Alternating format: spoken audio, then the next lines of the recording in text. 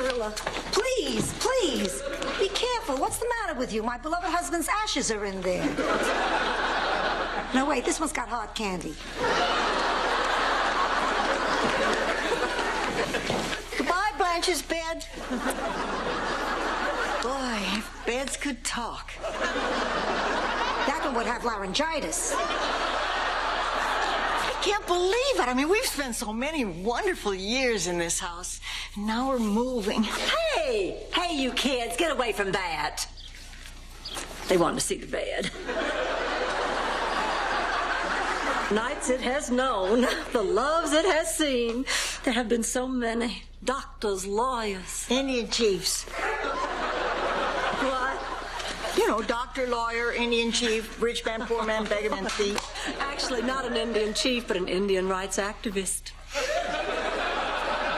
And rich men, oh yeah. Poor men, unfortunately. Beggars. I had them all begging. I can't. I can't. I just can't do it. No, please. Put that back. No, Rose, honey, honey. Blanche, no. I mean, this house is my whole life. Everything I have, everything. Yeah. To buy a hotel?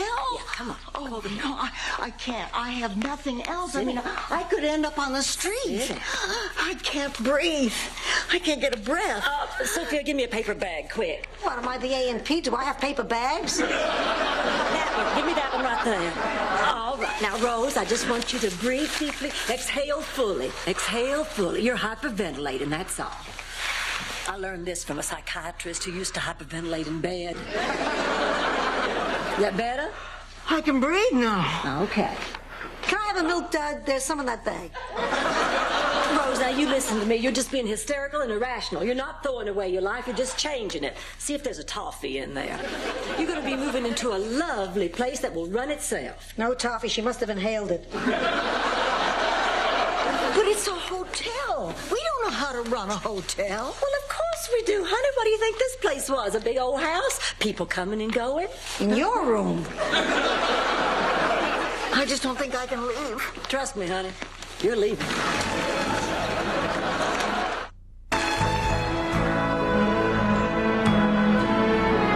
Rolling. Rolling. Rolling. Rolling. Oliver, please, I'm trying to work. Now, we got the new owners arriving any minute, and then that group of 20 travel agents. I want things looking good around here, even if they're not. But Roland, you gotta help me. What if they toss me? Listen, buddy, I'm your foster parent. Nobody's gonna toss you. It's me we gotta worry about. They're not gonna care that I'm good at my job. I heard they own a chain of very successful hotels. They're gonna want to bring in their own people. You think I'm looking forward to this? Now, get out of here, man. I gotta work. I just want you to know, if I'm on the street, it's on your head. What is that? The curse of the lost boys? Get out of here.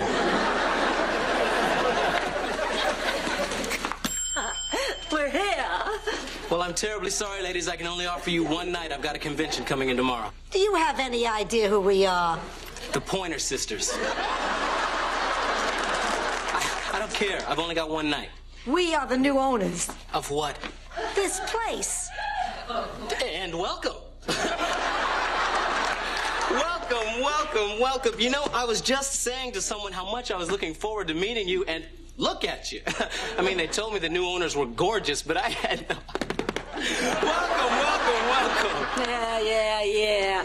Let me see the manager. Well, you're looking at him. Well, then let me see the director. How do you do? Then let me see whoever the guy is that runs the place. Why do I get the feeling that you've never been in the hotel business before? Ma'am, have you spent much time in hotels? Oh.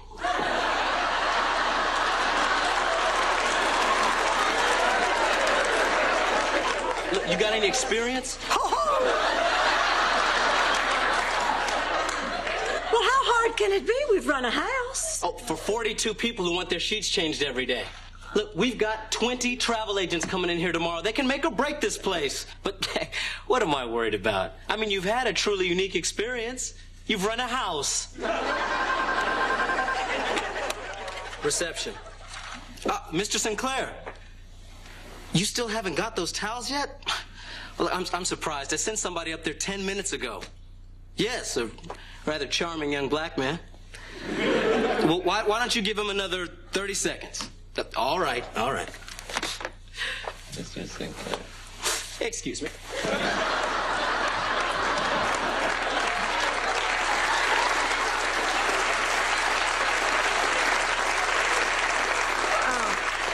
All right, let's start. Now, Sophia, you go talk to the kitchen staff. I want a pair of check pants and a chef's hat. Rose, you go talk to the housekeeping staff. Okie dokie. Oh, and Rose, no St. Olaf stories. You're right. Let's make them wait. Hi, I'm Oliver. Well, hello, Oliver. I'm Blanche Devereaux, the new owner. What are you doing with our towels? I'm delivering them to the rooms. You're delivering them? What do you mean? Do you work here or stay here? Both. Where's your mama? Actually, she split. Oh, well, then where's your daddy? Prison, manslaughter. Manslaughter? And my mom, she was a drunk. She'd wake up every morning with a hangover. And another uncle of mine. I'm throwing myself at your mercy, ma'am. Please let me stay. Honey, I'm sorry, but that's out of the question. My life is in your hands. I go to school. I do good work. Well, no, I'm sorry, but no. I guess I was wrong. I was hoping a woman as young as you could relate to my problem. Well... Allow me, ma'am. Oh. Reception. Yes, she is. Okay. There is no housekeeping staff, Blanche. A lady named Sophia wants you immediately in the kitchen. Oh, okay, thank you. Come on, Rose. I love restaurant kitchens, don't you? Everything's so big. Big in the kitchen does not excite me, Rose. All right, that's it. Out. Everybody out of my kitchen. Wait just a minute. What's your name? Chuy Castillos. Oh, well, Chewy, this isn't your kitchen. We own this hotel. Yes. Oh, right. The old lady told me that one. Look, I'm the chef here, and everything you've heard about angry Mexican chefs is true. So run from me as fast as your legs will take you. How do you like this so far? You heard me. I said get out of my kitchen. Hey, hold it. I run the kitchen. I'm the boss. You're the boss? I've broken piñatas bigger than you.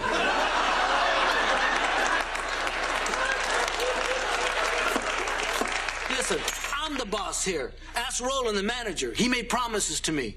And when one man makes another man promises, well, it can go one of two ways. But the thing is, I've been here over a month, and I've been building up the business. I make some of the finest Mexican dishes around. Forget it. From now on, we cook Italian. The only way you're making a pizza in here is if you put beans and jalapenos on top and call it nachos. I'm in charge here, and I say we cook Italian. And I say I quit. Wait. I don't have to cook Italian.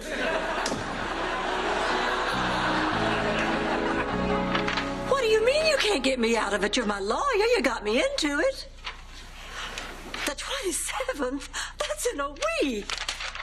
Oh, how could you have made a mistake like this, Mr. Boudreaux? What do you mean Haitian law is different? I just can't believe this. The profits weren't real. No, the owners fired everybody. They just kept me, Chewy, and a part-time maid, so on paper it looked like they were making a profit. They spruced the place up, they made it look really good, that way they could sell it. And now if these travel agents are anything less than happy, they're gonna check out early, we're not gonna make our banknote, and we're gonna lose this place. And I'm back at Disney World strapping on the sneezy head.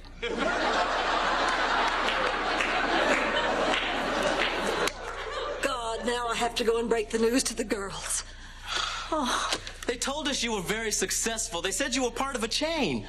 Honey, the only kind of chain I was ever a part of, I ain't gonna tell you about.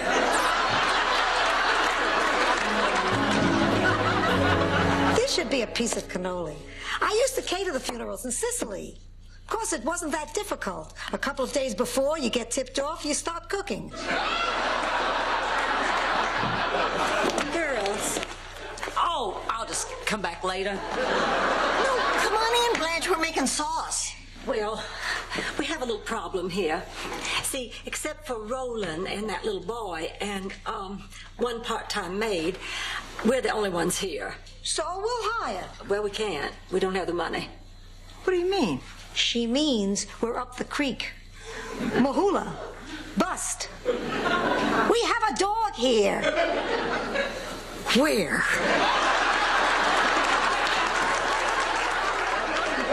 Here, the hotel. There's no money. We have nothing? If we don't make the payment in a week, we're going to lose this place. Oh, my God. Oh, this is it. This is my worst nightmare. Oh, I wish Dorothy were here. Oh, honey, I'm afraid even she couldn't help us out of this. No, but she could beat the crap out of you.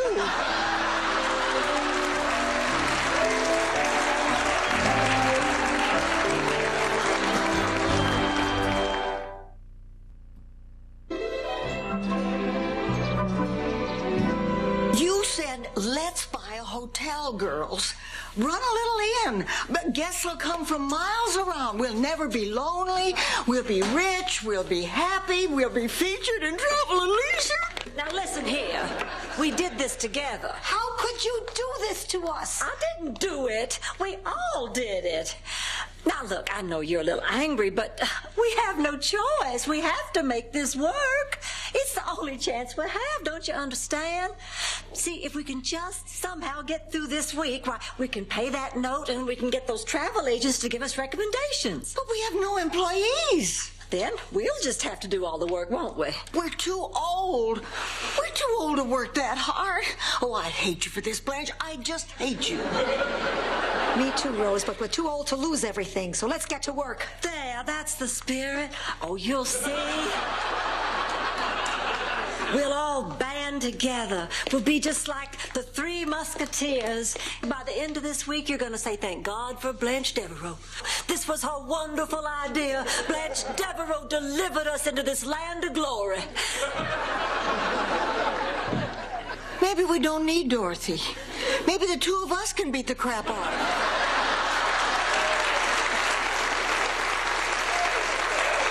Listen, man, I've been carrying you for more than a month now. I mean, what can I do? Is something a problem here? Hello, I'm the new owner, Blanche Devereaux, and you must be... Oh, my God, don't tell me. Wait a minute. I know. I've seen you 1,000,000 times on television. I'm just dying. Well, this is the pool man, Brad. Brad? Oh, my goodness, I love that name, Brad. Oh, well, Brad, do you service the pool yourself? Oh, yes, ma'am. You mean I'd be seeing you every week?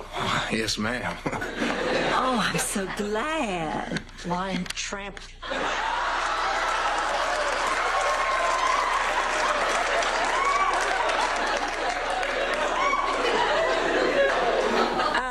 Now, where were we? Well, there's just this small problem about... With the payment. Yeah. Oh, I know. Well, you see, the funds haven't been transferred from the escrow account into the non-escrow account. And, well, the account being Swiss. Well, you're a pool man. You probably know all about international banking. Well, just a little bit. Slut.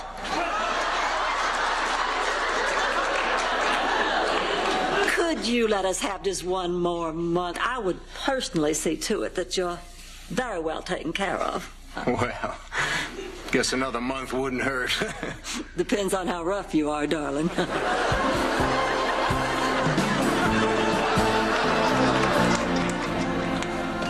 That travel agent said this tastes funny. Does anyone want to complain about the salad? Right. I've served 41 dinners tonight. No one else has complained. Give me that. If you didn't like this lamb chop, maybe he'll like this one.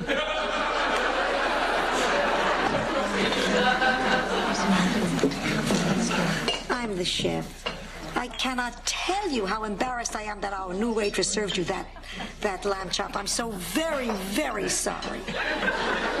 Well, it was slightly dry, and of course the center should have been pink. Dry pink, please. The cat spit it on the floor and went to the fountain blue. But the other one wasn't so terrible. It just didn't have the je ne sais quoi. The quoi? I know, missing completely.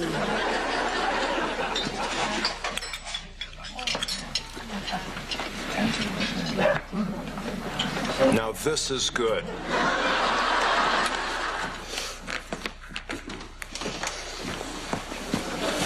Where's the safe? Oh, my. Aren't you warm in there? We wore those in Minnesota only on the coldest days. Where's the safe? Oh, you want to put your gun in the safe, of course. It would never fit in those small room safes we have. The safe! Well, I don't know where the safe is. I'll have to call our manager, Roland. No. Oh, that's okay. He won't mind. Roland, I'm sorry to wake you, but we have a guest here who wants to put something in the safe, and I don't know where the safe is, silly me. Oh, okay. Thanks so much. It'll just be a few minutes.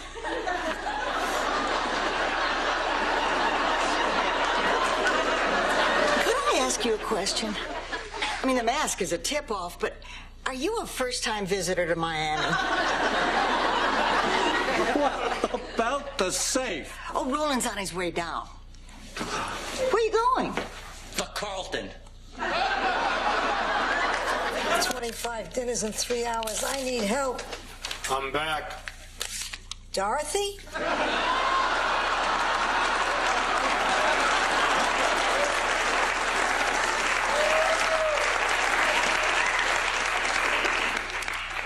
Oh, it's you, Munchie. The name's Chewy. Munchie was just a nickname. But what do you want? I want my job back. Look, I'm going through a messy divorce, and my ex-wife got everything.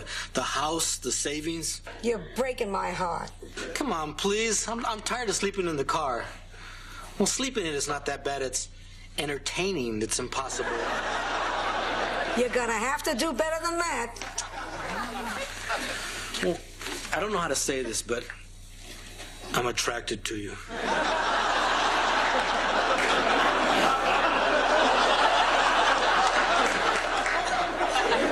You're in.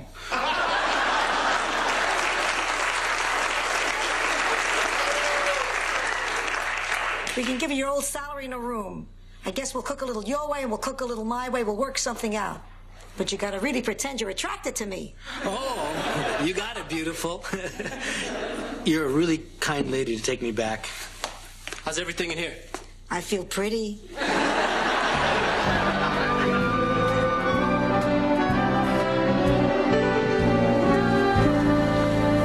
Oh, God, I'm bushed. Yeah, it's like the old days for me, back on the farm. Oh, we used to work so hard. My mother, my father, all us kids. That's how we'd spend our lives. And then we'd die.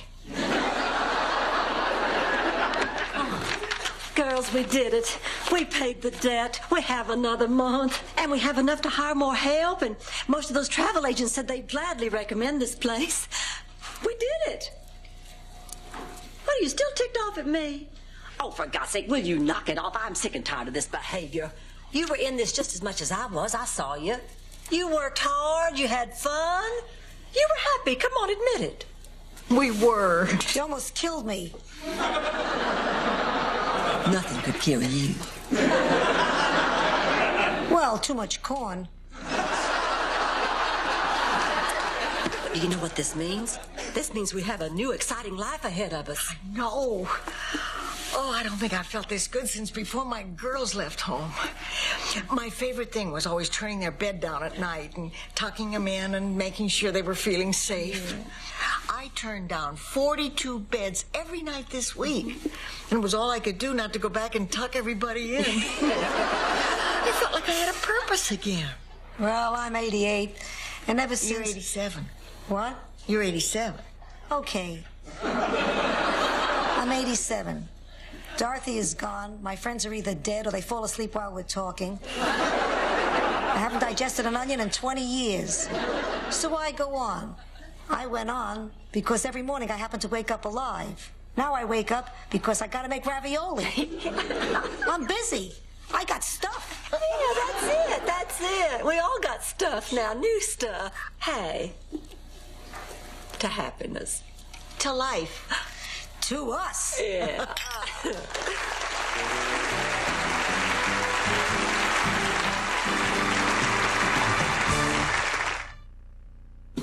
Okay, now how does this thing work again? Well, traditionally, we all just sit here, eat cheesecake, and bare our souls. And sometimes I tell a story about my hometown, St. Olaf.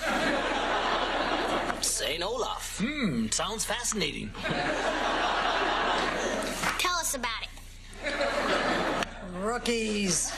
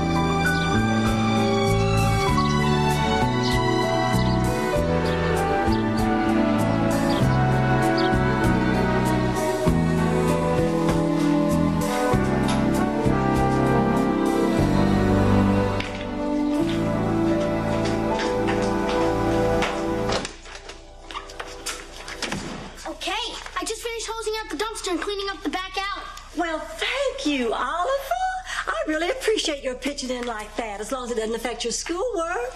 Maybe I'll make you our custodian supervisor. Oh, I get it. Handing out titles instead of raises. Well, I'm not biting. The old lady said she'd make it worth my while if I did some extra work. That's right, and I wasn't kidding. Here you go. A nice new shiny quarter. Hey, thanks. Now I can call the Child Labor Board. Oliver, I'll give you $5 later, but from now on, will you check with me before you do any extra chores? We have to watch what we spend. You know, things are a little slow around here. Good morning. What's up? Oh, I was just telling Oliver we have to do something to drum up some business. Well, I have an idea. What? I just said I have an idea. Okay, Rose, what's your idea? Well, I think in order to drum up business, we should advertise. Something like flyers. Yeah, flyers are cheap. Just print them up and put them on car windows. You know, that's how Dorothy found out about Shady Pines. My daughter put me in a home that was advertised on a flyer. Isn't that sad? You're not getting this quarterback. I'm sorry, Rose, honey, but I just don't like flyers. Well, it doesn't have to be flyers. I mean, all we really have to do is write Golden Palace on something everybody sees. What do you say, Blanche? You up for another tattoo on your butt? Blanche, I need to talk with you. Well, don't we even get a good morning, Mr. Grumpy? I'm sorry. Good morning. Oh, come on, you can do better than that. You know, I used to be grumpy like you in the morning, and then I promised myself I was going to start each day with a happy little song to be more cheery. And it works. I mean, something like Red, Red Robin or Zippity Doo-Dah. You really want to see a black man walking around the lobby singing Zippity Doo-Dah? Unbelievable. Blanche, you're working the front desk between 2 and 5 while I do inventory, right? Yeah, that's right. Okay, I'm going to take over at 3. Well, Ken McGowan, the guy who writes that syndicated column for the Times, is checking in today. He is? Yeah. So I just want to make sure nothing goes wrong. So if it's okay with you, I'd feel more comfortable if I checked him in. Oh, well, I really appreciate that, Roland, but I think I'd rather handle it myself. Really, Blanche? Why don't you let me? Well, because I think the person in charge of the hotel ought to check him in. I have an idea. No, really. In this case, I think Roland, I should be the one. You heard my decision. Fine. This is what you want to do. Do it. Well, thank you. Lex, don't you think that was a little rough? You know how sensitive Roland is, and we can't run this hotel without him. I know it, but sometimes Roland just takes too much for granted, and we cannot have that. Now, he's got to learn that I own this hotel. You mean we own this hotel? Yeah, we. You're right on time. Let's roll. What are you all doing this afternoon? I'm handing out flyers with Talking Prune. I told you not to tell people my Indian name. Wait a minute. These flyers have coupons for free margaritas. Yeah. The plan is they come here, get loaded, we take their car keys, then they have to check in. See, it's part of my get drunk and wake up in a strange Hotel America campaign. You're not handing out those flyers, Sophia. Golden Palace. You can't stop me. You have to check in that VIP. He's got homework to do. So he'll repeat 1 year. Blanche, guess what? I went down to the television station to check on advertising rates for the hotel. Rose, I told you we can't afford that. Listen to me. And I ran into an old friend who's producing the Barbara LeGrant show. The afternoon talk show. Oh. Well, anyway, we struck a deal, and starting today, they're going to plug the hotel on TV. All we have to do is put up the guests from their show. Starting today? You did this without checking with me? Oh, well, I had to act fast. I mean, a lot of other hotels were after this. I thought you'd be happy. I am. I just wish you'd check with me first. I do check with you first.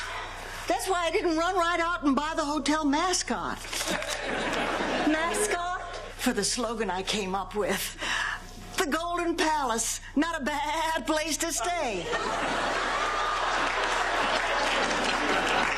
Listen to me. No sheep, Rose. No sheep, Rose. No sheep, Rose. That's all I ever hear from you. Hey, Blanche, who told Sophia to hand out these flyers on the corner? She got away from me. Well, I think it's hard to maintain the hotel's classy image with an old lady and a kid out front going, check it out, check it out.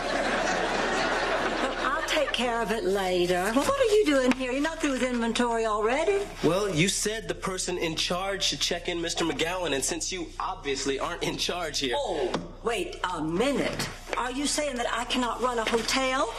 I happen to make important decisions every day. I'm not looking for a fight here, Blanche. Who is this Ken McGowan anyway? Some hack writer for a 2-bit tabloid? I'm Ken McGowan. And I'm a fan. Nice to see you again, Mr. McGowan. I have a reservation. Yes, indeed. You certainly do. I have put you in room 302, our largest suite. Okay. Perhaps Mr. McGowan would be happier in suite 306. It has a lovely ocean view. Okay. Yes, but 306 also faces the street. I'm sure he'd rather be in 302. Besides, I've already sent a basket of fruit up there. Okay. And champagne? Perhaps Mr. McGowan would like a little iced champagne after his long trip? Actually, I have a coupon for a free margarita. Okay. Well, I'll show you both of the rooms, and then you can judge for yourself. Okay. Just follow me, please, Mr. McGowan. Did you see that? He usurped me. Golden Palace? Yes, she is. Rose, it's a Jason from Unusual Pets. Well, I can't imagine what this is. Probably a wrong number. Cancel the sheep. Yo, Oliver, can you give me some steaks? Yeah, sure. Thanks. That bread smells good. Joey, where did you learn to cook? Well, when I was 18, I went to the Fashion Institute of Technology. So I had this dream. I wanted to design clothes, you know, make an impact, redefine the male image. Also, I drew number 7 in the draft lottery. So it was in the service that I learned how to cook. Well, here you go. Oh, thanks. Oh, man, this is frozen solid. Yeah.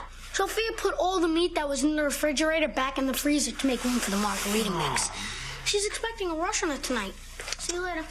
Oh, man, doesn't Sophia know when you defrost meat, you have to cook it? If you try to refreeze it, people could get sick, maybe even die. Well, I'm ready to help. Hey, how about if I make a nice little hamburger first? Chewie.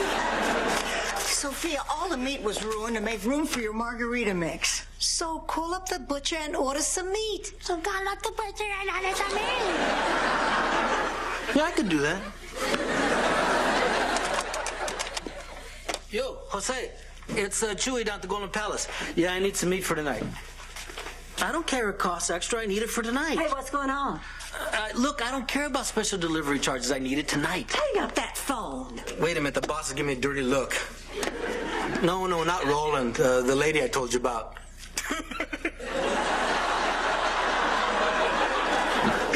Yeah, that one. I gotta go. Chewy, I told you, anything you order for this kitchen has to be initialed by me first. Blanche, you're in here. You're supposed to be at the front desk. Roland, I'm not in a good mood right now. You tried singing Zippity Doo-Dah? There you go.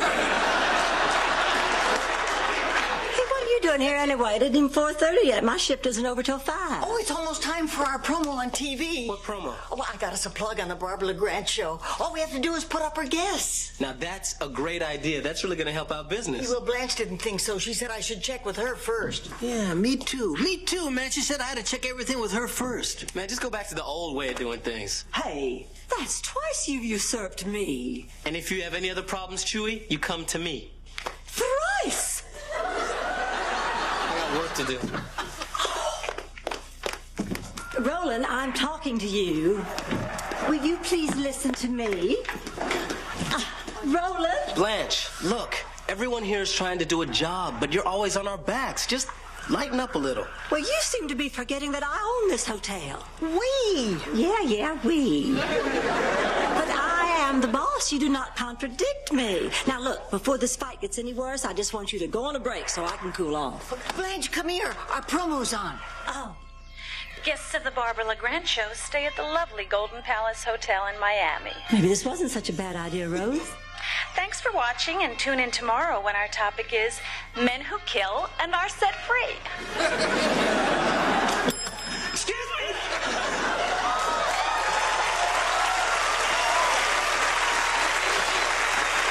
I'm doing the Barbara LeGrand show tomorrow. Could I get my room, please? You'll have to see her. I'm on my break.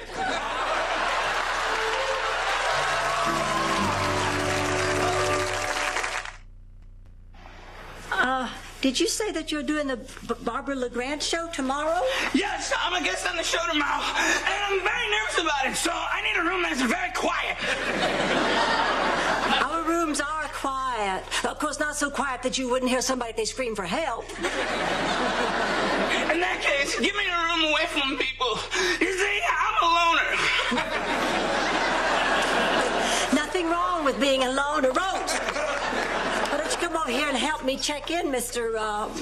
Cosay, Gordon M. Cosay. And what does the M stand for? McRae. My parents were big fans of Gordon McRae, so all my life I grew up hearing, why can't you be more like Gordon McRae? How are you supposed to be more like Gordon McRae? I don't know. Maybe give you a hand with your bag? Please don't touch my things. I hate it when people touch my things. Don't touch his things, Rose. Don't you worry about a thing now. Look here, we're going to put you in room 312. It's very quiet, Mr. McRae. Cosay! McRae's just my stupid middle name. I'm going to my room now. Go with God. Chewy, the killer wants his steak, and he wants it right now. Yeah, well, I sent Oliver out to get him one. I don't think he'll wait much longer. Well, see if he wants another free margarita. I tried that. He's worried about what the salt will do to his blood pressure. Well, see if he wants some nachos or something. It's meat, man. We need meat. Okay, look, I'll just go out and reason with him, okay? I mean, even a nut can understand I can't cook a mistake if I don't have one. Look, I'll just explain the situation and have him order something else. Where's my meat? We need meat, man.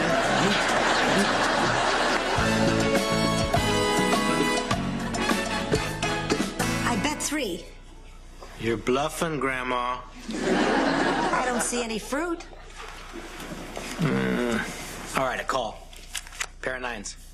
3 3s. 3 3. Mama's gonna bake herself a pie.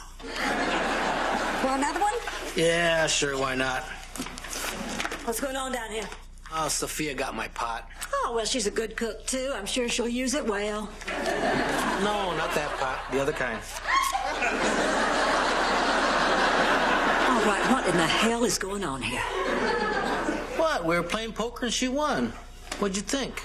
Oh. Wait a minute. Blanche, I'm shocked. Do I look like the kind of guy that would smoke marijuana? Well, no. Damn straight, no. There you go. How many of those have you had? 7. You can't drink that much tequila. There's no tequila in this. I'm just whacked out on blood sugar. Whee! Oh, I'm so glad you're all here. I can't sleep as long as that man is in this hotel. Well, I can't sleep either, but not because I'm scared. Because I'm so mad at Roland. And I'm a little bit mad at you all, too. What did we do? Well, you're not supporting me. Rose, do you have any idea how important this hotel is to me? All my life, I've wondered what it would be like to run my own business. You know, I can remember when I was younger and wanting to go into business for myself. Now, I sat myself down and I said, what is it that I'm really good at that would make me a lot of money? Ooh, ooh, ooh. It had to be something I enjoyed doing. And something that would benefit mankind.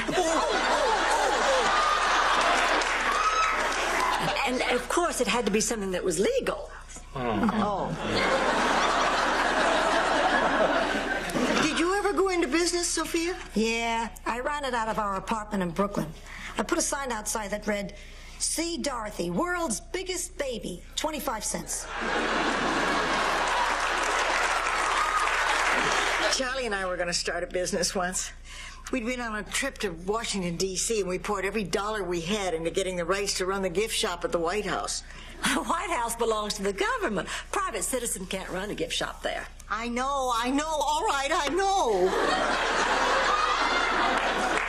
So you see, Blanche, we've all had our dreams, but we all want the hotel to work, especially Roland. I mean, you're getting mad at him for wanting the same thing you want. Roland's young. He has plenty of time for his dreams. Besides, he ought to apologize to me. I'll go to bed. Would you look in on Oliver? Yeah, sure. Good night.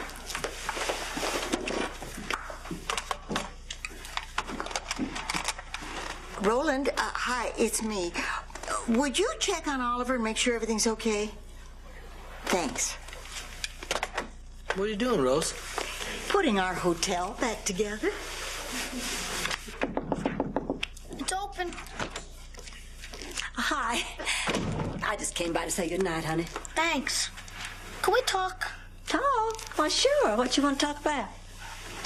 Why do you hate Roland? Oh, well, Oliver, I don't hate Roland. We're just having a little misunderstanding. You see, I just want what's best for this hotel. Doesn't Roland want what's best for the hotel, too? I mean, why wouldn't he? This is our home. Yeah, it is, isn't it? Yeah, Oliver? Oh, I'm sorry. I just came to say goodnight. Well, aren't you going to go after him? Yeah, I know when I'm licked. Roland. Come over here. What, you want me to check with you if I want to say goodnight to Oliver now? Blanche, look, I'm his foster parent. I think I should be allowed to say goodnight to him. Roland, I'm going to make this short. You certainly do know a lot about the hotel business, so why don't you continue doing what you were doing before I started my little reign of terror? Huh? That's it? What do you mean, that's it? I don't even rate an apology? That was my apology. Excuse me? No. That was, I may have been a little bit wrong, but now that things are falling apart at the hotel, could you please go back to running it, Roland? Pardon me? You're just being oversensitive. Can I get some ice, please? I overreacted, didn't I? I'm sorry. I know sometimes that I can come off a little, A little weird? Yeah, you come off weird, man. Look, just try talking to people and don't yell all the time. That's some good advice. Lady, can I give you some? Yeah. Come here. Everybody needs to be needed. Why don't you just tell them that you need them? Do it!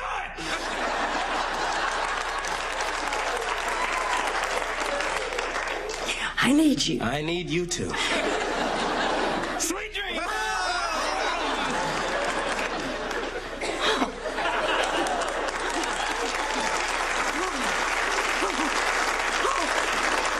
God, you were just great. No, you were better. No.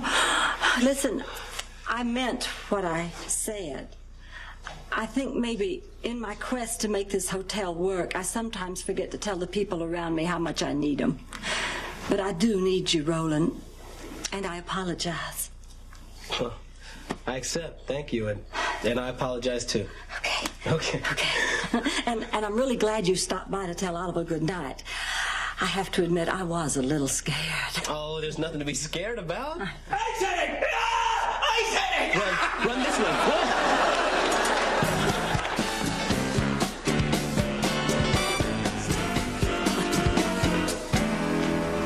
Oh. Look who's up.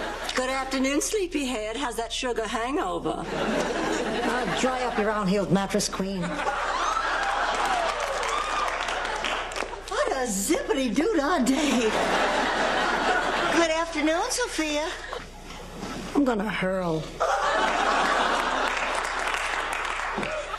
Hurry up. The Barbara LeGrand show's coming on. Don't you want to see our guest? Oh, yeah, that poor man. You know, he was kind of sad when you think of it. And welcome. Today's topic, men who kill and are set free. Just look at him, that poor, sad, scared thing.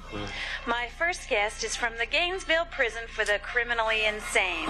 Head psychiatrist, Dr. Gordon M. Cosset.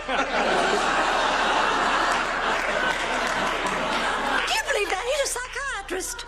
Well, I guess I didn't make such a stupid mistake after all. You know, Barbara, murderers need a stress-free environment. So I just want to say to all the killers on the panel, if you're looking for a place to relax, I highly recommend the Golden Palace.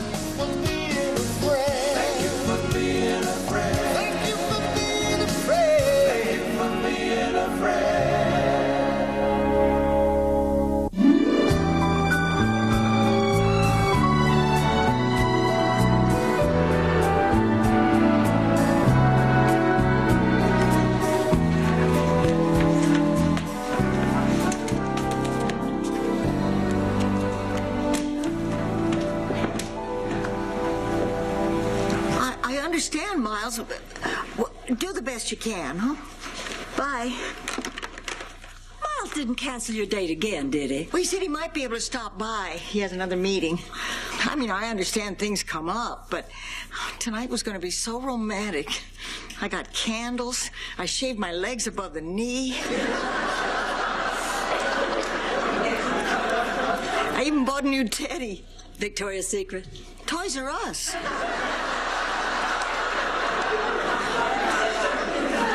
Rose, I'm so sorry. I know how much you were looking forward to tonight. Well, it's not just tonight. I mean, we've owned this hotel for weeks, and Miles still hasn't seen it. Not to mention the fact that he's been very inattentive to some of my other needs. What do you mean? Well, it's been a long time since we played cards. Really? How long has it been since you played cards? Almost 3 months. If I don't get my deck shuffled soon...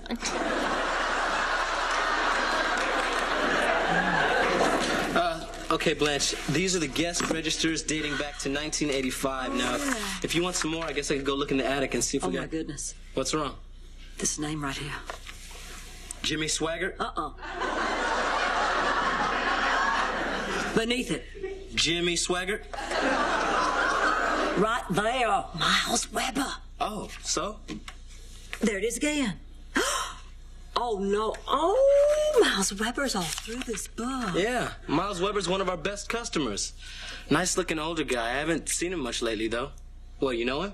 Know him? He is Rose's boyfriend. They're practically engaged. Oh, this news is going to destroy her. Poor Rose. Blanche, we should not get involved in this. And besides, you're probably just jumping to conclusions. Look, there's lots of reasons why people check into this hotel. Why would Miles Weber come to this hotel on a regular basis? He lives in Miami. I don't know. You live in Miami. Why would you come to a place like this?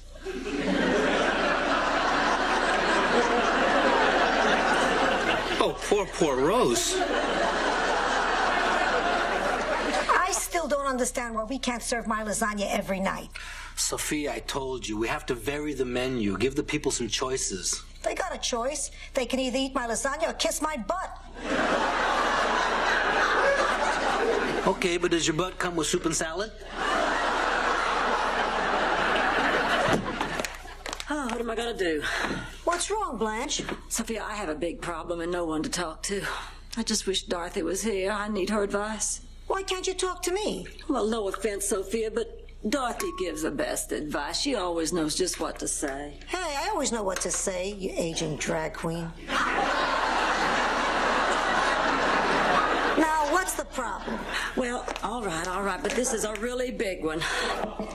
Sophia, I'm afraid maybe Miles is cheating on Rose, and I don't know what to do. Should I tell her or just forget it? Oh, this screams for a Sophia story. But don't worry, I'm not going to make you beg. Picture it. Brooklyn, 1957. Sophia, do I really have to stand here and listen to one of your stories? Can't you just get to the point? Would you tell Aesop to just get to the point? Would you tell the Brothers Grimm to just get to the point? Would you tell, who else tells stories? Mark Twain? Too folksy. Oh, Henry. Too ironic. Ray Bradbury. Science fiction fair. Get to the point. Fine. Here it is. And that's why I stopped making polio vaccine from scratch.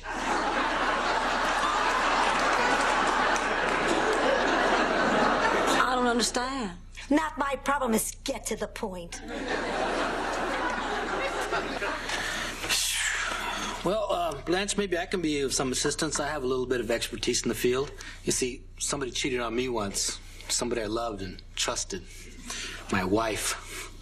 Well, my ex-wife. Actually, I'd love to say my late ex-wife, but she's still... You get to the point, any point. Okay, well, the point is that I think you should tell Rose, because I wouldn't want her to find out like I found out. How'd you find out? Graffiti.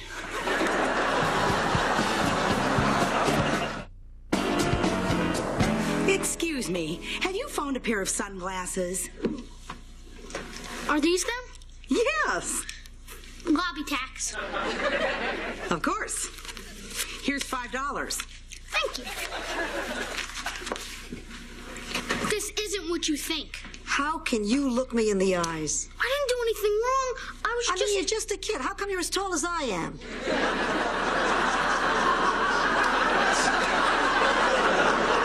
What's going on here? Okay, so I was using the lost and found to make a couple of bucks. But I earned it. I was being enterprising. What's the big deal? The big deal is you were doing something called extortion. You're not going to tell Roland, are you? Of course I am. I have to set an example so you know right from wrong. Then again, $5 could make me forget this whole sordid incident. What? To be honest, I'll probably forget anyway. But $5 will seal the deal. But that's blackmail. It's just as bad as extortion. Such a little boy to be using such big words. Cough it up.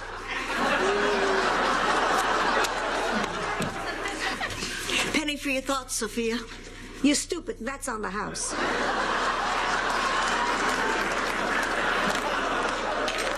Rose, we have to talk. Oh, no, this is bad news, isn't it? Conversations that start with "we have to talk" always end with bad news. Rose, let's sit down. Oh, my God. First we have to talk, and let's sit down. Somebody died. It's about Miles. Miles is dead? No, Miles is alive. Very much alive. In fact, Rose, I have proof that Miles has been unfaithful to you. What? Today, going through the guest ledgers, I found his name several times. Before we bought this hotel, Miles was a regular on Wednesday nights. Roland has seen him here. Wednesday is the night he plays poker. Well, there must be some explanation. Just think about it, Rose. Hasn't he been canceling a lot of dates lately? Well, that's because he's had a lot of meetings lately. Meetings. At night. Mm-hmm. And this also explains why he hasn't been by to see the hotel yet. Oh, trust me on this, Rose, honey. I know when a man's been cheating. I can sense it. When I get this tense, tight feeling in my loins, it speaks to me. It says adultery. Boy, and I thought Señor Wences was telling it. Honey, I'm so sorry about this. Well, this just doesn't make any sense. Miles loves me. I know he does. He's here. Oh, my God, Rose, he's here. Oh, okay, listen.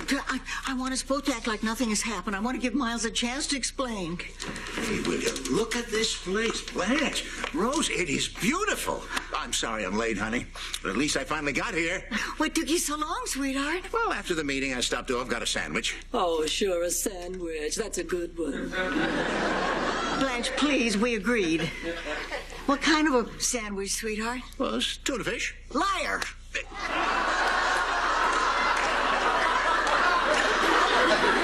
All right, it was a cheeseburger. I just didn't want to hear that cholesterol speech again. Was the sex better with her? And don't lie to me again. Sex? What are you talking about? She knows you've been cheating on her, Miles. I told her. You did what? It's no use. We know you've been coming to this hotel for a long time with other women. I saw your name in the guest register. It's impossible. I've never been to this hotel before in my life. Hey, what's going on in here? Stop it. Just stop it. I deserve better than this. Hey, Rose, calm down. You never loved me. Just admit it. You never loved me. Rose, that's not true. Rose! And please, let's have a nice round of applause for our very own Golden Palace players in their living theater production of Come Back, Little Sheba. Thank you. And please join us tomorrow when we will do our critically acclaimed version of Lil Abner. Thank you. Good night. All right. Blanche! I don't know why you did that, but you have destroyed our relationship. I hope you're satisfied. Oh, the nerve of him! Caught red-handed, and he still lies through his teeth. But you can't fool Blanche Devereaux. I could see the pathetic, grasping desperation all over Miles's guilt-ridden face. Wait, hold it. That was Miles? Oh, boy. What is it? Blanche, there is a Miles Weber who's a regular at this hotel, but that wasn't him. Oops.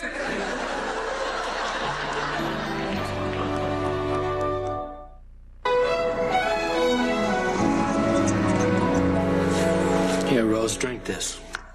Maybe I overreacted. I should have given Miles a chance to explain. Hey, there's no excuse. That guy doesn't deserve a beautiful woman like you. You know what you should do? You should go out and find yourself another boyfriend. You know, it would serve him right if I went out and had an affair with another man. A real man. That'd teach him. Boy, if I could lay my hands on some virile, masculine hunk, I'd do it.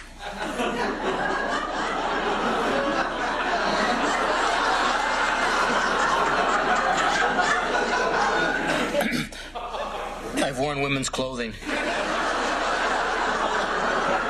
Really? I never felt so free. Maybe I'm just kidding myself. I mean, Miles would never be threatened by just anybody. It would have to be somebody dark and mysterious. Someone dangerous and forbidden. Hey, guys, what's going on? Roland, what are you doing tonight? I don't really have any plans. Because Rose is looking for a real man to sleep with? Aside from painting my toenails. Darn. I'll never find anybody as good as Miles. Wait a minute, you're not still breaking up with Miles, are you? After what he did? Of course. Oh, Roland, promise me when you settle down with a woman, or whoever, that you'll be faithful. Wait a minute, didn't Blanche tell you what happened? About what? Oh, Rose, there is a Miles Weber who's a regular at this hotel, but that's a different Miles Weber than your Miles Weber. I told Blanche that 2 hours ago. What? Oh, I'm sorry. It's okay. Now, if you'll both excuse me, I have to go kick some gravy-sucking, gopher-eating, cousin-humping southern butt from here to Chattanooga. Excuse me. I didn't order a baked potato. I ordered rice. We need rice!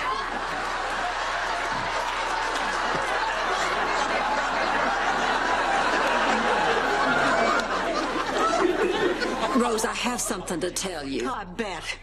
What lies are you going to tell me about Miles this time? How many women he cheated on me with? How many times he did it when I was on vacation? How he liked to cut pictures of Jackie Collins out of old People magazines and sleep with them under his pillow? Well, tell me something I don't know, Blanche. You told her about Miles. You couldn't wait for me to do it. How did I get involved in this? I distinctly remember trying not to get involved in this. Rose, I swear I was only trying to be a good friend. Don't give me that. Why didn't you tell me immediately this was all a misunderstanding? Well, I wanted to, but it was hard for me. I was scared. I was afraid you might get mad at me. I guess I shouldn't be surprised, because like always, you were too concerned with Blanche about what would happen to you. You cared more about that than my relationship with Miles. Some friend. Ladies, please, I don't think we should do this. You stay out of this. You said enough. Well, as far as I'm concerned, our friendship is over. Yes.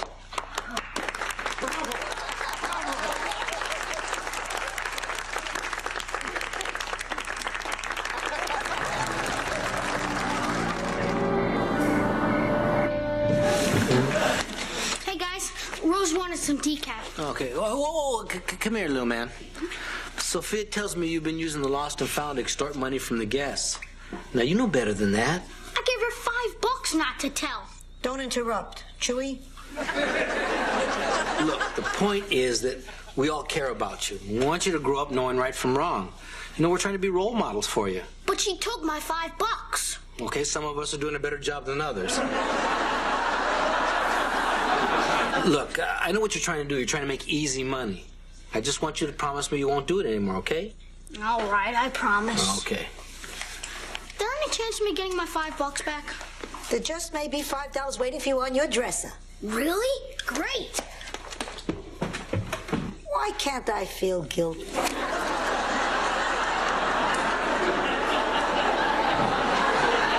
was one of those silly coincidences, that's all.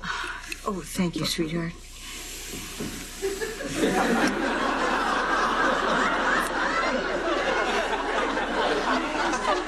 Oh, I feel so dumb, Miles. Oh, Rose, it was just an honest mistake. I must have been out of my mind. I even planned a way to get back at you. Oh, revenge, huh? You're so cute. What were you going to do? Call me on the phone and hang up? Ring the doorbell and run away? I hired an ex-Green Beret to tamper with your brakes.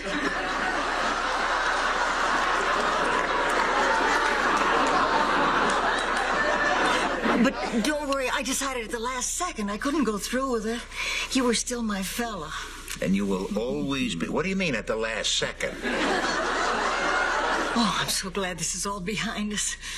Now I just have to figure how I can work here without ever talking to Blanche. Well, Rose, I think you're overreacting. And I'm also upset with Sophia. She was a little too eager to give me that Green Beret's phone number. Look, I think you ought to forgive Blanche. Listen, I was upset too. But we're human. We all make mistakes, Rose. Miles, she tried to make me think you were cheating on me. Although I'd have to be a pretty big idiot to believe it. The very idea of you cheating on me. It's really silly when you think of it.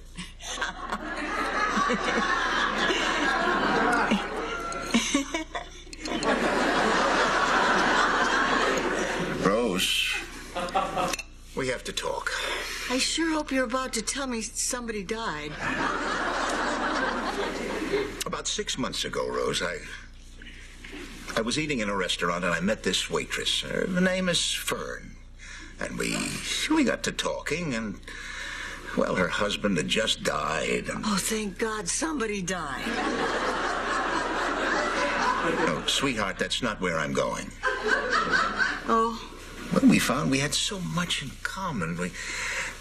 We've developed a very special relationship. We've become very close, Rose. I don't believe this. Oh, sweetheart, I didn't mean to fall in love with two women, but I did, and I'm very confused. Rose, I don't know what to do. At my age, I can't afford to make the wrong choice. Choice? This isn't the Pepsi Challenge, Miles. When I think of all that we've shared and for you not to be sure. I thought if we could talk about it, well, maybe we could work something out. Miles, if you don't know by now that I'm the only one for you, there's nothing to work out. Oh, no, Rose. I just want you to leave. Rose, don't.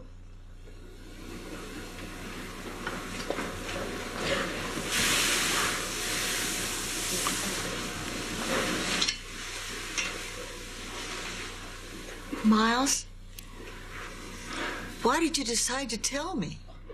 Well, even though Blanche didn't get her facts straight, somehow she was right about me. Her loins can talk, you know.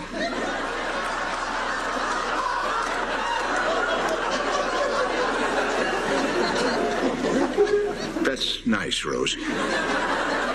But I realized that Blanche is a better friend to you than I am. And I couldn't let you throw that friendship away. Thank you. You think maybe someday...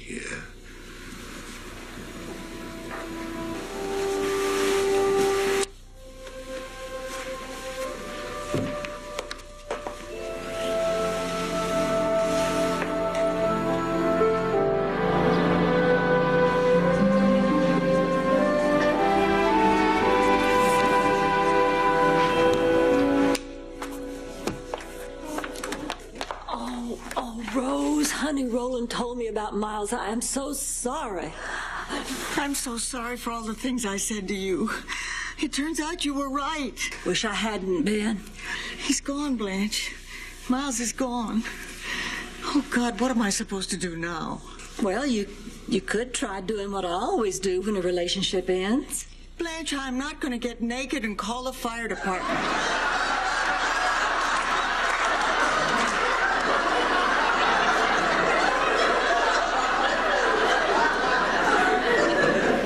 Public servants, you pay your taxes. All right. Why don't you just try thinking of this as a new beginning? Oh, Rose, you're very special, and if this didn't work out, it's probably because there's somebody out there even more wonderful just waiting for you. I just thought Miles was the one.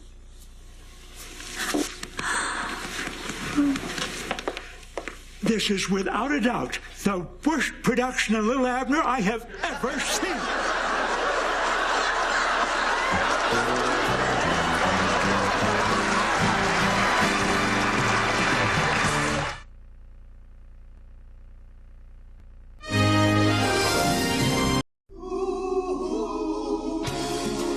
Thank you for being a friend. Travel down the road and back again. Your heart is true. You're a pal and a confidant.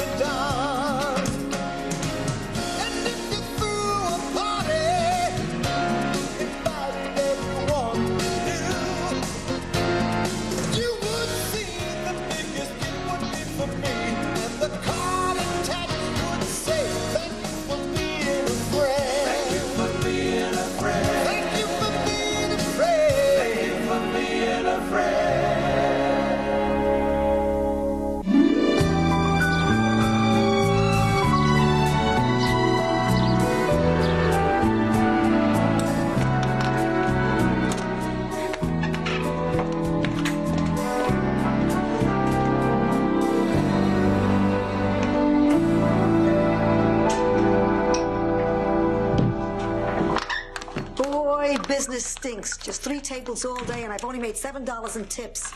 I need to make some money. Maybe I should wear a shorter skirt. Maybe you should just threaten to.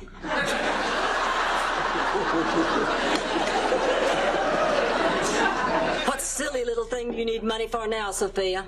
Teeth. Hey, but those teeth look just fine. They're loners. So what happened to your teeth? You may not know this, but a lot of foreign beers don't have twist-off tops.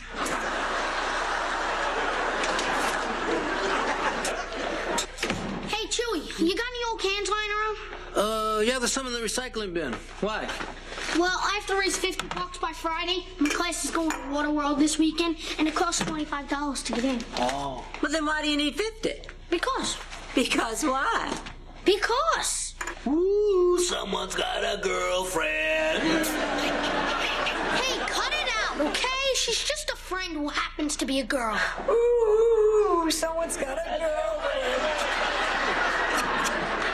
Hey, stop it, you guys. What's going on in here? Nothing. Oliver has just decided to raise some money for a very worthy cause. His new girlfriend. All right. Hey, is everybody busting your chops about this kid making that woo-woo sound? Yeah. Well, good. You won't mind when I do it. Hey, cut it out, you guys. Oh, we'll talk about this later, all right? Man to man. All right, well, later. Chewy, I need $5 quick. Well, okay, here. What's the problem? You know that woman I was serving lunch to? She doesn't have any money to pay her check. Now, I told you can't go helping every deadbeat who comes in here. Oh, she's not a deadbeat. Her name is Vivian, and she's very sweet. She just happened to misplace her wallet, that's all. In any event, you don't need money. This is our restaurant. If you want to pick up somebody's check, you just sign for it. I know that. I'm not stupid. This is my tip.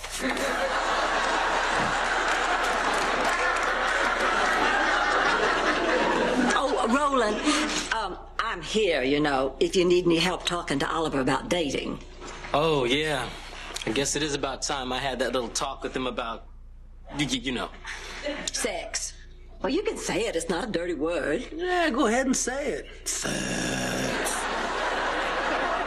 Okay, when Chewy says it, it's a dirty word. But still, we have to face the fact that Oliver's growing up and he needs the truth. I know. I just hadn't anticipated this happening so soon. I mean, just yesterday I saw him in his room making little animals with Rose's Play-Doh Fun Factory.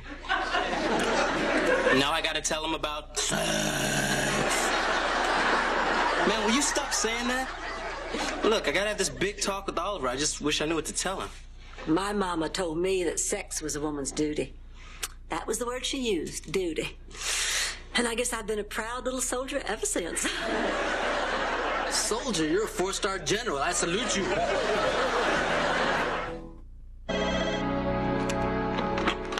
Golden Palace? No, sir, we don't serve Chinese food. This is the Golden Palace Hotel. You want the Golden Palace restaurant. Another call for that new Chinese restaurant? I'm glad business is good for somebody. $7 in tips all day, and then we get stiffed on the old lady's bill. Left my purse at home. Please, I used that line when I was in my 70s. Well, whoever this Vivian is, Rose sure does seem to like her. Probably because she's been willing to listen to St. Olaf stories for about an hour. Golden Palace? No, we don't serve any Chinese food. This is the Golden Palace Hotel.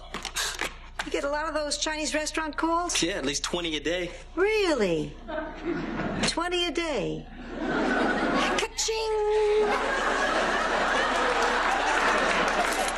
May I say something? You remind me in so many ways of my mother. We used to do this a lot, have lunches and just gossiping and telling stories. I'd forgotten how much I missed those talks. Well, if you'd like, why don't you just call me Mama? That's what everyone calls me anyway. Mama? Mm-hmm. All right, that's what I'll call you from now on. Would you like some more tea, Mama? Oh, no, thank you, Charlene. Who's Charlene? Well, you are, silly. Honestly, Charlene, I don't have time for these little games of yours. Mama is very tired now.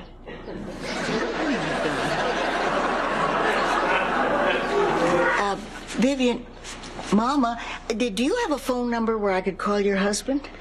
Charlene, Daddy is in Germany now, fighting in the war. But I'll tell you this. Mr. Hitler better start running if he ever meets up with your daddy before he has had his coffee. Mama is going to take a little nap now. Will you walk me to my room, Charlene? Of course. Mama.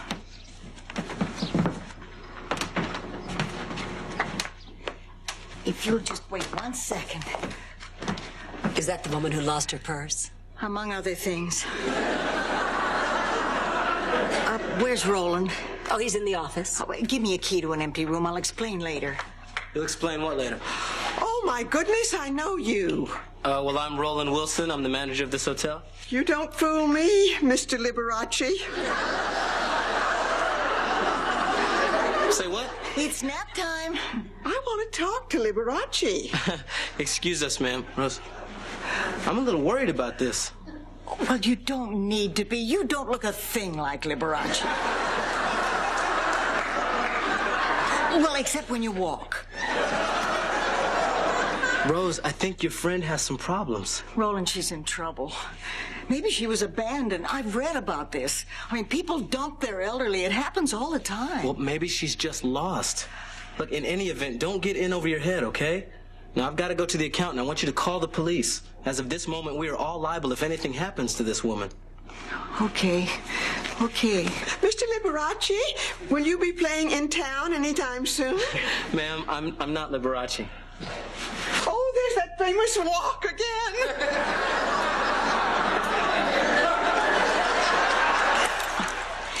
Why don't we go upstairs? Oh, the poor thing. Can you imagine living in that kind of fantasy world? Every day I thank the Lord I still have my mind. Golden Palace.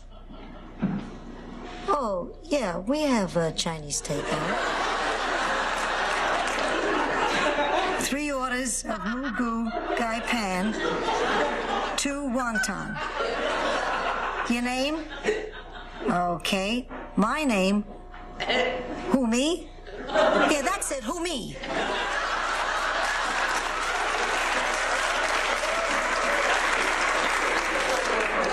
Hey, how much money have you saved for your date?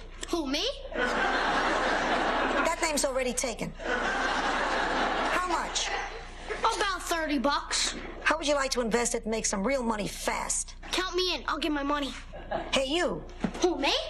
I don't want to have to tell you again. I'm who, me. You're hey, you. I like it. Ka-ching!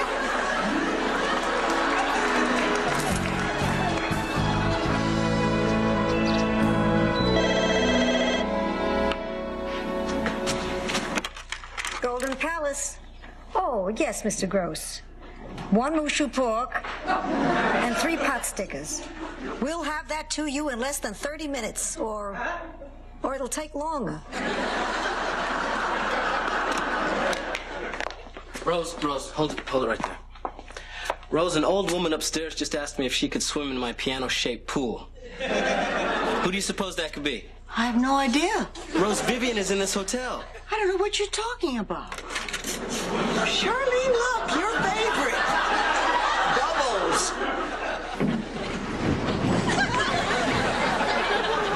And I'm offended that you'd even say such a thing. Rose, why didn't you call the police? Because I knew they'd put her in a shelter, and I don't think she can take that. Rose, I don't think this is a very good idea. That's exactly what I said to my sister when she wanted to put my mother in a home. But I let her convince me it was for the best, and it wasn't. They took good care of her, but she was scared. And in a few weeks, the damage had been done. I've spent the last 6 years wishing I had it to do all over again. So I've made a decision. Until we find out where she belongs, Vivian lives here.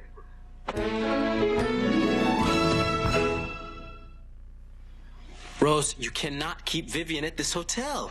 I told you, Roland, I have my reasons. You wouldn't understand. I know you think you know what you're doing, Rose, but if you don't follow... No, Roland, I do know what I'm doing. Rose, wait a minute. Roland, no use. You cannot talk to her when she gets that way. She has a real stubborn streak. 7 years she worked on that Rubik's Cube. 7 years. And that was just to get it out of the box. But seriously, I'll go talk to her.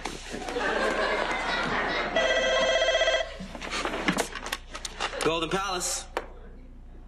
You want to change your order to 4 pot stickers? My name. Who, me? No, I don't have a cold and I didn't take your order. Who would come up with a ridiculous name? Sophia! Sophia! We need another sizzling rice, and we're getting low on fortune cookies. Okay, got it. What the hell is going on in here? Nothing. Normal lunch. Get out. You're taking those Chinese restaurant orders. Oh, I am not.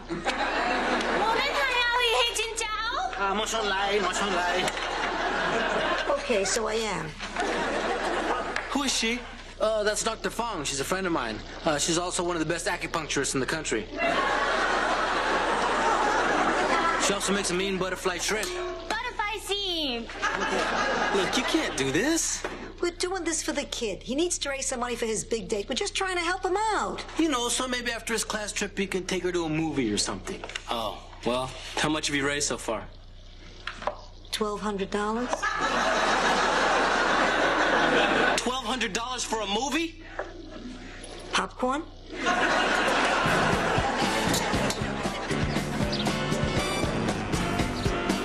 All right, here's the deal.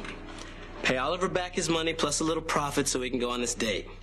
Pay Dr. Fong for her work, deduct the cost of the food, and give the rest of the money to the real Golden Palace restaurant. What do you mean give back the money, man? We earned it. Chewy, you took another man's business. That's not ethical. Hey, it's a dog-eat-dog world. Dog? No cook dog.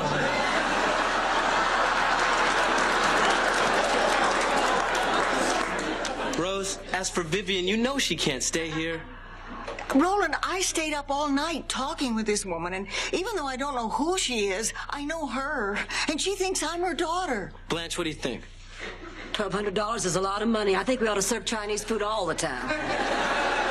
No, about Vivian. What would you do about Vivian? Who, me? Leave me out of this.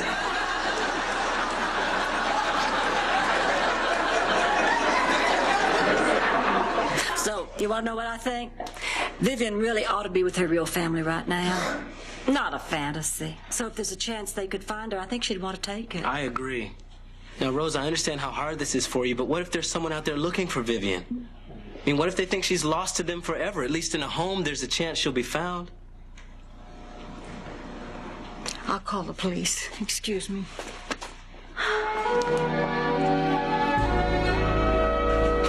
Vivian's having tea in the dining room. I don't want to watch when they take her away. You're doing the right thing, Rose. I know. Mrs. Nyland, we're here to pick up the older woman. Her name is Vivian. Yes, ma'am. Listen, we have some papers for you to sign. Is there any way we could... Yeah, we can use the back office. Isn't there any way she can stay with me? I'm sorry, Mrs. Nyland. Don't worry, ma'am. She'll be well taken care of. This way? Would you like me to freshen that up for you? Thank you. Where is Charlene? I haven't seen her since morning. She cares for you very much, you know. You must try to remember that. She only wants to do what's best for you. We all want to. What's the matter, Consuela?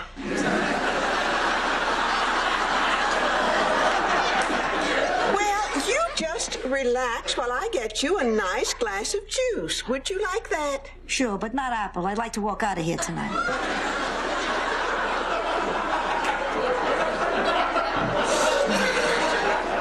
Oh, God, I wish there was a way out of this. Come on, Vivian. You're going for a ride. What? No, you got the wrong old lady. I'm Consuelo. I mean, Sophia. My name is Sophia. Sane as a rock. Come on, test me. Test me. Okay, let's go. Come on. Wait a minute. You got the wrong old lady. You got the wrong old lady. Help! Help! You got the wrong lady. I don't want to go. Help! Don't listen, Rose. Trust me. We did the right thing.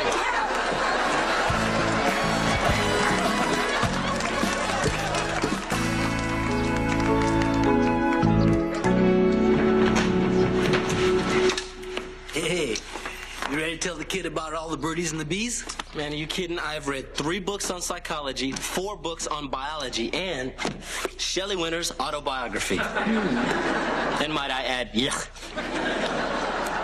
Hey, man, you can't teach a kid about sex from books. Especially with the MTV generation, man. You need visuals. Which is why I picked up these guys. Puppets? Chewie, I'm not gonna teach Oliver about sex with some puppets. I wrote this little puppet play and everything. Don't you want to hear it? I knew one day my love of puppet plays would get me in trouble. Go ahead. Okay, good. You like this one? Okay. This is called Long Day's Journey into Puberty by Chewy Castillos. Okay.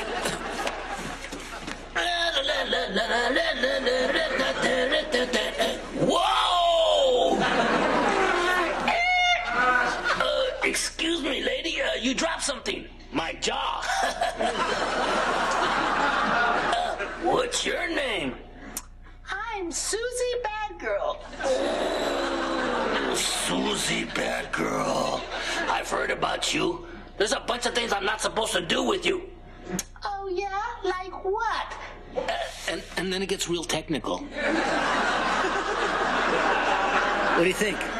Well, if you only see one puppet play this year, run, don't walk to Long Day's Journey into Puberty. Hey, thank you.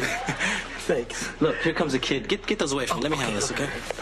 Bye. Get him. See you later, Chili. You wanted to see me roll? Yeah, Oliver, have a seat. Look, Oliver, you're beginning to grow up. And as you get older, as the butterfly soon turns into a moth, a young boy's passing fancies soon turn to pollen. And in 1953, Shelley Winters met Marlon Brando on the set of On the Waterfront. And then if you're gonna tell me about sex, you don't have to. They're teaching it to me next semester at school. Well, you know, if that's the way you want to go with this, okay? But look, if there's anything you don't understand, anything at all, I'm here for you. Well, I do have one question. Oh, God. Is it normal not to care about sex? I mean, like Amy, this girl I'm taking to Waterworld. I like her just as a friend. Is that normal? Yes, that's normal. That's perfectly normal. Look, don't ever be in a hurry to grow up, okay? You're just a kid for a little while. Enjoy it. Thanks, Ron. I will. All right.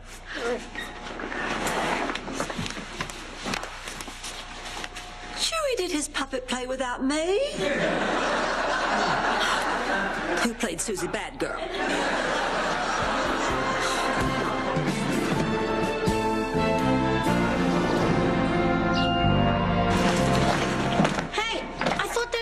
Vivian away. They did, Oliver, about an hour ago. No, they didn't. She's outside. Oh, there you are. Oh, no. She came back, Roland. She must have escaped. It's a sign. No, if she'd escaped, the police would have called us. Something else happened. Well, I don't care what happened. It's not going to happen again. From now on, Vivian lives here, and that's final.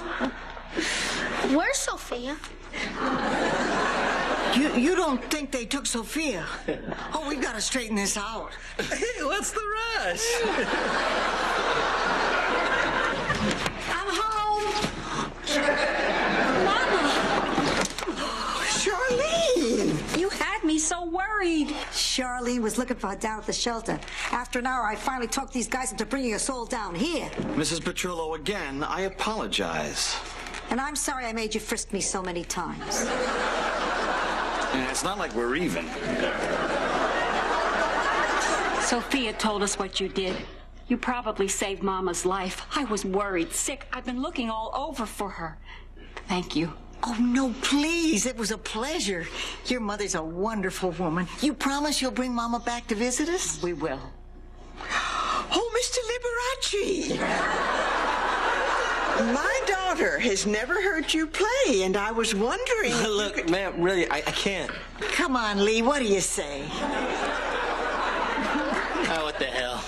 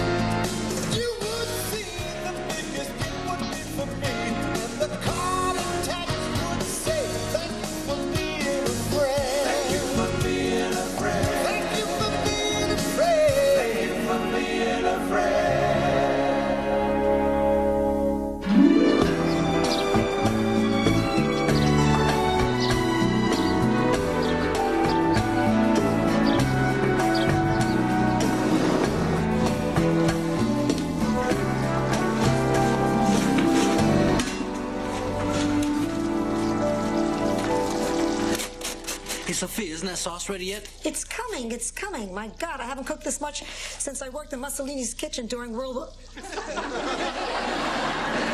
Since the Feldman wedding. Okay, man, I'm ready to help. Okay. Oh, yeah, stick your hand in one of those chickens and pull out the giblets. Man, get out of here. I mean it, man. Stick your hand in there. Come on. I'm not sticking my hand in there. Roland, I told you I needed help in the kitchen, man. You were the one that volunteered. What are you afraid of? Everything that's in there. Look, there's 3 things I don't do. Number 1, I don't squish bugs. Number 2, I don't answer guys in the bathroom when they ask, hey, does this look normal to you? And number 3, I don't stick my hand in dead chickens. What do you mean you don't squish bugs? I don't. I shoo them. You shoo them? Hey, I just shooed one, too. Let me understand this. If you saw a little spider, you wouldn't just squish it and flush it down the toilet? Oh, man, you're crazy. I'm crazy? Yeah. Really? Yeah. Okay. Let's say that you squish this spider and then you flush him down the toilet. But what if he's not really squished? And when you close your eyes and flush him down the toilet, he hides on the side of the bowl. You know, healing from this partial squish. And then one night, when it's dark and he's strong, you sit down. And when you are most vulnerable, he gets you.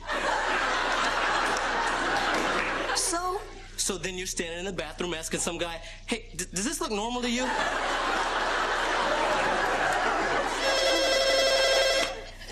Front desk.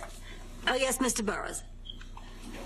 Yes, I know there are supposed to be 8 chicken fingers in an order. I'm sorry you only got 7. Well, my God, since you lawyers got here, all you've done is threaten to sue. No. It will be my pleasure to give you the finger.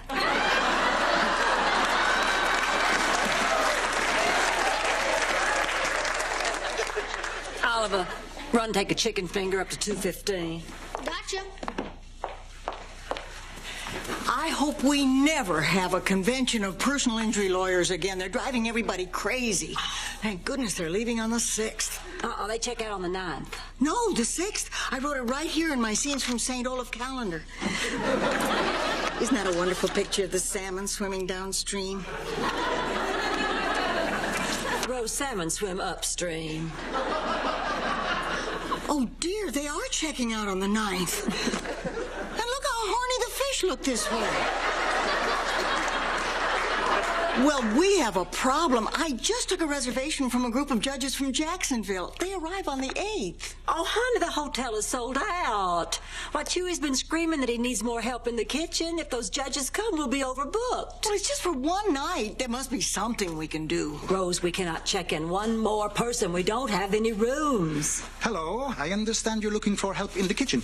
Here is my resume. I am a chef. Uh-huh. Well, you're very well qualified. Why don't you just go right through there to the kitchen? Tell Chewy that Blanche said you're to start immediately. You know, when you hold the calendar this way, it's a herd of live cows.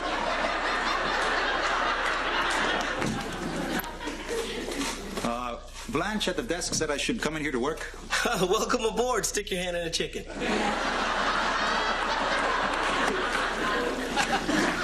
Get out of here, man. Get out of here before I cut your ears off. Hey, wait, you guys know each other? Yeah, I caught him in bed with my wife. You sure it's his ears you want to cut off? Go on, get out of here, man. Get out of here! Hey, Chewy, Hey, I'll take care of this, okay? Hey, come on, man. Why do you think I came here? I just want to talk to you. Oh, sure. Let's talk, man. What have you been doing since I found you in my bed with my wife under my binky? I mean my blanket. Binky is Spanish for blanket. So look, just get out of here, because you're not working in my kitchen, man. Whoa, wait. Sorry, pal, but the lady out front gave me a job. I mean, you can't fire me just because you don't like me. Oh, yes, I can. No, you can't. No, I thought this whole thing out before I came here. And if you fire me, that's called firing somebody without cause. You can't do that anymore. So what are you going to do, sue me? Huh? Where are you going to find a lawyer to take a case like that?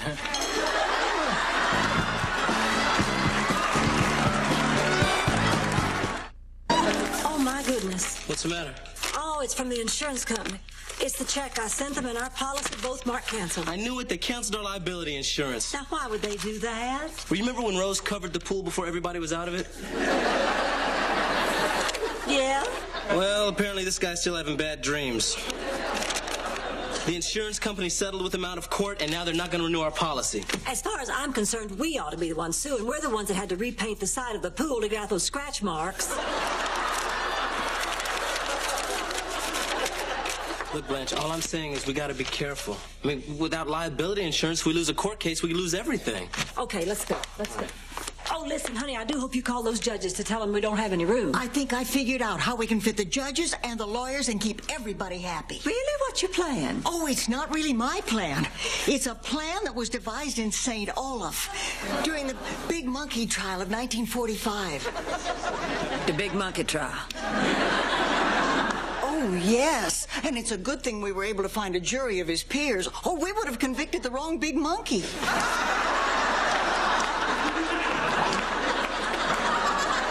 That trial caused such a flap in St. Olaf.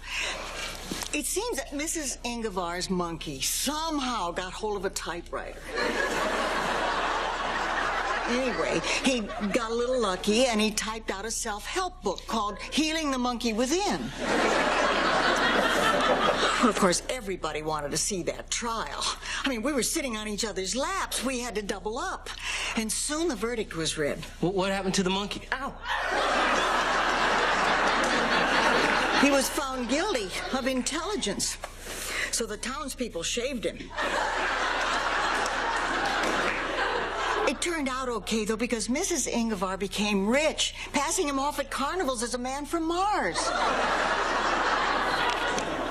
What's the point of all this? Well, I guess the point is, if you want to make some money, shave your monkey.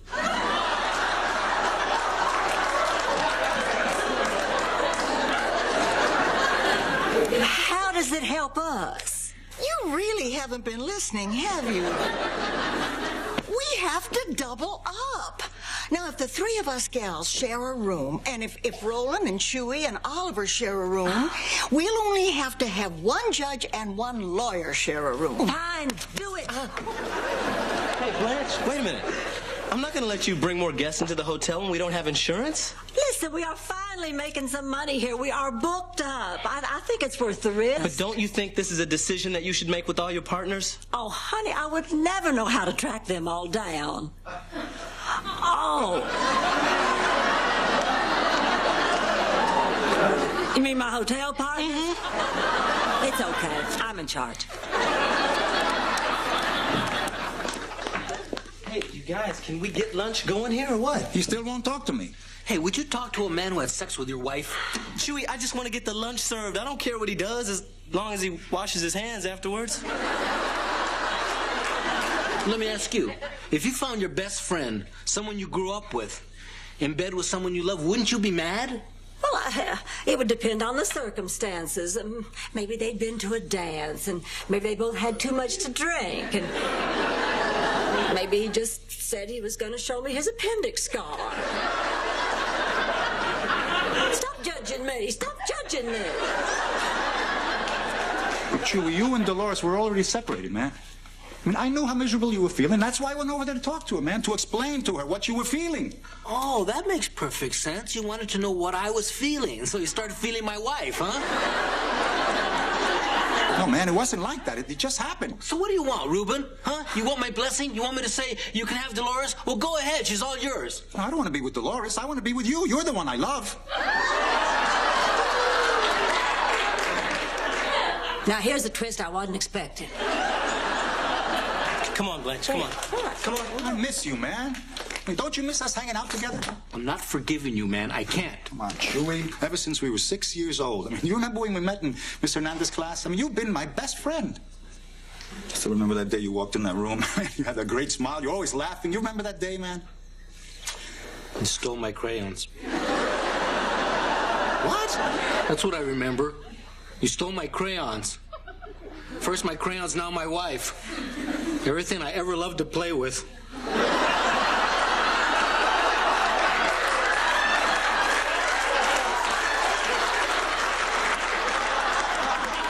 When am I gonna learn you're a thief? You've taken enough from me. Oh, no, thank you. Well, what are you so grumpy about? Well, the only insurance policy I can get us isn't going to protect us from anything. And we're still overbooked, Blanche. But Rose is still trying to talk that lawyer into sharing a room with the judge. Oh, come on. It'll be just like going to summer camp. I remember meeting my new tent mate. Oh, we had so much fun. Playing lose Rose in the forest. Or dump Rose in the middle of the lake. And then somehow I'd make it back and everybody'd be singing Kumbaya. Oh, what do you say? Forget it. We'll give you a free room. There's a reason I can buy. Okay, I'll do it. Oh, let's see. You'll be sharing a room with Mr. Angel. That is, if it's all right with him.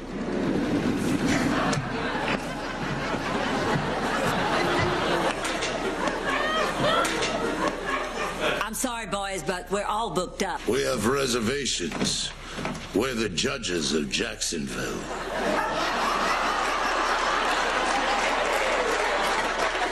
I spoke with a woman named Rose. She's Rose. Get rid of them. Oh, Your Honors. Hi. Listen, I made a mistake, and we really don't have enough room. I mean, if you stayed here, you'd have to share a room with him, and you wouldn't want to do that. Sounds like fun. Oh, it wouldn't be. He's a lawyer. Great. I hate lawyers. Well, okay, I'll need your full name, Mr. Angel. Angel of Death. What a silly little mix-up. I guess, of course, you won't want to be staying with us tonight. Oh, I'll stay. But if anything happens to me, this hotel is mine.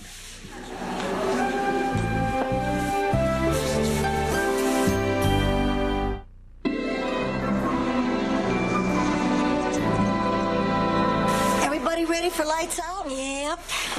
I don't know why I'm sleeping in the middle. I like to get up during the night and drink some water. Uh-huh, then you like to get up later in the night and let it out. Only sometimes you don't get up.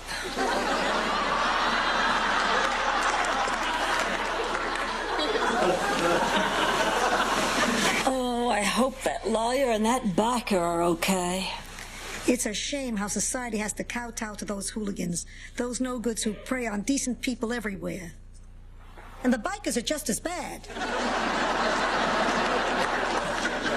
Well, I guess we really don't have to worry. I mean, even if that lawyer sues, we're covered by our insurance policy. Girls, I'm afraid we have to talk. What's the matter, Blanche? Oh, I wish there was some other way to tell you this. We have no insurance policy. What do you mean we have no insurance? The insurance company canceled our policy, and I'm having trouble getting us covered. What does this mean, Blanche? It means if that lawyer should sue us, or if Reuben should sue us, if we have any kind of legal problems, we're likely to lose everything. When did work become so hard? We have to worry about every little detail. 1, 2, 3. Hey, slow down, man. 4, 5, 6, 7, 8. Oh, no thanks, I just did. Man, what are you doing? I thought you said you wanted to pump up. No, I said plump up. Hey, besides, nobody trusts a skinny chef. What are you talking about? All the great chefs are porkers. Prudhomme, Beard, what's that other dude's name? Julia Child? Boys, your tent's ready. Oh, hey, Oliver. Why don't you sleep in the tent, man? You can pretend like you're out in the middle of the woods, get a little campfire going. Yeah. I'm a city kid. I hate the woods. There are bugs in the woods. Oh, then I'm definitely not sleeping in the woods. Look, wait a minute. You were just a kid. We're two big, strong men, and we're tired. Now get in the tent. I'll sleep in the tent. Good night, everybody. Good night.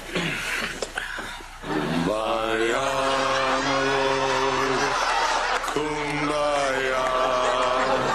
Someone singing, Lord. Kumbaya. Oh, Lord. Kumbaya.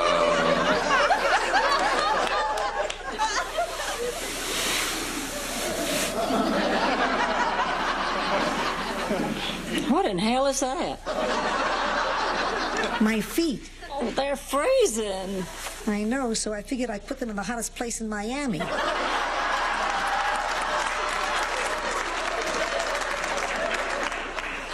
Not without dinner and a movie first. It's not like I'm walking where no man's walked before.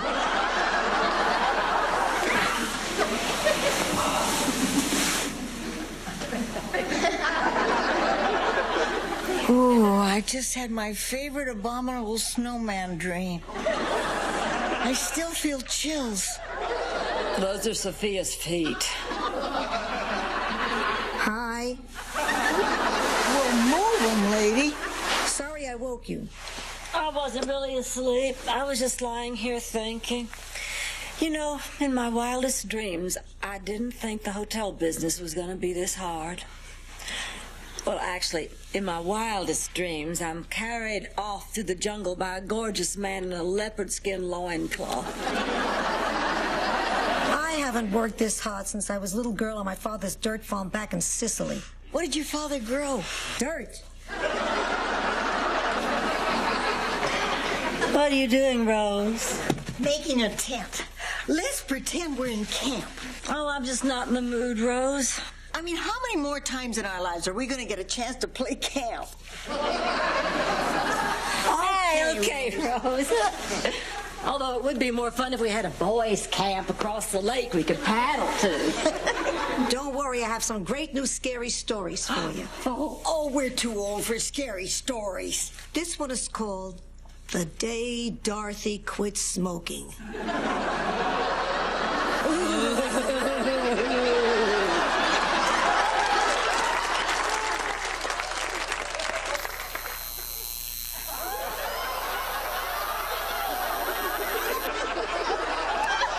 Wasn't so bad, was it?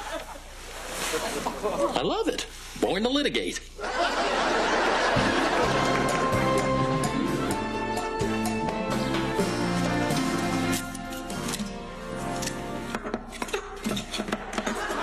I need a shrimp salad from the winner. I'll get it. You two still fighting? Well, not too much longer. This is my last night. Oh, we're gonna miss you.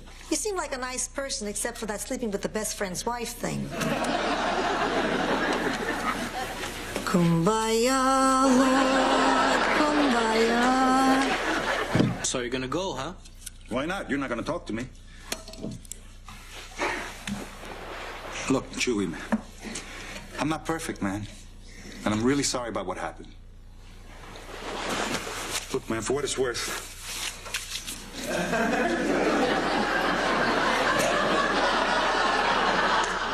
crayons? well, it's a start. Look, I'm gonna split. Reuben? Come here. Look, I'm not doing this for you. I'm doing this for the old Chewy.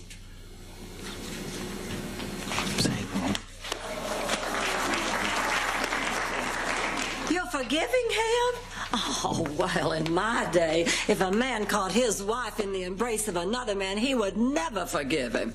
Not even for something as innocent as a New Year's Eve kiss with an old friend of the family I had known for years.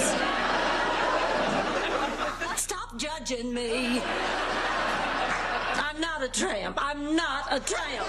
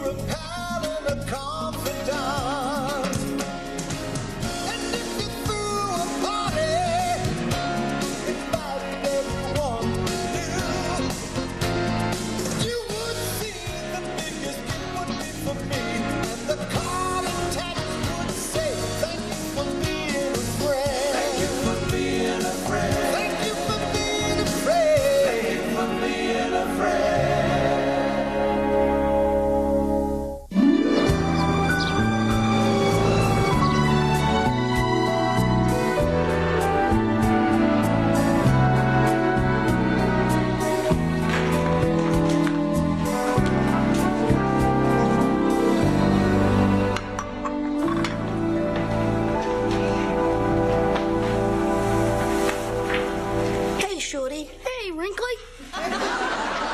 Need help with your homework? Kind of. I'm studying the technical names for all the body parts, but I can't figure out what this thing is. That's a throat bone. There's no bone in the throat. There isn't?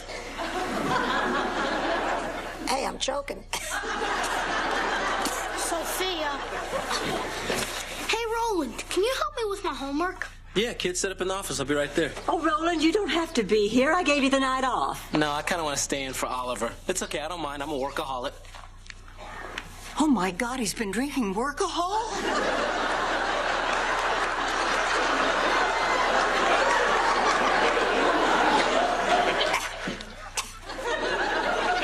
You okay? I've been floating around the ceiling dead for 3 minutes, but thanks for asking. Rose, don't you think it's kind of strange that Roland hasn't taken one night off since we've been here? And I know why. He's lonely. He hasn't been dating. There's no love in his life. I should know. I'm the expert on love. Oh, please get real. You've had, what, 3 men in the last 40 years? I had that many between the Kennedy and Oswald assassinations. Yeah, and how many of that faceless horde say I love you? Honey, if I touch them in the right place, I can get them to say it's howdy doody time. Well, I still say Roland needs a girl, and I'm the one to find her, not you. Well, let's not make this into a contest, Rose. Why not? Chicken? No. You afraid I know more about men than you do? No, I just don't think we ought to meddle.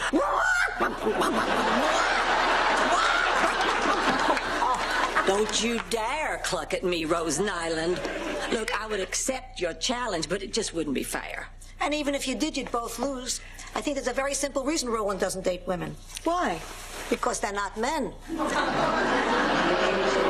Oh, you don't mean... Please, I haven't seen a flame that big since I went to Arlington Cemetery.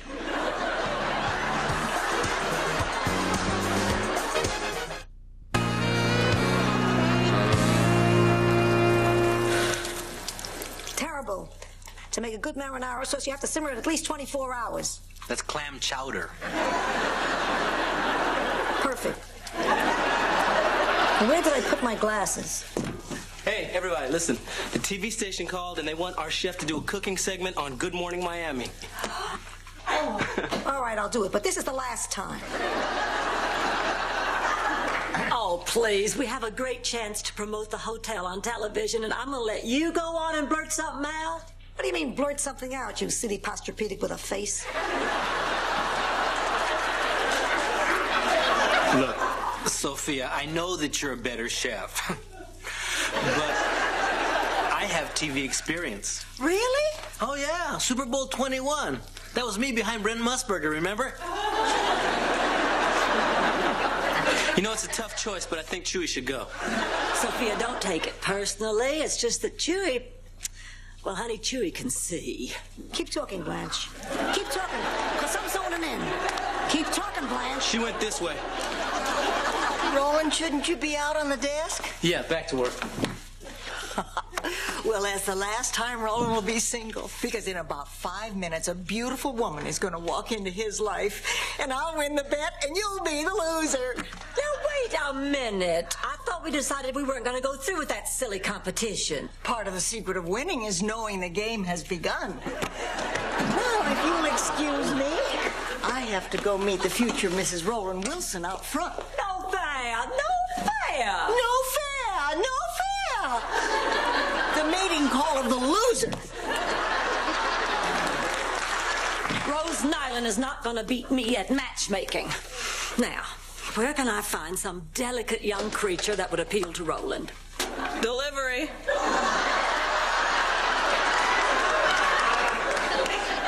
Do you have a minute to meet a gorgeous man? Well, can I freshen up first? Oh, sure. I'm fresh.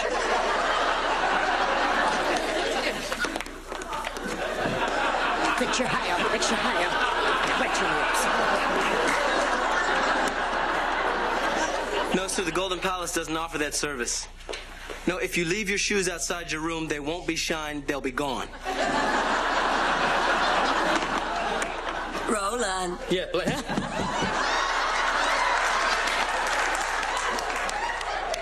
Roland, this is a friend of mine. mine that I just think you're really gonna like. This is your friend? What's her name? Roy. Actually, this isn't my smock. That's enough, Roy. I just feel like you two are really gonna be able to make a go of it. Could you excuse us? Blanche, this woman is covered in meat stains. Look, she's scaring away the guests. Now, look, I'm sure she's a nice person, and really, it's not her. It's the blood and the hook. Stop it. Why are you resisting this? You're both so similar. Similar in what way? Well, you're both, you both have, you're both. We're both black, right? Black? Hey, you know what? Blanche! Oh, all right. I don't know a lot of black people, okay? Besides, this is just to tide you over. I'm still looking. Sorry, Roy. You know how men are. No, I don't. Blanche, you make me sick. Fixing him up because of his skin color. I've got someone coming who's gonna like Roland for Roland. Oh, there you are, Mr. Raschuti. How do you like your room? Oh, it's exquisite. Thank you very much. Now, where's this tasty little Slim Jim you've been filling my ears with? I'm with her. Sophia, how could you? He's a guest. I'm bringing him in as an expert. He'll ask a few questions. We'll get an answer. Potpourri? No, thank you. Straight, no chaser.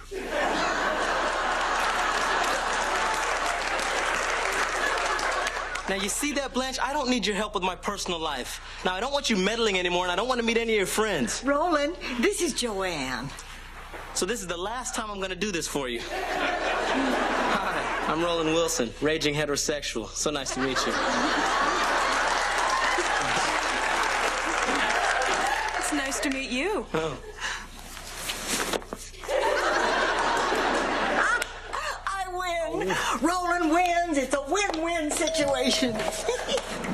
Oh, except for you, Blanche. You lose. I will not be beaten by that woman. Oh, she makes me so mad. Don't sweat it. Between you and me, that date won't work out. I think Roland's still hung up on Trisha. Trisha who? Trisha Waters. She's Roland's old girlfriend. I've seen pictures of her. She's really pretty.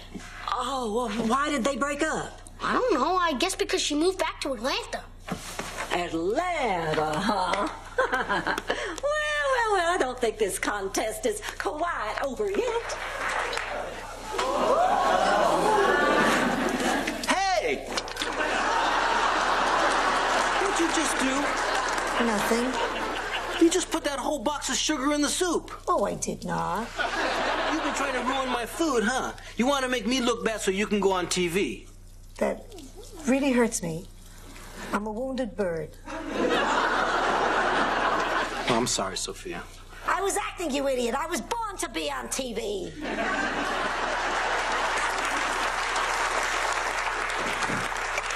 Julie, I just did the most wonderful thing, and you can't tell anybody. What, Blanche? I went through Roland's phone book and found the phone number of his old girlfriend, Trisha. I sent her a ticket, and she'll be here soon. Isn't that wonderful? Yes, it is. By the way, you must promise never to do anything wonderful for me, okay?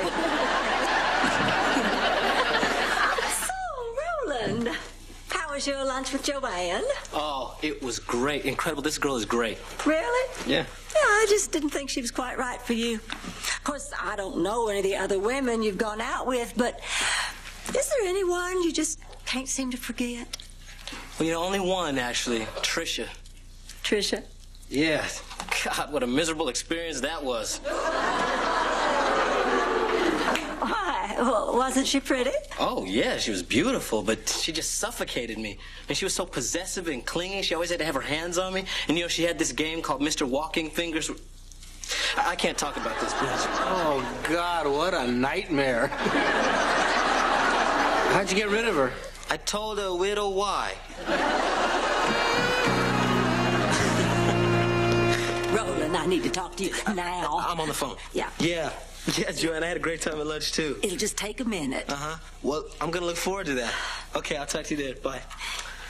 Boy, this girl is terrific. Yeah, I have to tell you something. Yeah, I know. I was upset before when you guys tried to set me up, but Joanne is great. Well, love is my field of expertise. Man, you know, for the first time in a long time, my life is finally coming together. Hello, Wava. Guess who? Please, God, tell me it's Elmer Fudd.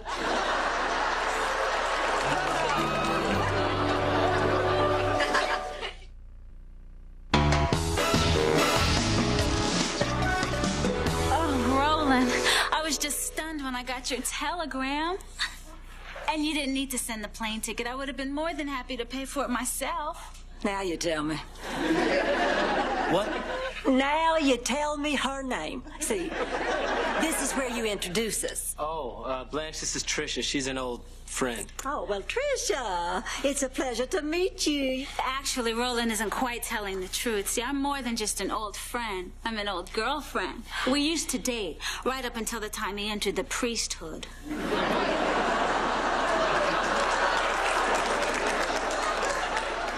Priesthood?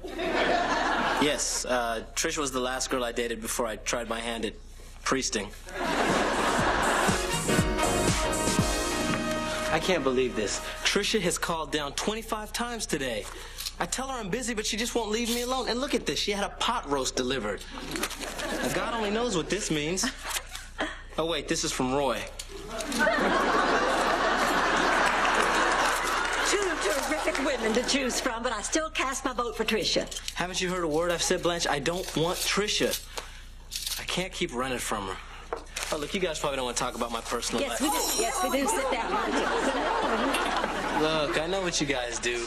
You eat your cheesecake and you tell your stories, but who's going to have a story about being madly pursued? I do. Swim, man, swim for your life. Why don't I begin? Because we hate that southern crap. The moonshine, the mosquitoes, the inbreeding. Please, I get pregnant just listening to that stuff. Would you prefer to sit here and listen to Rose ramble on about tap dancing chickens? And her recipes for Jurgen, Bergen, Fergen, Gergen, Fergen? You pronounce it just like a tourist. Besides, what would you rather hear? Picture it, Sicily? Well, in 7 years, I've never been able to picture Sicily. So either bring in a photograph or shut up. Look, you guys, I really shouldn't have brought this up, okay? It's my problem. I'll deal with it. Oh, okay, I'll skip the story. Although you should know that mine resulted in a bare-chested brawl and involved a man named Jerry Lee Lewis. Mine had Enzo Ferrari.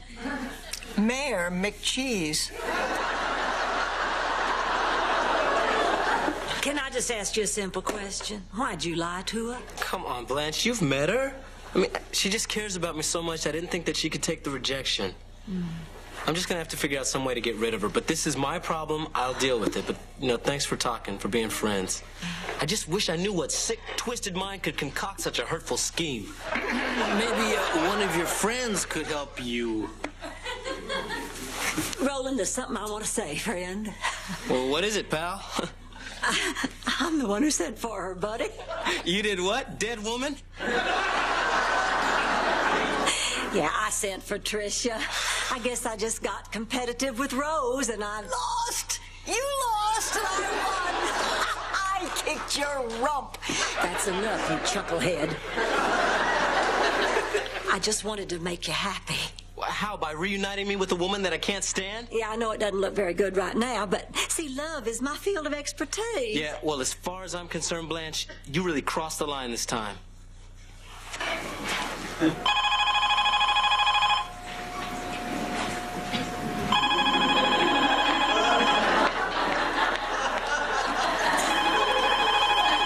Aren't you going to answer it? What? The phone's ringing. I know the phone's ringing. It's been ringing all day, Blanche. I'm not deaf. Yeah, I'm not deaf either. Golden Palace, certainly. For how many nights would that be? Sophia, the phone stopped ringing. I suppose this will go down on my permanent record. Look, that was Trisha's room, Blanche, and I just can't talk to her. And you know what? I shouldn't be talking to you either. Roland, I know you're upset, but we can't afford to lose business. Now, if you're not going to get the phone, then let Sophia get it. Golden Palace. No ring that time either, Sophia. Little joke to relieve the tension. Well, here you are. Meet me at the airport. What a joker. So, what do you want to do today? I can't do anything today. I've got to work, Trisha. Well, baby, I thought you wanted to see me. I mean, isn't that why you sent for me? You just don't get it, do you? Get it? What do you mean, get it? No, I don't get it. I'm not getting it either. Let it ring. Look, we need to talk. Let's just go in the other room, okay? Roland, what are you going to tell him? Well, any suggestions? Oh, no, wait. You've gone way too far out of your way to help me already. Well, why don't you just tell her the truth? She's not a child. I can't. It'll hurt her too much. Well, it'll hurt her either way. I mean, just be honest. Deep down, everybody wants to hear the truth. She'll thank you for it later. You didn't thank me when I told you looked like a cheese blintz in a wig.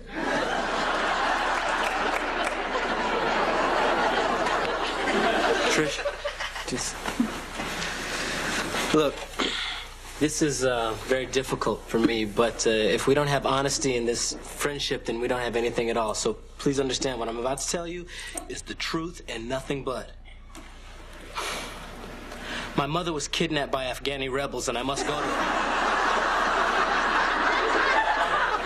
Again? Trish, I was never a priest. I never even left Florida. Roland, I've always known. I knew you were lying when you came up with that ridiculous story. Which one? All of them. I'm not an idiot. Then why did you even waste your time coming back down here? Because when I got your telegram, I thought you wanted to see me. And I wanted to take one more shot at making this work. There's so many good things we had. So many good times we had together. Remember? Mr. Walking Fingers climbing up Rolling Mountain. Stop it! Stop it! No. Look, you stop it. Trish, I didn't send you that telegram. Blanche did. I'm sorry. I don't love you. You don't love me? No, I don't. Can I ask why? Well, there's never just one reason why somebody doesn't love somebody, but if I had to pick one, I guess it's because you suffocate me. I do. Look, I'm sure that there's some guy out there who really wants a beautiful woman to love him the way that you love me. But that just can't be me. I'm sorry. Well, at least you were finally honest with me. You know why I was so hung up on you all this time? No, why? Because you were the first guy who didn't seem to be interested in me just because of my enormous inheritance.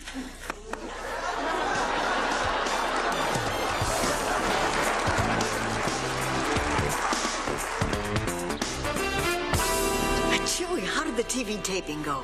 Oh, man, I was on fire. I sizzled, I sauteed, I baked, I browned. Then I figured I might as well get off the beach and go do the show. Well, how'd it go? Oh, it was great. Once I got into the studio. Is Sophia still picketing? Yeah. Man, that old lady can work a bullhorn. Roland, listen, we've been talking and we both realize that we owe you a little apology. Oh, well, thanks. The whole thing started because we were worried about you. We thought you were working too hard. Well, do you know why I'm working so hard?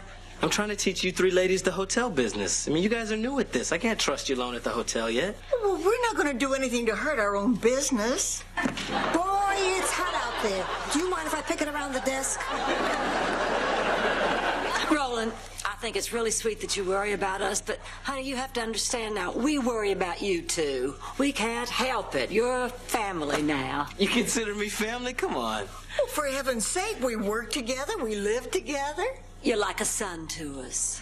We were worried you weren't getting any.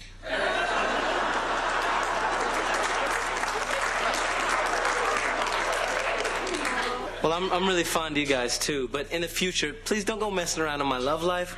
I mean, I'm capable of handling that myself. You know, this matchmaking thing, it just does not work. Ready to go to lunch, Roll? Okay, this time you got lucky. So Roland's going out with Joanne, huh? I'd say our score is Chuckleheads 1, Tramps nothing. Hey, are you guys sure you're gonna be okay here without me? Go ahead. We're capable of running this hotel. Golden Palace.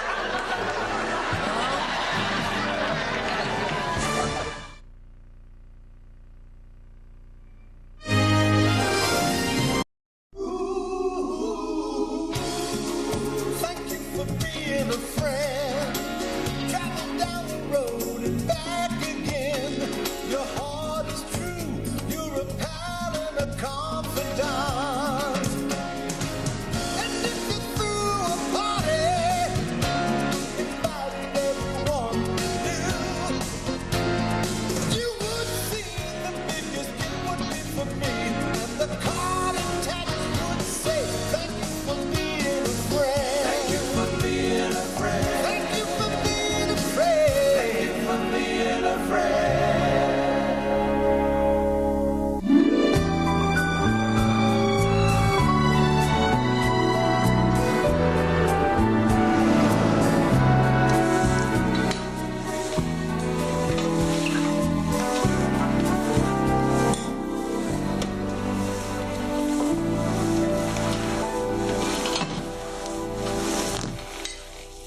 Sophia, wet floor. I can't do that on command. I have to be scared first.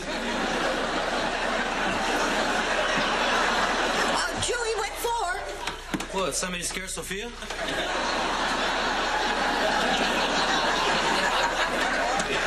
Well, don't you look nice? It's taken 2 years, but as of today, I will have lost 140 pounds of ugly fat. You used to be heavy? No, married. Yeah, today's the day that Chewy signs his final divorce papers. Oh, I bet you have mixed feelings about that. Are you kidding? I'm thrilled it's over. 8 years. 8 long, miserable years. You know what it's like to live with a foul-mouthed, vicious shrew for 8 years? Move it or lose it, you Danish dog. I guess you do. Girls, Dorothy just called from the airport. She's on her way.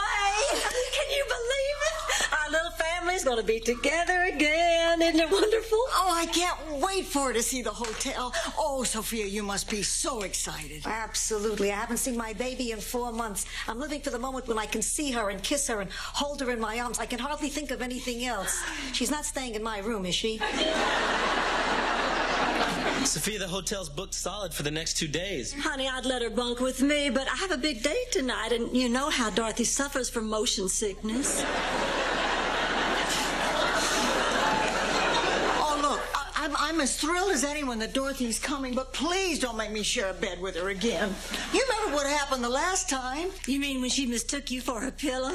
Do you know what it's like being fluffed by Dorothy at 3 in the morning? Well, I just can't wait for her to get here. She's going to be so proud when she sees what we've done with this hotel. You know, Roland, she didn't think we'd be able to pull this off.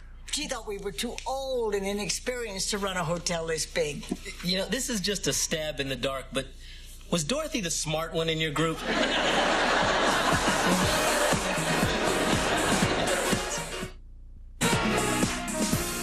Hey, Chewy, did you sign those divorce papers? All right. You're free, man. How's it feel?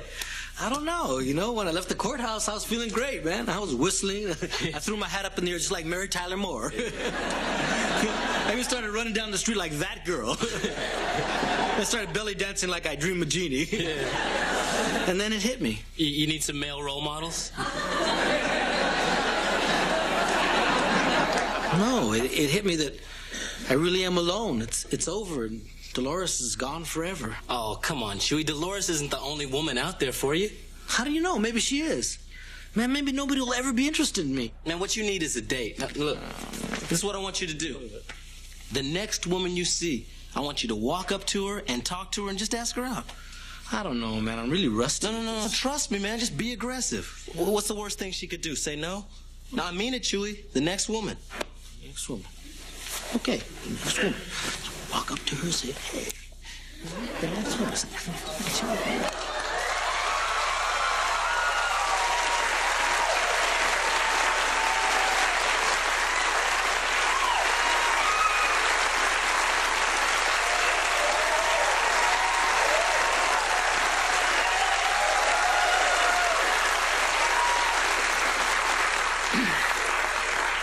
Hey, mamacita. Do you move as good as you look? Walk away now and no one gets hurt.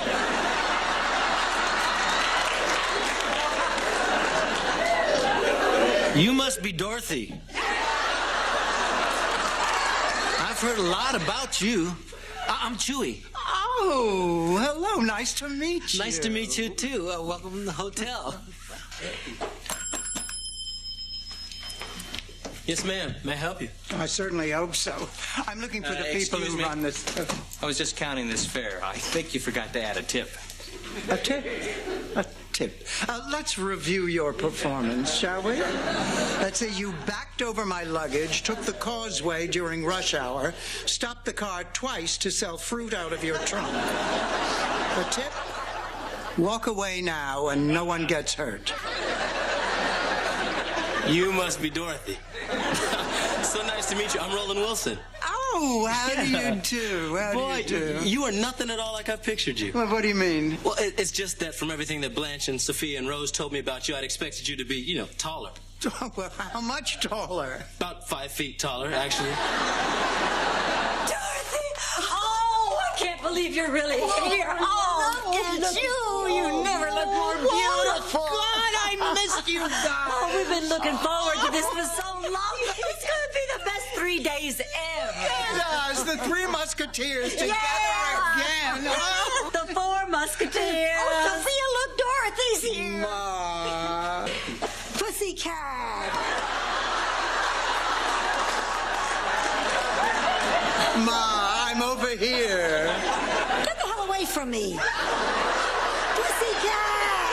Oh, isn't this wonderful? We're all back together again. Group hug, everybody.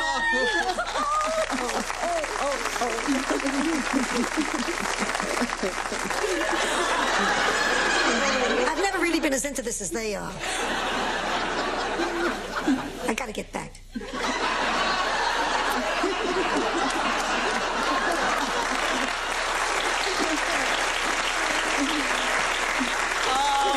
So wonderful to see you all again, and the place is beautiful. I can't wait to see my room. Oh, Dorothy, we're just booked solid. I hope you don't mind doubling up with one of us. Well, of course not. I'll sleep with Rose. No, she has the fluffiest pillows. You don't mind, do you, dear?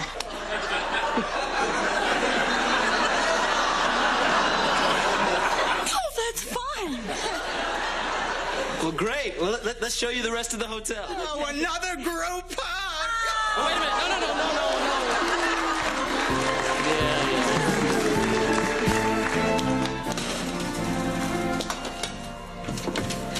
No. Oh, Rose, that guy at table 4 asked again where his English muffins are. You tell that ungrateful vermin at table 4 if he doesn't shut up about his damn muffins, I'll pour hot butter in his nooks and crannies.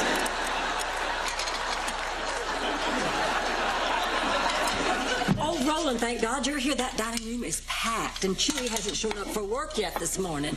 Do you have any idea where he might be? But Chewy's still missing? Oh, no, this is my fault. This is all my fault that he's missing. What? What are you talking about? Well, he was so depressed about his divorce that I thought he needed to get out, and have some fun, so I took him to the Velvet Slipper last night. God, why would I even take him to such a cheap, sleazy dive? I knew that was you. I knew that was you. Sorry. Okay, you guys. I'm ready to go to the beach. Oh, Dorothy, actually, this isn't a great time. Oh, Chewy didn't show up for work this morning and we're swamped. All right, I've busted the tables. Ma, what are you doing? This is way too heavy for you. Please, I do it 3 times a day, every day. I'm used to it. Besides, it's no heavier than you were when you were born. Ma, this tub must weigh 30 pounds. That's exactly what the doctor said when he delivered you.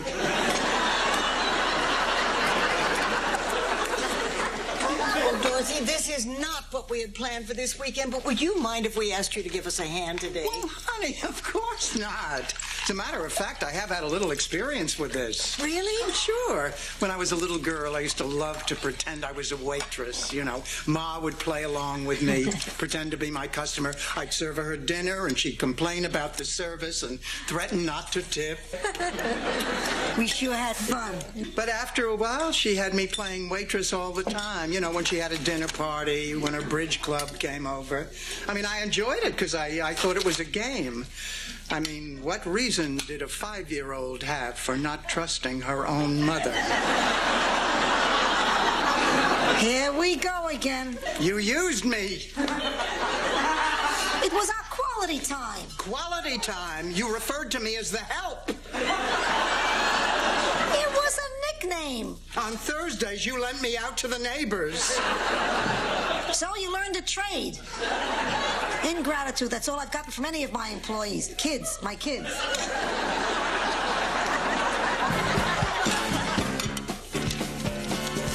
All right, sir.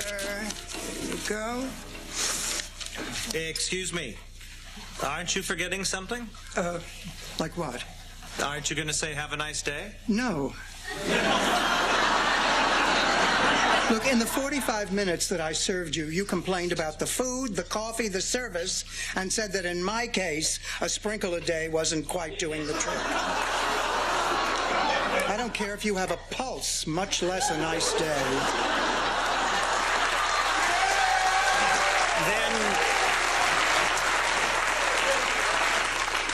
Then you owe me some pie. What? It says at the bottom of the menu, if any waitress after presenting the bill doesn't say have a nice day, she has to give the customer a piece of pie for free. You owe me some pie. This is ridiculous. What idiot would institute a policy like that? Have a nice day. How about this? You tell me to have a nice day now, and I'll skip the piece of pie. Have a nice day. I can't hear you. Have a nice day. Now say it like you mean it. I'll go get your pie.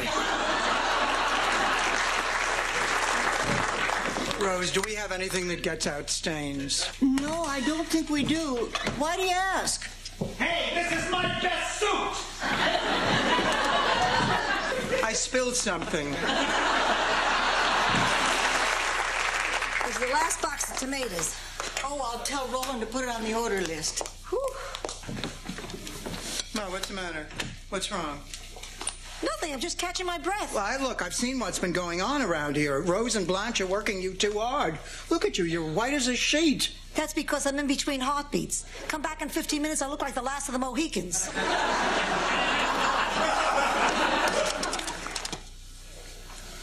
Lucas? It's me. Oh, honey, I miss you too. No, Ma's okay. Actually, she's not, honey. That's what I'm calling you about. You remember what we talked about, before I left?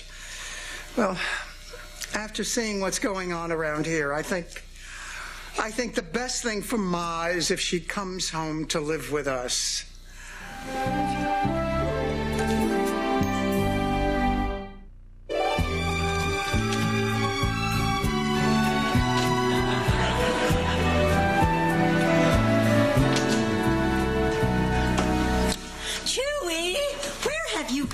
We've been worried sick. Man, I called everywhere looking for you. You okay? Yeah, I'm fine. I was just busy, that's all. Busy doing what? Wait for me, sweetie. Busy getting married. Chewy, please tell us that this is a joke. No, it's no joke. Roland, Rose, Blanche, I'd like you to meet Beverly. My wife. We met last night at the Velvet Slipper. I was behind him in the rumba line. He had the cutest butt I had ever seen.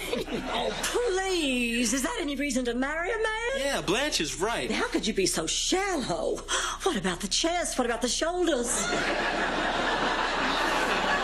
Look, Chewy, this is crazy, man. You two don't know anything about one another. That's not true. Chewy and I spent a lot of time talking last night. We told each other our life story. Even though we just met, I know everything there is to know about him. Chewy Castillos, where have you been? Our last name is Castillos?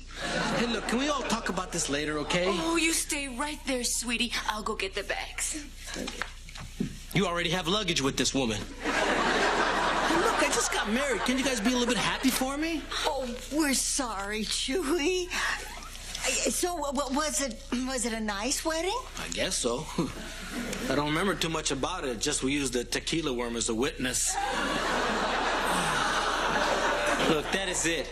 We're going to tell Beverly that this has been one big mistake. We're going to find that worm, get that judge, and have this thing annulled. Now, come on, Chewy. Wait, man. What's all this we business, huh? This is my life and my decision. And I say Beverly and I are going to give this marriage a shot. Come on, you just met her. You haven't even dated her. You don't know anything about her. Marriage is serious. It's not something you just hop into like a bed. Well, look, I know it's kind of sudden, but who's to say we can't be happy together, huh? I just do not believe this. How could this have happened? Okay, I admit it. I got a little drunk. Drunk? You had one margarita. God, I'd hate to see what happened if you had two. Oh, Chewy, I'm crazy about the new car you bought me. That's what happens.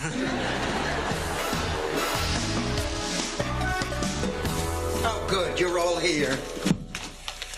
We need to talk. Well, I guess we need to talk. You've been here a whole day, and the four of us haven't had 1 minute to sit down and gab. No, actually, I want to talk to you. Wait, we're going to be talking about sex, aren't we? Duh. Well, what do you say? Should I get out the cheesecake? Duh. I'll get the plates. You know, I really have missed you guys. Oh, Dorothy, and we have missed you, too. Oh, boy, this is going to be just like old times. Okay, now, Dorothy, I want you to tell us everything about the honeymoon. Don't you leave out a thing.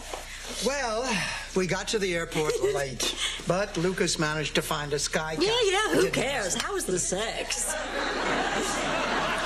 Look, I know it's been a while, but didn't we used to let these stories build a little before? We were younger. We had more time. How was the sex? Well, I probably shouldn't be telling you this, but Lucas and I did a little experimenting.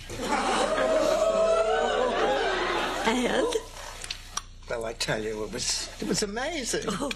I mean, for the first time in my life, I just shed all my inhibitions. I took risks. I threw caution to the wind. What did you do? Well, for starters, I left the lights on. Ladies and gentlemen, Madonna. Well, I know you girls think I'm aggressive, but George was a wild man. He was so impetuous. I remember one night after dinner, he took me right there on the dining room table. Oh, were you surprised? Well, when you've been lying naked on a lazy Susan, you kind of expect a little action.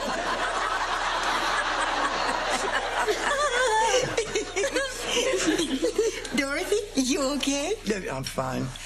Now, I tell you, there's something that I really have to talk to you guys about, and it's just a little difficult for me. Well, for goodness sakes, you never had any problem talking to us before. What's wrong?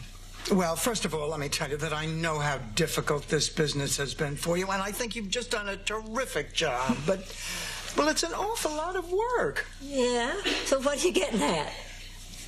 Well, I think that Ma's much too old to be working this hard, and I want her to come back to Atlanta with me. What? Well, but we need Sophia. We depend on her. I think you depend on her too much. But she enjoys the work, and we make sure she doesn't overdo it. Can I say something here? Look, I know that you've done your best, but, Rose, if you really care about Ma, you won't fight me on this. Oh, right, and you care so much that this is the first time you've been to visit in 4 months. Can I say something Look, here? after the wedding, Lucas and I needed some time together, and I thought about Ma every day. Well, I think about Nick Nolte every day. That doesn't give me the right to kidnap him, does it? Does it? Look, I think I know what's best for Ma. Well, we think you don't. Can I say something here? Boy, it just went out of my head. Ma! Wait, I remember. If anyone is going to decide where I'm going to live, it's going to be me. Got that? Okay. Where do you want to live? More importantly, whom do you want to live with? Remember, Ma, one of us is your flesh and blood. Yeah, but also remember that two of us didn't put you in a home. Ball's in your court, pussycat. Look, Ma, just make a decision. And if I can't? Then we'll make it for you. Huh? I need some time. I'm going to my room. I can't believe I'm being forced to choose between the three of you.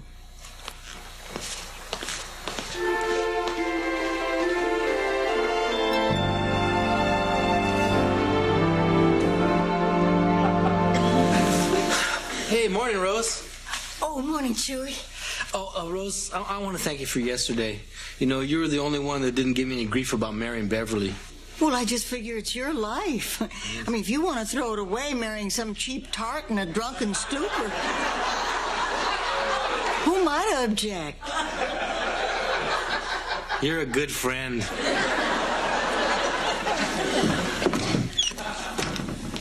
Has she come down yet? Who? Amelia Earhart, Rose. Has Ma come down to tell us her decision? No, not yet. Well, then I'm afraid I'm going to have to make the decision for her. She's coming home with me. Dorothy. Look, I'm sorry. I only want what's best for Ma. We all want what's best for her. All right, Dorothy, I hope you're satisfied. Look, don't start again. I've made my decision about Ma. Oh, really? Well, I just went up to her room, and her suitcase is gone, and this is on her dresser. Well, what does it say? I can't choose between my own daughter and two women I think of as daughters. I'm sorry. I just can't. Well, I don't understand. What does this mean? It means Sophia has run away.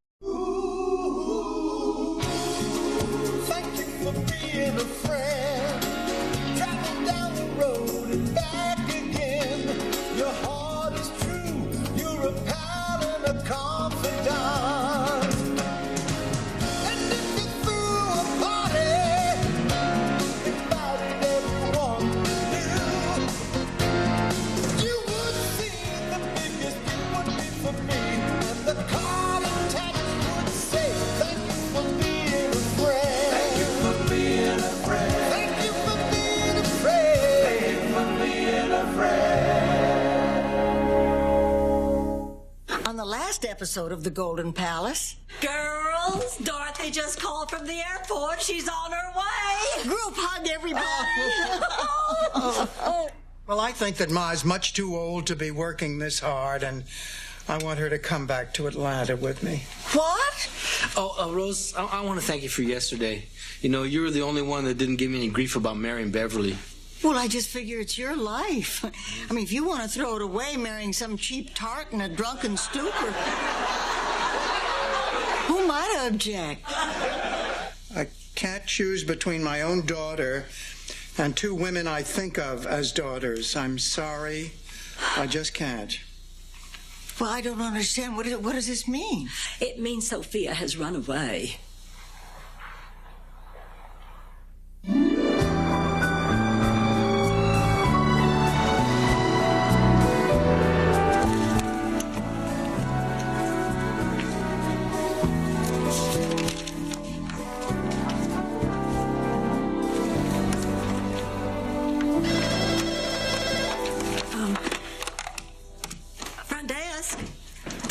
No soap. Oh, I'm so sorry about that. We're a little short-handed right now. One of our maids ran away, and two of our maids have gone to try to find her. I'll get some soap right up to you. All right, thank you so much. See, that'll be 303. Front desk. Oh, I'm sorry. Those towels are on their way.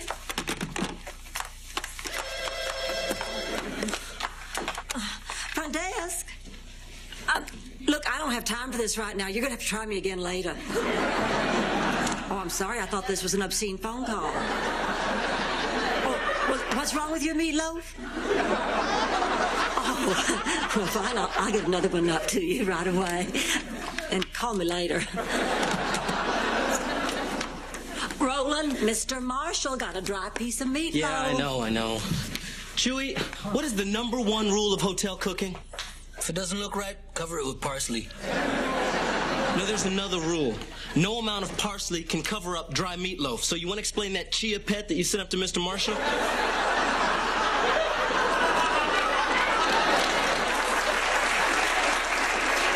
Yeah, I made a mistake. Big deal, man. Name me one other time I made a mistake. Chewy, you just got married to a complete stranger after having a single shot of tequila. Name another one. Come on, you gotta focus, Chewy. That's the 3rd order that's been sent back today. Okay, well, maybe I'm not so happy, you know? But things are gonna be just fine once we, make love. Uh-oh. Have we found another problem that can't be covered with parsley?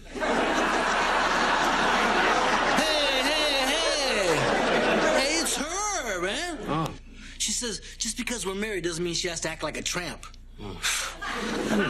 I was upset at first, but then I realized, hey, I'm lucky. I'm a lucky man. Lucky. Chewy, listen to me. You are married to a woman who you don't know, who won't sleep with you. You are this close to losing a job that you desperately need to pay for a car you can't afford. You are a spotted owl in the forest of life, Chewy. God needed to laugh today, so he chose you. Is this like what they call tough love? Hey, get out. Oh, Dorothy, any luck finding Sophia? No, and I went to all her usual hangouts in the mall. Did you try that geriatric shoe store she likes to hang out at? What's the name of it? Oh, still kicking?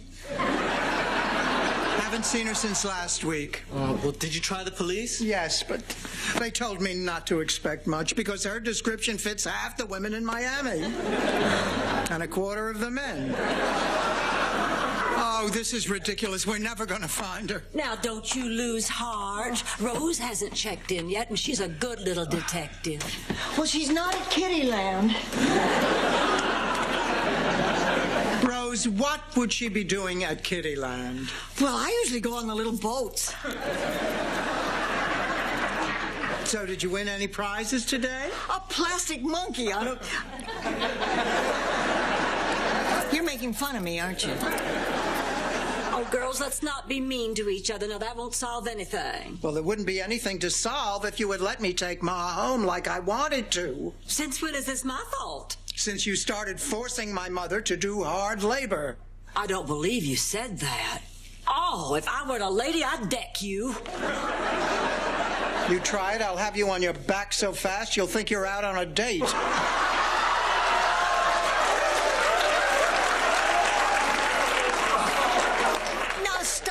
Stop it. This isn't going to bring Sophia back. Now, we just have to think where she might go when she's depressed. Wait, did you try the cemetery? She's only been gone a few hours, Dorothy. It takes longer than that just to dig a grave. Is this today's paper? Yes. Yeah, have you read it? Yeah.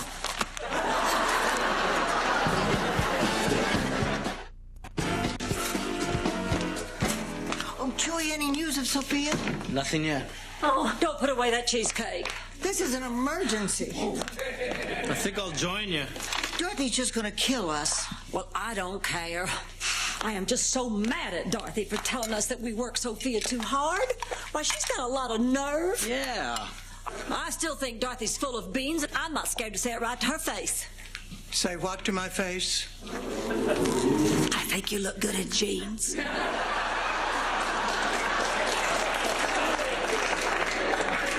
Blanche, you know what your problem is? You're all talk and no action. Just like your sex life. What are you saying? Are you saying I'm not a tramp?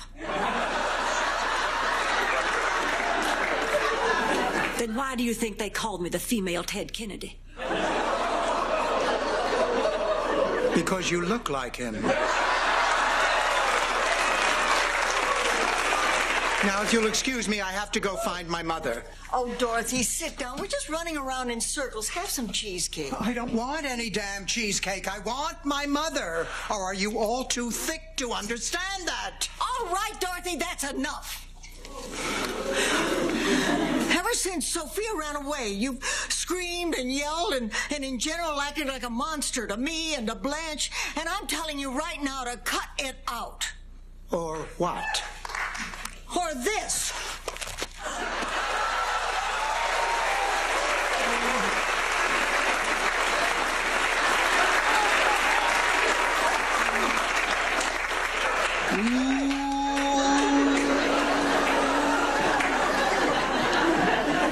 You hit me. I'm sorry, but you deserved it. You hit me. Why did you hit me? Oh, I feel like hitting you too. You do? Ever since you left, I've been mad at you.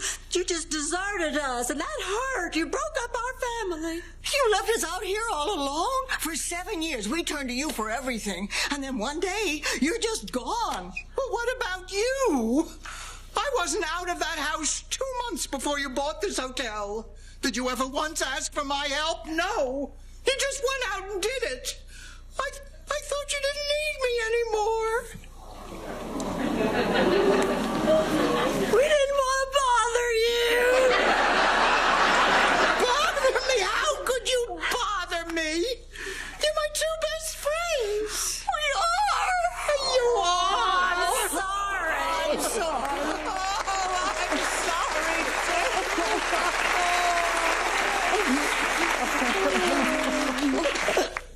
And Rose, you hit me once more. And you won't live long enough to hear me say, ow.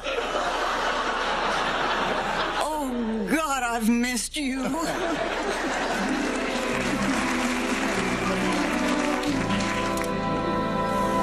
I'm looking for Chuy Castillos. You're looking at it, man. What can I do for you? You're Chuy Castillos? Yeah. You look like one of the Super Mario brothers.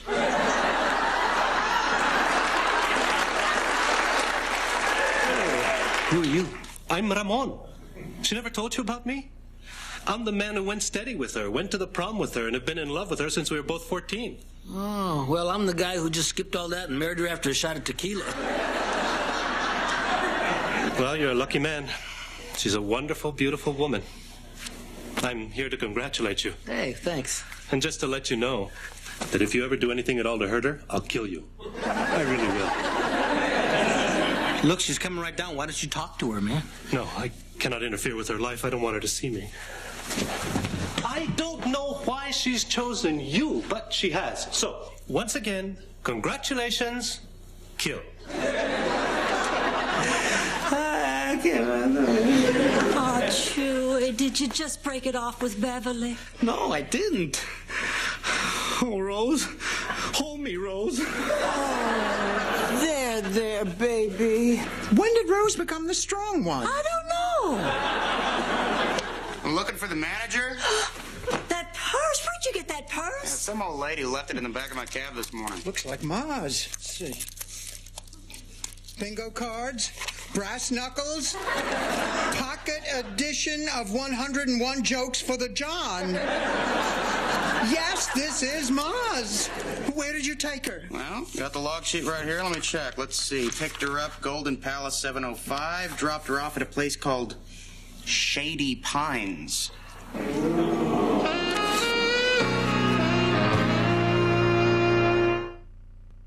Shady Pines? I thought it burned down. Well, they must have rebuilt it, but it certainly can't be as bad as Sophia's always made it out to be, can it, Dorothy? Well... Coin-operated walkers? Totally untrue. No, my mother made that up. Ice cream cups given only to the top 10 orange pickers of the day? Not true. Anyone in the trees got ice cream. I've got Shady Pines on the phone. They have a phone now? Yes, we're looking for someone who checked in this morning. Sophia Petrillo. Oh, she has. Well, can we speak with her? Oh, she's in the middle of her exercise period. Oh, my God. That's code for picking up litter on the interstate.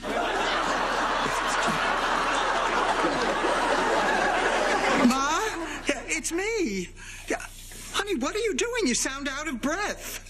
Well, you know the rules here. If you don't work, you don't eat. Ma, we're coming to get you. Don't. I would rather spend the rest of my life in this hellhole than have you people fight over me. But, Ma... Look, I can't talk now. One of the screws is giving me the fisheye.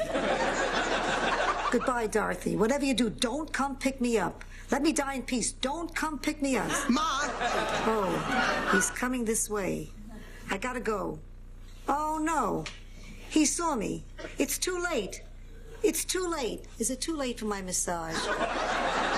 Not if you hurry. How do I, all right? If you'd like. Hot dog. No, we have to hurry. They probably have her cleaning shellfish. They try to pass that off as arts and crafts.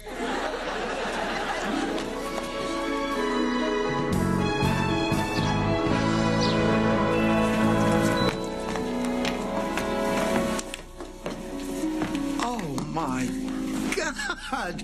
What have they done? It's beautiful. It's paradise. It's a fake. No, they must all be out back sweating away what's left of their lives in some devilish fluff and fold operation. Hello, and welcome to Shady Pines. My name is Meredith, and I'm here to help you. What have you done with my mother, you Nazi? Security. The smart-looking one. You want to lay down on the floor and put your hands behind your back, please, ma'am? What kept you out of the regular police? Manners or motor skills? Come on. All right, now you back off. You take your hands off her. She's my friend. When did you become so strong? I don't know. Wow, I haven't had a workout like that since orange trees, since they had me in the orange trees. This woman claims to be your daughter, Mrs. Petrillo. Can you verify that? What happens to her if I don't? We call the police and have her jailed for trespassing. I'll tell you what, let's do that for now. Okay, she's mine, she's mine. Okay, show's over. Go on home. Go on, go on. What are you doing here? Ma, you had us worried sick. I hit Dorothy. Don't lie. No, I really did. Oh, you did not. She did. You shall lead us now.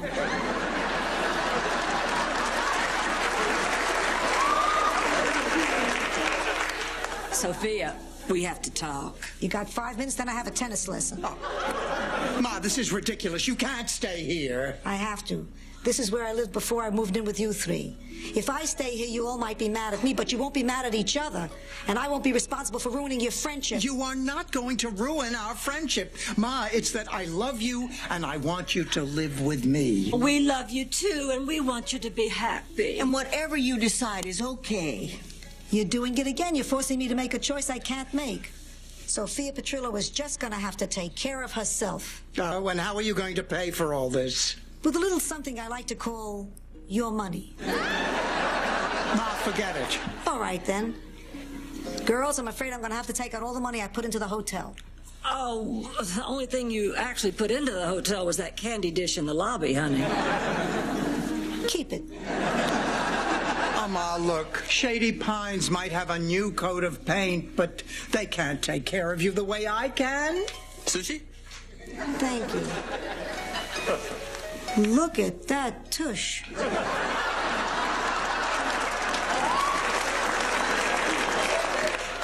Okay, but I'm your flesh and blood. Hello, Meredith. Hello, Ma. Okay, but you're all cooped up here. At least with me, you'll have some fun. Attention, Shady Piners. Circus night is starting in 5 minutes on the big lawn.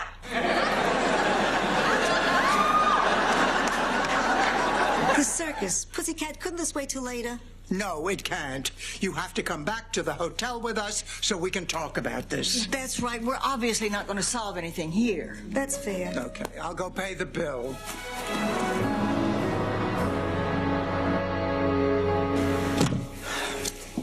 So, how's everything? Actually, the meatloaf is a little dry. Beverly, I want a divorce. Boy, you can't take criticism, can you? Beverly, look, I'm sorry to blurt it out like that. It's just that I've been doing a lot of thinking, and Beverly, I don't think I love you. But an hour ago, you told me you wanted to make me the happiest girl in the world. That's because your old boyfriend came by and said if I did anything to hurt you, he'd kill me. And he meant it. Ramon came to see you? Oh, that means he loves me. Ramon loves me. Oh, Chewy, I owe you an apology. I did all of this to make Ramon jealous. I'm sorry. Hey, no problem. I hope you and Ramon are happy together. We can get a divorce, right? Oh, we don't have to. We were never really married. What do you mean? Remember when you got drunk and we got that priest at 2 o'clock in the morning? Well, he wasn't a priest. He was a men's room attendant. I was wondering why you had that jar of combs on the altar. I will never forget you, Chewy Castolanzos. Castillos. Soy Castillos.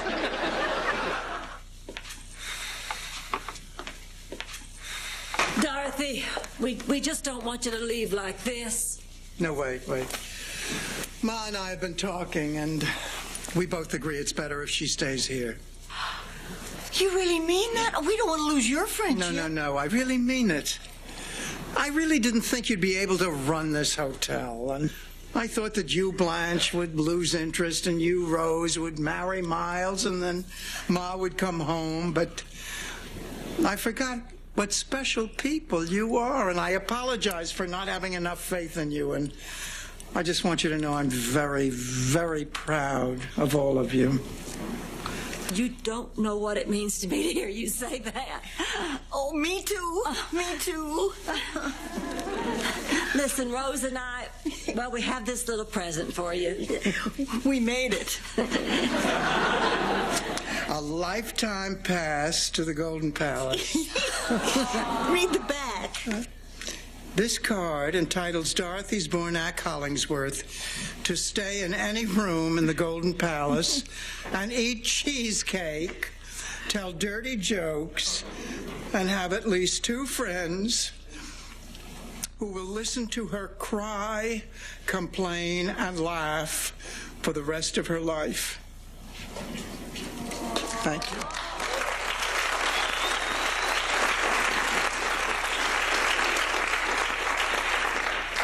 I got you something, too. No. Oh, this candy dish. It's engraved, "To Ma, love Dorothy." Damn. Blanche, we're getting backed up over here. Oh, I'll be right there. You come back and see us, you hear? Oh, the flowers are here. I have to take care of those. Sophia, come on, we gotta go over the menu. They're gonna work me to death, you know. Ma. Just a little guilt for the road. Goodbye, pussycat. Goodbye, Ma. Golden Palace.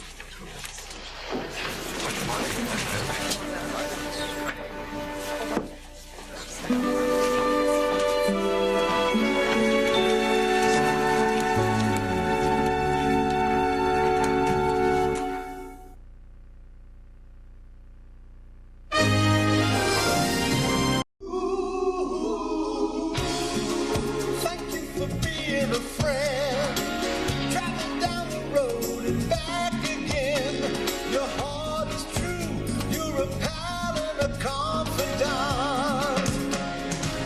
And if you threw a party, invited everyone you knew, you would see the biggest gift would be for me. And the card and text would say, thank you for being a friend. Thank you for being a friend. Thank you for being a friend. Thank you for being a friend.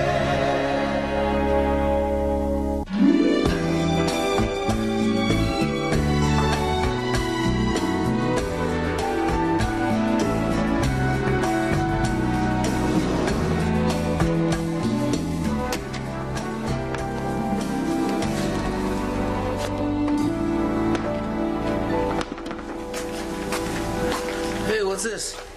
Oh, Vincent Vale, that self-help guru, he's holding a seminar here this week, man. I read his book, Ready, Willing, and Able. It should be really good. Ready, willing, and able. Hey, I saw that movie on the Naughty Network.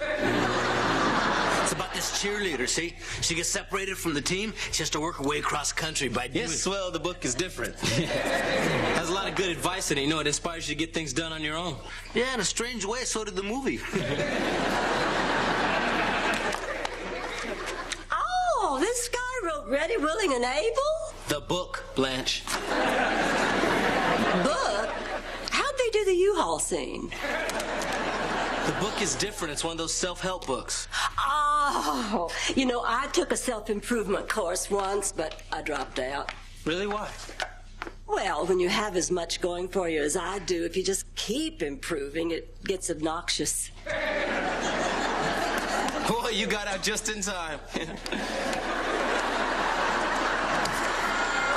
Oh, Mr. DiCarlo, there you are. Please, I've been here a week.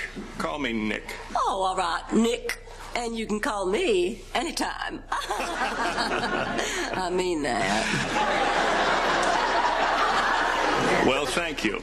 You know, I haven't seen nearly enough of you during your stay here with us. Blanche, I see you every time I come in from the pool. I know, but you always have your robe on. I mean that. Hello, Monsieur DiCarlo. You're up early this morning. Oh, it was hard not to be after that wake-up call you gave me. Oh, that's an old St. Olaf custom. Rise and shine. Here's a peck on the face. Give me a little smile. Hoist me by the waist. Fill the tub with water. Spank me like your daughter.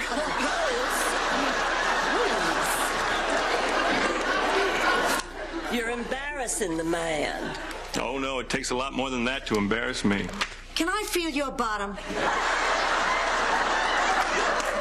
Sophia! He's gorgeous. Stop that. Ladies, I'm afraid I have a little problem. I was expecting a check to be wired, and, well, I just found out that it's not going to come, and you won't be able to pay your bill right away? Well, not in the traditional sense, but I do have a proposition for you. Count me in. You're on. Deal. Actually, I'd like to start in your kitchen. Kinky. Cool. I'm hip. No, ladies, please, I want to start working in your kitchen to pay off my bill. Now, we couldn't let you do that, not a man of your stature. Maybe we could find you a job more in keeping with what you normally do. That's right. We could do that. What is it you normally do? I'm a gigolo. What? I'm a gigolo. Oh,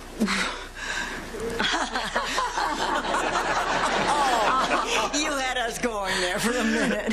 No, what do you really do? I find wealthy older women become romantically involved with them, and they support me with their money.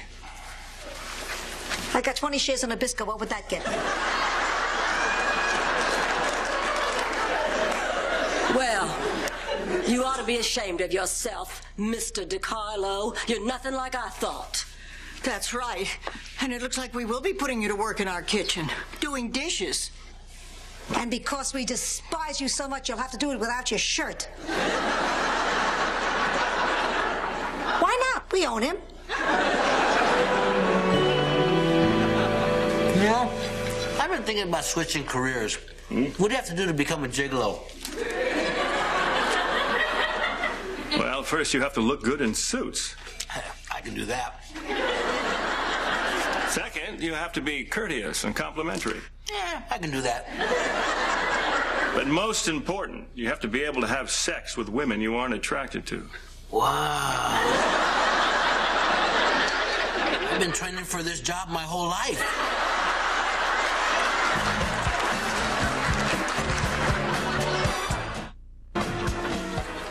Oh, Blanche, bad news. Don Prescott won't be able to take you to the yacht club ball tonight. What? Oh! Well, that's what I get for lining up a blind date for the biggest event of the year. He better have one hell of an excuse. He died. And? Blanche! Well, I'm sorry, but you don't know what this dance means to me, Rose. All my friends are going to be there. And I bought a really expensive dress just for the occasion. Blanche, Don died. It's a fabulous dress. Excuse me, I couldn't help overhearing. I'm available tonight. I could fill in for the deceased. Oh, that isn't necessary, Nick. All Don has to do is lie there.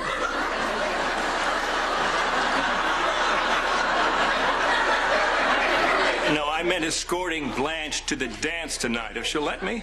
Well, I just hate the whole idea of what you do. But it's a fabulous dress. Blanche! Well, I have no choice. Shall I drive? Yes. Donald's brother was gonna drive, but he probably has an excuse, too.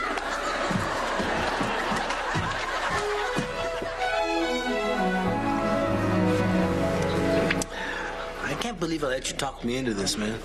I don't need a self-help seminar. Well, I think you do. Why? What are you talking about? What's wrong with me? Well, it's just...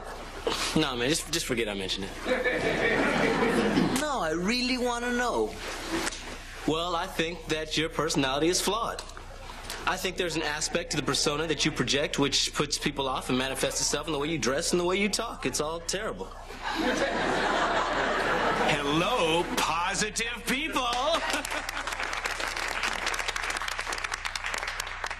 The point of this seminar is that you can have everything you want as long as you're ready, willing, and able, sir. That's good, Roland. This week is going to be an exercise in personal willpower, but before we begin, does anyone have any questions? Yeah. Yes. What do you think of the way I'm dressed? It doesn't work. Now, at the end of the seminar, we will test our personal strength with the fire walk. The what walk? The fire walk. See, you confront your personal fears by walking across a bed of hot coals. What's your biggest fear, man? Walking across a bed of hot coals? Look, I promise you, after you walk across these coals, you're going to be a different man. Yeah, instead of being chewy, I'll be crispy.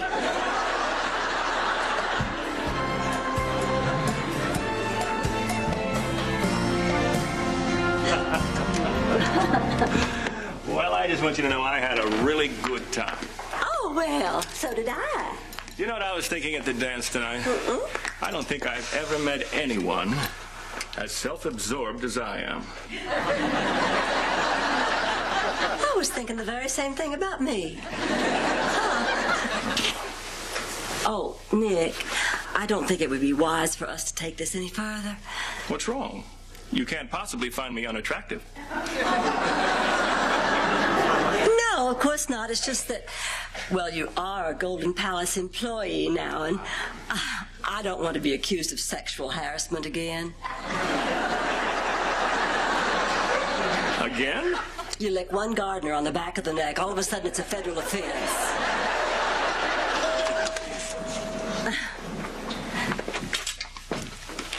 We both know it's in our best interest to ignore the unquenchable yearning that burns like a fire in our bellies.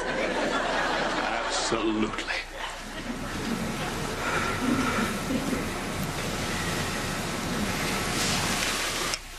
Not the hair.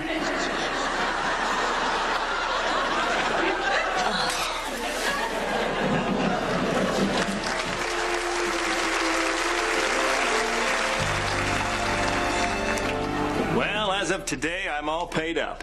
Already? Sophia gave me time and a half for doing the dishes in my Speedo. Well, now that you're a free man, what are your plans? Actually, being with you has made me think of getting out of this gigolo business. Really? Mm-hmm. Well, what would you do? Well, my brother owns a hardware store in my hometown, Carlinton, Indiana. He's been trying to get me up there for years. Maybe it's time to do that. Oh, no, Nick, don't go. Oh, we're having so much fun here. Why don't you just stay here with me while you look for a job? Well, you can always help out around here. Well, it has been nice. Even if I do have the hands of a longshoreman now. Oh, your hands are much softer than theirs were. Besides, you won't have to wash any dishes. What will I have to do? Well, don't worry. We'll find something.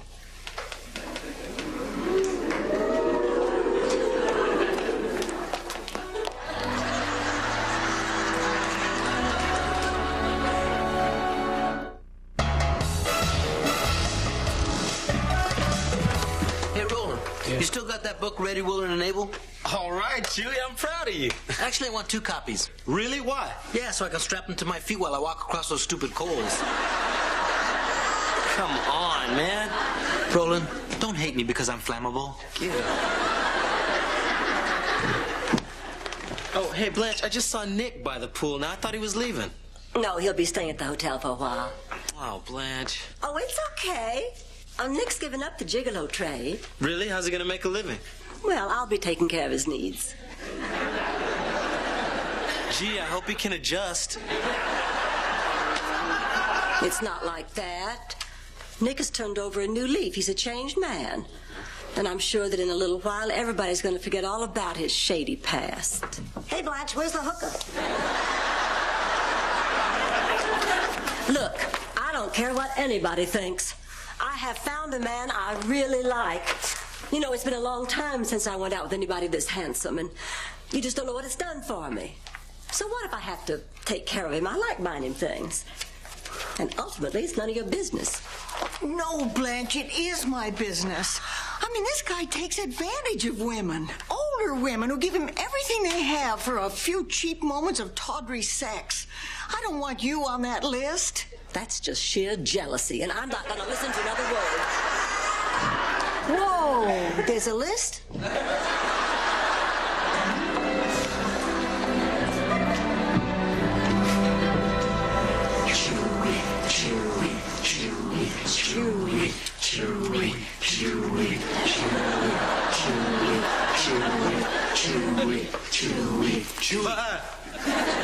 We're waiting.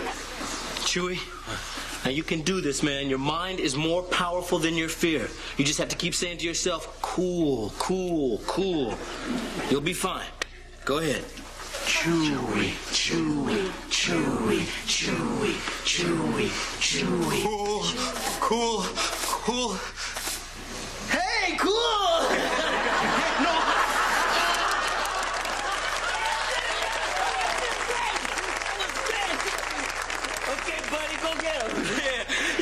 No reason for me to do this. I mean, I'm somebody who's already got his act together. I'm already making my dreams come true. You're chicken, aren't you? And I don't want to be barbecue chicken. Hey, Roland, you can do anything, man. Look at all you've accomplished, huh? Okay, you may be a little bit scared. Okay, you're not scared, okay. But you've got the power, and you're not a quitter. Your feet hurt, don't they? They're killing me. But that's not the point. If you want to make your dreams come true, you got to do this. Now, come on, man. I got faith in you. Come on, Roland. You can do this. Get up there. Just think. Concentrate. Rolling, rolling, rolling, rolling.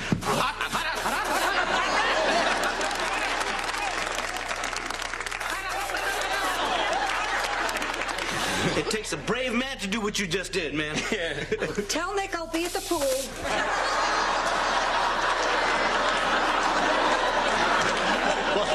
A brave man or an old lady with no circulation in her feet.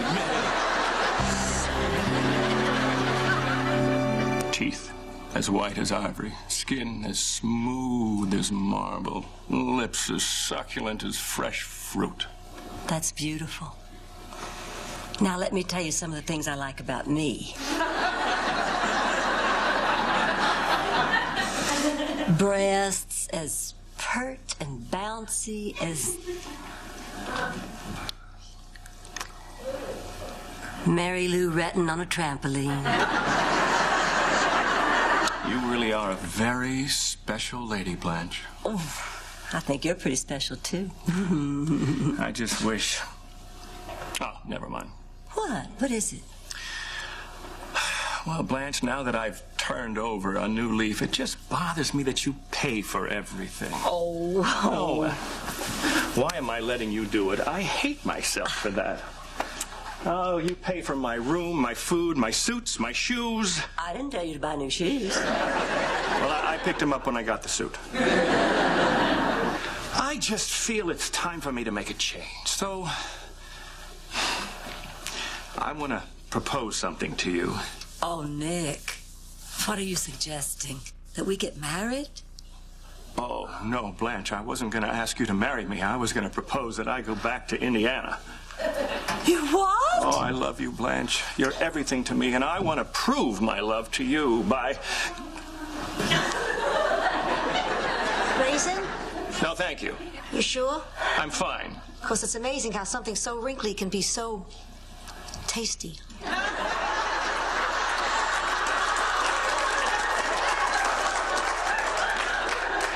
I said no thank you. How about an old prune? Sophia. That was a double entendre. Yeah, I know what it was. Here, now you just get out. Get out. Anyway, Blanche, I want to take care of you. So I'm going to swallow my pride, work in my brother's store, save up some money, and then come back for you. Nick! Yeah. Oh, you don't know how happy this makes me. Oh. Oops. Want to pick that up, Nick?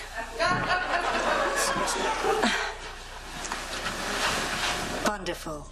Simply wonderful. Here, you get out of here. Get out. Oh, come on, that was clever. Sophia. So when are you going to Indiana? Tonight. I just figure the sooner I go, the sooner I can come back. Oh, well, all right. Well, do you have everything you need? Oh, pretty much. Oh, this is ironic after what I just said. I could use some money.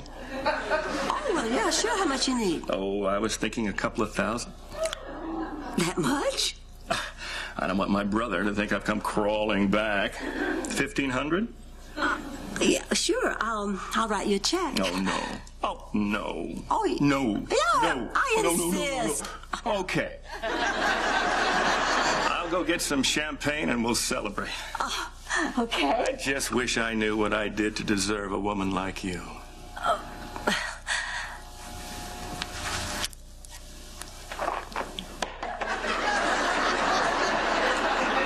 I'm not picking that up, Sophia.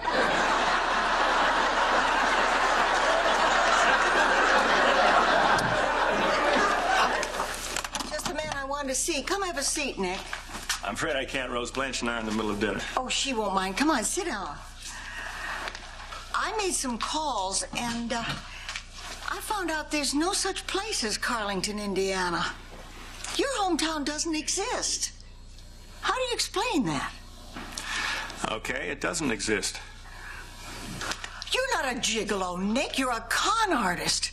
And I have a feeling there are quite a few people who'd like to see you. I'd hate to have to tell them where you are. You're going to ruin this for me, aren't you, Rose? Wait! Can I at least say goodbye to Blanche? Make it quick.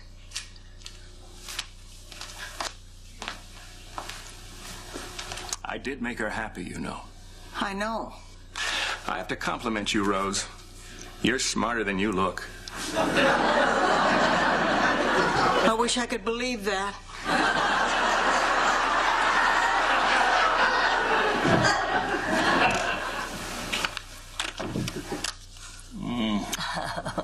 Here's the money you wanted. Oh, and then some. Well, I wanted to get you off to a good start. It'll bring you back to me that much quicker. Oh, sweetheart, I'm at a loss for words. Some words just came to me. You know, I can't take your money. Although, believe me, I'd love to.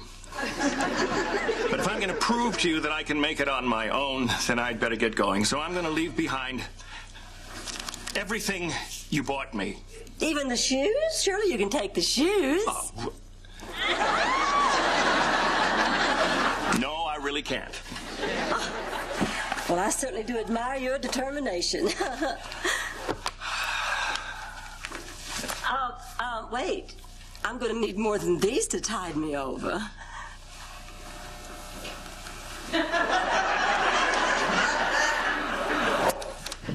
Oh, look, it's almost time for my favorite show, Cops.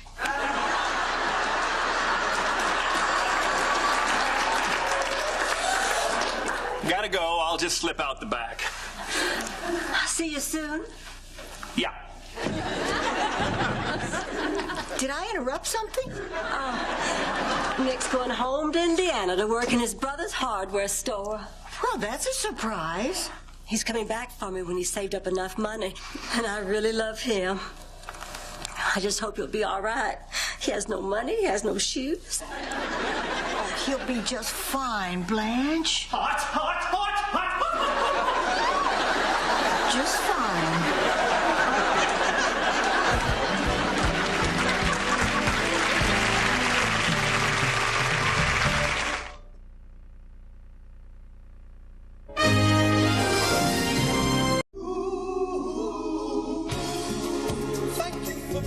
being a friend.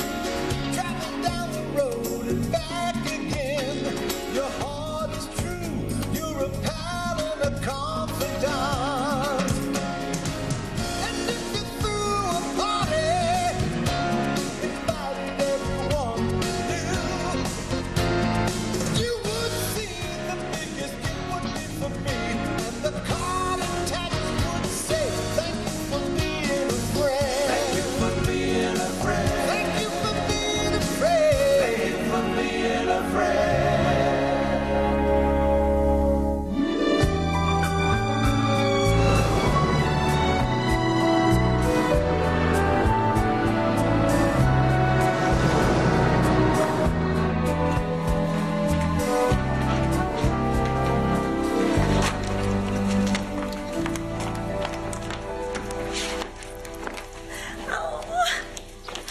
I still cannot believe that we got Bill and Milton to do their live radio broadcast from our hotel. It's going to give us so much publicity. And Lord knows, with business as slow as it's been, we need it. Yep. There it is. How's it look? Oh, looks just fine, just fine. Back to the kitchen now. What? That's it? No thanks? No gratitude? I mean, you get me all hot and sweaty, work me like crazy, and then send me away? Man, I feel like one of your dates. But I guess you'll want to run back to the Arco station and brag to all your buddies. No, good, good. I can't wait to see you too, Mom. Okay, yeah, this is great. This is terrible. My parents are coming to see me, and I think my dad has some bad news to tell me. Why, what makes you think so? Well, he called me Rolly. So? So the last time he called me Rolly, he told me I'd been cut from the Little League team. How come the coach didn't tell you? He was the coach. Well, what do you think it is this time? Taffy's dead. Who's Taffy? Our dog. Your mother and Dad would fly all the way down here just to tell you a dog died. It wasn't just a dog, Blanche. It's a part of our family. We had her for over 14 years. So what do you think she died of?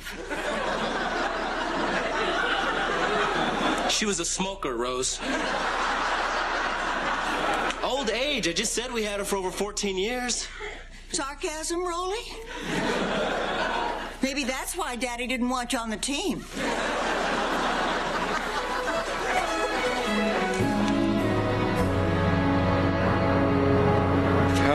Okay, there you go. Thank you. Thank you very much. Thank you very much. Nice. Hi, guys. Hi. Hi. My name's Chewy. Oh, how you doing? Hi. This is Sophia. Hi, Sophia. How are you? Nice to meet you. You guys are the funniest thing I ever heard, and I always wondered why you're not on TV. Although, now I know. Hey, you gonna do one of your practical jokes for incredibly stupid people? I just love that bit. No, we haven't done that in a long time. As a matter of fact, the last time we did that stunt, Milt here had a little mishap. Yeah, according to Bill here, some tranquilizers don't work on some alligators. Here we go again. We pulled him off you, didn't we? You tied live chickens to my feet. It was funny, wasn't it? I lost a toe. We found it. Well, Hey, it's a shame you don't do those jokes anymore because I know the perfect victim for your show tonight. Oh, really? Yeah, but the stuff we did was so outrageous. We could do the Penn and Teller bit, though. Are you sure this person is stupid enough to fall for one of our practical jokes?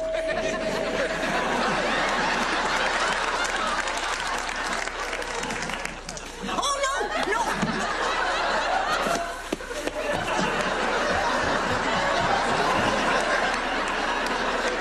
You're gonna have to trust me on this one.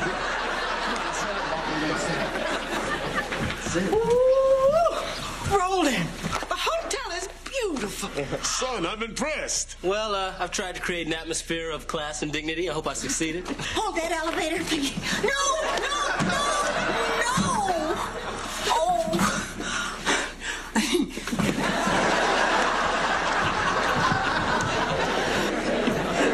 Shouldn't you call the owners and tell them there's a crazy woman loose in the hotel? Well, you know, actually, that is one of the... Yeah, why not go ahead and make that call? First, show us to our rooms. We want to get cleaned up before we eat. Okay, how long are we going to do this? Do what? Act like there's nothing wrong. You guys came down here to tell me some bad news. What is it? I'm sorry, son. We didn't want to break this to you over the phone. Just go ahead, Pop. I have a feeling I know what this is already. Now, Roland, promise you won't take this too hard. You get so easily upset. Mom, look, stop treating me like a child. I'm a mature adult. Just say it. Your mother and I have decided to get a divorce. You and Mommy are gonna do what? I know this comes as a shock to you, honey, but the marriage has been over for years, and we feel it's time to stop pretending. Pretending? What? Are you crazy? You two need each other. Roland, your mother and I have been unhappy for at least 20 years. 20 years? Yes. You two have been unhappy for 20 years of your life? I'm afraid so. So what's another 20? Rolly. No, don't Rolly me. You just blurted this out, man. This is really bad news. You didn't even prepare me or anything, Pop. You didn't even say, sit down, son. God, I thought you came down here to tell me that Taffy died. At least I was wrong about that. Sit down, son. Okay, we're back. We're broadcasting live here from the Golden Palace Hotel, talking to one of its owners. The witty, vivacious, and might I add, lovely Blanche Devereaux. Blanche, say hello to our listeners. Hello. Blanche, do you mind if we ask you a couple of personal questions? Not at all, Bill. Tell us, as a transvestite, do you find that it's harder running a business here in conservative Miami? I beg your pardon, Bill. I am not a transvestite. I'm sorry, transsexual. I always get you guys mixed up. Boy, you know, I get them mixed up too, Bill, especially after a couple of beers. You know, you can never tell. Wait a minute. Listen. Look here. I am a woman. And I was born a woman. Oh. Yeah. You mean a woman trapped in a man's body. Same old story. Yeah. Okay, why don't you tell us about the operation then, Blanche? Yeah. You know, they say sometimes when a man has to have his leg amputated, he can still feel the leg. Yeah, they want to wiggle her toes, you know. Yeah. Did you, ever want to wiggle your toe, Blanche? Or do you keep your toe in a jar? I know mine is. Listen. Now, my name is Blanche Devereaux. I am a woman. I have always been a woman. There must be somebody out there who slept with me. Oh, Rose. How about a nice round of applause for our guest, Mr. Blanche Devereaux? Right here. Thank you. What the hell? Attention's attention. Well, Milt, I see by my watch it's time for a little audience participation, and we're going to try an old favorite called Have a Little Faith. I love that. Yeah, me too. Now, we're going to need a volunteer for this game. Now, anybody here want to play? Rose, what are you waiting for? Raise your hand. I don't think so. Why should I go up and let them make me look like a fool? I mean, what's in it for me? As a prize, we'll be giving away these 3 magic beans. Oh, we have a volunteer. Come right over here, sweet thing. Tell us what's your name. Rose Nyland. Hi, Rose Nyland. How are you? That's catchy. Now, in order for you to win these beans, you have to answer 3 trivia questions. How are you on farm trivia? Oh, I'm great on farm trivia. I used to live on a farm. Isn't that a coincidence? Absolutely. Boy, this'll be easy. And I have faith that you can do it. Don't you, Milt? I'd be willing to bet my life on it, Billy. I'll take that bet, Milt. Okay, boys? Yes, sir. All right, radio listeners at home, we have a tank of water in front of us. Now, Milt, I double dare you to stay submerged in this tank of water until Rose successfully answers all 3 farm trivia questions. Boy, I don't think I could pass up an opportunity like that, Bill. Get on it. Wait, how's he going to breathe in there? Well, he can't. That's the point.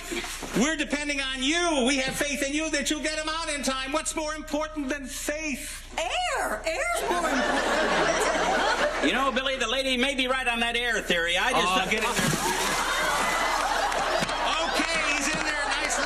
there. Nicely sealed up. Okay, now let's get to question number 1. But before we get to question number 1, Rose, tell us about yourself. Where are you from? Señor, well, what does it matter? I mean, just ask the question. Oh, all right. Question question number 1. What do you call a baby goose? Gosling. Gosling, that's very good. Okay, question number 2. Pay attention, dear. Name a machine that you find... Tractor. No, well, wait till I finish the question, dear. It's not really fair unless you let me finish the question. I'm sorry. Okay. Name a machine that you find on a farm.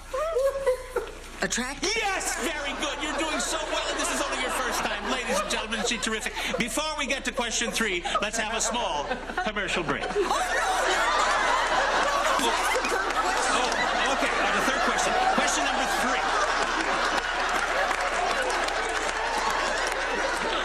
3. Name 50 things that a farmer plants. 50? You want 50? Well, there's 1,000 of them. Come on, you can rip them off like that. Let's go. Wheat. Yeah. Barley. Yeah. Rice. Good. Cotton. Yes. Corn. Yes. How many is that? Let me see. You said wheat, barley. Oh, never mind. Peas, lettuce, cauliflower, corn. Nope, you already said corn. Did not. Did too. Didn't she vote? She already said corn. Yay! What does it matter? Get him out of there. He's going to drown. Well, we can't change the rules unless I check with my partner. Just a minute. Sweetie, honey, do you want out? He loves it in there. He's like a fish. Go on, come on, you're doing great. Oh, my God. Parsnips, turnips, yams, sugar beets, watercress, hominy, marijuana. Oh, my God. Hey, it may be illegal, but it's a cash crop. No. Oh, my God. Somebody call an ambulance, quick. No, wait. Help! I'm a doctor. Maybe I can help. Oh, please, anything. This man is dead. Oh, no. And I have a very strong hunch he drowned. Oh, no. Goodbye, funny face. You killed my partner. Did you hear that, Miami? Rose Nyland killed my partner.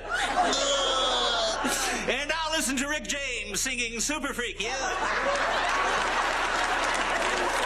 I'm sorry. I'm so sorry. I didn't mean to kill him. I'm a bad girl. I'm a bad, stupid girl. Sophia, this prank on Rose has gone too far. Don't be a baby. This is horrible. How can you do this? Rose is the sweetest woman in the world. And while you're standing out here laughing, she's probably sitting in the lobby crying her eyes out. I see what you're saying. I should be in there watching that.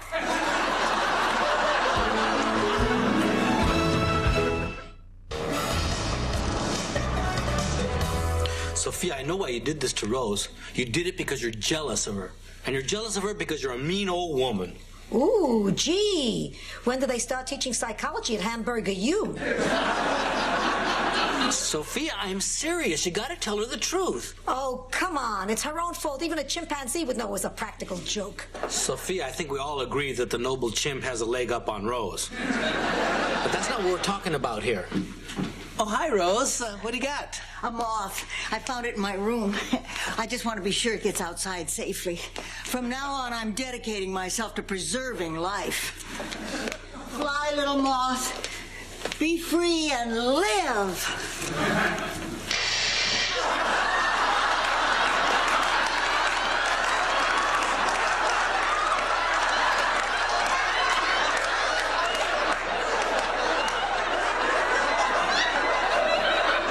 Did I mention we got a great deal on a bug zapper?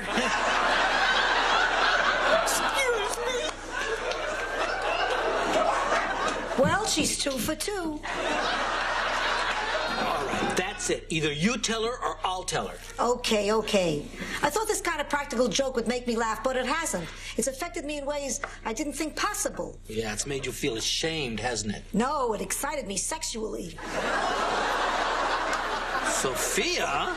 I'm as shocked as you are. Roland, I think I could really help your parents. You know, my husband George and I spent some time at a marriage counselor, and I really learned a lot. I learned how to be detached and objective. See, you're too emotionally involved to be of any real help. No, now you know what I think? No, I don't care what you think, Blanche. Now look, if my parents don't realize that they belong together, then I'm gonna show them. I think and Blanche, I don't need your help. Well... So until I find a place of my own, I'll just move in with Roland. Whatever. Blanche, I need your help. Hey, Guys, Blanche wants to talk to you for a second. Hello again. Now, I want you both to realize that I've had considerable experience in mediating problems like yours. Well, that's very kind of you, but this is rather a personal matter. Personal matters are my specialty. Now, Louise, what was your first indication that there might be a problem in the marriage? Well, if you must know, it began in the bedroom. Ho! No.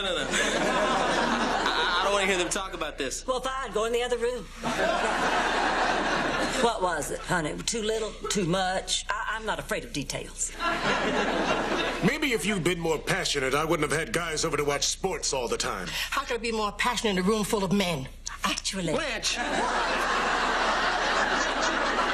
Look, this is crazy. This just is not going to work. Roland, will you please give this a chance? All these people need is a third party who's not personally involved. Yeah, but Now, Joey, Louise, you know, a marriage doesn't break up over just one issue. Now, there must have been other conflicts. Of course. Louise lost all of our life savings gambling. What? Wait a minute, nobody ever told me that. Mom, I had no idea you knew how to gamble. Well, apparently she doesn't. You know, my husband and I used to play the horses. Well, I wouldn't gamble if you would stay home on the weekends. Why? So I can listen to you nag about how I don't make enough money? We loved all those little riding crops and saddles. Better a nagging woman than a man who can't control his tears. Even men have a change of life, Louise. Of course, we never actually made it to the track.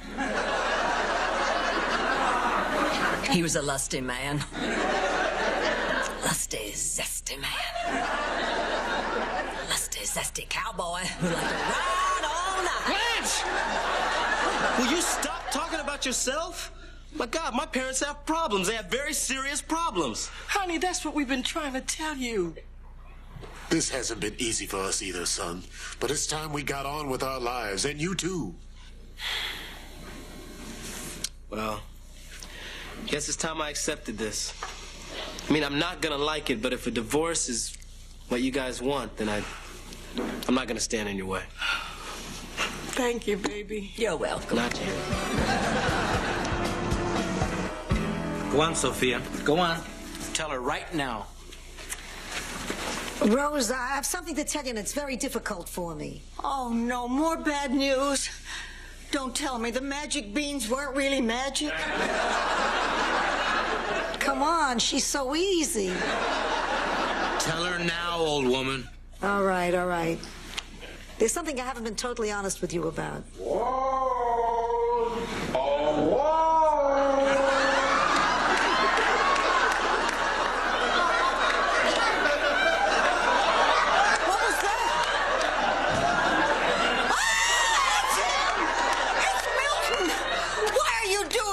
Why are you tormenting me? In life, you were my murderer. In death, I'm yours. Stop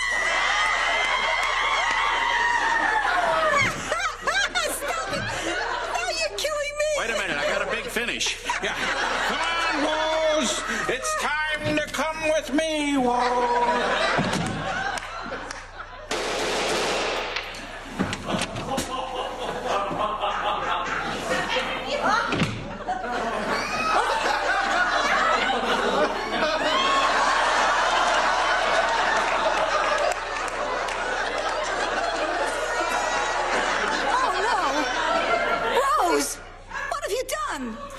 It's over.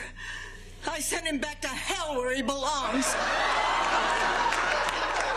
You killed him? You really killed him? Yes. Why? Oh, sweet Mary, Mother of God, this is horrible. I gotta hide. What's wrong? What's wrong? You killed a man. I killed a ghost. You killed a man, you idiot. I don't understand. It was a joke. I was pulling a joke on you. Milton wasn't really dead. It was all just a big joke. Sophia, you took the words right out of my mouth.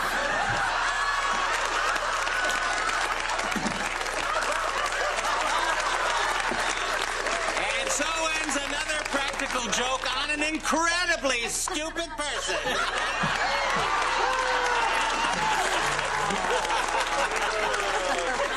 Did you have a good time, ma'am? Oh, I sure did. How about you, sir? I am a woman, damn it. Prove it. Well, fine. fine. How about starting off with dinner? Fine, I'm right behind you. Can't believe how this transvestite bit works every time.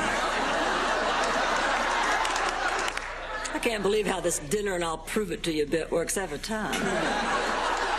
I don't believe this. Rose, you knew? The whole time. We all did. When you went to Milton and Bill, they came to me. They felt anybody as vindictive as you deserved a practical joke. So, who's the incredibly stupid one now? So you had this all planned, even down to the moth and the bug zapper? No, that was an unfortunate accident. I hope you're all satisfied. This was a terrible thing to do to an old lady. It's not funny. You really had me scared. You really had me...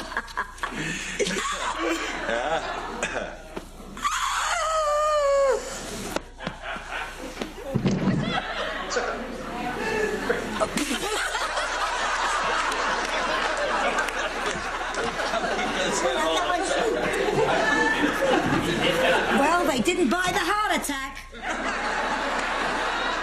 Put the joke's on them. I think I broke my hip.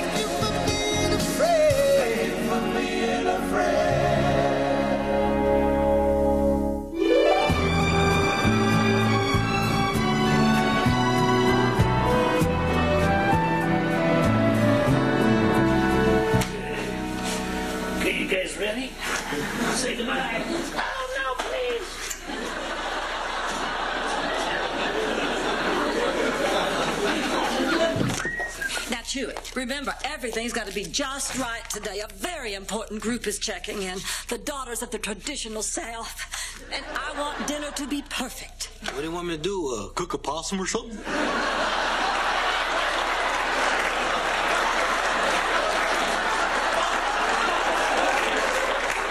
Chewie, this means a lot to me. Well, I took care of all the rooms for your Southern Belles like you asked. I put a mint on every pillow.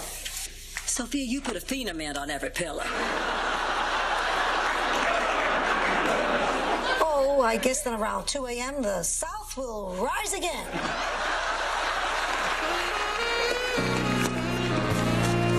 Hi, Oliver. Did you finish your homework? Are we going to do this every day? I finished my science. I'll do my math later. Maybe I better look at your science just to be sure it's all right. Fine. It's on the electromagnetic pull of astral black holes and their effect on ultraviolet rays. Well, this looks fine. Hi, reservation for Smith. Would you sign here, please? Blanche, do you see that couple over there? Don't look. What about them? Oh, come on. Don't tell me you don't see. Don't look. What about them, Rose? He told me his name was Smith, and I know it isn't. Now, do you know what that means? Yeah. That room's going to be available again in a couple of hours. Here you go, Mr. Smith, room 207. Why did you do that, Blanche? I used to work with that man's wife. I've seen him at Christmas parties. Oh, thank God he didn't recognize me without my elf costume. Aren't you glad we decided you shouldn't wear your elf costume here? There was nothing to decide. Didn't make much sense to wear it after you cut the bells off. The point is, there is sin going on in our hotel. Rose, I'm sorry, but that is one glass house I really don't feel qualified to throw stones at. But it's wrong. What's wrong? Oh, Rose is on the snit because some guy is shacked up in 207. I know his wife. It's wrong. Well, wait a minute, Rose. We're in the hotel business. Now, it's not up to us to make moral judgments about the people staying in the hotel. Daughters of the traditional South? Those bigots in bonnets aren't staying in this hotel.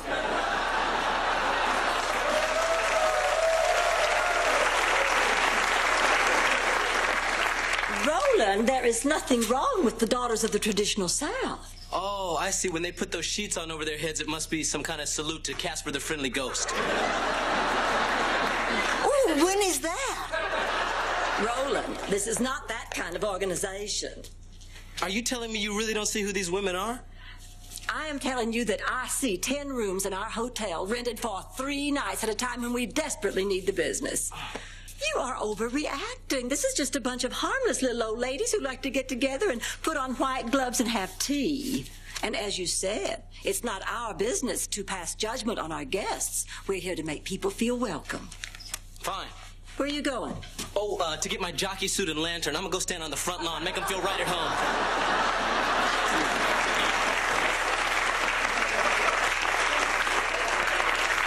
Well, this just doesn't seem fair. Rose. How come he gets to dress up and I don't?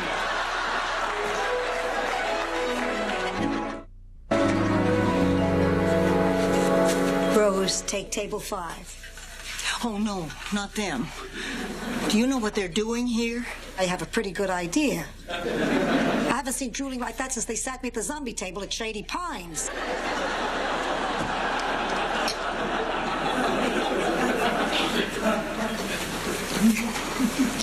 Good evening, sir. And how is your wife tonight? Fine. Thank you. All right, what'll you have? Gee, I'm not sure yet. Honey, should we have some wine while we decide? Sure. What do you suggest? I have a lovely Chardonnay that might be nice before you burn in hell for the rest of your lives.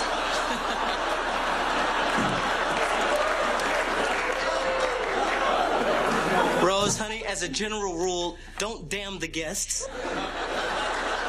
I'm sorry, but this is a very personal matter to me. I've seen this all before. Let me tell you a little story about a couple I knew back in St. Olaf.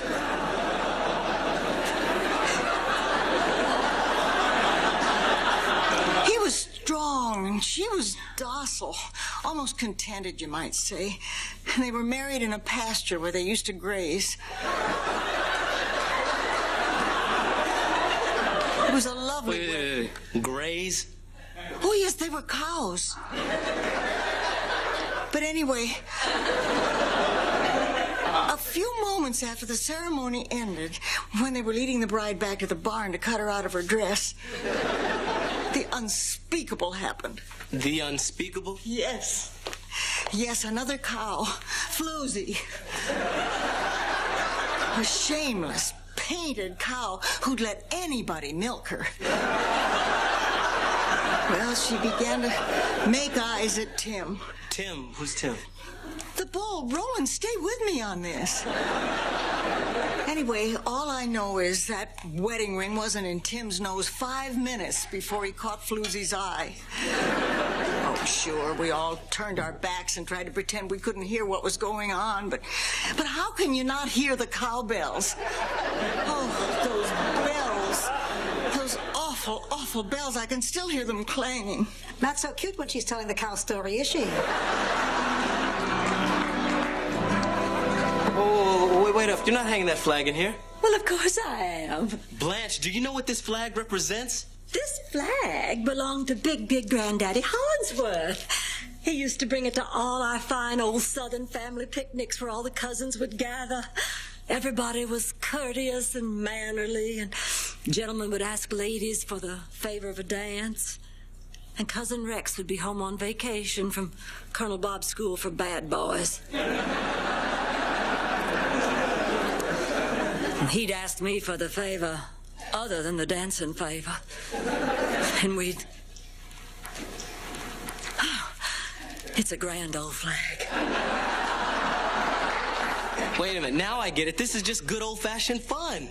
Yes. Okay, well, say, how about on Tuesday nights we hang the Nazi flag, hire an oompa band, and dress you up like Eva Braun? This is not the same as the Nazi flag. Yeah, well, it is to me, Blanche. Look, when you look at this flag, you see some southern fairy tale with a guy who looks like Burl Ives dressed in a white suit tipping his hat to you saying, "Evening, Miss Blanche." Evening. Oh, I'm sorry, Roland. You were making a point. That's not funny, Blanche. Well, that's ancient history, and you know it. Things aren't like that anymore. Uh-oh, here they come. So, are we going to check them in? Can we afford not to? After they're checked in, Blanche, I want this flag to come down. Well, welcome, ladies, to the Golden Palace. Please don't eat the mince.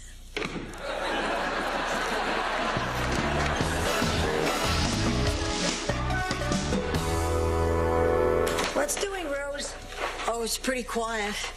I've just been calling the Smiths every minute and a half so they won't have time to start rolling around.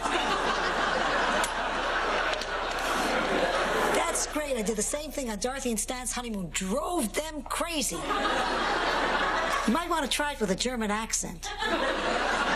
Sophia, you're terrible. Achtung!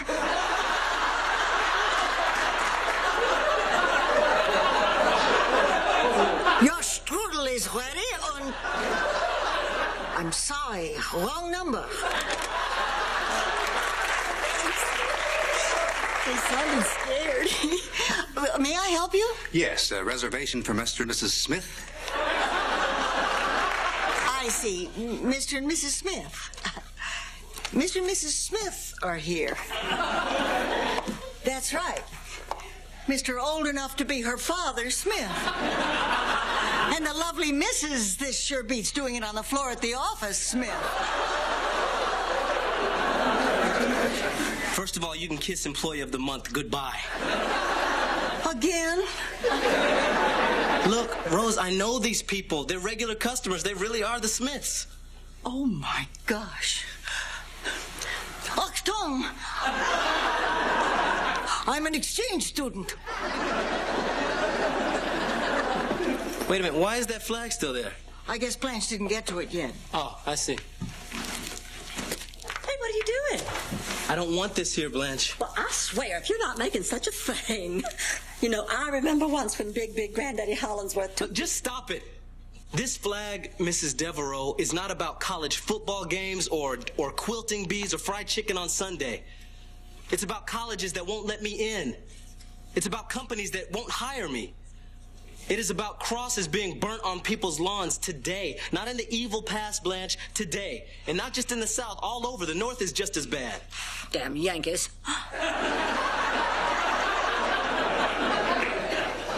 You honestly don't get this, do you? I don't see where there's anything to get. This is just a flag. To me, this is just a bunch of wonderful family memories. Well, I don't think I want to work for anybody who feels that way. I don't think I can. But Roland... I'm just going to look for another job, Blanche.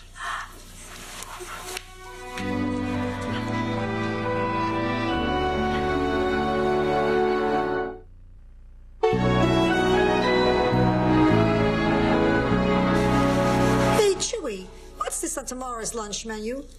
Sausage on split bread? That's a hot dog. Who's gonna want that? Hey, let me tell you something.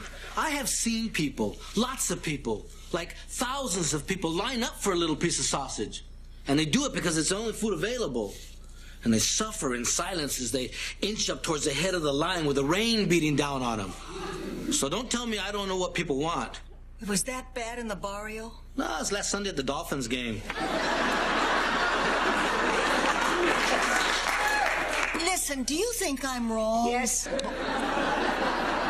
Well, don't you think you should let me finish my sentence? No. Look, there's a couple in this hotel committing adultery. And I know it's not the in thing, but I happen to believe in family values. Oh, don't start with family values. After Sal died, I had to be a single parent. And I took care of Dorothy the best I could. Oh, Sophia, Dorothy took care of you. Oh, that would explain the free food. Well, I still think we should have a policy against people coming to our hotel to commit adultery. Rose, will you loosen up? Now, don't tell me you never went to a hotel to have a little fun. Well, I may have gone, but not with somebody else's husband. Well, actually, once I did wind up in a hotel bed with someone other than Charlie, but it was an accident, I swear it. You had an affair, Rose Nyland, little Miss Goody Two-Shoes? Well, I'm shocked. I don't know what to say. It wasn't an affair, technically. See, Charlie and I used to go to the St. Olaf Hotel every few months to spice things up. We'd have a nice dinner and go up to our room and dress up like our favorite storybook characters. And then make love. Nothing unusual. Perfectly normal. Yikes. Well, one night, Charlie went in the bathroom to put on... Well, this is a little embarrassing. Come on, Rose, we're all adults here. There's nothing to be embarrassed about. Come on. He went in to dress up like the big bad wolf. She's sick. Now stop it. I'm sorry, I just don't understand about people who have to dress up like storybook characters. Of course, I was lucky. Without his clothing, my style looked like Wee Willie Winky anyway. Can I finish my story? Well, when he went into the bathroom, I turned out the lights. Wait a minute, Rose. Why would you bother putting on costumes, then turn out the lights? Now I do feel silly. Rose, the affair. Well, we wanted to order room service, but the St. Olaf Hotel doesn't have it. They just have dumb waiters. Wait, Rose. Are we talking about a little elevator dumbwaiter, or just a guy who was a dumb waiter? Little elevator. But the guy who got off it wasn't that bright either.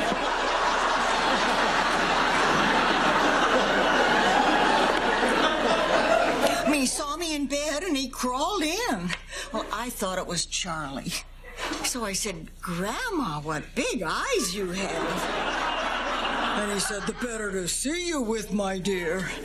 And then I said, Grandma, what big teeth you have. And he said, the better to nibble you with, my dear. And then Charlie came out of the bathroom and he said, who's that sleeping in my bed? I was so confused. I'll bet. Don't take me now, Lord. Don't let this be the last story I ever hear.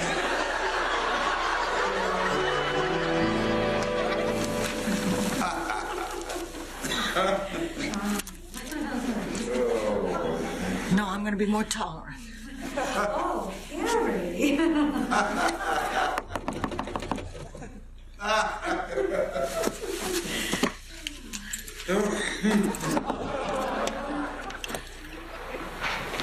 Please, wait, I'm sorry. It won't happen again.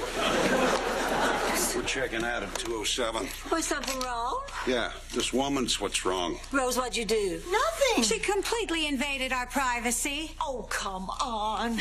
It's not like I got in bed with him. Okay, so I got in bed with him. She started singing hymns. She started babbling something about hearing cowbells ring. You know, this used to be a nice little discreet hotel. What are you turning it into? We're doing the best we can. You shouldn't have her here. And you shouldn't cheat on your wife. My wife is none of your business. It so happens this woman and I have a very special, meaningful relationship. I won't have you cheapen it. Let's go. Arlene. It's Arlene.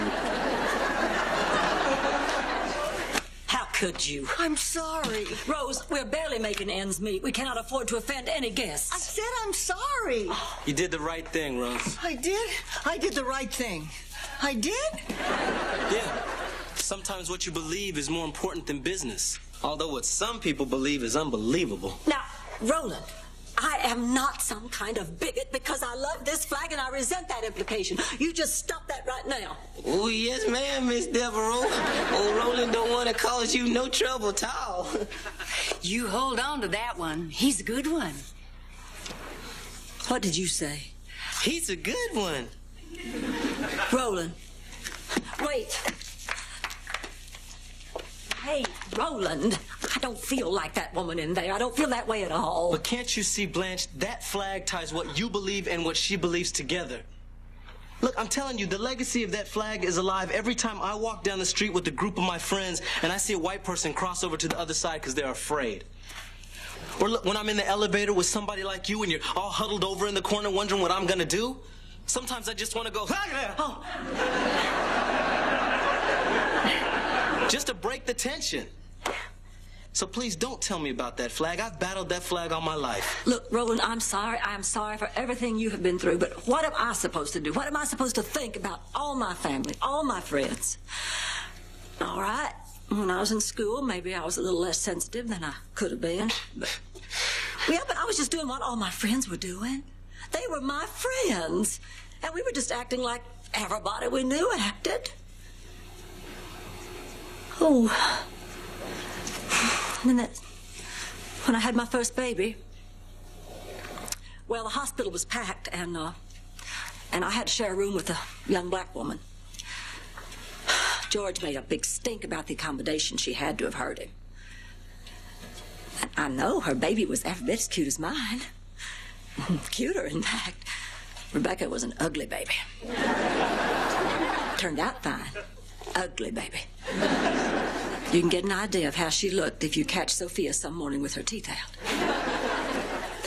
The point is, what am I supposed to do and think about my family now? What am I supposed to think about all those people I love? What am I supposed to think about me? Everything I grew up believing in, all my wonderful memories, they're all tarnished now by... Oh, God. By the truth. I owe you an apology. No, you don't owe me that. Will you stay? Blanche, you really have to start listening to me when I tell you something is bothering me. And I'll try to understand why some of these things mean so much to you. Look, the whole world is messed up right now, and I would like to see that get better, but in order for that to happen, white people are going to have to start making positive assumptions when they see people of color. And people of color could make positive assumptions when they see white people. Man, things are just messed up. Blanche, look, let's just try and get rid of all the barriers and just trust each other, okay?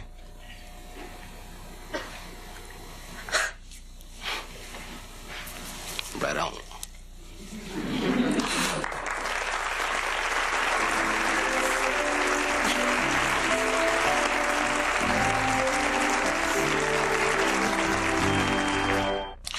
Reservations for Smith. Oh, really? Is there a Mrs. Smith? Har, har. No, but there's Mr. Jones. Oh. Well, that's a relief.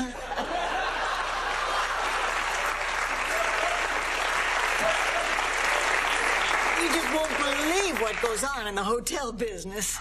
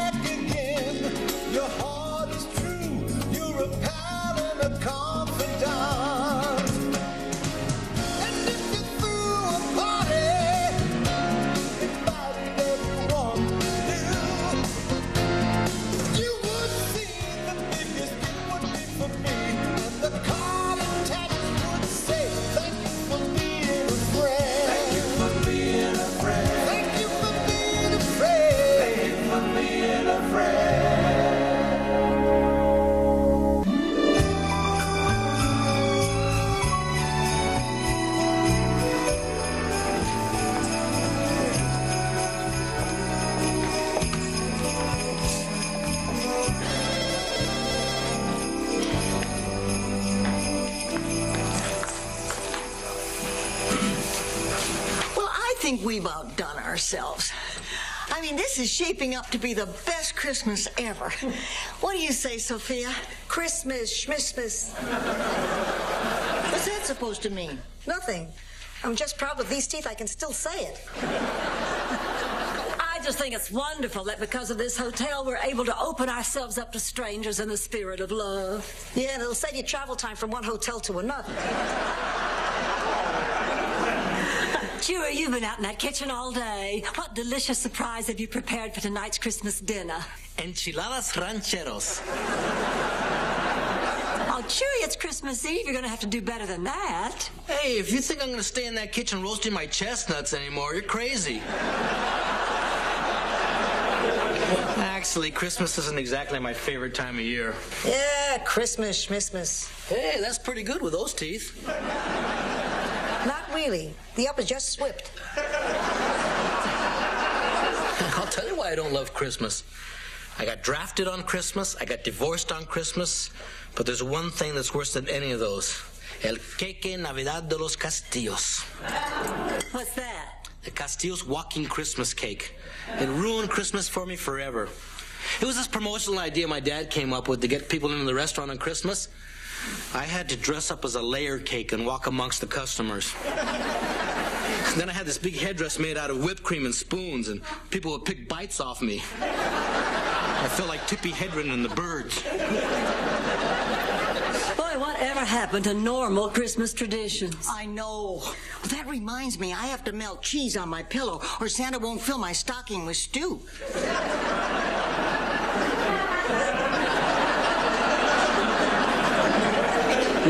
No, I understand. Oh, it'll be my pleasure to help out. Oh, yeah, absolutely. Okay, yeah, you're very welcome. Bye-bye. Who was that? It's a guy I know down at the Children's Hospital. Yeah, they want me to play Santa Claus for the kids tomorrow. Oh. The original Santa fell through. Oh, Roland, this is quite an honor. I hope you've had the necessary training. It's no big deal, Rose. I'm just going to put on a red suit and go down there and pass out some gifts. Oh, no, you're not, Buster. What? The real Santa doesn't go through the motions. If you're going to do this, you're going to do it right. Now, let's see your belly. I beg your pardon? Your belly, mister!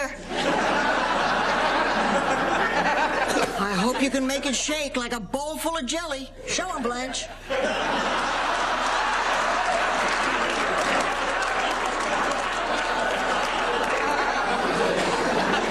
Rose, I do 150 sit-ups every night to get my stomach to look like this. Oh, great, a taut Santa. Oh, we have a lot of work to do, my friend. That's not much of a beard. I hope you can come up with some really good facial hair by tomorrow. Show him, Sophia.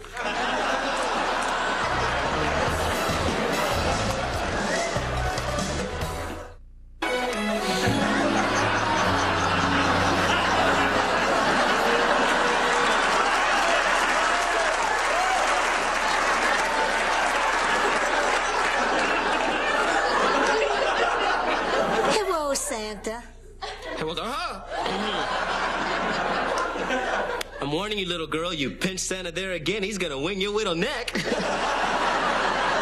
All right, now, ask her what she wants. What do you want for Christmas, little girl? I want to stay on your lap till New Year's. Sophia! All right, how about a sponge bath from the elves? Get off me. Get off me, Sophia. Jolly! Be jolly! Get off me, you disgusting little old woman. You're doing much better, Roland. Don't forget that twinkle in your eye. Yes, sir. May I help you? I'm Dr. Norman Charles from the Inner Strain Seminars. Oh, delighted to meet you. We've been looking forward to your group checking in today. Good. Then we get all this cleaned up. Excuse me? Get rid of all these decorations before we check in. The woman I spoke to on the telephone promised me a strictly Yuletide-free environment. She said it would be no problem to totally ignore Christmas? Actually, she said Christmas schmissmas, which I found rather impressive.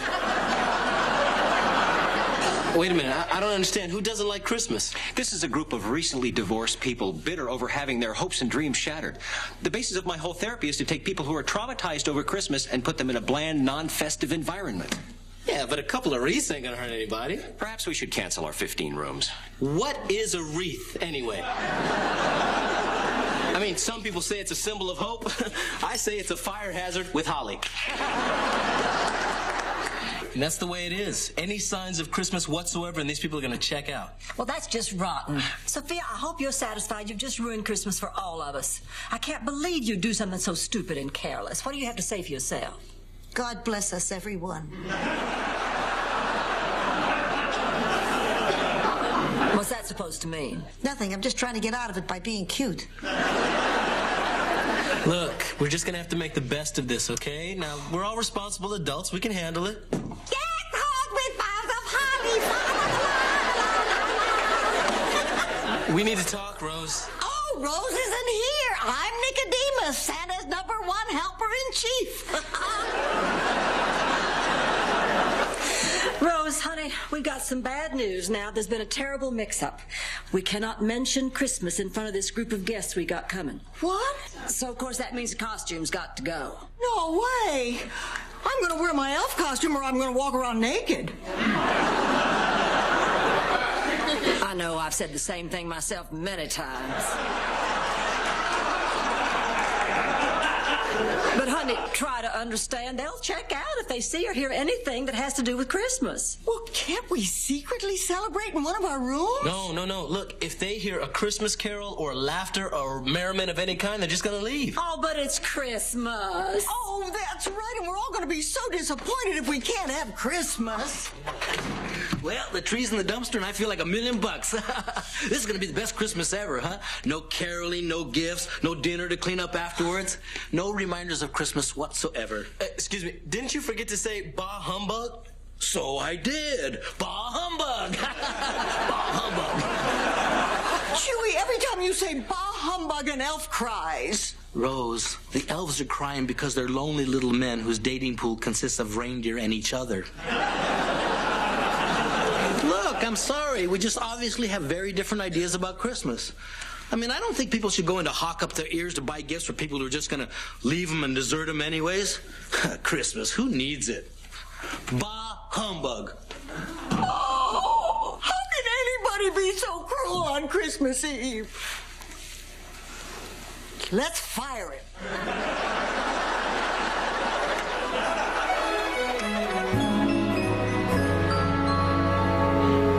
Christmas. Bah humbug. Christmas. Oh, I was having a dream. Yeah, I was just having a... Chewy Castillos. Who are you?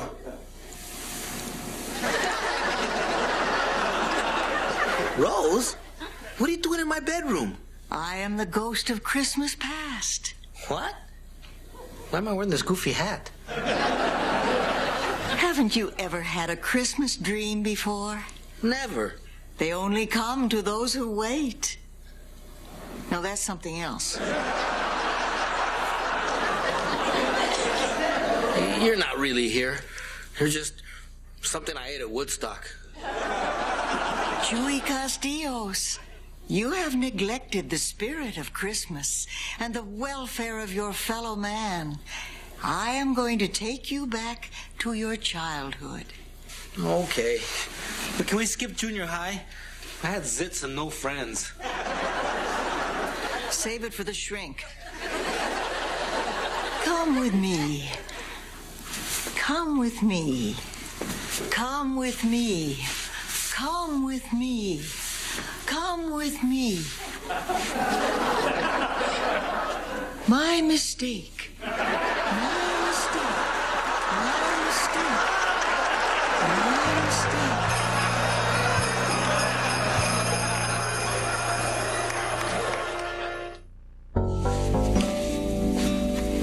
Behold, the kitchen of your father's restaurant that you left 30 years ago. Actually, this is the kitchen of the hotel I left 30 minutes ago. Was there an oven in your father's kitchen? Yes. Was there a sink in your father's kitchen? Yes. Then shut up and work with me on this. Hey, it's my pop. I never realized what a good-looking man he was. Hey, Pop, looking good. He can neither see nor hear us. Who said that? Okay, Chewy. Chewy, come on, mijo. No. Chewy, all the customers are waiting for you, son. Make them go away. I can't do that. They're all waiting for el queque Navidad de los Castillos. We can't have Christmas without you, mijo. Oh, here it comes. I can't look. Look. How bad can it be? Ay, qué chulo.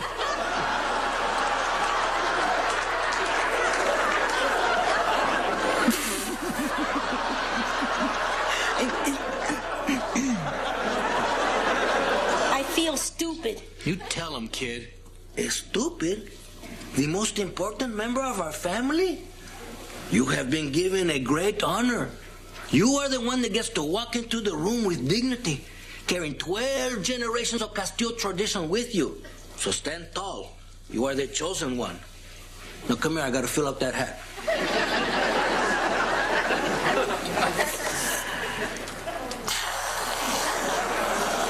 Do you know what it's like to have your head filled with whipped cream?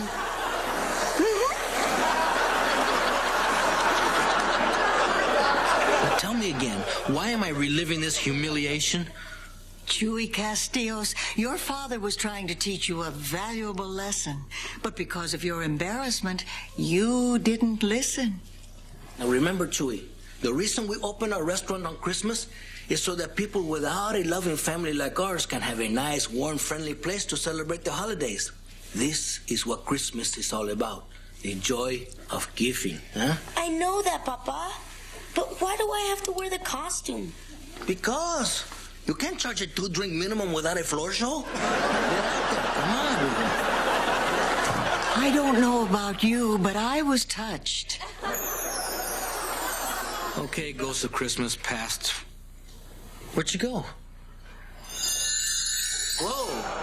Who are you? I am the ghost of Christmas presents.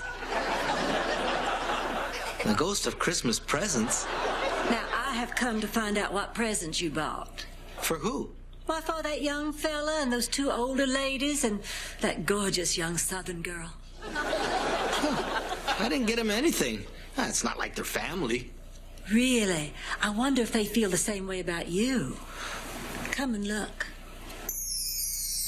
2 turtle doves and a partridge in a pear tree. Okay, I believe you. There is a 48-day version. Boy, the last time I was in a place this cold, they were hanging up Jimmy Hoffa by his... Jingle bells, jingle all the way. Okay. Can we get out of here, please? Oh, I am so sorry. This is the only place we can celebrate the holiday without upsetting the guests. I think what we all need is some more eggnog. You want some nutmeg sprinkled on top of that? Can we get out of here now, please? That's not a very nice Christmas attitude for someone who wants to play St. Nick. Come on, let's hear those reindeer names, Buster. Dancer, Prancer, Donner, Blitzen, freezing frickin' mother. Roland!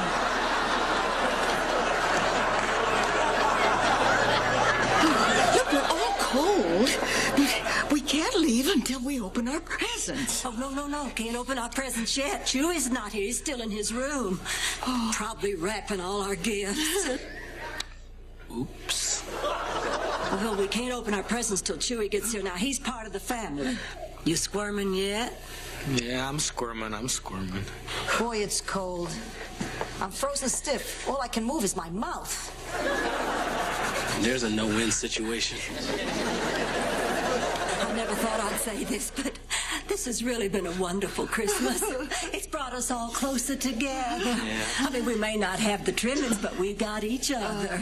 That's really more important than all the fancy parties and presents. You know, that's the thing about Christmas. You know where your home is. I mean, whether you can get there or not, you know where it is. Yeah, it's right here. Yeah. A toast, then, to us.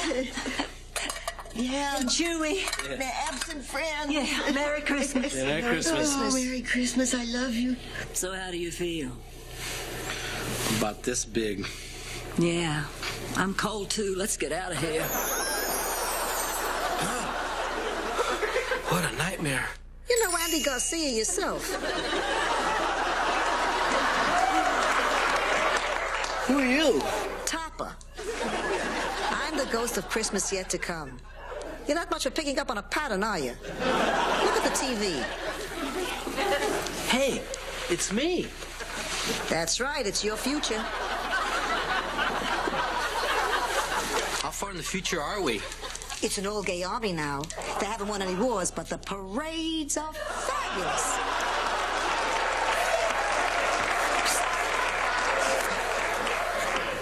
Christmas gift exchange at 5 o'clock. What, are you crazy? You know the new owner doesn't allow us to celebrate Christmas? New owner? You mean the ladies lose the hotel? Rose, it was horrible. What's wrong? I just came from my church social. Henry Richards, the most eligible man in the congregation, he tried to kiss me. Just felt so unclean. I simply cannot ever look at another man ever since that horrible, evil thing married me and then divorced me to get this hotel. Oh, I hate him. Oh, I hate him too. Hey, who is this monster who bought the hotel anyways? Oh, look, it's Mr. Castillos, Prince of Business who drives all lesser mortals before him like leaves in a storm. What's up? Now do you see? Your hatred of Christmas turned you into a greedy, selfish monster who everybody hates. Surely not everybody can hate me. What about Sophia? Hey, where's Sophia? Oh, Mr. Castillos, I know how you hate and despise Christmas, but I was wondering if you perhaps could find it in your heart to let us have a little celebration. You want a celebration? Okay, but we celebrate my way. Oh, Spoonhead! Spoonhead! Come out here! Dance, Spoonhead! Dance, I say!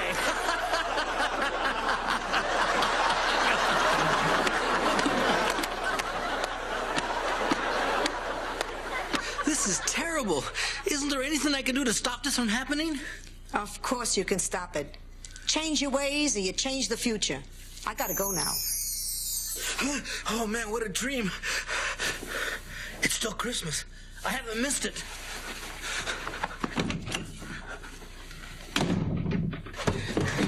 Merry Christmas, everybody! The freezer.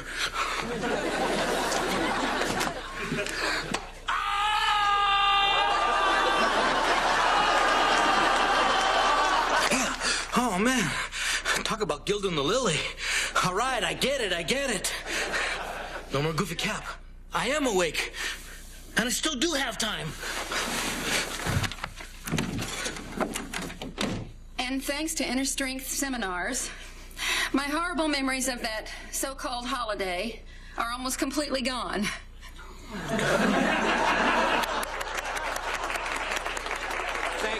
Thank you, Wanda, for that very special testimony on a day like any other day. Merry Christmas! Merry Christmas, everybody! Will you stop it? This is a seminar for people trying to get over Christmas. I used to be just like you. Look, give me a minute. Let me tell you this little story, okay? Look, when I was a kid, I hated Christmas. You know, and my dad was a fair man, but he worked us really hard and he had this real strange way of celebrating Christmas. You know, Rose, thank you for everything you've done. I hope I don't let you down. Oh, don't worry. The minute you put on that red velvet jacket and grab your sack of goodies, you can't help but bring pleasure to people's lives. Merry Christmas, everybody! Merry Christmas!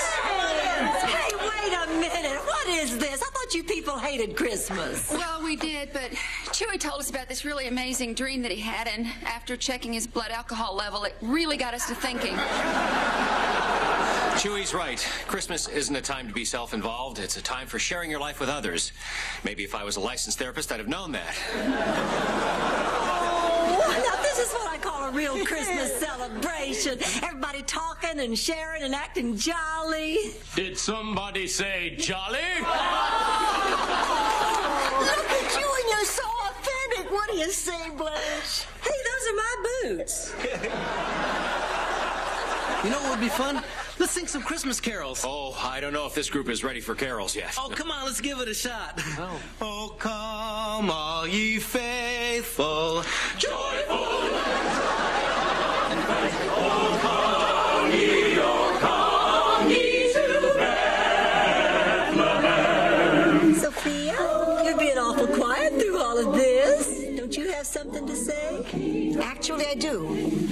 Merry Christmas, Schmissmas to all. And to all, a good night. Oh, come let us adore him, Christ the Lord. Sing choirs of angels, singing exaltation.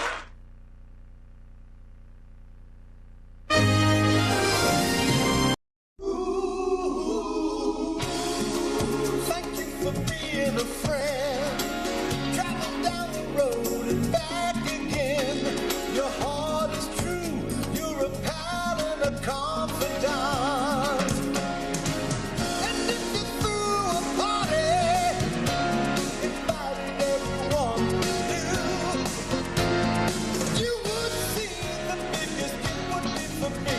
And the card attached would say, thank you for being a friend. Thank you for being a friend. Thank you for being a friend. Thank you for being a friend.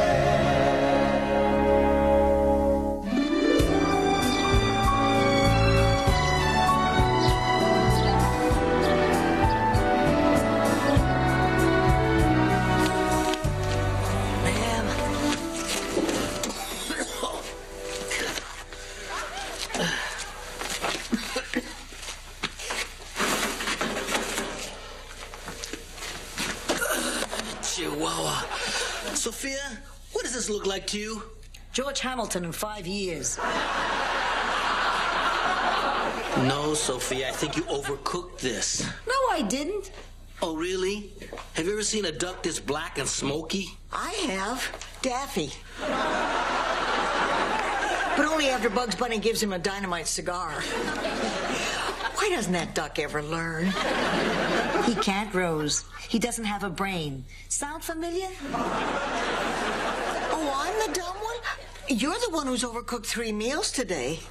In fact, if we had a stupid person race, I think you'd come in first. I'm sorry. Maybe the oven is broken. Oh, it is. Didn't you get the note I left inside the oven? And at the wire, it's Rose by a nose. I'm sorry, Chewy, but things have been a little tight lately. We've been putting off some of the repairs. But I have to have an oven. I explained that to Blanche. She said she'd call the repairman. You had Blanche call the oven repairman? Why is that so bad? Well, she's been seeing him for a year. The only thing he ever services out here is her. Before him, it was the Maytag guy, and believe me, he doesn't look like that because he's lonely. He's exhausted.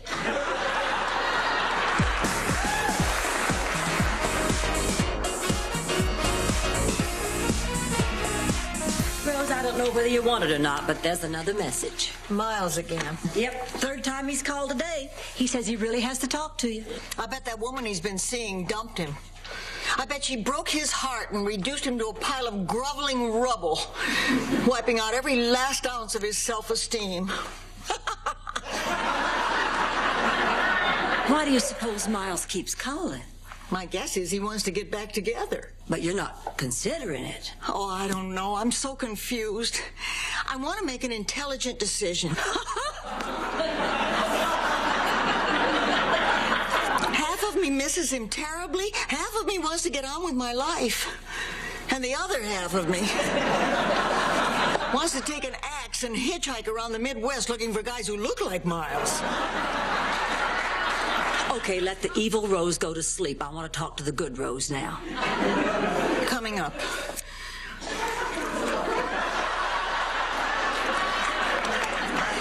Honey, now, I know this is difficult for you, but Miles hurt you, and he's just going to hurt you again unless you're strong.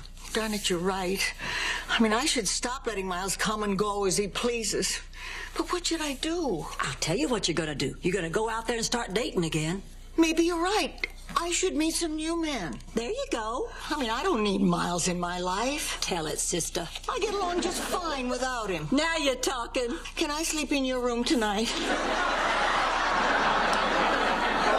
Well, it's going to be a little crowded. But what the hell, it is a great place to meet men.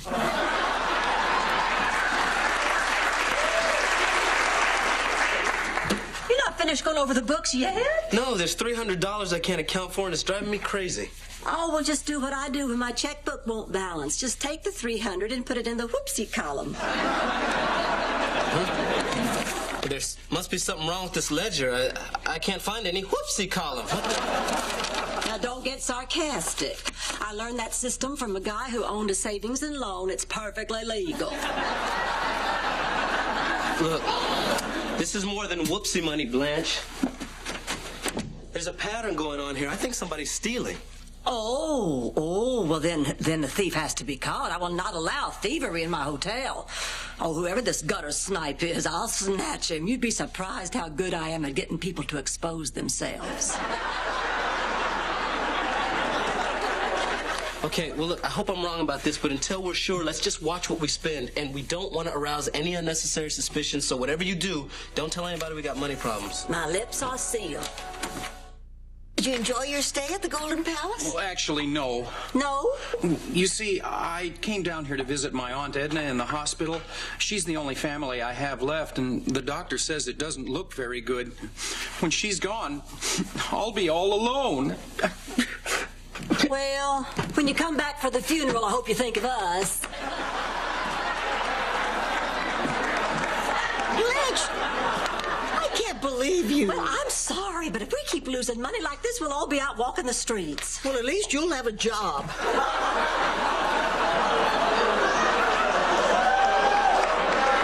Excuse me. Now, you leave my personal life out of this, you nitwit. Don't you take your frustrations out on me, you cheap scallop. The word is trollop, you moron. I am a cheap trollop.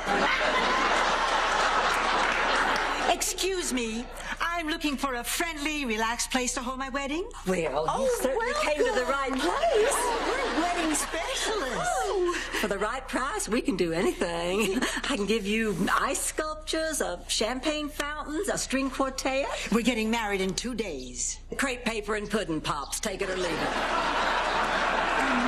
I was hoping for something with a little more romance and class. I have a great idea for a theme, if you don't mind tradition. I call it Contentment Isn't Just for Cows. This is your idea of tradition? It's a St. Olaf tradition. Rose, that's the dumbest thing I ever heard. I love it. It's perfect. I was raised in the country. This sounds like a lot of fun. What do you envision? Well, it's a little daring, but I see the groom in black and the bride in white. You know, classic Holstein colors. Oh, no, not the cow wedding again, Rose. Let me write you a check. It's perfect.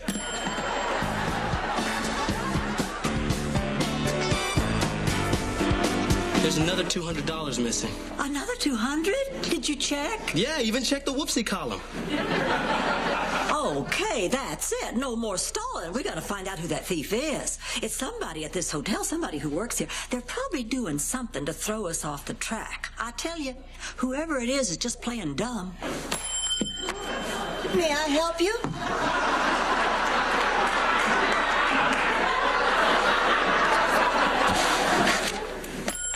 May I help you? Darn those kids. Nobody could be that stupid. Gotta be an act. Let's go nail her. Rose, wait a minute. Let's talk about this money you took. Oh, no. Oh, I knew I'd get caught eventually. Thank goodness it's out in the open. I don't have to hide anymore. How did Jürgen find me? Jürgen who? Jürgen Stockman Burdengirder. The boy I took the nickel from in the 3rd grade. He was the class magician, and he was doing this trick on me. You know, where you put a nickel in one ear and pull it out the other. Well, somehow the nickel got lost between my ears. You know, I've never been able to get that nickel off my mind. Poor Jürgi. He wanted so much to be a magician. I ruined his life. We know how he feels, Rose. Well, at least now I know it's not her. Who's next? Well, how about Sophia? Sophia, don't be ridiculous. Why, she would never steal from us. Sophia's been like a mother to me for these last 8 years. Why, I wouldn't dream of accusing her. All right, you little witch, where's the money? What money? I don't know what you're talking about. Stop stalling. Don't make me get rough. I'm not talking screw. And by the way, that's a nickname, not a suggestion. Listen, Sophia, there's $500 missing from this hotel, and you had access to that money. That's right, and somebody had to take it. So you assume it was me? I'm the most honest person here. I've never done a dishonest thing in my life. Oh, yeah? Would you take a lie detector test? You can beat those things. Okay, Sophia, you don't want to talk. Perhaps you'd prefer to listen to one of Rose's St. Olaf stories. Please, Blanche, I told you. I didn't take the money. Okay, Rose, give her the Uncle Herky story and don't hold back on the talking chickens. Blanche, there are no talking chickens in the Uncle Herky story. Yeah, that's right. There's no talking chickens. There's tick-tocking chickens. Little poultry time bombs, every one of them. Emotional messes, they roam through the countryside. Stop it, Blanche. Stop it. Stop it. Oh, I knew it was you all along. It's not me. I just wanted to hear the Uncle Herky story from Rose. It sounds pretty cool. Thanks for the diversion, Chewie. It's good to know that I have at least one friend who'll stick up for me. Besides, it's obvious who took the money. Or should I say, dinero. What is she talking about? Why would I take the money? Oh, Chewie, let's face it. You're the most likely suspect. You know, this isn't the first time I've been on the receiving end of prejudice. I know, I look different. People like you take one look at a guy like me and just jump to conclusions. Boy, short guys are so insecure. So, I've made a decision. I'm getting back together again with Miles.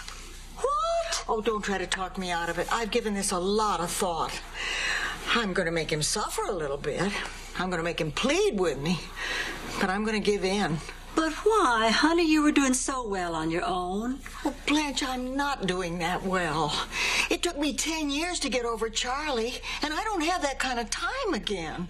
I mean, maybe I am giving in. Maybe I'm settling. But at my age, I can't afford to be proud. Oh, but Rose... Well, what can I tell you? I still call him up in the middle of the night just to hear the cute things he says. Don't you know what time it is? This happens again, I'm calling the police. Who the hell is this? And then, before I hang up, I always say, "You blew it big time, smart boy." And he doesn't recognize your voice? No. I talked to him through a kazoo.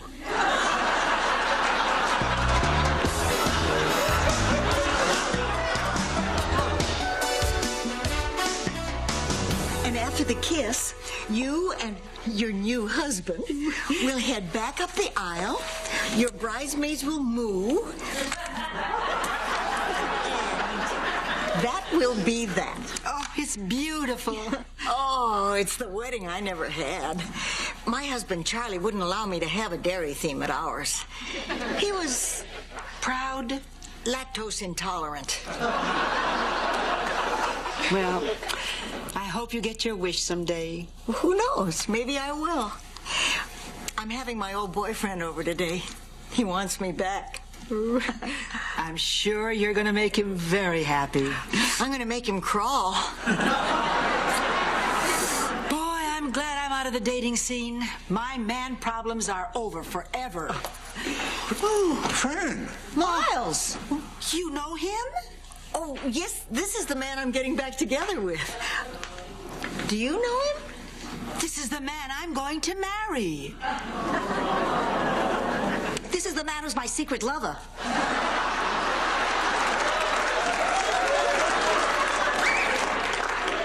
Just pointing out that things could get worse.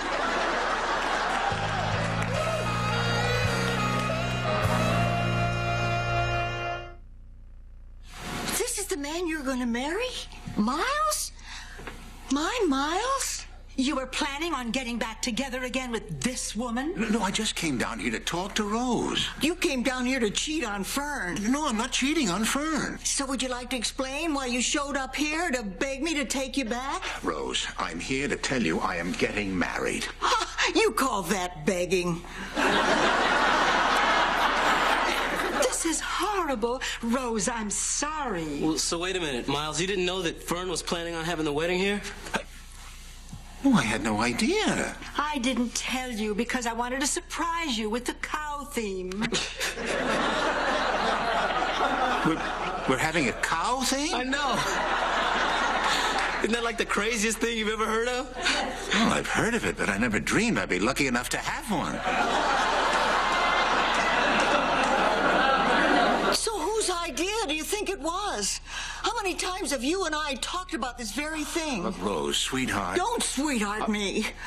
This was supposed to be our day, our wedding, our life. Well, you blew it big time, smart boy. Oh, my God, she's the kazoo woman.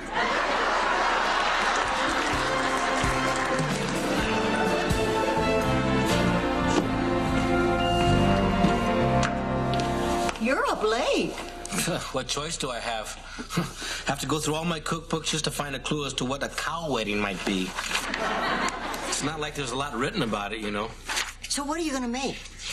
I don't know. What do cows eat? Grass.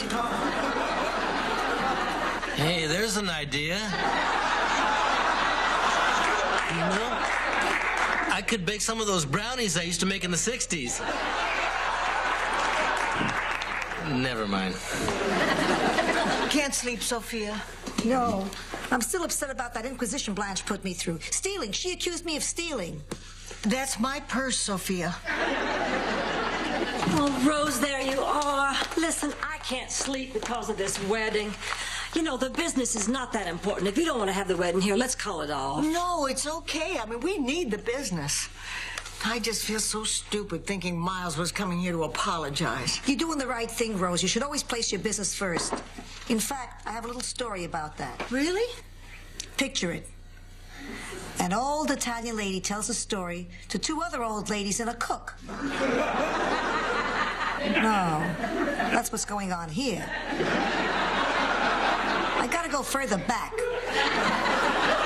Never mind, Sophia. I'll work it out myself. Where's she going? I got it. Picture it. The time when dinosaurs ruled the earth. Oh, great. Now she's going to tell us one of her high school stories.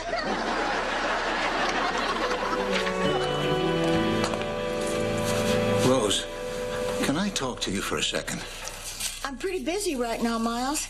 Can't this wait till after you're married to someone other than me? Look, Rose, I know how awkward this has been for you, but you have to believe me, Rose. I had no intention of hurting you. I'm a professional, Miles.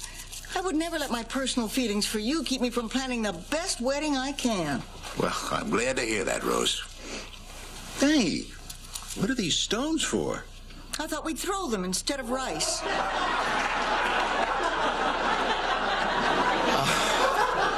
No, Rose, this is not right. I can't get married here.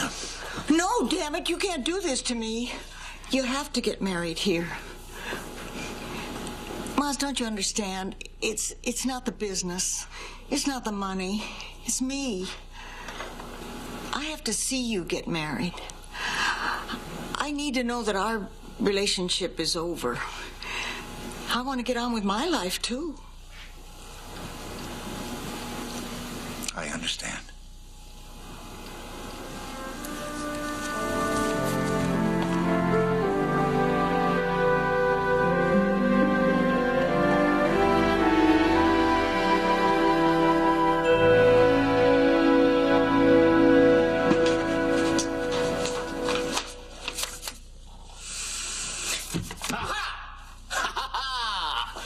Caught you with your pants down.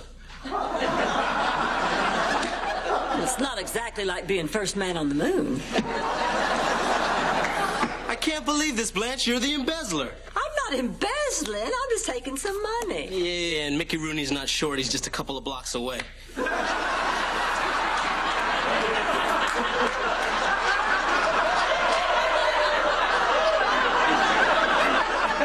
You want to tell me what you're doing? It so happens I am taking this money to hire a detective to catch the embezzler. It's you, Blanche. Taking the money is taking the money.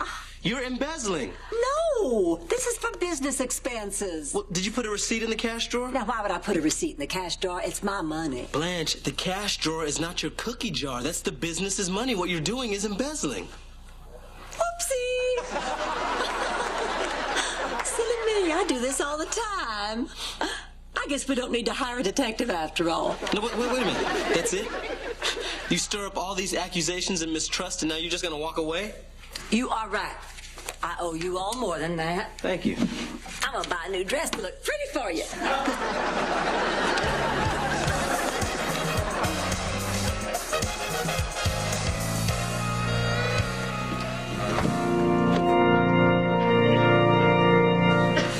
Well, the oven repairman's leaving, boy. It's not easy getting him out here on the weekends. Oh, I should have asked him to take a look at the oven while he was here. How's the wedding going? Fine. Are you okay? You're doing the right thing, honey. I want you to know that. Oh, I know. I'm happy, really. I am. Are you sure? You know me. I always cry at weddings.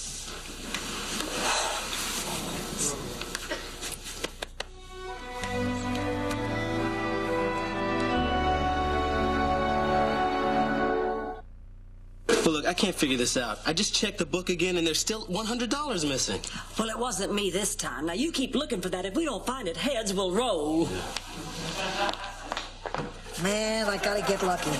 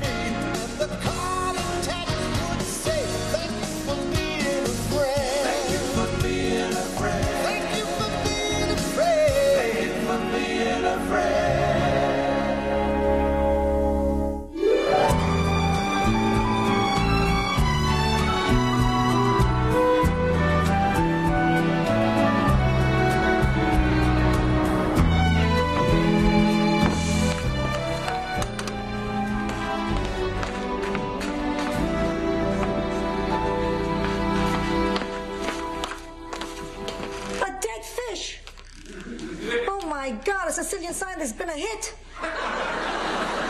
More fish. It's a bloodbath. A pox on you, a pox, I say. Oh, yeah, I ordered this. Hey, who ordered the fish? I did. Sophia, you know all dinner orders go through me? Oh, they go through me, too, like a locomotive. Hey, listen. Now that we know this much about each other, I need a favor. I have to borrow your car. You just told me the food goes right through you. Why would I lend you my car?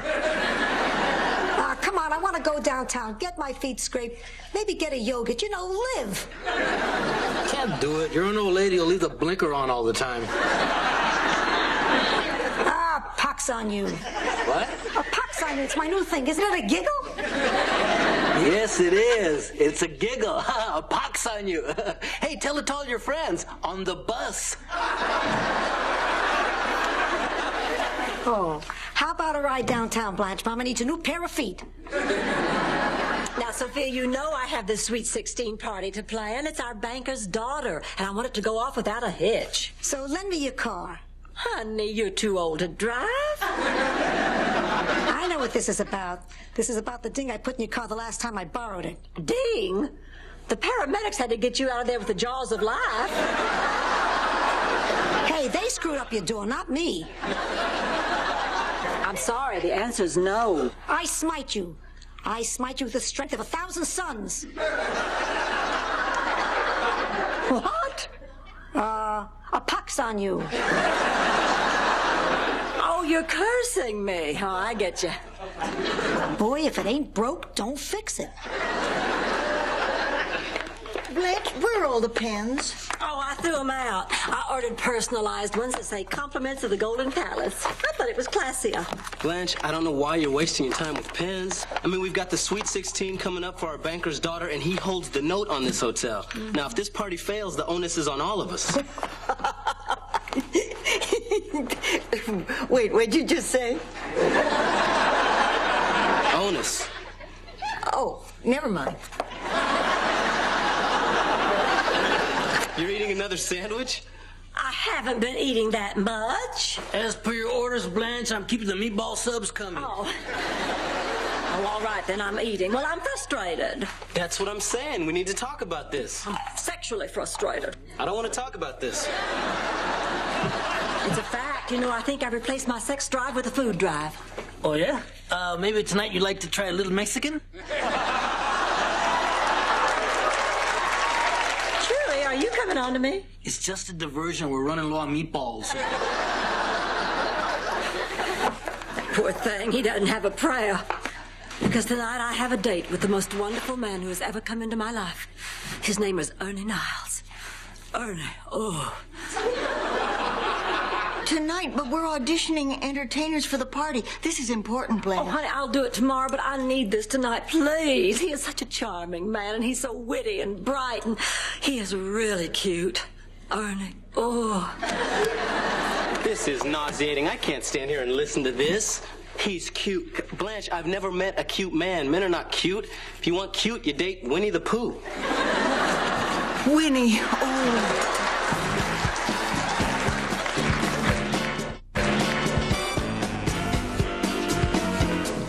Well, Blanche still isn't here. I can't believe her. She knows about these auditions. Well, we'll just start without her. Mr. Siegel. All right, Mr. Siegel, it says here that you're an entertainer. What do you do? I'm a mime.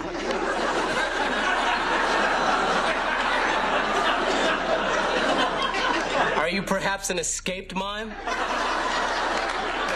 Anytime you're ready, Mr. Siegel. And now, a man trapped in a box. A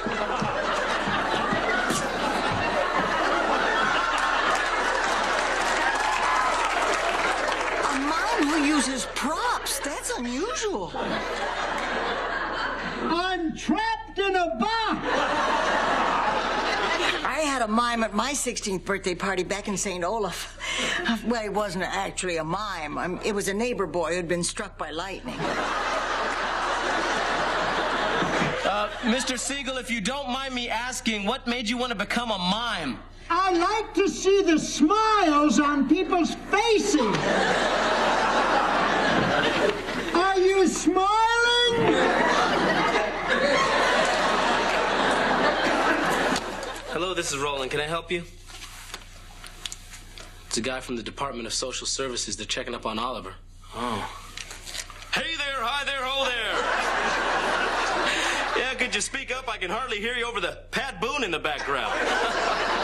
Hey, good white guy, man. Oh, she is? Okay, that's great news. Thank you. What's up? That was about Oliver's mom. Apparently she's out of rehab and the court feels that she's ready to take Oliver back. Hey, that's great. That's what you always wanted for Oliver. Yeah, I know. So why do I feel so lousy? Hey, come on, man. This was always a temporary arrangement. You knew that. Hey, come on. Let's go tell the ladies and Oliver. No, man, I don't want to say anything. I don't want to get his hopes up, okay? Let's not say a word about this until his mother actually shows up. Oh, come on, man. Who are you kidding? The women aren't stupid. They're going to take one look at you and know you're hiding something. Well, then we're just going to have to act natural. Like there's nothing wrong.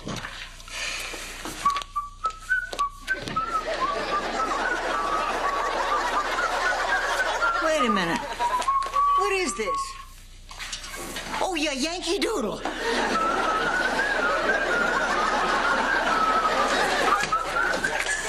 Oh, girls. Well, where have you been? Oh, girls, you're not going to believe this. I think I'm in love. What, excuse me? Oh, that just means she slept with someone. No. I mean, what did you say? Did you just call us girls? No, I didn't. Yes, you did. You called me a girl, Blanche. I'm not a girl. You don't live with girls anymore. Look, I don't like blueberries in my bagels. I don't like cinnamon in my coffee. I don't enjoy baskets full of bath gels, and I don't want to hear about your stupid personal life. Excuse me. Oh, Rose, for the first time in my life, I had the big O. Say what?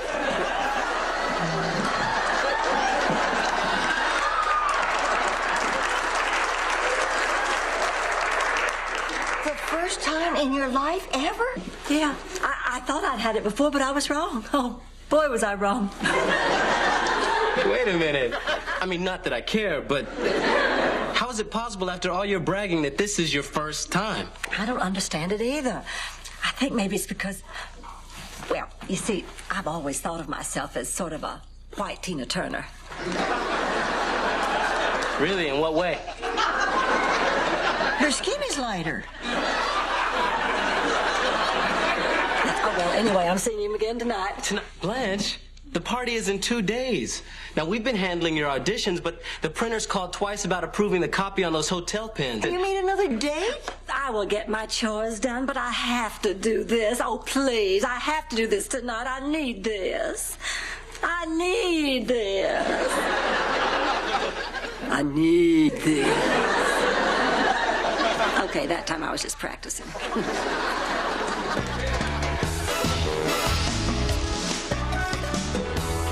Hey, Roland.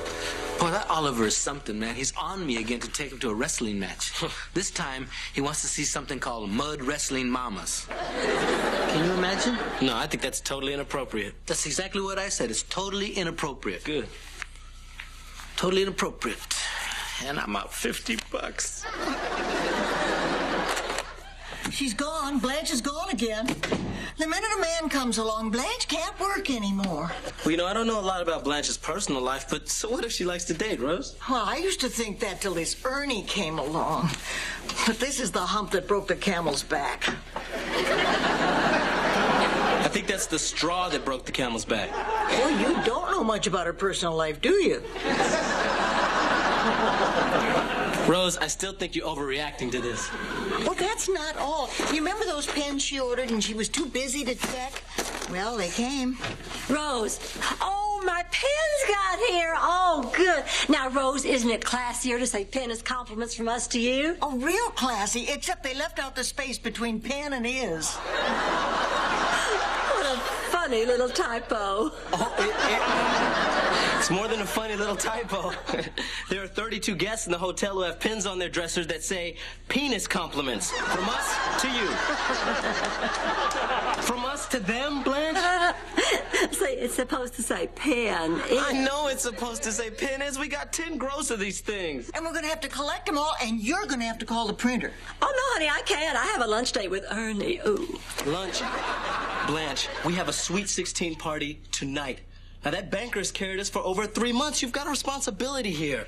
I can't believe this. You're just throwing this away for some guy. He's not just some guy. He's special. Blanche, I've seen him in the pool in his Speedo. He's not that special. Oh, I get it. This is your idea. You're just jealous because I'm dating someone right now. I'm not jealous, Blanche. But we have an important event coming up, and you're just choosing the first man who comes along. The fact is, this man makes me happy. And as my friend, that should make you happy, too. I'm talking to you as your partner, not as your friend. You got that right. As far as I'm concerned, you're not my friend. Well, that's just fine with me. Roland, I'm checking out and I'll be back on Wednesday. Okay, I just need your signature. What is this, some sort of come on? What? No, it's a funny little typo. There you go. My car will be washed when I return? Yes, just leave us the keys. Oh, I already left the keys. You did? With whom? The little old lady. The little old lady?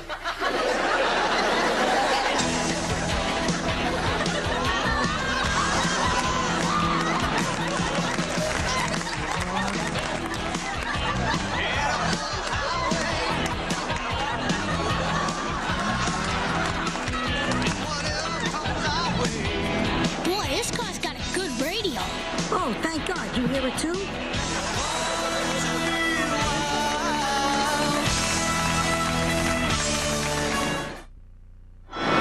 You sure you know how to drive? Oh, so now you think I'm too old? No. It's just that... What? Well, you spent so much time looking for the crank.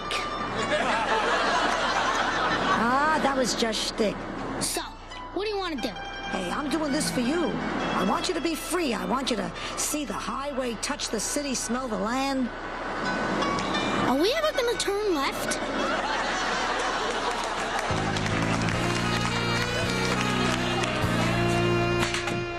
Any news of Sophia and Oliver? I just called the cops. Nothing.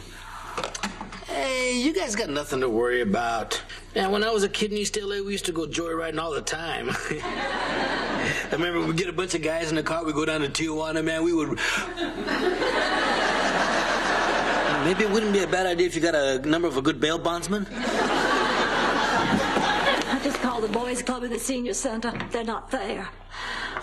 Oh, I just feel so awful. I was so insensitive to Sophia. Now she's gone. I know. I feel horrible. I was insensitive to you, too, wasn't I? I am sorry, Rose. Oh, I forgive you, Blanche. And I forgive you, Rose. And Roland, I forgive you. Yippee skippy. I guess maybe I was having trouble balancing my work and my time with Ernie. Oh. But, girls, I think I've come up with the perfect solution. All right, that's it. But you haven't heard what it is yet. No, you just called me a girl again. No, she didn't. Yes, she did. I think I know when I'm being called a girl. I want it to stop, okay, Blanche? I'm not a girl, right? Whatever. Anyway, I'm having Ernie stay here at the hotel. That way I can be here for the party and have my getaway weekend with Ernie. Oh. Now, if you'll excuse me, I'm going to go slip into something that will make me look my best. May I suggest a time machine?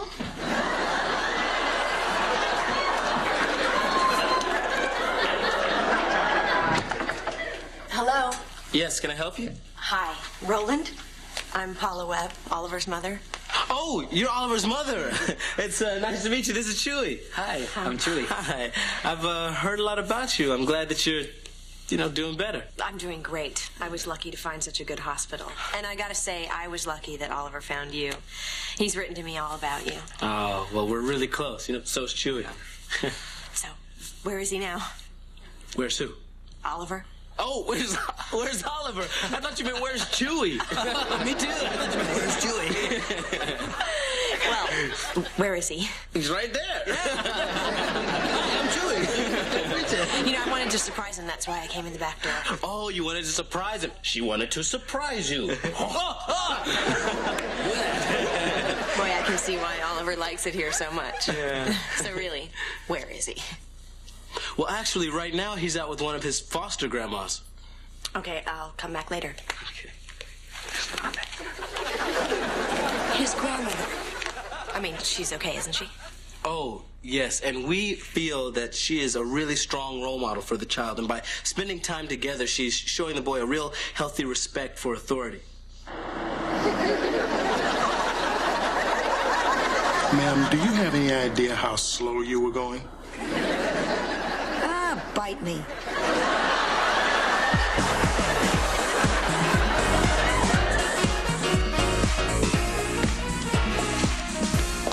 So you finally decided to join us.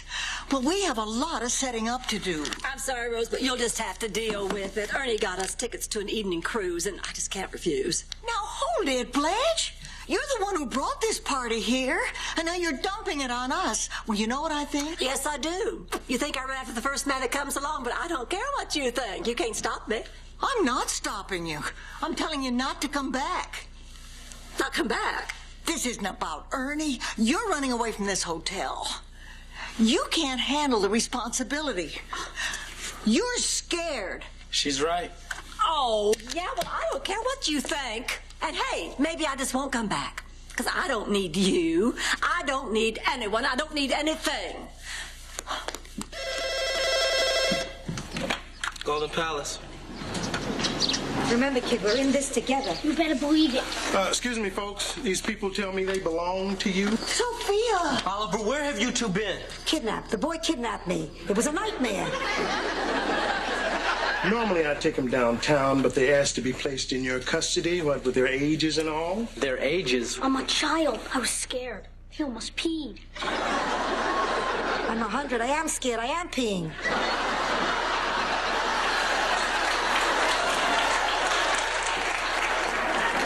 You know, if you take better care of these two, they might not run away.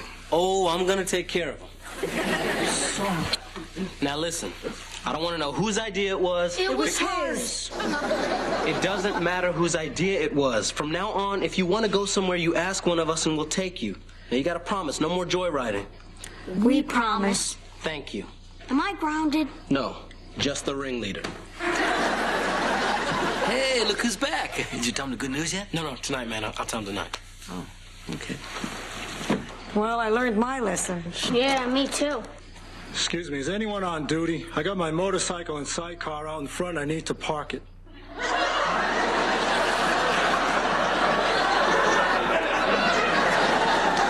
We can do that for you.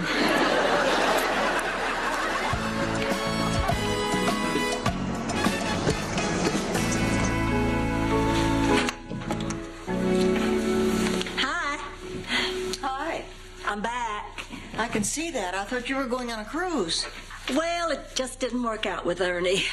It was something he said. Oh, did he say you were irresponsible? No, Rose. What he said was... Your hair. He made fun of your hair. No, I told him about the fight we'd had, and he said for me not to worry about it, that he'd take care of me. So I realized I was doing exactly what you said I was, running away and looking for some man to take care of me. Rose, I don't know. Maybe I was scared. Maybe I can't handle responsibility, but I realize this hotel is my chance to finally make something of myself without depending on some man. And I sure would like to try. That is, if you'll forgive me. Oh, come here.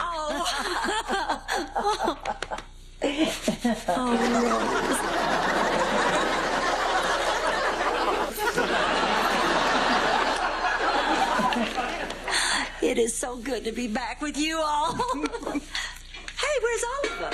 Oh, honey, Oliver's gone. Gone? His mother came back, and she's doing great. He was so excited to see her. Well, that's wonderful. Yeah, isn't it great? Yes, he must be so happy. Of course, after... Are you okay, Ro? Yeah, I'm okay. I'm just gonna miss Oliver, that's all. Well, yeah, we all are. But I bet he'll come back and visit. But hey, how about me? I didn't even get to say goodbye. Oh, yeah, he left y'all a note. Let's see. Oh, I never knew grandmas could be so much fun. I love you guys. I'll miss you guys. Oliver, P.S. tell Sophia thanks for the ride. You know, in a way, I'm glad I took him out for one last free ride. It was an adventure that taught us more about love and sharing and trust than all the schooling in the world. You're still grounded, Sophia. Ah, bite this.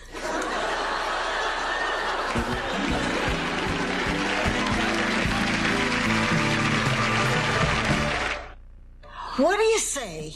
We get up real early and clean this place up. I'm beat. Oh, yeah. Me I'm too. for that. Uh-huh. Night, Blanche. Good night, Rose. Good night, Em. Night, Rose. Good night. Are you smiling?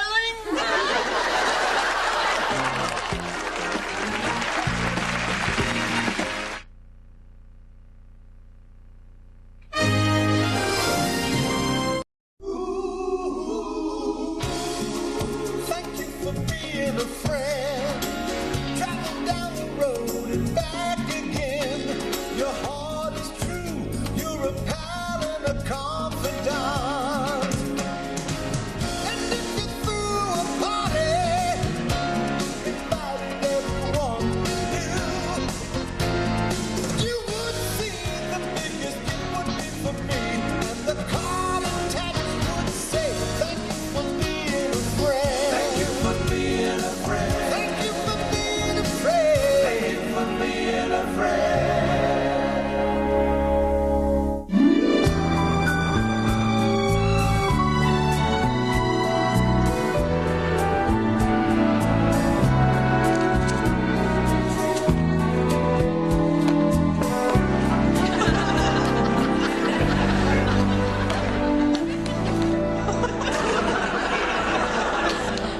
Yes, sir.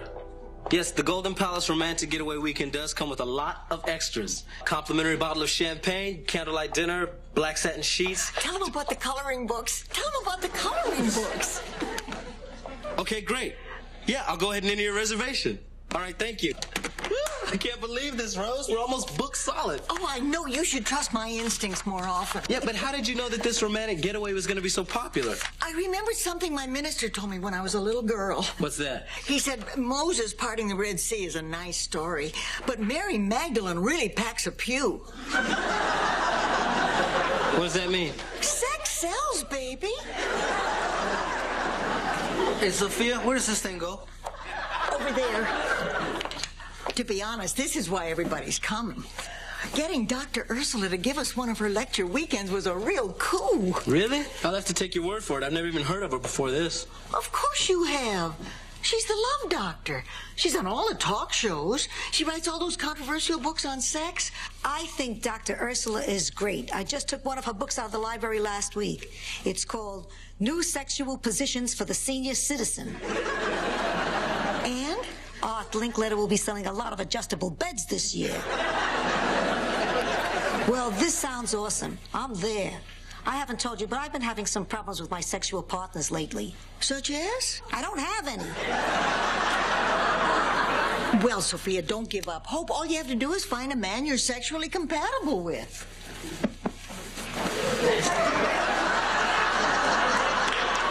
Stop looking at me. There used to be a time when everybody down at the senior center would ask me to dance.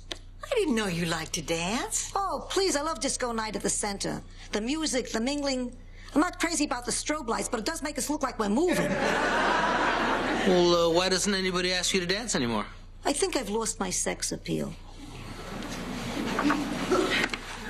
I said I think I've lost my sex appeal. Oh, no, you still got it, baby. You're hot, babe. You're just being condescending to an old lady, but I'm a person, damn it. If you prick me, do I not bleed? Eventually. Well, you are not going to believe who left a message on my answering service. Taylor Michaels. He's coming to town. Who? Taylor Michaels. I told you all about him. We went to college together. I wanted him in the worst way. Oh. Only, unfortunately, so did my roommate, Lauren. We fought tooth and nail over him. Yeah, but you won, right, Blanche? Right, Blanche? No, she did. I'm sorry, I didn't hear you. What? She got her butt kicked. I lost, all right? Is that what you wanted to hear? That one time in her life, Blanche Devereaux lost a man to another woman. Are you happy? I have no heroes left. No.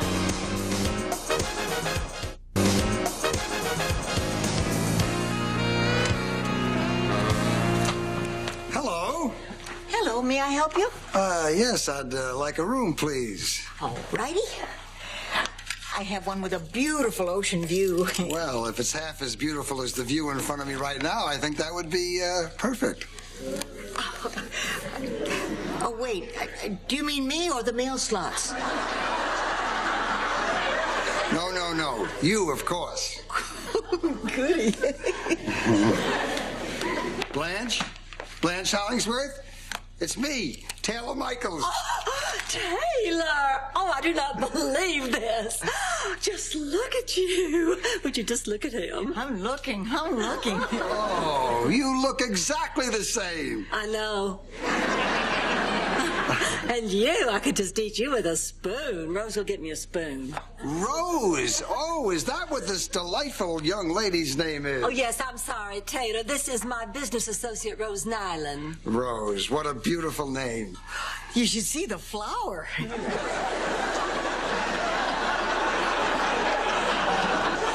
So, Taylor, how'd you find me? Well, I read that you bought this hotel in our hometown newspaper. Since I had to be in Miami anyway for the Hog Convention, I thought, well, why don't I just stay here? And I'm glad I did. Goody.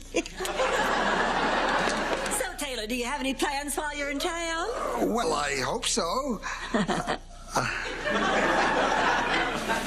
Rose, would you like to have dinner with me tonight? Yes.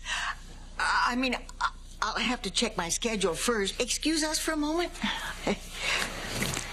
Blanche, I really like him. But I know he's an old friend of yours, and I won't go if you don't want me to. Oh, honey, don't be ridiculous. I'll have a lot of time to be with Taylor. You go on and enjoy this one-time-only event. Only I guess I should warn you, he does raise prize pigs, so you might have to sit through endless pig stories. You don't have to sell me. I already said yes.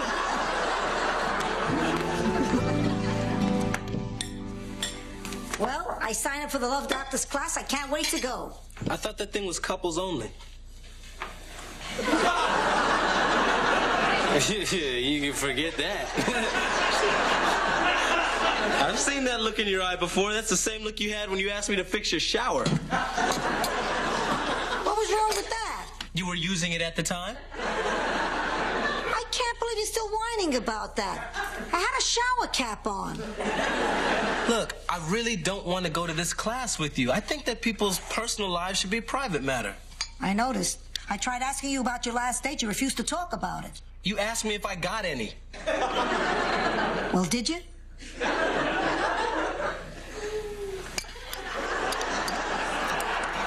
Come on. Tell me what's going on with you. I really am interested. All right, look. The last few women that I've dated, after we started to get close, I don't know, we just couldn't relate. I guess it all began with... I'm sorry. I hate to interrupt, but as it turns out, I'm not that interested. But maybe the Love Doctor is. Of course, couples only. All right, Sophia, I'll go. Hot damn! Roland, have you seen Rose? She's still not back with Taylor yet. What, even they've been gone all this time? Well, what could they possibly have to talk about besides pigs? Chickens. Well, it looks like somebody had a good time. Are you kidding? We had a great time. Not only that, he's taking me to the Landing tomorrow. You know that new restaurant? That is, if you don't mind. Mind? Why would I mind? If my old friend and my even older roommate are interested in each other, who could be happier than me? Thank you, Blanche. Wow, Blanche. That's a really great thing you just did, stepping aside like that. You realize this means war.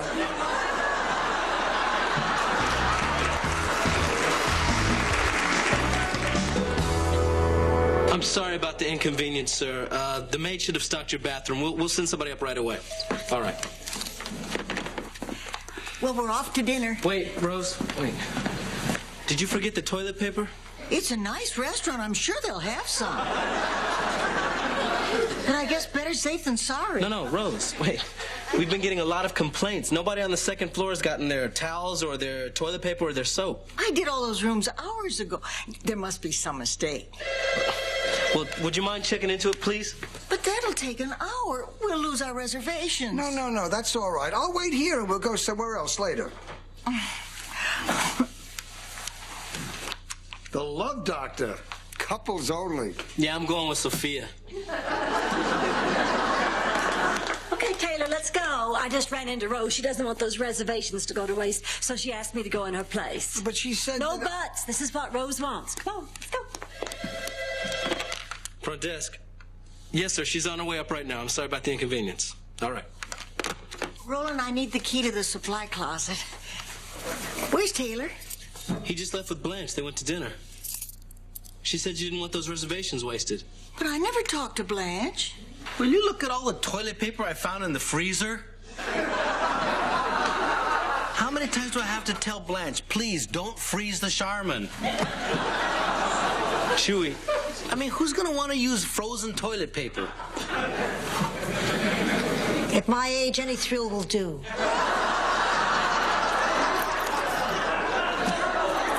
Sorry about this, Rose. Oh, I'm fine. I mean, if Blanche needs to spend some time with Taylor, I understand. I'm her closest friend. You're gonna get even, aren't you? Norwegian people don't get even. I thought you were Swedish. I am.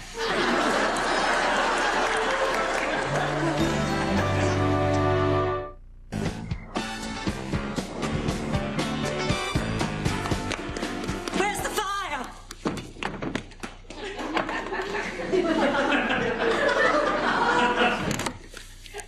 Somebody paged me at at the restaurant said there was a big fire in the hotel kitchen.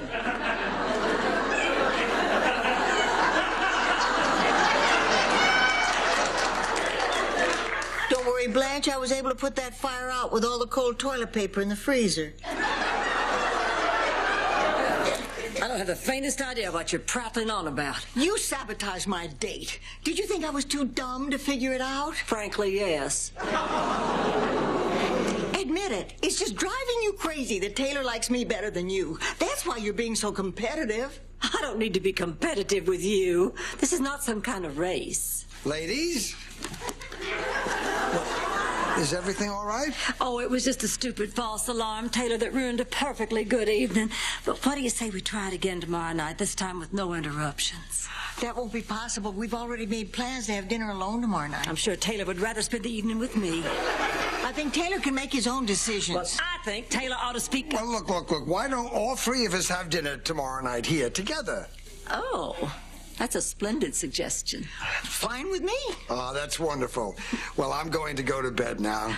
Good night, ladies.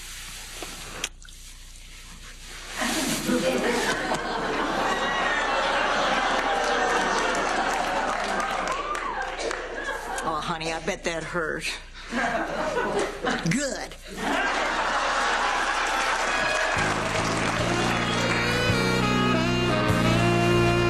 Oh, man. I'm really uncomfortable about this, Sophia. Look at this. Everybody's staring at us. No, they're not. What? You've never seen a May December Afro-American-Italian relationship before? Hello, everybody. I'm Dr. Ursula, otherwise known as the Love Doctor. And today you're going to learn how to open up and share with your partner. So let's get started by getting one of our couples up here into the love circle, and we will help them resolve some of their problem areas. Who wants to be first?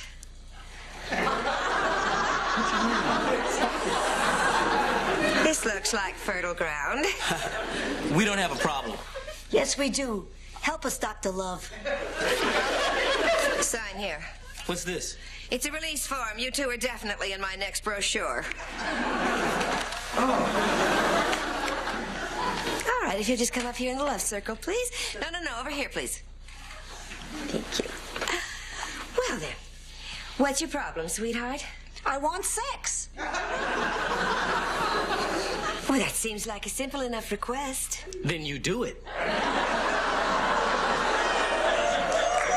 Well, in this class, we're actually less interested in sex and more interested in love. And one of the ways to express love is through touching exercises. No touching. You see what I have to put up with? Now, I want you to take each other by the hands.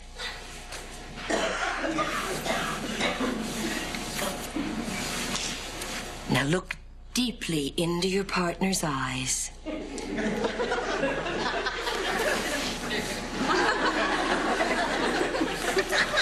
And say, hello, lover. Hello, lover.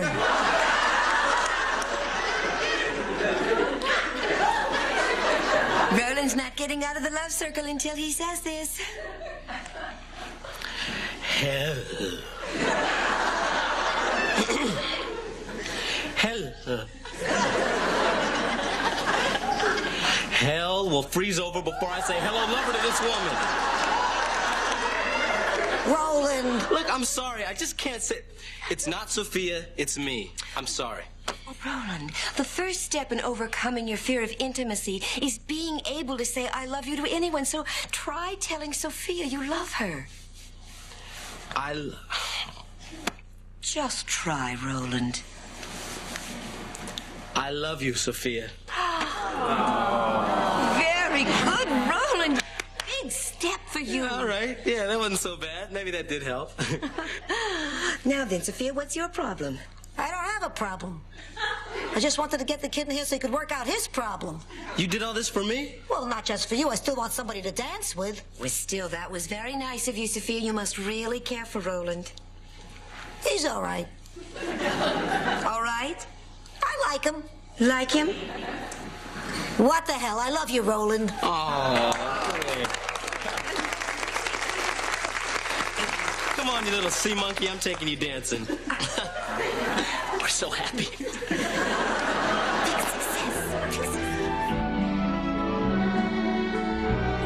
And that's where I found out what pig in the blanket really meant. Oh, Taylor, you have to stop. My stomach hurts from laughing so hard. Rose, would you push your chair back? All that jiggling is causing our coffee to spill. If you ladies will excuse me, I have to go to the little boy's room. Oh, but hurry back. And then maybe the two of us could go up to my room. I have a delicious after-dinner treat waiting there for you. Are you sure there's any of that left, Blanche? You have been giving out a lot of samples lately. Excuse me, I'll be back in a second. Well, why don't you just leap across the table into his lap? I don't know what you're talking about. I haven't been flirting with him all night. Blanche, you offered to open his baked potato with your tongue. Like you're any better? Little miss. Oh, I dropped my corn on the cob right down my cleavage. Can somebody help me get it out? You're just mad because the only thing you can fit in your cleavage is a peanut. Oh, that does it. All the gloves are off. Let's just see how smug you are when he leaves here with me. Sorry about that. Did I miss anything? Oh, well, Rose and I were just playing a little game. Taylor, if you were all alone on a desert island and you could have either Rose or me for companionship, who would you choose? Oh, gosh, I don't know. It's a desert island. You'll have no one else to look at, no one else to talk to. Rose. Now, see, it's a desert island. There's nothing to do. So you'll probably be wanting to engage in certain adult activities. Now, who would you choose? Rose. Look, it's a desert island. The sun beats down with a harsh intensity. Anybody with a fair, sweetish skin's gonna end up looking like an old leather handbag before you know it. Now, who would you choose? Rose, Blanche, what's going on here? Nothing. Nothing's going on here.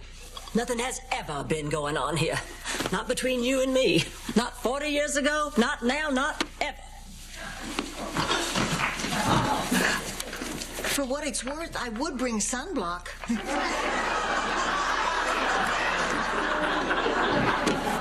What's going on? Why should you care if Taylor has a crush on me? Because it's just history repeating itself, Rose. It's just like in college with Lauren. Taylor prefers you over me for some incomprehensible reason. He wants you and not me. And I can't handle it.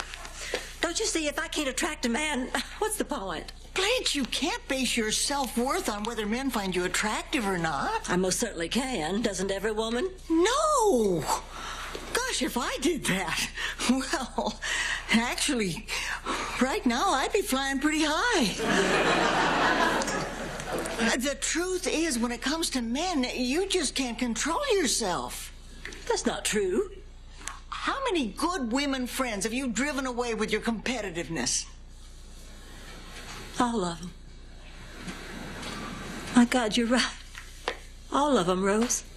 I mean, after all these years, I should be more important to you than Taylor. Oh, honey, you are. Oh, your friendship's the most important thing in my life. Oh, I've been so foolish. Oh, but I tell you what I'm going to do. From now on, I swear, Rose Nyland, no man is ever going to come between us again. Prove it. What? Prove it. Yeah, I want you to sit there while I go through that door to Taylor. Do you think you can do it? Yeah, I think so. Okay. I'm going. I'm walking toward the door. My hand is reaching for the door. I've made contact. I'm pushing. I stubbed my toe. The pain is flooding through my body. A big piggy is starting to throb. Would you just get through the damn door already? I'm through the damn door. I did it. did it. I chose a female friendship over a relationship with a man. So this is what it feels like to be totally, completely selfless. Feels a lot like appendicitis.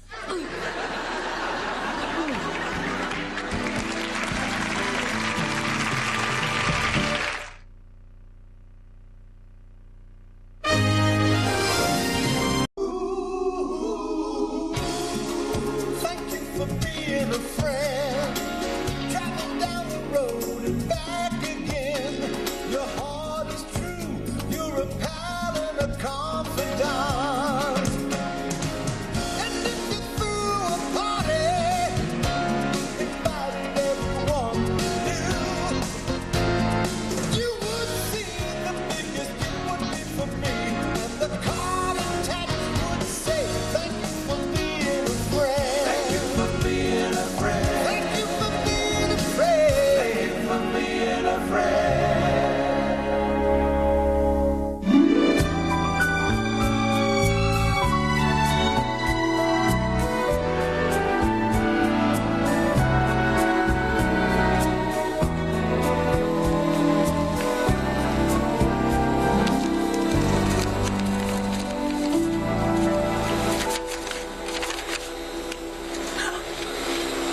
I don't believe it. The owner of the Mecca Hotel is suing us. Well, we can't watch Sophia 24 hours a day. And that wet t-shirt contest was open to the public. No, it's not that. He claims that part of our parking lot is on his property. Oh, great. Now we're going to have to get a lawyer. Well, this could cost us a fortune whether we win or lose. Maybe not. Maybe we don't need a lawyer. I'll just have a meeting with this Mr. Gentry. Everything will be all right. Do you really think you can get him to drop his lawsuit? Honey, if my dress is cut low enough, I can get him to drop more than that. All right, ladies, chalk up another volleyball victory for the Golden Palace. Oh, who'd we beat today? We beat the Carlisle. Brad was on it. No. Well, yeah. Brad, you didn't hurt that big, broad shoulder of yours again now, did you? Oh, no, Blanche, it's fine. Really? Come here. It's fine. Brad, I'm not going to bite you. Oh, well, you did last time. You really do scare him, you know. Oh, for heaven's sake, I'm just teasing him. I don't mean anything by it. I don't do anything to really scare him. What about the time you showed him the attachments to your back massager? What's the matter, Chewy? You're awfully quiet. Didn't you have a good game? Once again, I didn't get to play. Once again, I got to sit on the hot sand and burn my butt while Roland and Brad played the whole game. And I know why. It's because I kind of stink at volleyball, huh? Oh, this is a racial issue, man. Of course it's because you stink at volleyball. Look, we only have 2 games left to win the championship. I'm not going to change the lineup now. As long as I'm the captain, Brad is playing. I want to win that trophy. Well, maybe I can help. I did play volleyball, you know, back on the girls' high school team in St. Olaf. I was known as Jump Up and Down Rose. That was your nickname? No, that's what they'd call out to me.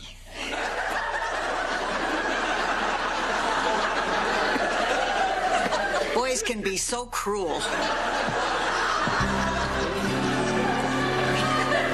Hey, Roland, what time you want me at volleyball practice? What's so funny? You stink. Yeah, what time should we be there, Roland? We? Didn't Roland tell you? I'm on the team now. Wait a minute.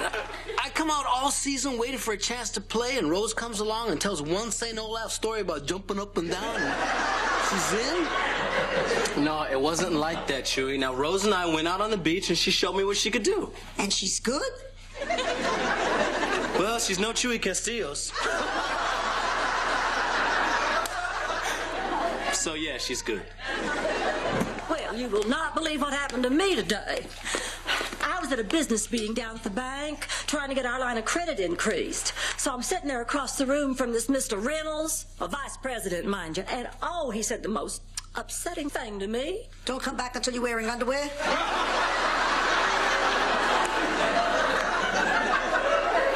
Sophia, I always go to meetings with men dressed like this. To me, it's just a great business tool. You know, gives me a leg up. Just one? Well, I know it's not fair. I mean, is it possible for any man to resist me when I look this way? Well, is it? It's real hard. So anyway, there I was, and I started coming on to Mr. Rent. Well, no, I don't mean exactly coming on to him. You know, I just said one innocent little thing, and I guess he must have thought I was coming on to him. What did you say?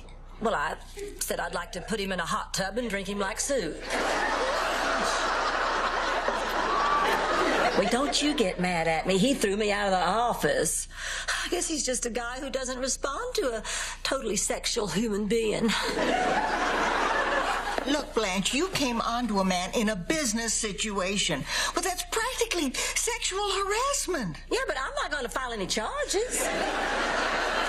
Blanche, you sexually harassed him, and you made the hotel look bad. Oh, dear? Look, things have changed since we bought this hotel. You're not a social butterfly anymore. You're a businesswoman. And you behave differently in business deals. Well, look what you do to Brad, the pool guy. Oh, but I'm just teasing him. Well, maybe you do have a point. I think of it as teasing, but how does it make him feel? Honestly, he feels that at some point he's going to have to sleep with you in order to keep this job. Really? He said that? Oh, I'm doing it right now, aren't I? Oh, well, hey, what am I going to do? I have that meeting tomorrow with Mr. Gentry from the Mecca. My plan was to seduce him out of those parking spots, but that's wrong, right? Right. Oh, boy, I've done this all my life. I'm really ashamed of myself.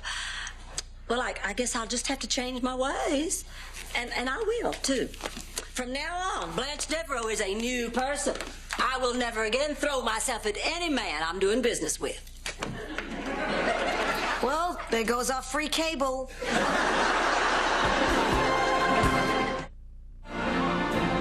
Okay.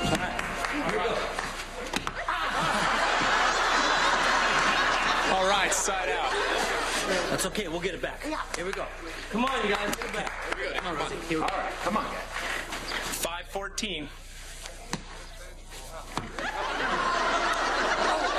I thought you had it. Oh, I thought you had it. I'm sorry. Well, but you wait. It's okay, come on, we'll get the next one. Let's go. Let's go.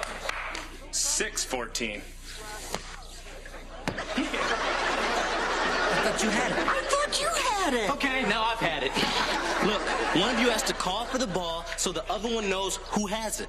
Oh, okay, gotcha. All right, cool. Okay. Call for the ball. All right, let's go. Let's go. 7:14. You got it. Time out. Okay, hey, time out. Go. All right. Hey, huddle up. Yeah, okay. You're out, we're in. 8:14. Good shot. Here you go. I got it. Go back. That's it. Ah, yes! All right. Let's go, Brad. Here we go. This is it. I got it. Sit. Oh. Ah, yes! Game, baby! I can't believe it. This is a total waste. I'm useless. There's no reason for me even to be here. Well, not at all, Chewie. You were terrific. I mean, you took a boring one-sided game and turned it into a real nail-biter. Golden Palace, Golden Palace, Golden Palace, Golden Palace.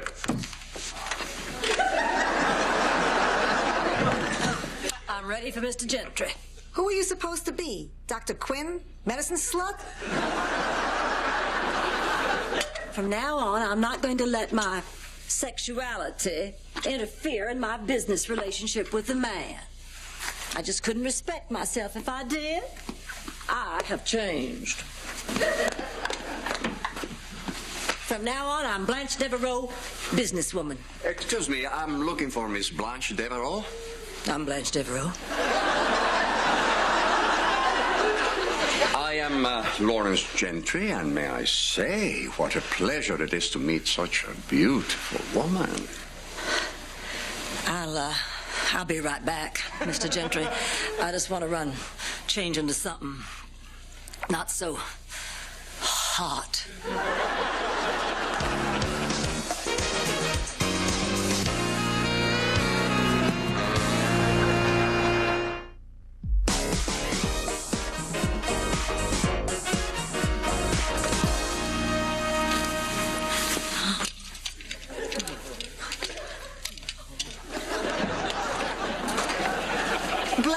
We can't let you do this. Now, you seem so determined to change your ways.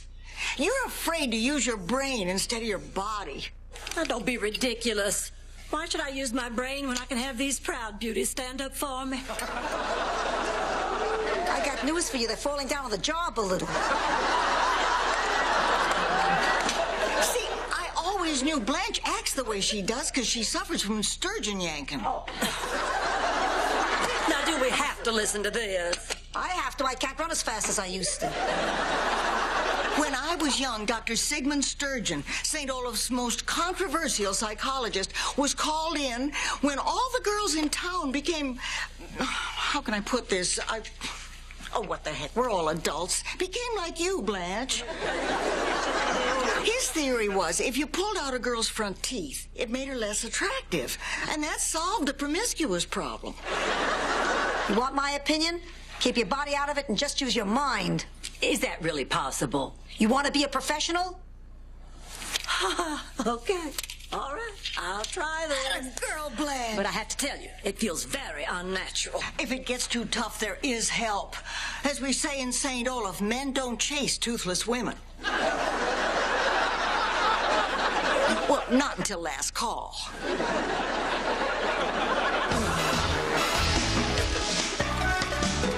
So sorry for keeping you waiting, Mr. Gentry. I thought we'd just have our meeting right here. Are you sure? You know, now that we met, I'd much rather discuss business tonight. Maybe over dinner. No. We're here to discuss business, and I prefer to keep it businesslike. Sure. Dressed in that wild Dr. Quinn outfit, huh? I got to tell you something. You are very sexy. And why a man like you isn't running around in a loincloth, I'll never know. But look, it's very important to me that we keep things between us on a business level. Fine. If that's the way you want it. Oh, please sit down. Thank you. Tea? Yes. One hump or two?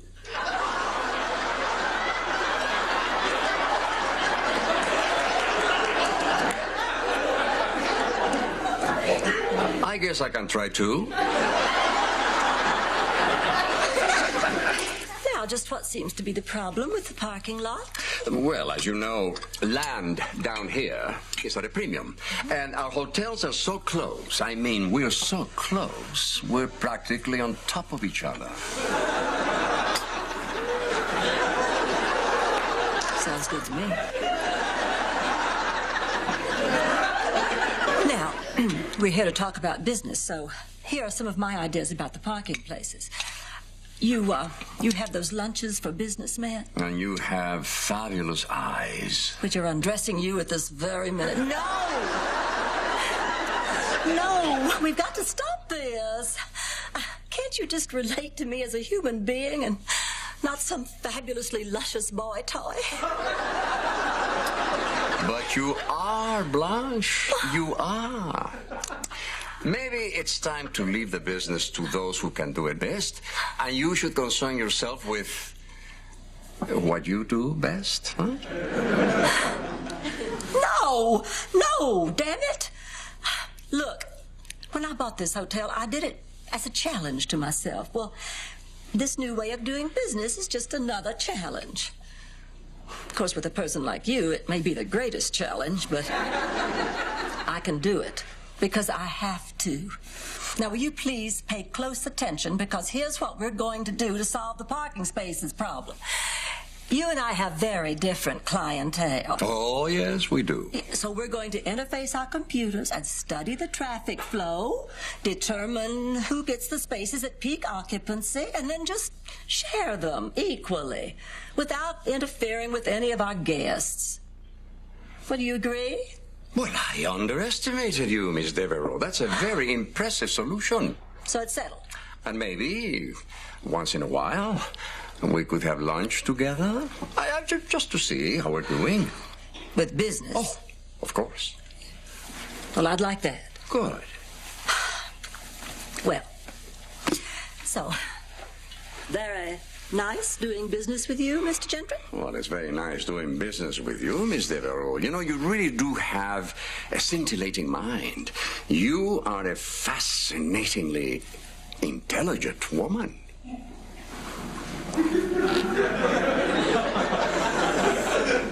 Thank you.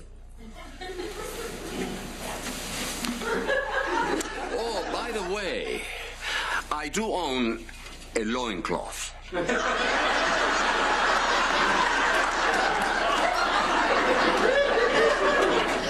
I had a hunch.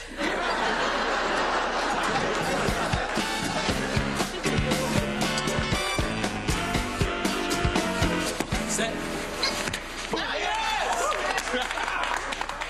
14-14. Time out. Hey, Rose, why aren't you dressed to play? Well, see, I kind of decided cheering is what I do best, so I'll just be cheerleader. All right. Huh? Your pom-poms, madame. Oh, thank you. It's wonderful knowing that at any age your life can have purpose. Go, team, go, team, go, team, go! Sit. Good, Brad. You all right? Oh, man, it's my ankle. He's hurt, he's hurt, he's hurt, he's hurt! She's nuts. She's really, really nuts. Easy. Careful. Oh. Rose, how you feel? Not too bad. How about yourself? No, I mean, you think you're ready to play? Hey, don't do this, man. Chewy, look. Come on, Rose don't. Okay, you're in. Okay. He's in, he's in, he's in, he's in, he's in! Got it. Oh, got it. Excuse me? That's out. All right. Way to play, Chewy. One more point, we're going to win this thing. 14-14. Time out. What are you doing? I want to talk to you, man. Why are you hogging the ball like that? Come on, man. One more point, we're going to win this game. I don't care. Look, I didn't want to tell you this, but when I was a kid, I was the guy who never got chosen for teams. You know why? We're back to you stinking again, aren't we? Yeah, we're back to me stinking. I mean, the other kids used to call me Señor Stinky. And they said I lived at Casa del Stinky and my bike was Stinky's bike. See what I'm getting at? Yeah. Kids can really beat a good joke to death. I was humiliated, man. And I never wanted to go through that pain again. And I thought as an adult, well, my friends would never put me through that pain. But you're doing it to me, so just don't do it to me, okay? All right, champ, let's go. All right, come on. Ah, they're keeping Stinky in the game.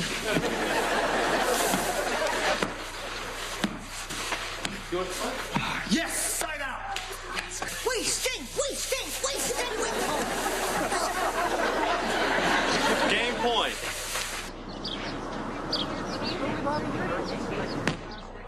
Easy one. What?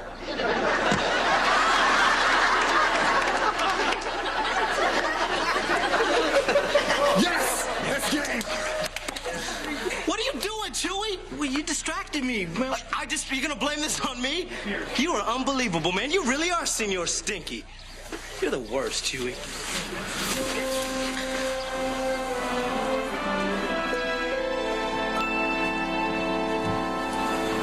Oh, hey, Chewy.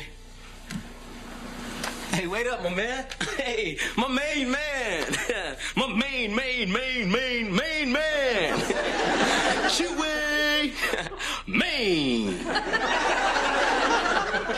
Man. You're never gonna talk to me again, are you?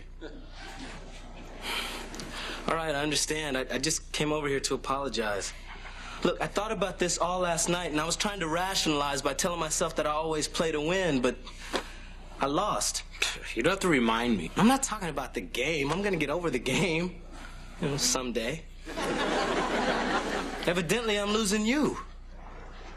I just wanted to say I'm sorry. I will never humiliate you like that again. Does this mean I get to play next year? No. Good, man, because that would really be humiliating. You see, setting up those computers wasn't all that hard. You were right again, Blanche. You know, your hands are as smooth and soft as rich Corinthian. Well, let's just say they're soft. Listen, now that our business is concluded, perhaps we can open a new chapter in our relationship. Well, I suppose that could work as long as we can keep our professional relationship separate. From our personal relationship?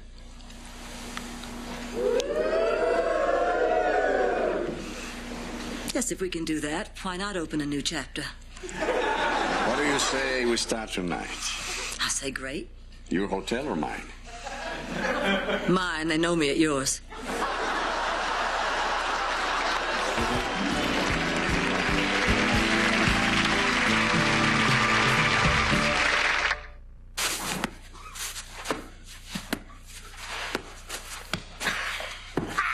I win. All right, good job, Chewy.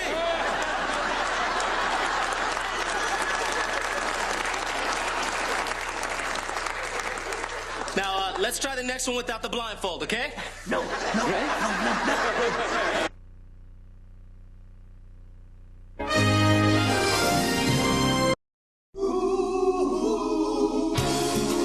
Thank you for being a friend. Travel down the road and back again. Your heart is true. You're a pal and a confidant. And if you threw a party, invited everyone new, you would see the biggest gift would be for me. And the card attached would say, thank you for being a friend. Thank you for being a friend. Thank you for being a friend. Thank you for being a friend.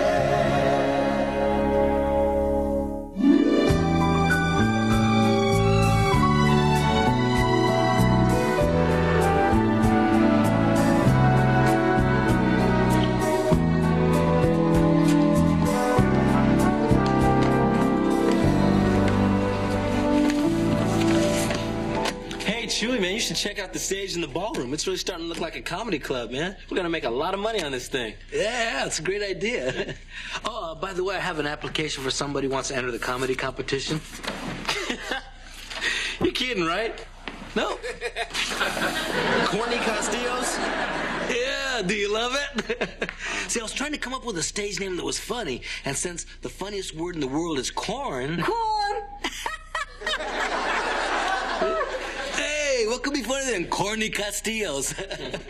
All I gotta do now is come up with a 5-minute act, but I have all week, so how hard can it be? Corny, listen to me. You don't want to get up on that stage and make an idiot of yourself. Now, what you need is a writer, you know, someone who's young, down, naturally funny, like me. You?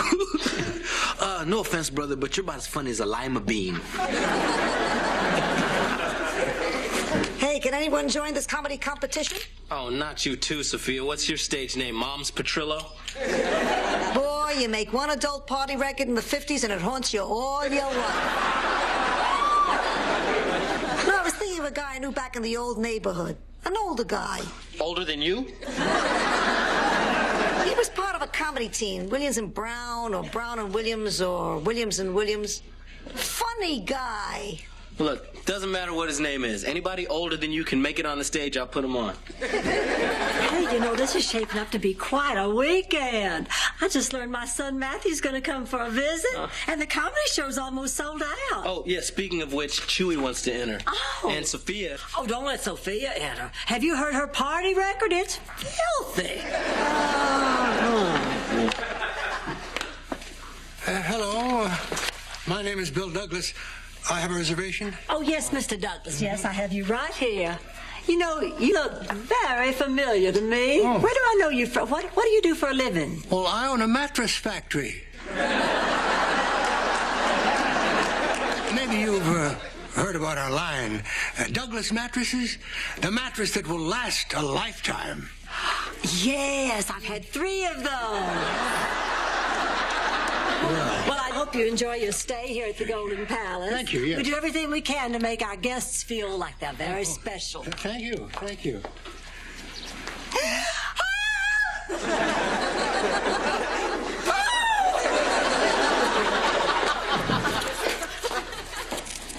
Rose, are you okay? You look shaken, like you've... Seen a ghost? Well, I was going to say drinking heavily, but... Seeing a ghost works, too. Rose, are you all right? Look at this picture. Oh, my goodness. It's you and Mr. Douglas on a cow.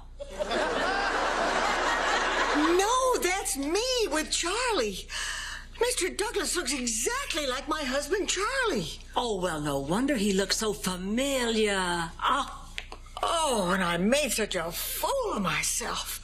Oh, he must think I'm a nut. I really should apologize. I mean, he is a guest. Well, if it makes you uncomfortable, I think you ought to just avoid that particular guest. Oh, Blanche, don't be silly. I mean, I'm a big girl. I'm not going to create a situation just because somebody happens to look like Charlie. Oh, good. Of course, if he kisses like Charlie, you'll have to get the jaws of life to get me off him.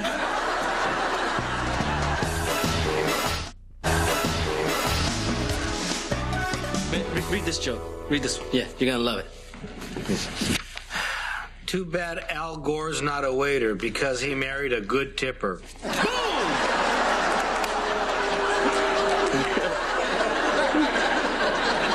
don't get it. What do you mean? His wife's name is Tipper. It's not funny. Man, that's because you're not saying it right. You gotta hit Tipper. His wife's a good tipper. That's big funny. Chewy, Roland, I want you all to meet my son, Matthew. Matthew, this is Roland and Chewy. Oh, hey, nice to meet you. Nice to meet you. Gotta go over. Okay. Oh, honey, I just have so many plans for us today. Mother, can we talk for a minute? Look, I have something to tell you. Okay. Jeez, I'm nervous. How can I put this? You know, Mom, you and I have a lot more in common than you think. We like the same things. We like the same things? Honey, the only thing I really like is... Oh, my God, you're gay. No. No, what I mean is we both like to take chances. Like when you bought this hotel, you weren't afraid to change your life. So I've decided to stop being a stockbroker and become a stand-up comic. Matthew, honey, if this is your roundabout way to tell me that you're gay, you don't have to. I accept it. I'm not gay, Mother. Oh, yes, you are. Sorry, but I'm not. And I really want to do comedy. Oh, comedy. No, Matthew, that's so undignified. How could you do this to me? I'm not saying I'm going to make a career of it, but I've been performing at some clubs, and I'm not half bad. So when you wrote me about this comedy competition, I came down here so you could see it. You didn't quit your job, did you? For a little while. Oh. Well, forgive me if I cannot laugh, Matthew, but I find nothing funny about my son ruining his life. Now, I don't want to talk about this anymore. Let's just get you checked in. You want to listen to some show tunes later? Straight as an arrow, Mom.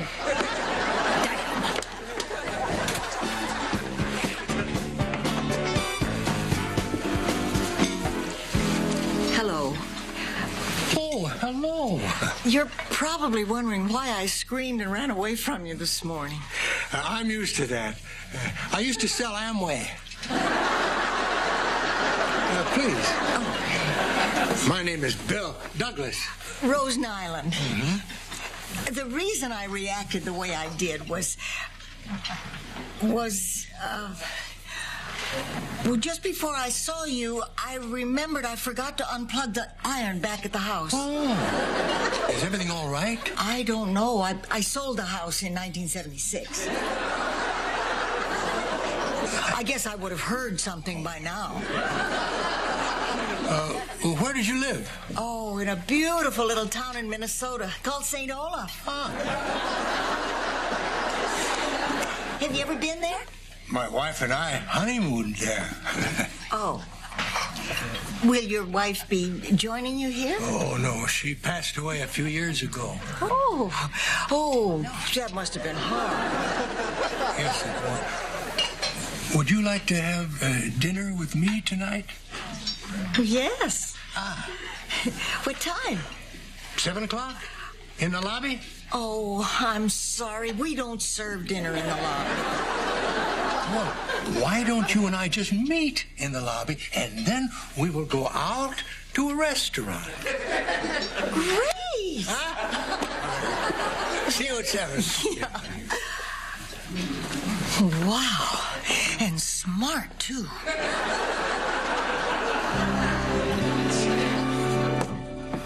Okay, Chewy, I'm setting up the lineup for Saturday night's show. Now, you sure you still want to go on? What makes you think I wouldn't want to go on? Because I saw you rehearsing your act today. Somebody can rack a window. Well, you're just saying that because I'm not using any of your lousy jokes. My jokes? What about your jokes? I had a dream last night that I ate a giant marshmallow, and when I woke up, my pillow was gone. Ba-boom! Man, that joke is so old, Pia Zadora wouldn't marry it. That reminds me, I talked to my friend. He thinks he can make it. Oh, great. What's his name? Oh, this is crazy. I just had it. I tell you, at my age, the first thing to go is Mind? No, help yourself. Look, Sophia, if the old dude shows up, I'll put him on right after Matthew Devereaux. Matthew's not entering the laugh-off. Does Matthew know this? Matthew know what? Matthew, I forbid you to enter this contest. Mom, I'm 35. Your forbidden days are over. Now, look, don't you get smart with me. I have been reading some of your material. When I was young, my mother used so much makeup, her pillowcase looked like it had a picture of a clown on it. Hey, you can't do that. Thank you, Chewy. I'm doing a pillow joke. Where'd you get that, Pat? From your room. Those are personal. Oh, well, they certainly are. Look, if you want to go out and make a fool of yourself in public, that's one thing, but you are not going to make me look like a fool, too. You had no right to invade my privacy. My point exactly. Now, Matthew, you're not doing this to me.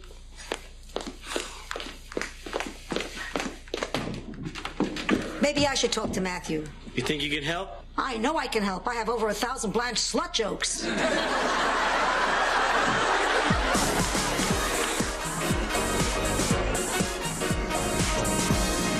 Yeah, what a night, huh? Oh, I don't think I've had this much fun in years. You know, I can't remember when I last danced the polka. Did you like my solo? I'm always impressed when somebody jumps up on a table and stands on her hands. Actually, that's the way we danced back in St. Olaf. Oh?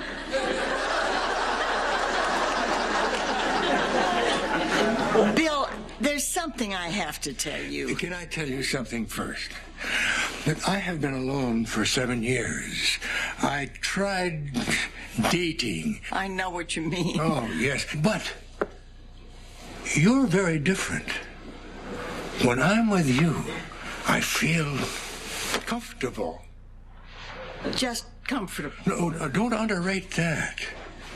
When you're comfortable, you allow yourself to feel wonderful things. Like what? Like this.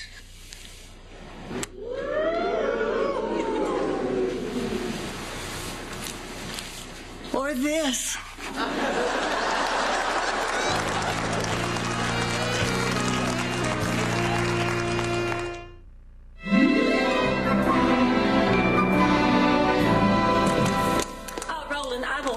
the show tonight, so there's another ticket you can sell. You gotta go. I sold Matthew this one joke and no one will get it if they can't see you.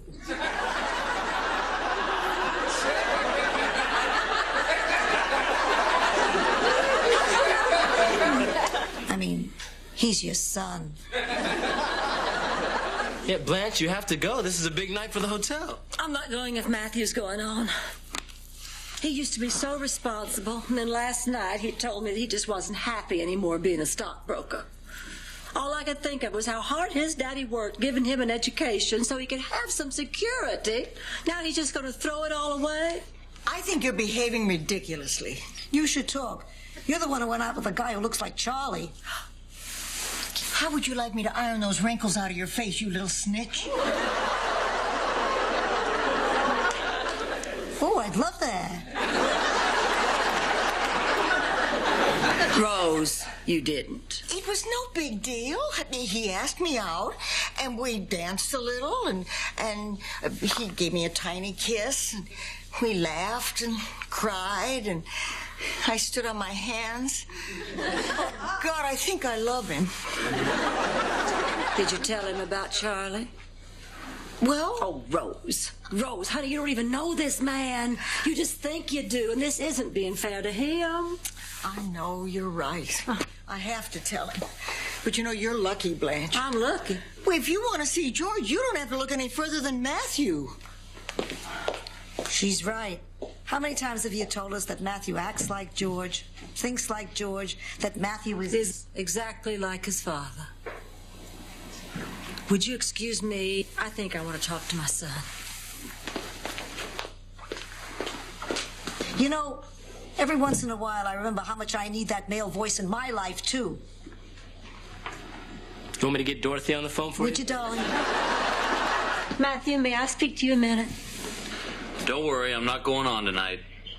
Oh, okay. But did I ever tell you how I met your father? No.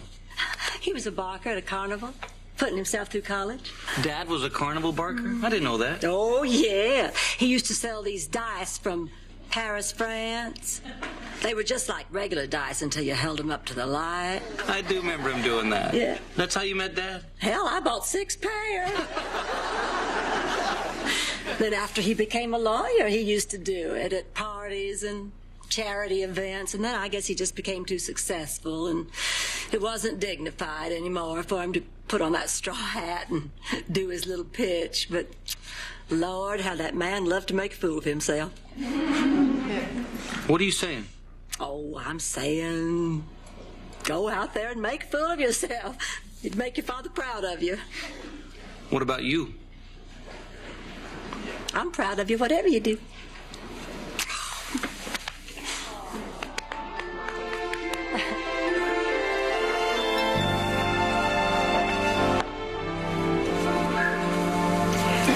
Oh, I was waiting for you. No, sit down, Bill. I have something to show you. Mm-hmm. Huh. A picture of you and me sitting on a cow. No, that's me with my late husband, Charlie. Wow. It certainly explains your instant attraction to me. Well, I wanted to tell you right away, but... But you wanted to extend the fantasy a little longer. Don't be angry. Oh, no, I'm not. But let's be honest. Would you ever be able to look at me without thinking about Charlie? Well, maybe not right at first, but after a little while... You would never be able to know how you really felt about me. I don't think it's going to work. I'm so sorry. I'll leave. Oh, no, I don't want you to leave. Oh, I don't think I could stand that again. You see, when Charlie died, it all happened so fast, I never got a chance to say goodbye. And now you're just going to walk out on me, too?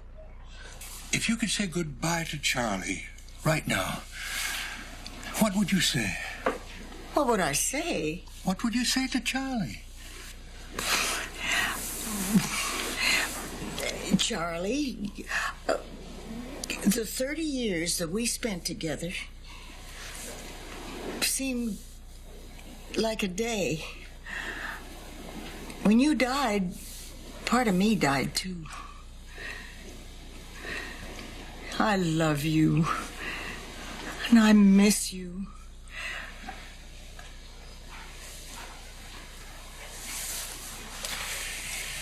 Goodbye, Rose. Thank you, Bill.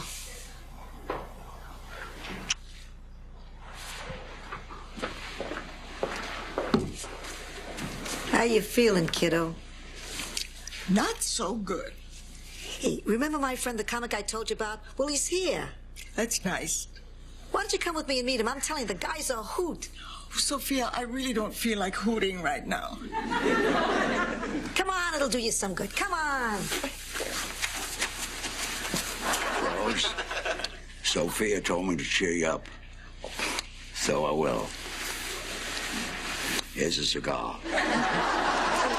I don't smoke. Okay, that didn't get a laugh. I'll tell you a joke. Have you heard this one? I don't think so. I haven't told it yet. Teacher said to a kid in school, "What does your father do?" He says, "My father's a doctor." Said to the other kid, "What does your father do?" He says, "My father's a lawyer." Said to the third kid, "What does your father do?" He says, "My father's dead." He says, "What did he do before he died?" He says, "He went, ooh."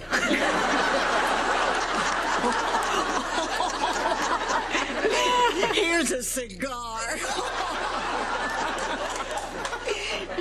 All right, Mr. Burns, whenever you're ready. Ready? I've been ready for 97 years.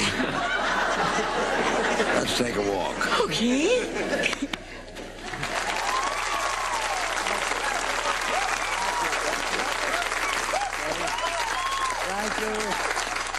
Thank you very much. And now for my last song, I'm going to sing a song that's going to make Rose happy. Morty, in Sam Newman's key. I love to call you Rose, dear, but roses fade away. Roses die when wintertime appears. And I love to call you Daisy, but daisies always tell what sweethearts like to whisper in your ear. I'd love to call you honey, but honey runs away. I much prefer a name like Klingenbein. And if I called you Buttercup, the dandelions would eat you up. So I'll buy a ring and change your name, and change your name, and buy a ring. Oh, I'll change it, and I'll buy it, and I'll buy it, and I'll change it. I'll buy a ring and change your name to mine.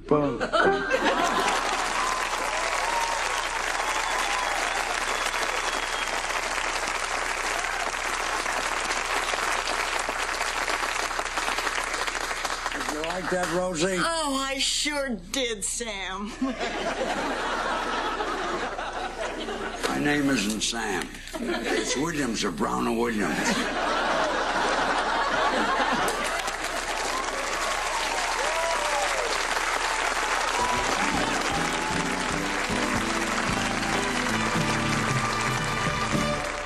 George Burns. George Burns. All right. Mr. George Burns. And now, the comedy stylings of Mr. Corny Castillos. Get him, killer.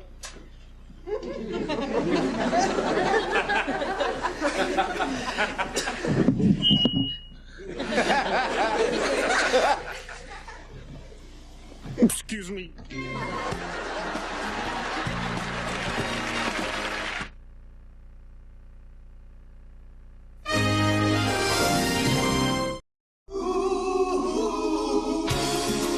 Thank you for being a friend. Travel down the road and back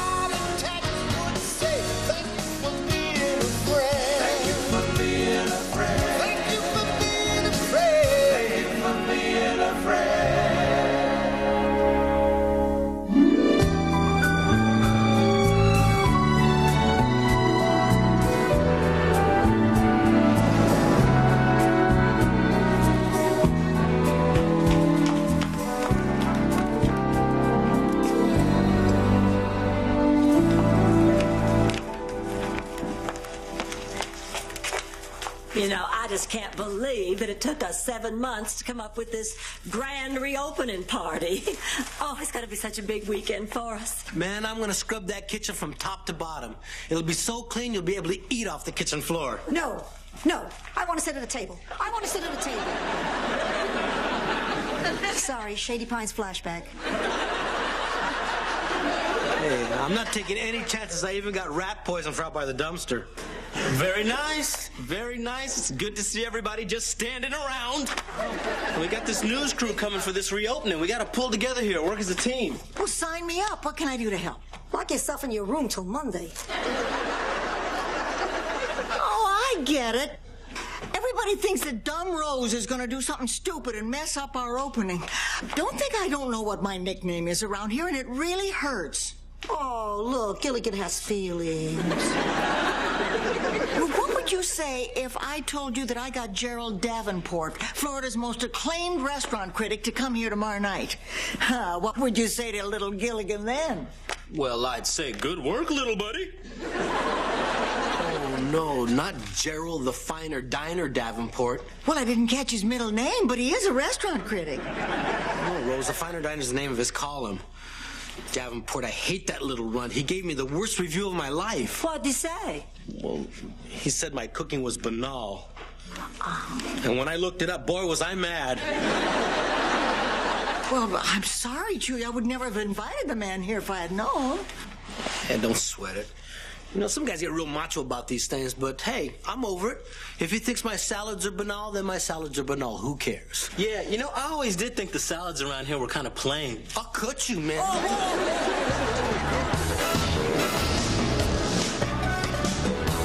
Well, sir, I am so sorry the airline lost your bag. We'll send it right up just as soon as they deliver it. Oh, thank you. I own a chain of travel agencies, and it is so refreshing to meet someone as bright and on the ball as you are. And by the way, that's a most interesting brooch. Amethyst? No, Lutheran.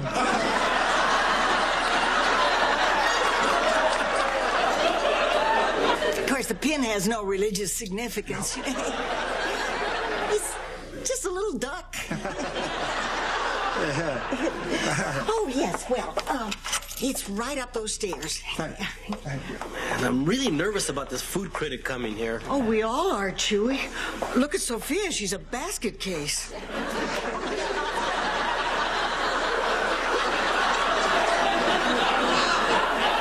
You know, I'm not so upset now about missing that King Tut exhibit.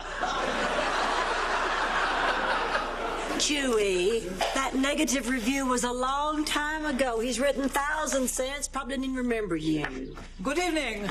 My name is Chewy Castillos. Oh, my gosh. What a coincidence. Our cook is named Chewy Castillos.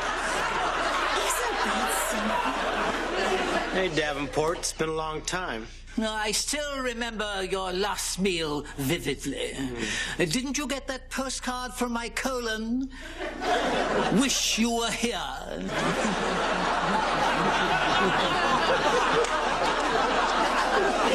Well, I think you'll be very surprised by the meal I have prepared for you tonight. Does it involve food, or will I be making another run for the border?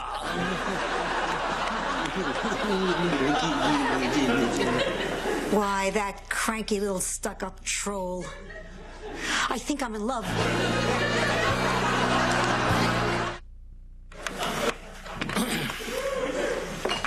Well, Mr. Davenport, how's that lobster Newburg tonight? Mr. Davenport? Hello? Hello, Mr.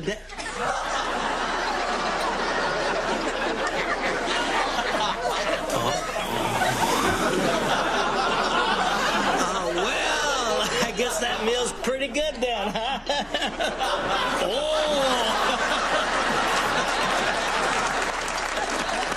Thank you, sir. You're too kind. Well, you enjoy your meal. I'm just going to go back here. Chewy, what's wrong? It's Davenport. He's gone. Gone where? You know, to a better place. Where? The Fontainebleau. He's trying to tell you the guy is dead, you moron. Dad, how How can that be? He was fine 5 minutes ago. Look, I took his pulse. It's not too tough to count up to 0. Why is it all the cute guys are either married or dead? We can't let this ruin the grand opening for the other guests. We've got to get the body out of there before someone notices it. Sophia, you create a diversion for the other guests. Like what? I don't know. Tell them there are topless volleyball players on the beach. Got it. Honey, you sure you've got it? Yeah, got it. Topless volleyball players. Yeah.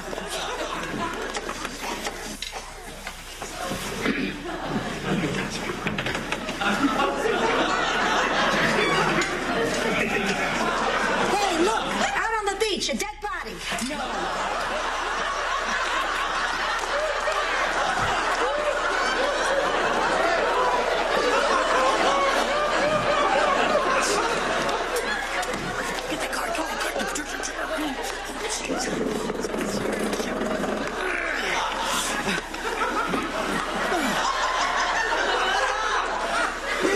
Oh, real smooth, Sophia. Look at that body! Hey, what's going on in the dining room? Mr. Davenport, are you all right? He's dead. Oh, my God! Oh, man! I didn't want to touch a dead guy. I don't want to touch the unliving. Get hold of yourself, Roland. Yeah, but it's a dead dude, and he's touching our stuff. A man has died here. Now, I think we should have a moment of silence to honor our fellow human being. Yeah. Don't you? Yeah.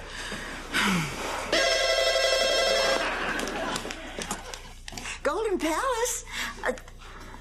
Yes, as a matter of fact, a table has just opened in the dining room.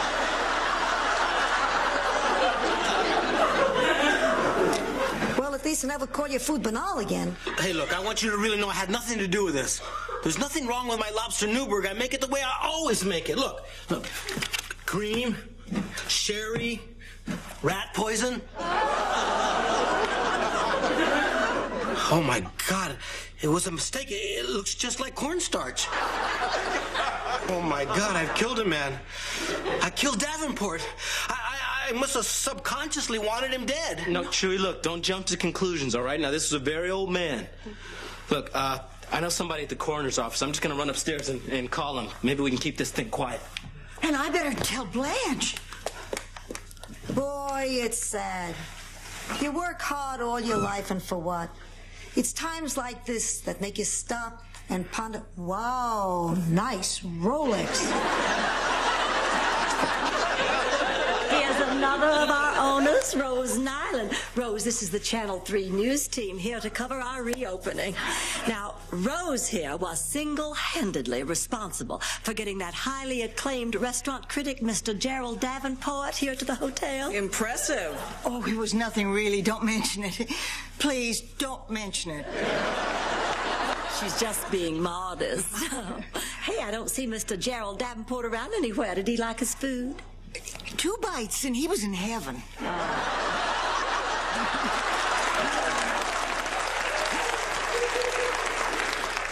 Well, if you'll follow me to the kitchen, I'll introduce you to our chef, Chewy Castillos. Give me 2 seconds to straighten up.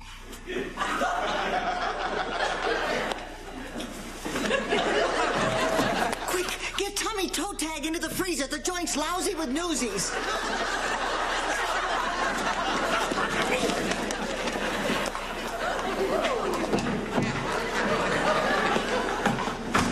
And this is our kitchen, where our chef, Chewy, prepares his culinary surprises.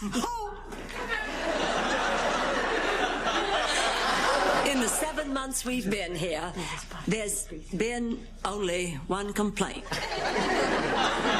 Well, as investigative reporters, I'm sure you wouldn't want to miss the tacky makeshift living quarters we have for our Latino employees in the back. Oh, yeah, you gotta see they got me living in squalor back here. And it'll be great on the 11 o'clock news. Dead? You mean he dropped dead just like that? Lord, why does everything happen to me? Now we've got a corpse in the freezer, a camera crew snooping around the hotel, and a travel agent whose bad recommendation could just ruin our reopening. What next? Al Tucker, health inspector.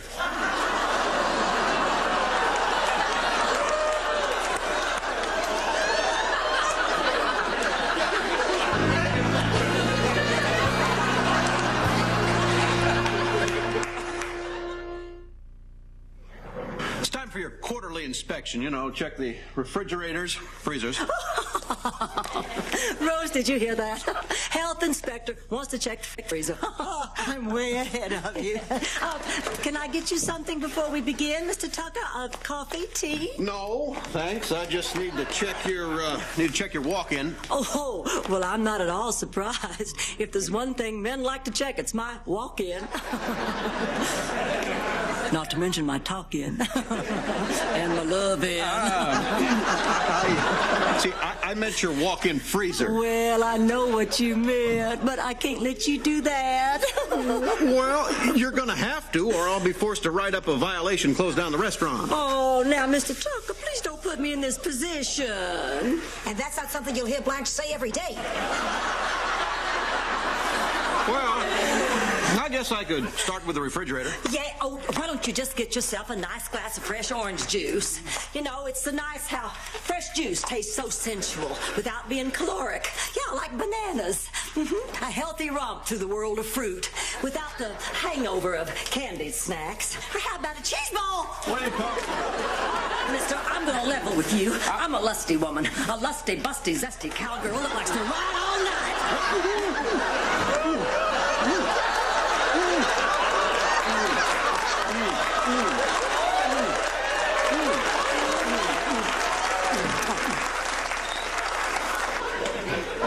Oh, there you are. We couldn't find the workers' huts and your cook just took off somewhere. Is there something going on at this hotel? Well, I'm probably not supposed to tell you this, but Salman Rushdie is in 205. And he's with Joan Van Ark. Of Knots Landing? Oh, I see the airlines have dropped off my luggage. Roland, would you please take this up to my room? It'd be my pleasure, sir. Thank you. Don't have any cash on me right now. Tip you later. Don't worry about it. No problem at all. Why do I always have to carry the stiffs?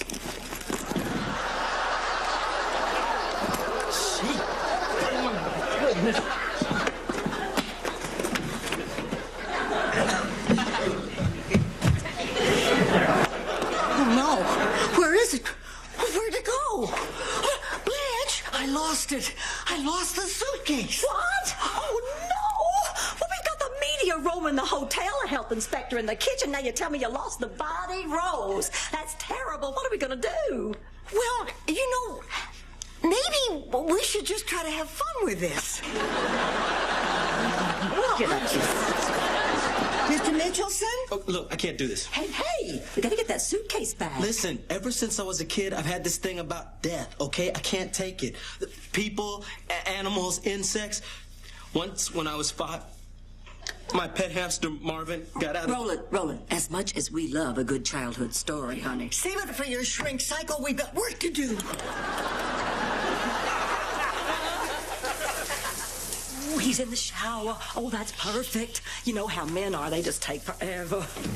Lathering up their strong, well-muscled arms and then letting the soap run in rivulets down over the washboard ripples of their tight, taut... Enough, Blanche. Oh, I'm back. What? Well, we can't go wandering around the hotel with a dead man. Well, let's wrap him in a blanket. Blanket. Good. Oh, here's one. Oh, man, this is so nasty. This is nasty. Here. Oh, it's on me. Don't you blame me now. It's Rose's fault. What do you mean, my fault? You're the one that invited Davenport to the hotel. It's still on me. Now, look, I've had it with you. I don't like this either, but after all, there are times in your life when you just have to face your fears. No, wait. Is someone out there? Oh, Lord. Get on.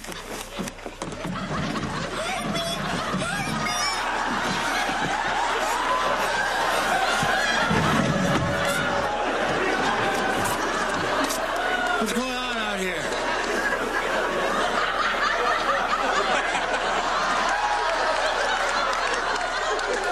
Hi there, Tiger. What are you doing in my bed? Well, let's just say I'm delivering some room service. What? Oh, come on now. Isn't that what you've been after all along? I mean, oh, my, isn't that an interesting brooch? Oh, please, I don't have to have a house fall on me. Then again, who does? There's that wonderful sense of humor.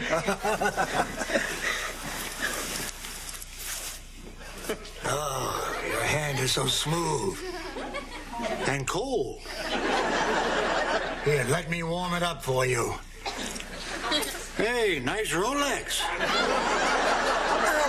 You know what really turns me on? What? What? A man with blow-dried hair. Really? Oh, yes. Okay. Okay. Don't move. Thank you. Great job, Rose. I could hug you, but you smell like dead.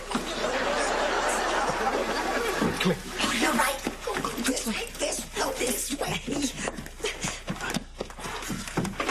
Oh, there you are. Go back. And they'll always shoot. Sorry. Well, we better get you out of here. We have a lot of work to do. A lot of things to find. Yeah, everything's on the up and up here at the Golden Palace. We have nothing to hide.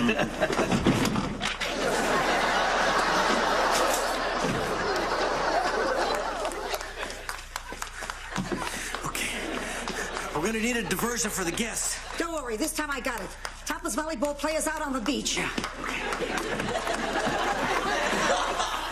Hey, everyone, look. Dead volleyball player in the blanket.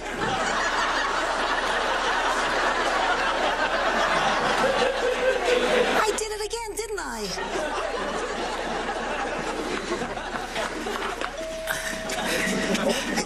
Blanche! Not now. Hold it. But I gotta rest. Okay. Wait a minute. I was a lot younger when I used to do this back in Sicily. Just gotten up and walked away. Hardly. Oh, there you are. Rose! What happened to you? I not only blow-dried my hair, I put in mousse. Why'd you take my blanket? No! Oh, my God! What's going on here? I don't know, and I'm as shocked as you are. Listen, I think it's time we told the truth. Rose, what are you doing? No, Blanche, we can't live this lie any longer. Rose. This man here is drunk. Yes, drunk. He's drunk. Pie-eyed, soused, wasted. Practically embalmed. You were doing better without me, weren't you? Now, you all know this man as noted restaurant critic Gerald Davenport, but to local bartenders, he's pure profit. Oh, I'll say. Yeah, and when he's drunk, he thinks everything tastes banal. Well, this is horrible. Well, not entirely, because it gives us here at the Golden Palace a chance to implement our new designated driver program. From now on, any of our restaurant patrons who's had too much will be safely escorted home. That's right. Excuse me, Mr. Davenport, sir. Do you think you could drive yourself home tonight? That's a big... See, that's the first step, admitting you need help. Oh, That's so true. That's so true. That's so true. What's that? You want me to keep your Rolex for safekeeping? Get out of here.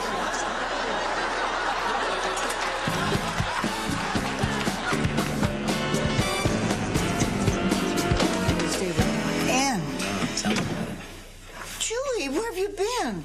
Oh, out walking the beach thinking. I mean, I may have killed a man. Oh. Hey, look, this has touched all of us. And some of us are hoping that we're going to be able to scrub it the hell off. Everybody, good news. According to the coroner's report, Mr. Davenport died of a massive coronary. All right!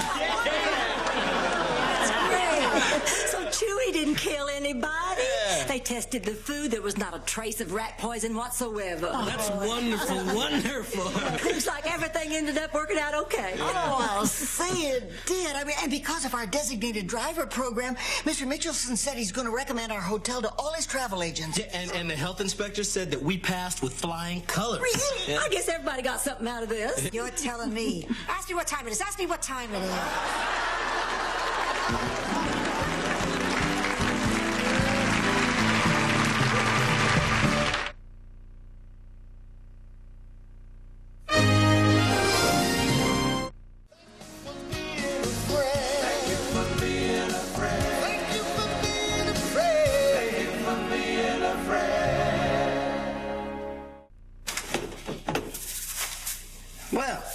This all worked out pretty good. Yeah, I'd say all in all, it turned out to be a pretty good day.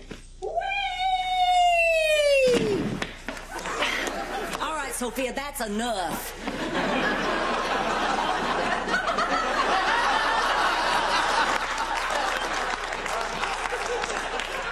What, I gotta wait until I'm dead to do this?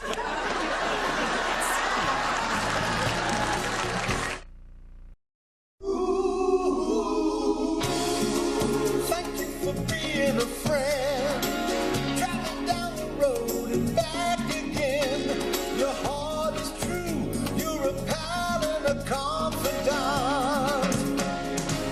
And if you threw a party, invited everyone new, you would see the biggest gift would be for me. And the card attached would say, thank you for being a friend. Thank you for being a friend. Thank you for being a friend. Thank you for being a friend.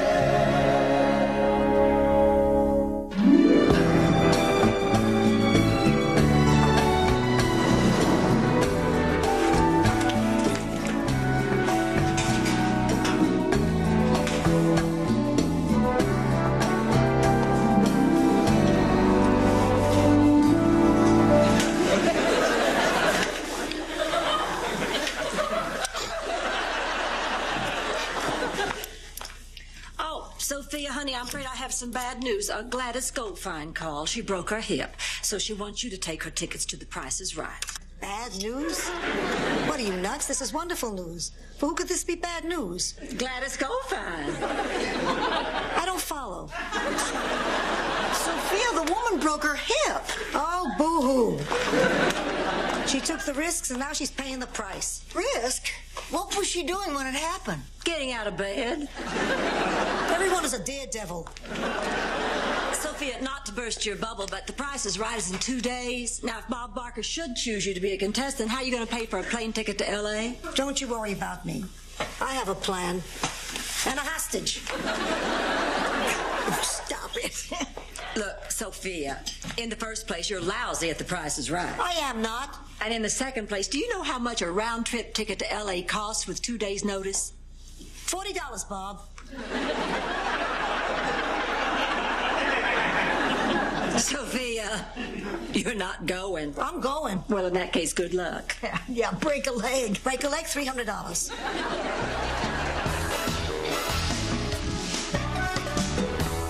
Hey, Ron. Oh, your mom's looking for you, man.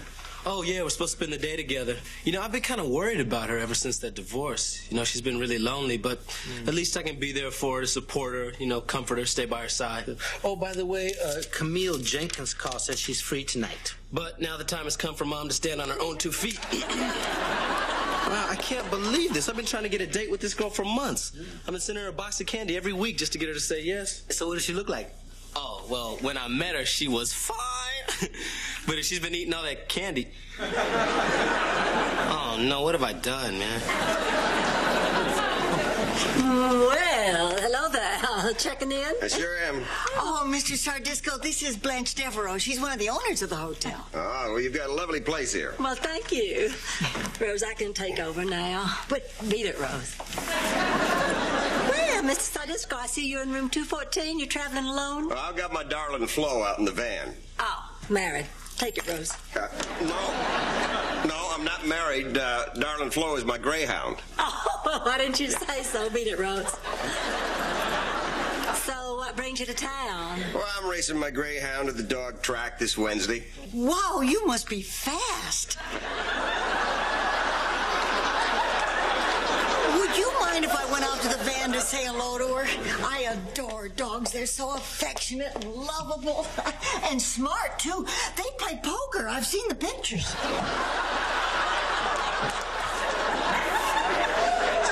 Well, I haven't been to the greyhound races in a while, but if your dog is half as good looking as you are, maybe I'll just take myself out to that track on Wednesday and place a little wager. Hey, what do you think the odds are going to be on this store? Well, she had a little trouble the last couple of times out, but she's been training well, so I guess about 6 to 1. Sounds like a plane ticket to me. Sophia Petrillo, come on down. Now, hold it. Just because I think she's a winner, you got to remember there's no such thing as a sure thing. You want to bet?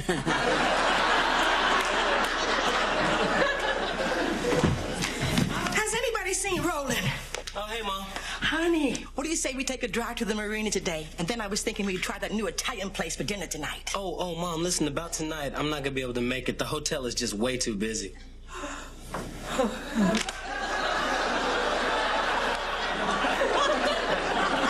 I understand, baby. You got work to do. Yeah. I'll just stay in my room and catch up on my reading. I don't work too hard around here tonight. I'll try not to, Mom. Roland. Yeah. Have fun with Camille. You knew? Honey, I arranged it. And it wasn't easy. I had to send her candy every day of the week. But don't worry, I told her it was from you. It's not what I'm worried about, Mom.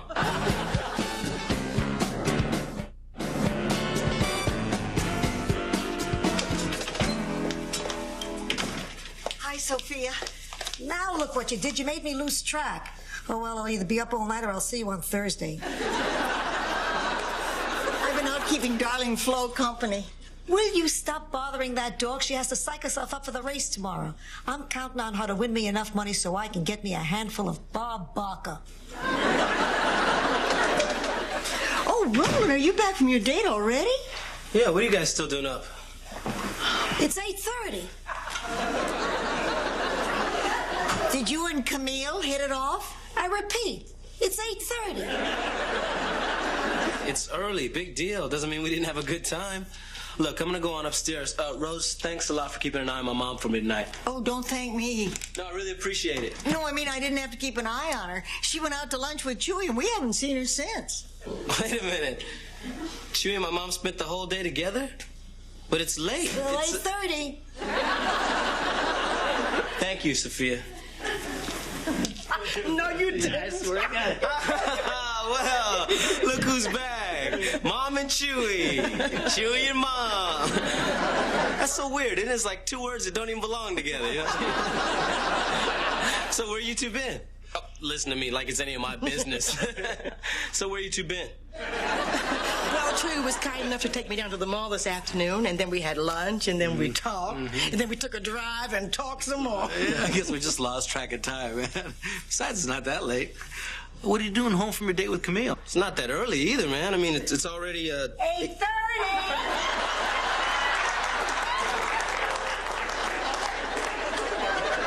What are you doing here, honey? Didn't you have a good time with Camille? Oh, yeah, she was great, but by the end of the date, she had this real nasty thing on her arm. What? Another guy. But hey, the good news is I'm free tomorrow, so I can spend the day with you. Oh, Chewy and I going to brunch tomorrow. We found this adorable place on the beach that makes blueberry pancakes. Well, why don't you stay here and have pancakes? Kid, I hate the pancakes here. Why? Because I have to make them. Well, okay, you two go ahead and have a good time. I'll just stay here and have some Pop-Tarts. Pop-Tarts, $1.49, Bob.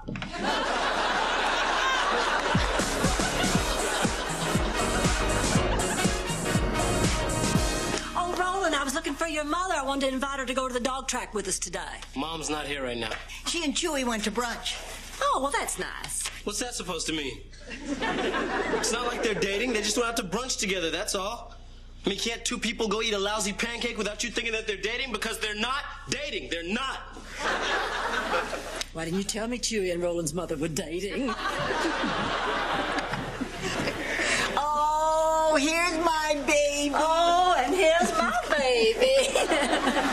Charlie, thank you for a wonderful evening. No, I want to thank you. You know, you go around from town to town with a dog, you forget how to talk to people. Oh. And I just wanted to say, you know, you're a good girl. You're a good girl. I kind of like dog people. How old did you say I was again? 7. Yes. Well, today's a big day. Now, honey, you just remember, it doesn't matter whether you win or lose. We'll all love you just the same. Right, everybody? Look, Rover. You lose this race, you won't be the only one around here eating Alpo. Alpo, 79 cents a can, Bob. Better be getting over to the track. Can I give you ladies a lift? Well, that'd be wonderful. Sophia and I'll just get our purses. I'll go to the van, get the muzzle. Oh, that won't be necessary. We just give her one beer at the track. Oh, you're talking about your dog. Now, I know you'll do your best, but if by any chance you should lose, remember there's always next time. And I'm afraid if she loses, there won't be a next time for this little girl. What do you mean? Well, you only get so many chances when you're a racing dog. If she doesn't come into the money today, I'll have to put her down. Well, I don't think insulting her is going to help. You know, Mrs. Nyland, by putting a dog down, I mean putting her to sleep. What? But she's still so young and healthy. Well, that doesn't have anything to do with it. I mean, a greyhound loses 3 or 4 races, we don't really have a choice. Because you see, it's their winnings that pay for the kennel costs and the trainers and everything. Well, that still doesn't make it right. And I want nothing to do with it.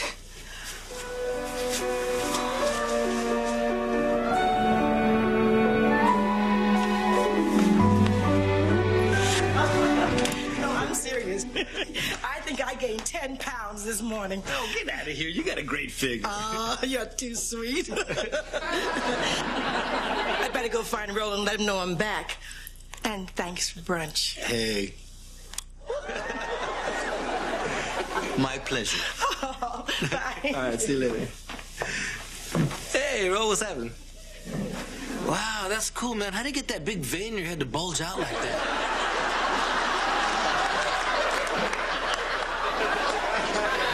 Lips. You kiss my mom on the lips? Hey, well, they don't call me Chewy the Lippos.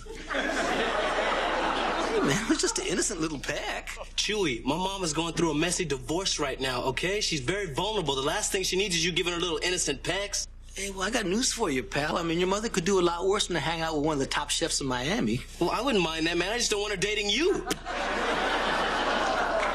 Is this a racial thing? No, it's a Chewy thing, man. All right, that's it, man. I don't have to take this. Look, just stay away from her, all right? Yeah, I got a better idea. Why not just stay away from you? But I tell you what, if your mom and I ever do get married, you can kiss that father-son picnic goodbye.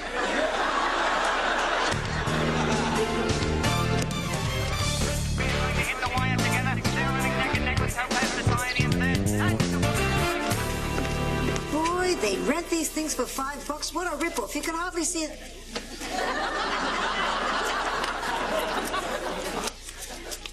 I'm just a walking joke to you, aren't I? Ladies and gentlemen, your attention, please. There's been a scratch in the next race. Number 7, Darling Flo. I repeat, Darling Flo has been scratched from the next race. What? You're never going to guess what happened. Somebody stole my dog.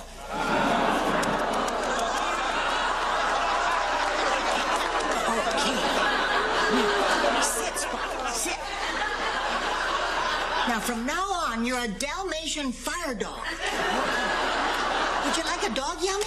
Here we go. Listen.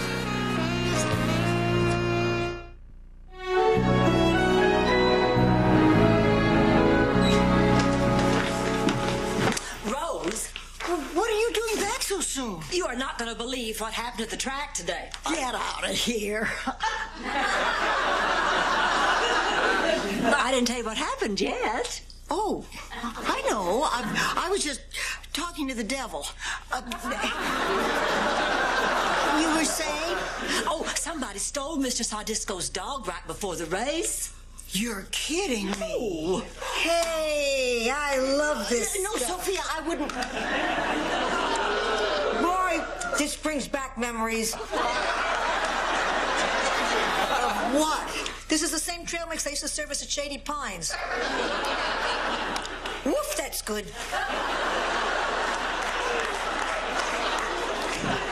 Hey, is Chewy in here? Haven't seen him.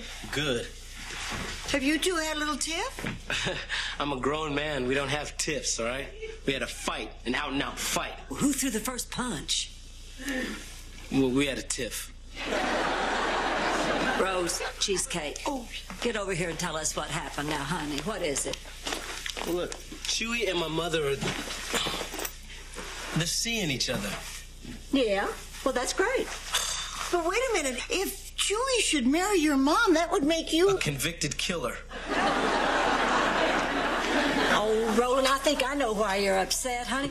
See, no matter how old we are, it's very difficult for us to think of our parents as sexual beings. You know, I think Blanche has a very... Oh, my God, no, not my parents. Not my parents, no. Easy, not your parents. I'm sure that after you, they didn't want to take that chance again.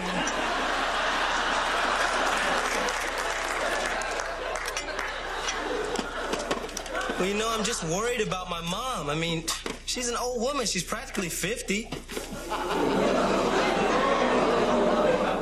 I just said something really awful, haven't I?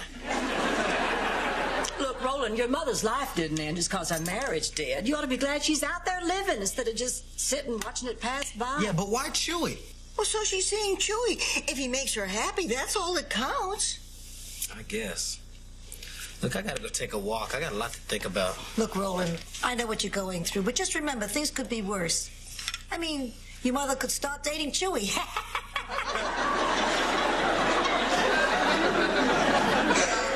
I drifted during the conversation, didn't I?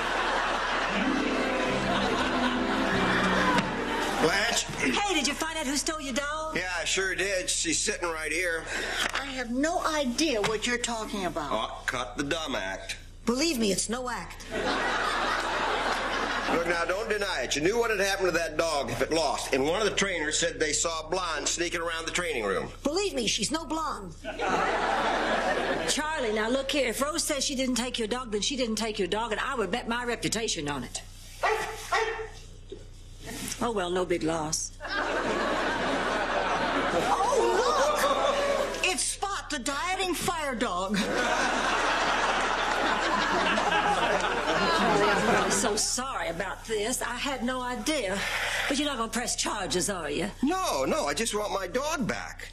Now, I know Miss Nyland thought she was doing what was best, but she just doesn't understand our sport. Oh, I understand your sport all too well.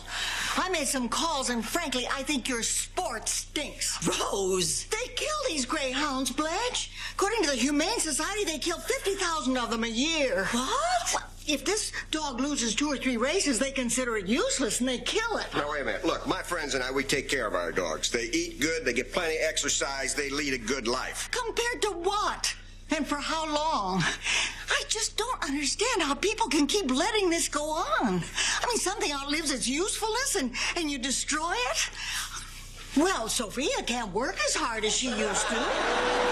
And it costs money to feed and clothe it. Maybe it'd just be easier if we put her to sleep.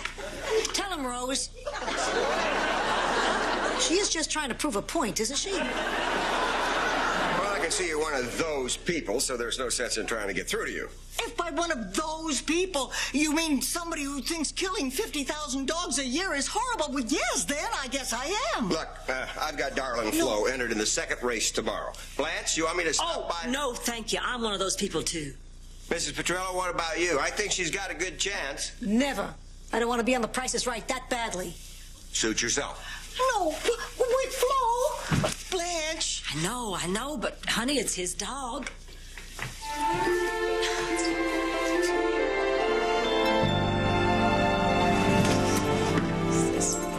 Oh, hey, I'm glad you guys are back. Hey, Chew, you still mad at me, man? He's not the only one. You told me what you said earlier. Roland, what is your problem? I'm sorry, Mom, okay? I was just being overprotective. Look, Chewy, it's not you, man. It's any guy. But if you guys want to spend time together, then you know what? That's your business. You mean that? Look, you guys spent the whole day together. I'm not freaking out now, am I? So where'd you guys go anyway? The beach? Can I tell him? Yeah, sure. We went to the Mecca Hotel. What? I'm at some sleazy hotel. Roland, he took me to support group. Divorce support group. Let him go. Divorce support group. Divorce support group. I'm sorry. See, that's how you get that big vein to bulge out in your head like that. Crazy, man. Look, I'm sorry. I just heard the word hotel, and I thought that you two, you know. You thought I'd be attracted to Chewy? Me and Chewy? Chewy. Me? What the hell am I laughing at? Why Why didn't you tell me you were going to a divorce support group? Well, because you tease me and give me a hard time about it. Oh, come, I think it's great that you and a bunch of crybabies are getting together on a regular basis. Roland, some of those groups do very good work. You're right. I'm sorry, man. I was just joking. And, Mom, I'm sorry, too, but I just can't deal with you dating yet. Come here, baby. Listen to me. I can't deal with me dating yet. But, honey, when the time comes, I can take care of myself, okay? I'm a big girl. All right. Guess I'll just have to make a real effort to adjust to this. Okay. Hello there. Hello. I'd like a room, please. You're not my daddy. I'll never call you daddy.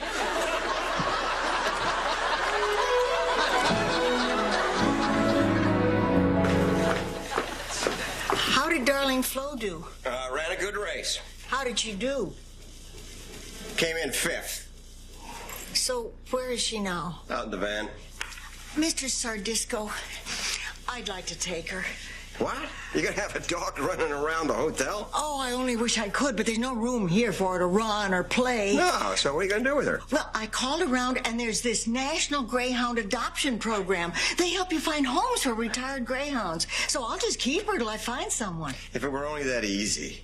Don't you see there just aren't enough homes to go around? That's why we have to put so many of them to sleep. Well, that's no solution. I mean, if you can't find homes for them, then maybe you people shouldn't breed so many puppies in the first place. And you should let other people know what wonderful pets these dogs make, so we could find more homes. Do you understand? You take the dog. Okay. Oh, and one more thing. See what you can do about those rental binoculars at the track. Honestly, $5 and all they do is make everything look smaller.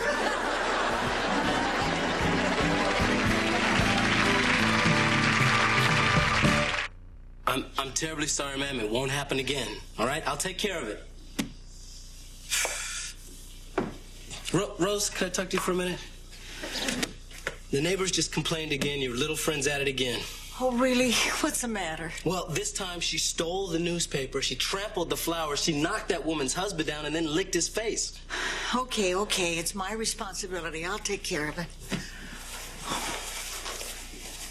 Sophia, you're grounded.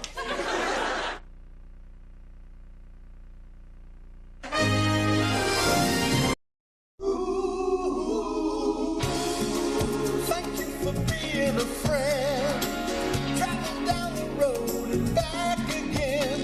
Your heart is true, you're a pal and a confidant. And if you threw a party, invited everyone new, you would see the biggest gift would be for me. And the card and text would say, thank you for being a friend. Thank you for being a friend. Thank you for being a friend. Thank you for being a friend.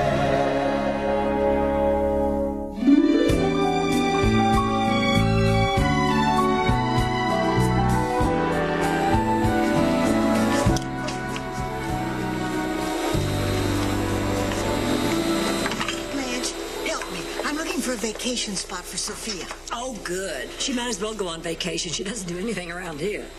Oh, that's not true. She tries very hard. Look, she's been cleaning that spot for an hour. Sophia.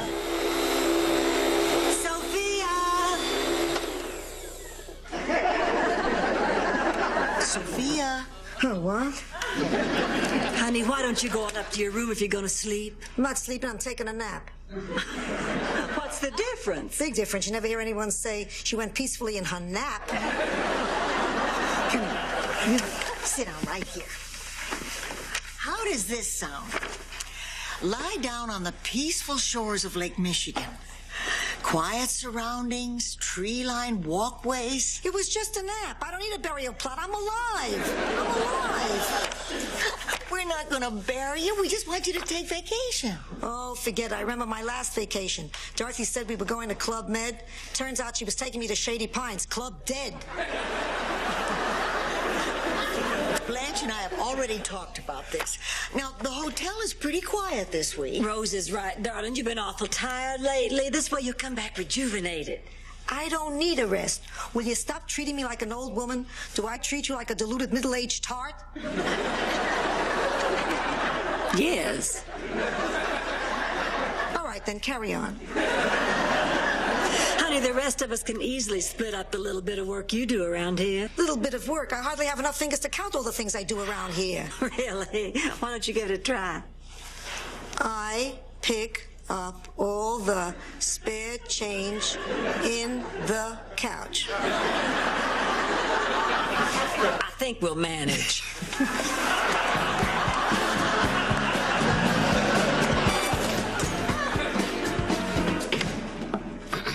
Hey, Ron, what's up? Hey, Chewy. Hey, man, have you ever had corporate headhunters come after you? You know, offer you like a really great job for really big money? Yeah, I had an international corporation after me once. Other than the House of Pancakes? No. Well, look, this guy from the Carlton Hotel chain just took me out to dinner. They want to hire me, man. Wow, that sounds really big. Yeah, it's kind of cool. I'm not going to take the job, but it was really flattering. Hey, you know what you should do? Tell the ladies about this and force them to give you a raise. No, man, I'm not going to put them in a squeeze play like that. And I don't want you to say anything about it, because you know how the ladies worry, all right? Okay, my lips are seals. Come on, be serious, man. You got to promise me. Okay, I promise. Cross my heart and hope to die, stick a needle in my eye. Jab a fork right through my nose, sever both my little toes, run a chainsaw through my thighs, pull my colon out my eyes. Chewy.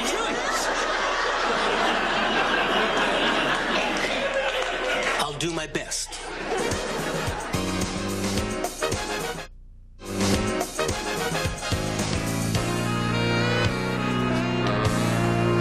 Sophia, can't you see I'm busy? I'm 16 cents away from a Slurpee.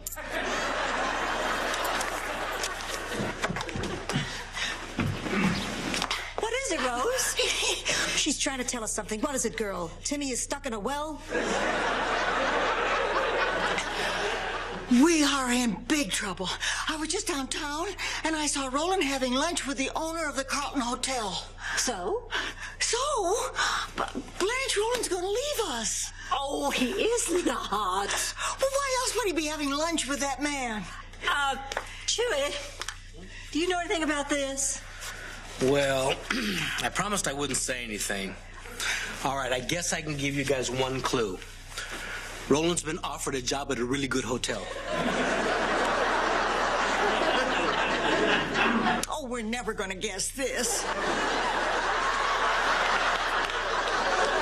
Look, I'm afraid if you guys don't do something, you're going to lose him. Roland would never even dream of leaving the Golden Palace. I don't know about that, man. This is a great opportunity. More money, paid vacation, excellent benefits, more money. He's really excited about the opportunity. Well, maybe we should give him a raise. He deserves it. We cannot afford a raise right now, and frankly, I am shocked that he would even think about going someplace else. I consider this a personal affront. Oh, Blanche, of course Roland has to think about his own career. We just have to find the money for that raise. There must be something we could sell in the hotel. Perfect. Then we're agreed. We'll sell something in the hotel. Wait a minute. What about me? Well, I don't think men are going to pay for something they already are getting for free.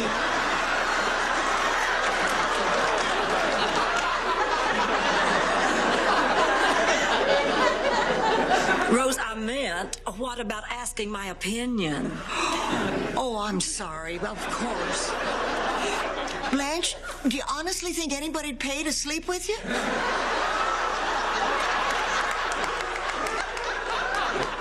I'm talking about the situation with Roland, Rose.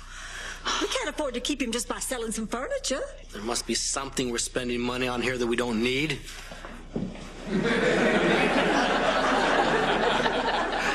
Maybe we better just let nature take its course on that one.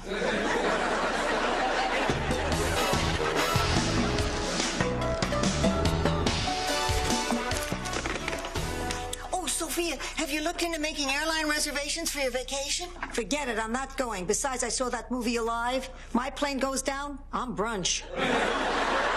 I'm sorry, honey. You have to go on a vacation. That's that. What if something happens at the hotel and you need me? We're not gonna need you. Fine. You want me to go on a vacation? I'll go on a vacation. Good, honey. And we're right about this. You'll see. You're going to have the time of your life. I sure am.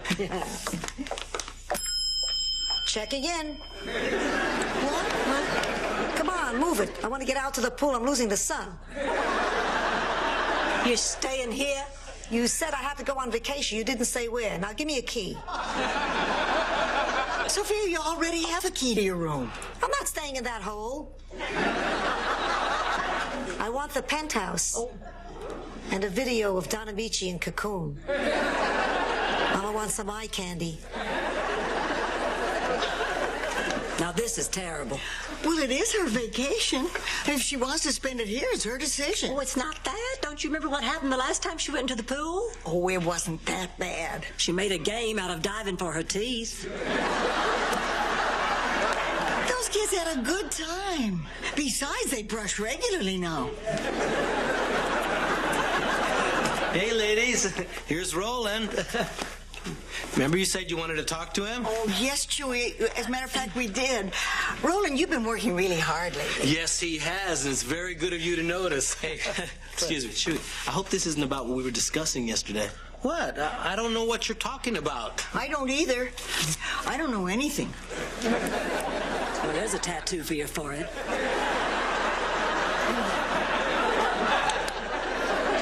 Look, Roland, I don't want to play this game.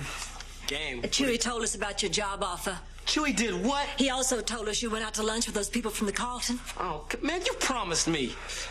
Well, look, it's no big deal. We're glad he told us. We'll work something out. We just have to find some more money for you. No, it's not about the money, Wait, forget it. Now, Rose, I told you I'd think about this. Here's what I've come up with. Roland, even if we had the money, I wouldn't give it to you. You went behind my back and entertained an offer from another hotel. I don't think things are going to work out here. Blanche, what are you talking about? I'm sorry, Roland. You're fired. What? Blanche, wait a minute. You can't do this. But let me tell you something, Blanche. I'm fired. Oh, man, I didn't mean for this to happen. Man, I got to go in there and talk to... I'm sorry, man. It's employees only.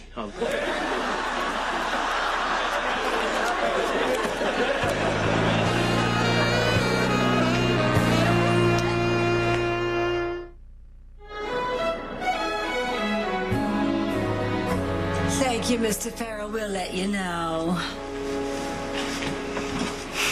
Well, now, he wasn't so bad. Oh, please. Blanche, I don't think someone whose last job was makeup man at a morgue has the types of people skills we need for a manager. Maybe you're right. And I didn't like that remark he made about my makeup.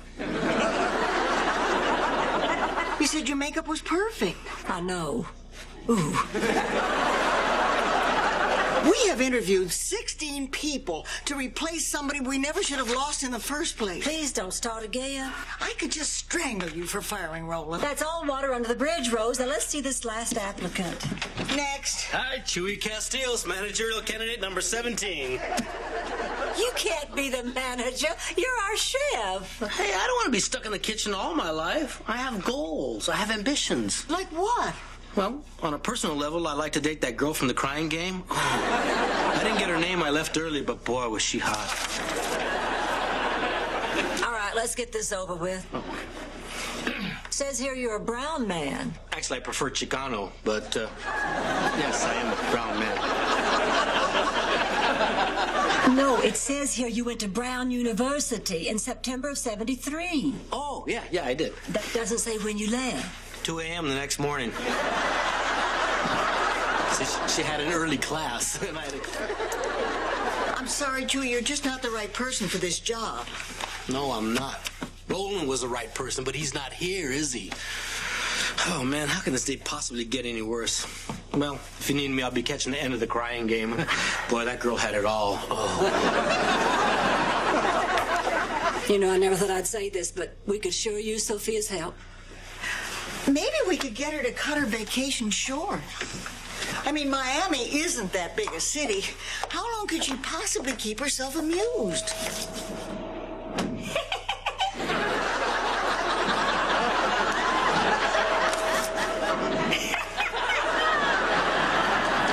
I could do this all day.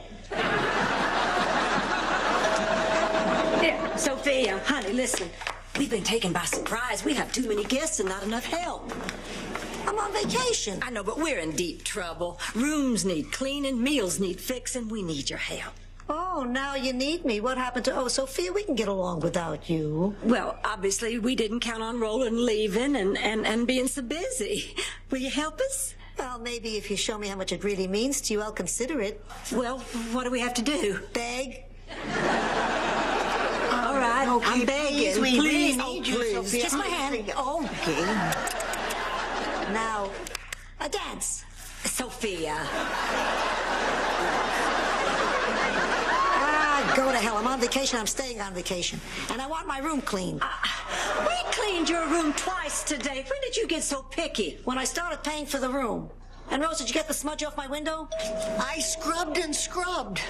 I'm starting to think it's the horizon. I don't care what it is. It's ruining the view.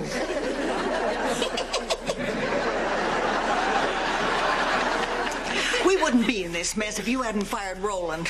And all of our little money, that is so selfish. Selfish? Rose, I want you to know it's the most unselfish thing I've ever done in my life. I only did it for his own good. What? Oh, come on. You know we can't offer him the kind of opportunities that Carlton can. So you forced him to leave. Blanche, that was his decision to make. One he never would have made. He would have sacrificed his whole future for us, trust me. Well, I hope you did the right thing. I did. Oh, I know we'll miss him, but now, thanks to me, Roland's on his way to a brilliant career at a beautiful hotel.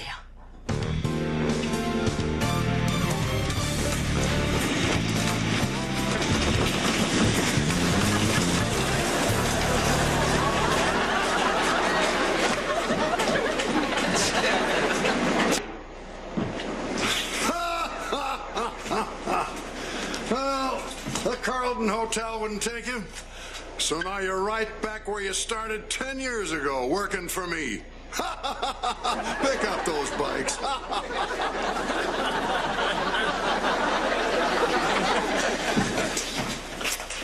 Hey, Roland. What do you want, man? I wanted to apologize, man. If I hadn't blabbed to the ladies, they probably wouldn't have fired you. Probably? Of course they wouldn't have fired me, Chewy. Sorry, man. It'll never happen again. Anyways, I called over to Carlton, and they said that you didn't get the job. What happened, man? Well, the Carlton's not real big on hiring people who've just been fired. I wish I knew how they found out, though. Yeah, that is weird. Oh, man, you told them, didn't you? Okay. But really, that's the last time it'll ever happen, I swear. Well, how'd you know I was here, anyway? Well, you once told me the door was always open at your first job. Hey, man, I'm worried about you. Aren't you worried about what this is going to do to your hearing? Oh, yeah, that was a great game, man. Look, man, I got you into this mess, and I'm going to make sure you get your job back at the hotel. Look, forget it. Blanche fired me. I'm not going to go crawling back to get my job. I don't even want you to tell him that you saw me. Chewy, you got to promise me, man. I promise. Hey, bash my head in with my spleen. Pierce my nipples. Look. Every time you open your mouth, I drop another rung on the food chain. Now, you say anything about this, and I'm gonna kill you. My lips are sealed. I'll see.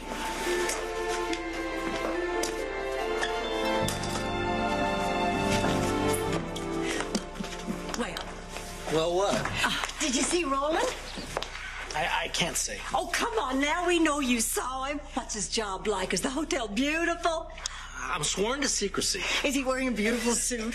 Does he have a lot of employees under him? Stop it, stop it. Oh, now we're just going to keep badgering you till you tell us. Badgering? Badgering? I don't need your stinking badgering. Look, I made a promise to Roland. This time I'm going to keep it. What is taking Chewy so long? Could he possibly not be telling them I'm in hell?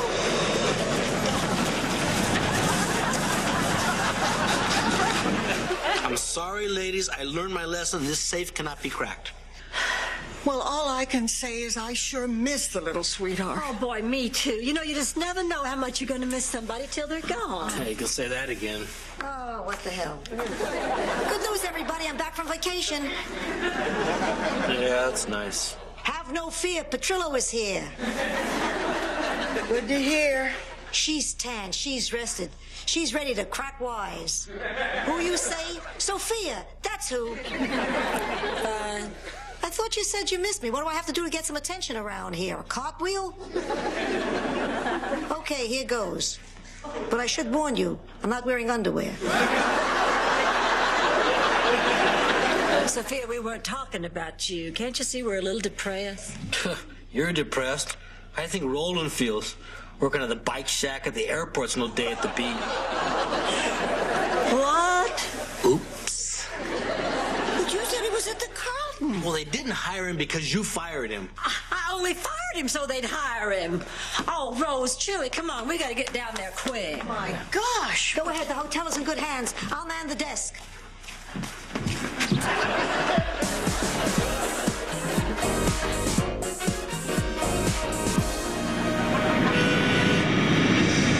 DC-10. Yeah, when you spend hours on your back, you get to know these things. Oh, DC-10. Yeah?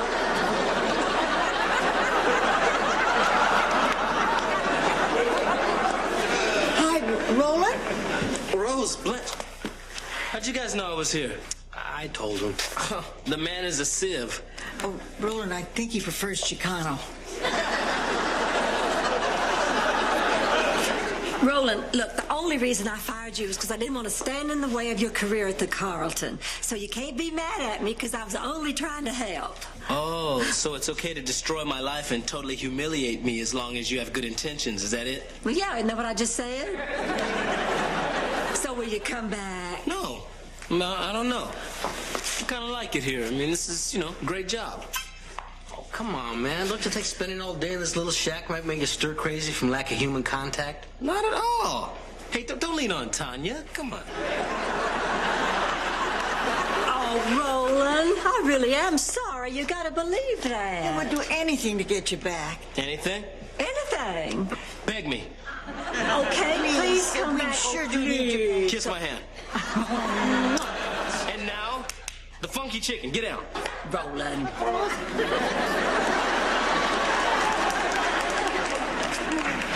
Okay. Sophia called and she told me to make you crawl before I gave in. Does this mean you'll be back? Can we go now? Yeah! I'm so happy. I missed you so much. Yeah, I missed you too. Do you know what? I think I even missed your St. Olaf stories. Really? Oh, well, we can fix that. Did I ever tell you the story of Leon Trudenstuder?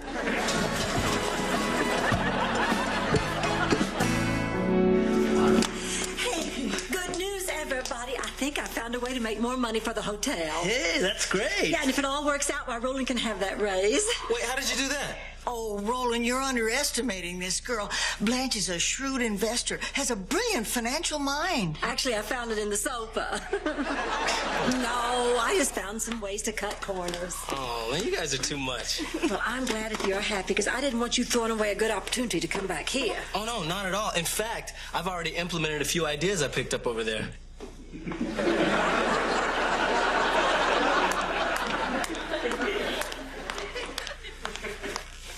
Hypothetically, let's say I just bit some kid on the leg.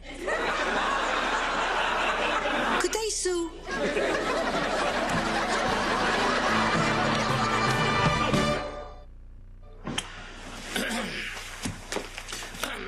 Listen, I don't know how to tell you this, but a corporate headhunter has approached me with a big paying job at a hotel that I'm afraid must remain nameless. And, well, being the loyal employee that I am, I wanted to tell you. And the big raise that they're offering me is really not an issue. I just wanted to ask you what I should do. Take it.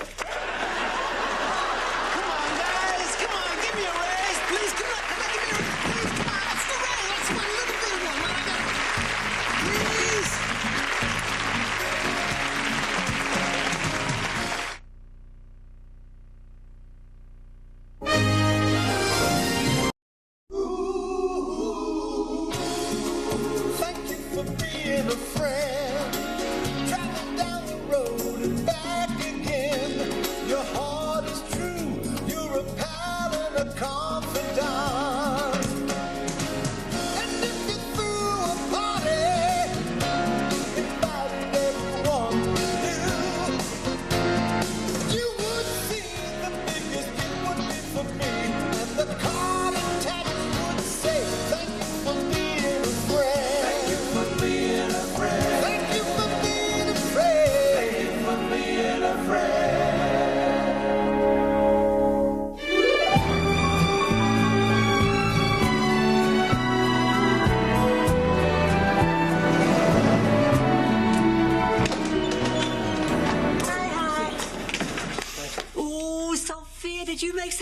special pizza? Oh, can I have a piece? Goody. Someday soon I'm gonna die. Okay, where's the Parmesan? Hey, Blanche, how was your trip to Chattanooga? Wonderful, as always. Is there anything that you'd like to tell us about your trip? Like, what you saw, who you did? I saw my special gentleman friend. We had a lovely time, and that's all you need to know. And Blanche, Rose, why won't she tell us who she goes to visit in Chattanooga? Give it up, Roland. You're never going to find out that secret. She's been going there ever since I've known her, and she won't even tell me who she sees there. Hey, I'll tell you a secret I want to find out. What does Sophia put in this pizza, man? It's addictive. I haven't tasted anything this good since those brownies I used to make.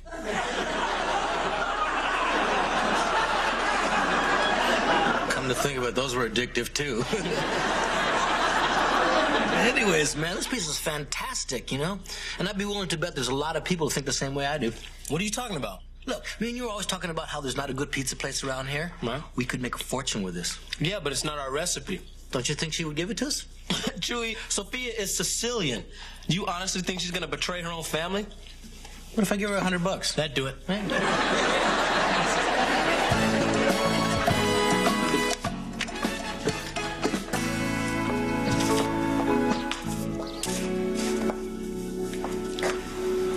May I help you? Excuse me, may I help you? Is this Miami? Well, if it isn't, my mail's been going to the wrong place. Yes, it's Miami. I just came from Chattanooga. I'm looking for Blanche. Oh, well, Blanche is... Did you say Chattanooga? Tad? Blanche! Tad, what are you doing here? I came to visit you. You said so much about the hotel. I wanted to see it.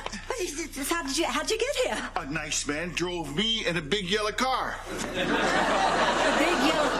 Oh, Tad, please tell me you didn't come all the way from Chattanooga in a... Hey, someone here owes me $728. Taxi. Did I do something wrong? Well, you shouldn't have left Chattanooga without telling me. Come on over here and sit down. Gonna get this man some money. I'll be with you in just a moment. Blanche, can I watch cartoons? Yes. Here, watch cartoons, but just keep the volume down low. Blanche, I just want to tell you, I think you're wonderful. What? Well, now I know who your special gentleman friend is. Without ever even bragging about it, you've been traveling to Chattanooga once a month to help this man who's mentally retarded?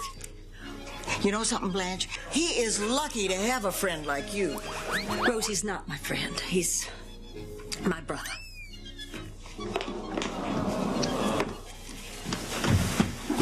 What do you mean he's your brother? You only have one brother, Clayton. Clayton is my baby brother. Tad is my older brother. Why didn't you ever tell me? Well, what was I going to do, Rose? Just casually mention it in passing one day. Oh, by the way, I have this mentally retarded brother that lives in an institution in Chattanooga. It's not something that just naturally comes up in most conversations. Blanche. Rose, look, this is the way my parents wanted it. In the South, it wasn't something you talked about. It was something you whispered about. So I guess I just got so used to not talking about it that I just never brought it up. I can't believe it. I share everything with you. I mean, you know all there is to know about my family. I've told you every single thing there is to tell about St. Olaf. God, I wish I could believe that. Tad, are you tired? Should I get a room ready for him? Oh, Tad's not spending the night. Oh, he's going back to Chattanooga immediately. But he just got here. Oh, why don't you let him stay a little while? Absolutely not. Oh, come on, Blanche, just a couple of days. I mean, I know he'll enjoy it, and besides, everybody's going to want a chance to meet him. Oh, all right, he can stay, but just for the weekend. Can we go find the dolphins? What? Dolphins? You know Flipper on TV. Well, every time I see him, I always want to know what it feels like to touch him. And Blanche knows a whole group of dolphins here in Miami, and she's touched every one of them.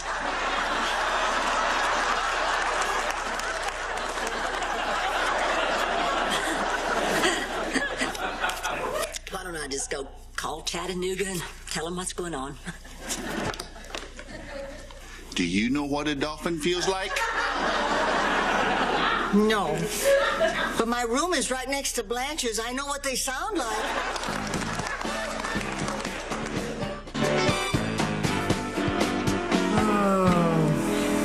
Sophia, are you okay? You seem a little stressed out lately. I'm 87. I'm playing dodgeball with death. It makes me a little edgy. Think a massage would make you feel a little better? You'd be willing to do that? Oh, it's been so long. Hey, sure, why not? Well, because when you get to be my age, people don't like to touch you. I don't understand why. What's this here? A patch of psoriasis. Work around it.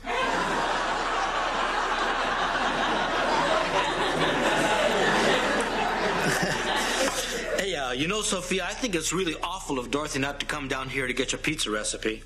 In fact, I think it would teach her a lesson if you gave that recipe to somebody else. You're right. Really? But it would have to be someone I care about. And what's even more important, someone who could cook.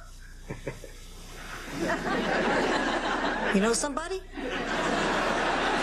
Sophia, I love your pizza. Please, give me the recipe. Please, I'll protect your legacy, I promise. I guess I have no choice. I've run out of time and I've run out of options. Chewie, I'm going to let you have the recipe. But you have to promise never to reveal it. Oh, I promise, I swear. Good. Now that I think about it, I'm thrilled. You're the perfect choice to carry on this grand old Italian tradition. Oh, my God, a Mexican.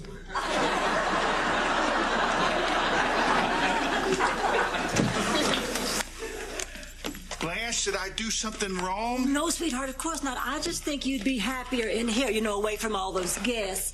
Rose, you don't mind if Tad sits here with you for a while? No, not at all. Sit down, Tad. You can help me fold napkins. Now, I want you to sit here till I get back. I don't want you playing hide and seek. I don't want you making any messes. And especially, I don't want you playing with matches, okay? Okay. So, are you having a good time? I guess. Here, honey, you just go like this and then like that, see? What do you do for fun in Chattanooga? Well, I visit my friends at the center, and I go to the park. Oh, and I watch cartoons. I love cartoons. I like Scooby-Doo and Tiny Toons and Muppet Babies. Oh, I love the Muppet Babies. I watch them with my grandkids. Nobody ever talked with me about cartoons before. Hey, I don't have much to do today. Why don't you and I spend the day together? We can go to the zoo or the museum, anything you want. I'd like that. You know, I don't care what my sister says. I think you're really smart.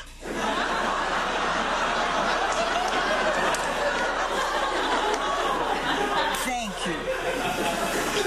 I don't care what your sister says either. I think she's in her early 60s. She is. She's my favorite sister. She sends me stuff at Christmas and my birthday.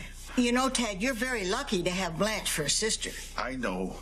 She's a beautiful creature, delicate, fragile, and exquisite. The fairest flower in God's garden. She made you memorize that too, didn't she?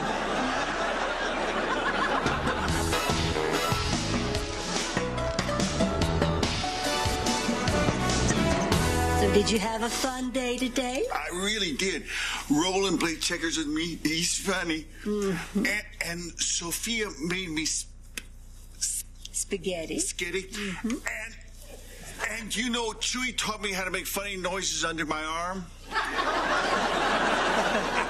He did? Yeah. I worry about him. But most of the day, I was with Rose. We walked on the beach and we found seashells, and she brought me ice cream. Mm. Blanche. Yes, sweetheart. Can I tell you a secret? Well, yes, honey. You can tell me anything. I'm not going back to Chattanooga. You not? Why not? Because I'm in love with Rose.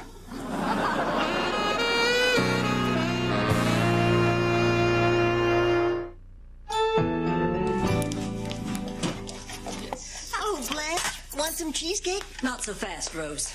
Okay. Hello, Blanche. Want some cheesecake?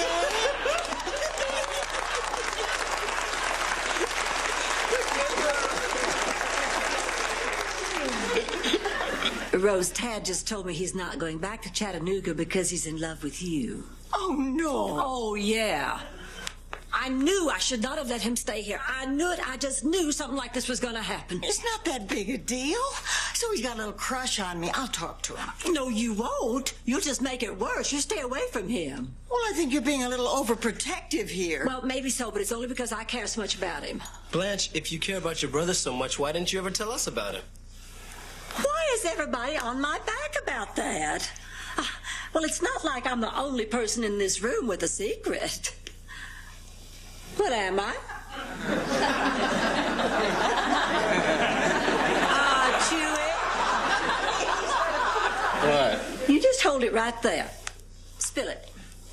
Okay, but look, you gotta promise it won't leave this room. Okay, promise. Well, when I was younger, I acted in an X-rated movie.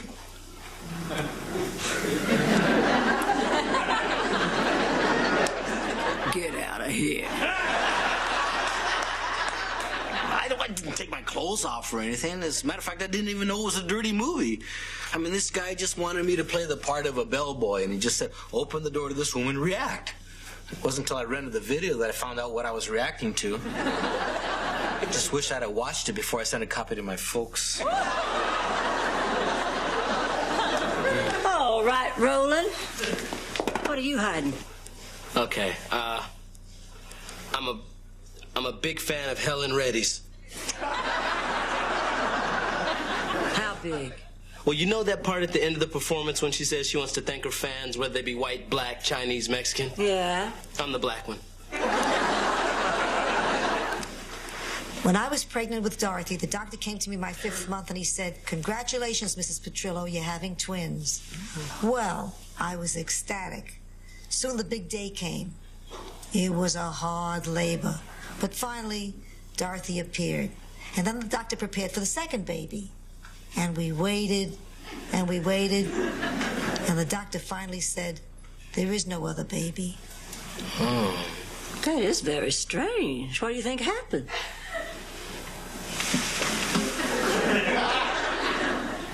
Dorothy ate her.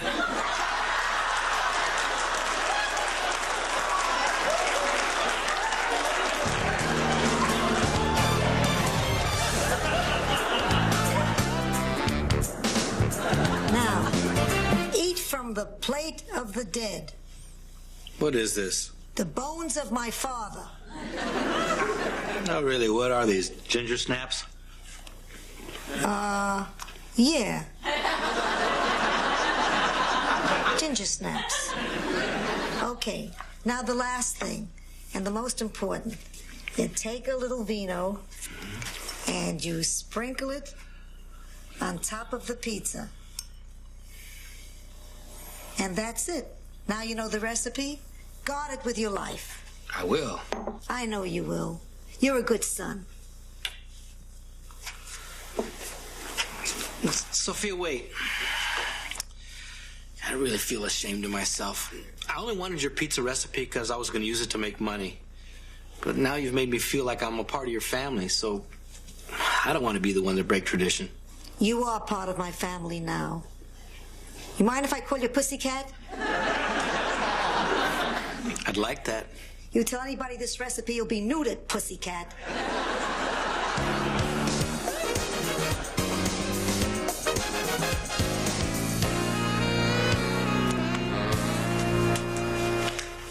Good morning, Rose. Good morning, Ted. Did you sleep well? I brought you something.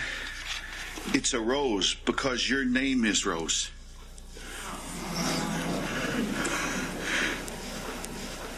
What's the matter? Don't you like it? Oh, Ted, why don't you sit down? I want to talk to you. Did I do something wrong? Oh, no, of course not, sweetheart. That's good. Sweetheart.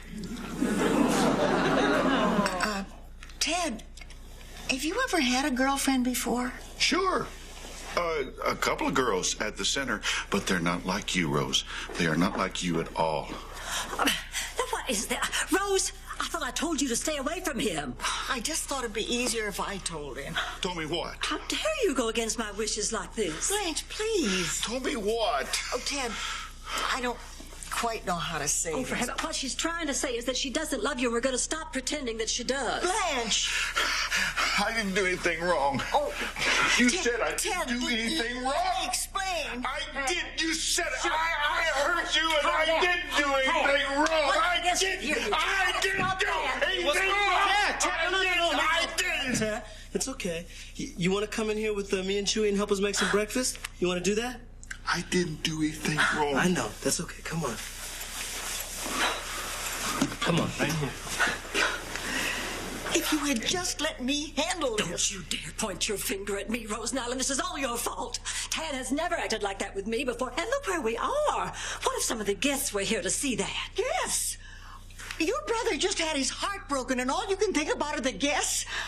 Are you really that selfish? I am thinking about Tad.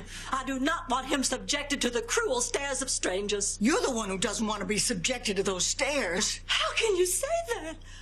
He's my brother. I'm just trying to protect him. Is that why you don't want him to fall in love? Is that why you didn't tell your best friend that he even existed? Is that why you've kept him hidden away up in Chattanooga to protect him? Tad's happy that they take good care of him there. He's got a job. He's got a life. A life that includes you once a month. The reason you kept Tad such a secret is the same reason you've kept him away from the guests ever since he's been here. Blanche, you're ashamed of him. And I'm ashamed of you. All right. You want to hear the truth? Yes. I'm ashamed of it. You happy now?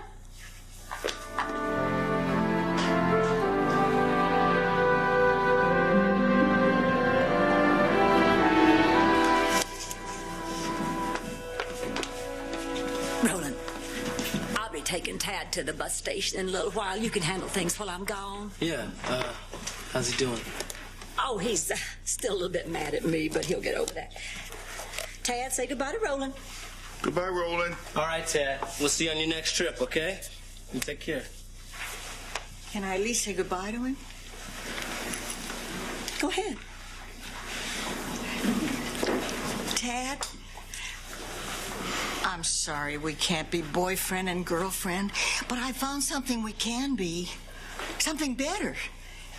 We can be Valentines. You mean it? Will you be my Valentine? You bet. I'm going to keep this card forever. Oh, that's a very special card. Someone gave me that a long time ago. Someone who loved me very much. Maybe he wants it back. Oh, I don't think he'd mind. He knew you only give a Valentine to somebody who means the world to you. Somebody you're glad to have in your life. Really?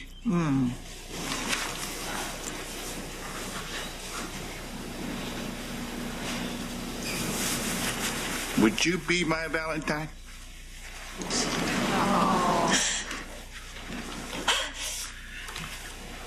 Did I do something wrong? No. No, Tad, I did.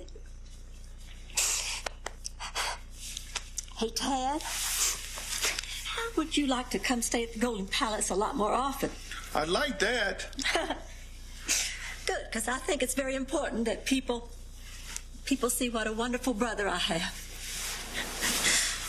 And maybe we could even go to Disney World or, anywhere you want. We'd do anything you like, Tad, anything. Anything? Anything. Anything. Would you watch cartoons with me?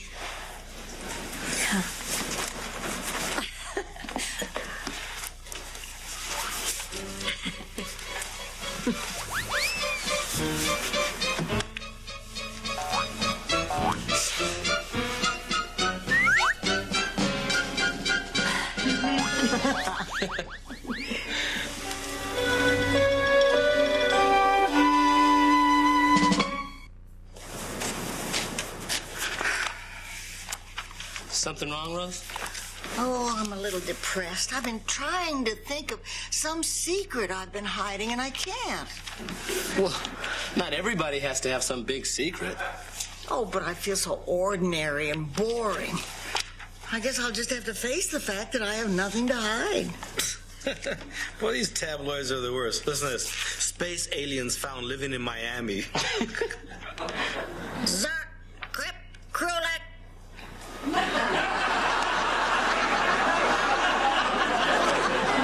What did you just say? I said, that's ridiculous.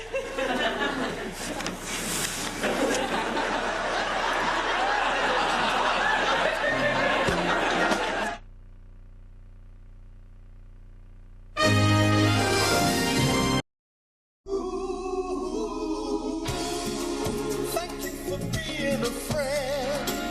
Travel down the road and back again. Your heart is true. You're a pal and a confidant. And if you threw a party, invited everyone new, you would see the biggest gift would be for me. And the card and text would say, thank you for being a friend. Thank you for being a friend. Thank you for being a friend. Thank you for being a friend.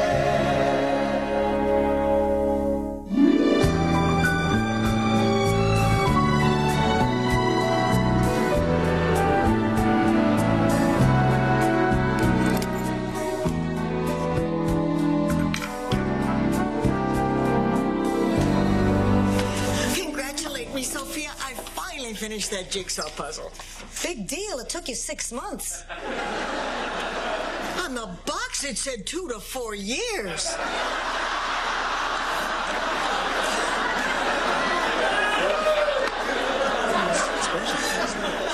The Carlton Hotel called. They have a problem. They're overbooked tomorrow. They want to know if we could handle a bachelor party. Yeah, we can do that. We just need to order some more beer. Yeah, we can borrow some dirty videos from Blanche. Okay, boys, but be kind. Please rewind. And they want us to hire a stripper and have her pop out of the cake. I'll be in charge of that. You can handle that? Hey, no problem, man. I just need a table, some whipped cream, some frosting, and some sparklers. Sparkler? What, for the cake? No, the auditions. What can be keeping Stan's attorney? And I still can't imagine why he wants to come over here to talk to us. Well, if I know that cheap ex-son-in-law of mine, there's only one thing he could want. What? His toupee back. If the man wants to take me on a fishing trip, I keep what I catch. Why would he send a lawyer? I owe him a little money. You owe Stan money for what? Neck job. You had your neck done? Yeah, I got tired of people saying, my, what an unusual scarf. Now, look, when Stan's attorney gets here, I'll do the talking. Well, why should you do the talking? I'm not stupid. I know how to talk to a lawyer. Hi, I'm Herb Jenkins, Stan's attorney. Oh, yes, my liege. I'm representing Mr. Zbornak in absentia. Absentia? What's Stan doing in Europe? You must be Rose. I've been given specific written directions to find a Blanche Devereaux. Oh, Gina, I haven't heard that since the Shriners had that scavenger hunt. Well, actually, the reason I'm here is the last time I saw Stan, he gave me instructions to make Now, sure whatever the reason, he better have one damn good excuse for not coming here in person. Stan is dead.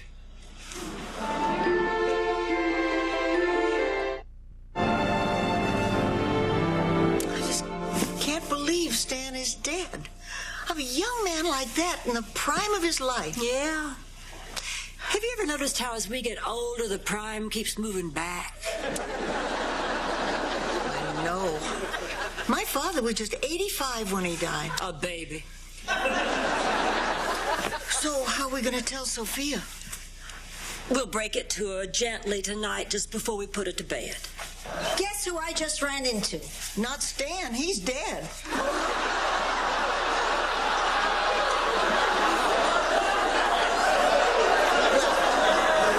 Time for bed, Sophia.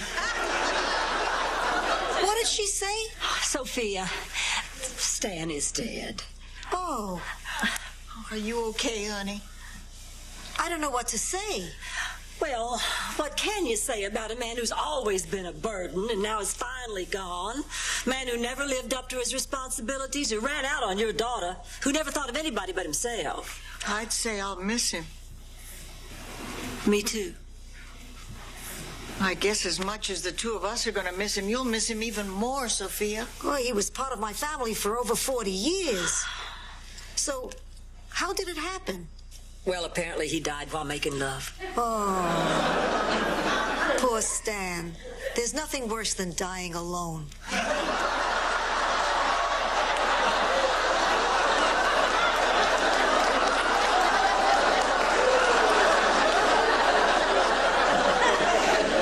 At least we know he went quickly.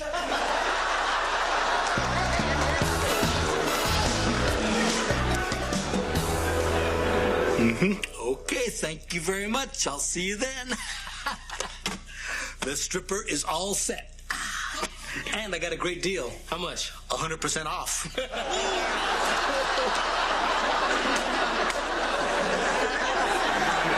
Stripper? No. I've had second thoughts about that. Yeah, I can't stop thinking about her either. Look, I am hardly a prude, but if a man loves a woman, why would he want to spend the night before he gets married looking at someone else? Last gas before the freeway? Well, I think it's wrong. Oh, come on, Rose. Everybody needs a little fantasy now and then to help them get through the day.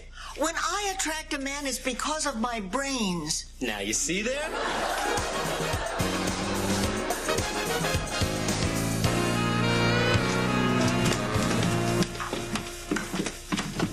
Well, here you are, Sophia. Honey, are you all right? I'm fine. They're picking us up for the funeral in 20 minutes. Now, wasn't that something of Stanley ordering a limousine for us? I mean, and having it put in the will and all? Oh, well, he must have really loved us. Yeah. Gee, I'd love to know what else was in that will. I mean, he must be worth... Oh, $1.5 million easy. And he didn't have a friend in the world. Oh, my God, I'm rich. You? What makes you think he left you anything? I was his favorite. Well, he was in love with me for years. Oh, he was not. Oh, he most certainly was. All men are, but bald men especially.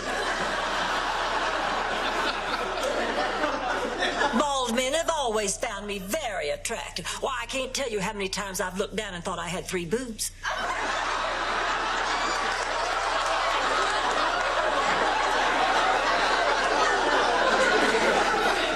All right, you two, that's enough. We're talking about a man who died here. Sophia's right. I don't care about Stan's will.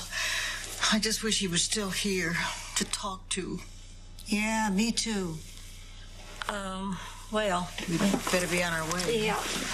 You coming, Sophia? Give me a minute. All right, we'll be waiting for you, hon. Okay, Lord, this is the deal. Please let Stanley into heaven. Yeah, I know it'll ruin it for everyone else. But the truth is, he deserves it. He's always done his best. Hi, it's me, Stan.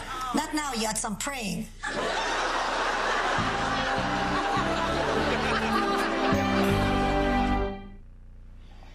Sophia, it's really me. Oh, Stan! Hold it. You're not haunting me, are you? No. Are you sure? Because you smell like you're decomposing. I was hiding in the trash bin. No, I really am alive. Oh, Stan! How do you like the neck? Look at that. What a great summer look for you. Oh, Sophia, I'm so happy you're taking this well because I thought you might be angry at me for being alive. I'm thrilled. My Stanley's alive. Why should I be angry? Because I faked my death. I'm in trouble with the IRS. You faked your death? You know what I've been going through? Look, I had to do this. The IRS caught wind of some creative bookkeeping I was doing. I would have gone to prison. I couldn't let that happen. Can you imagine me confined to some filthy, cramped room, spending my life with 100 other men? So what are you going to do now? I hired on as a steward on a tramp steamer. Stan, how could would you do this to your kids? I called Kate and Michael and I told them they know what's going on. I'm not heartless, Sophia. What about Dorothy? Have you told Dorothy? Sophia, she was my wife for 38 years. Do you actually think that I could keep silent while she mourned my passing? She would have turned you in. In a heartbeat. Of course I didn't tell her. In another month, when things settle down, I want you to tell her. But I couldn't leave the country without telling you the truth. You mean a lot to me, Sophia. You always have. You're not going to get away with this. They're going to catch you. Though they want, I have planned everything down to the last detail. Where can I get in touch with you?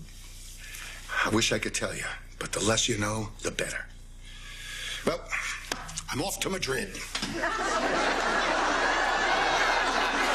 Or Rome, or Paris, or Cairo, but probably not Madrid. Not. Let's go over this checklist again, make sure we get everything ready for the bachelor party. Okay. Food, check. Beer, check. Cigars, check. Entertainment, I know, no check, just cash. Okay, Bambi, Chris and his friend should be here any minute, so why don't you go ahead and go in the kitchen and, get ready. Okay. Okay.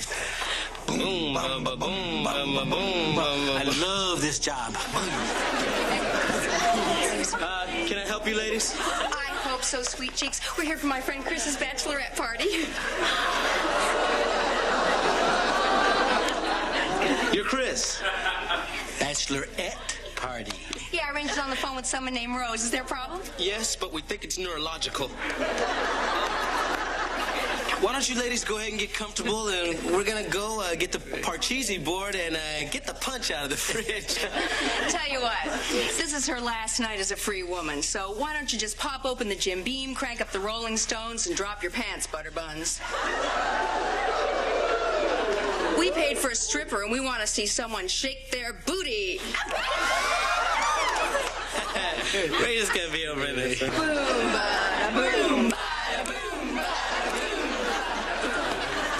What are we gonna do, man? These women are animals. No, they're not animals, Chewy. They're just some girls out having some fun. Oh. Beefcake, beefcake, beefcake.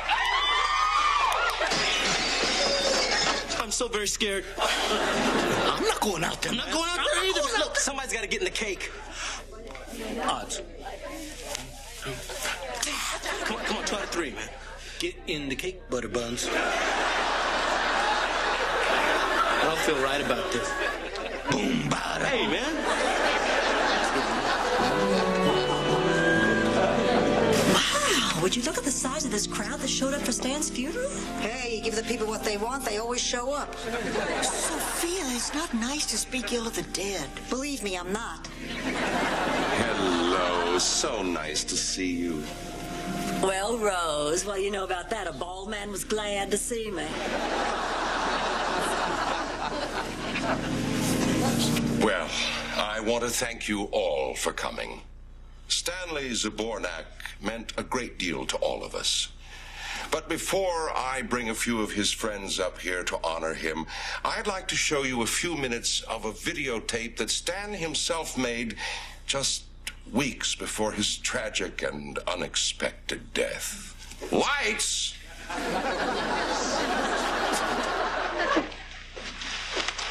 Hi, it's me, Ghost Stan. Boo! No, I'm kidding. It's regular Stan. And this is just a little something I put together to show at my own funeral someday. I want to thank you all for turning out to bid me farewell today, and to honor you, I've written a special poem called What My Friends Mean to Me. My friends sure mean a lot to me. Yes, a lot they mean indeed. Live from Miami, it's the International Bikini Fest, where we'll show you more, or should I say less, of the latest lights. He taped over it. He taped over his own funeral message. Well, I guess I should screen these before I... Well, we certainly got the gist. And now I'd like to invite some of Stan's closest friends up here to say a few words about him. Attractive, intelligent, sexy, These are just a few of the words Stan used to describe me.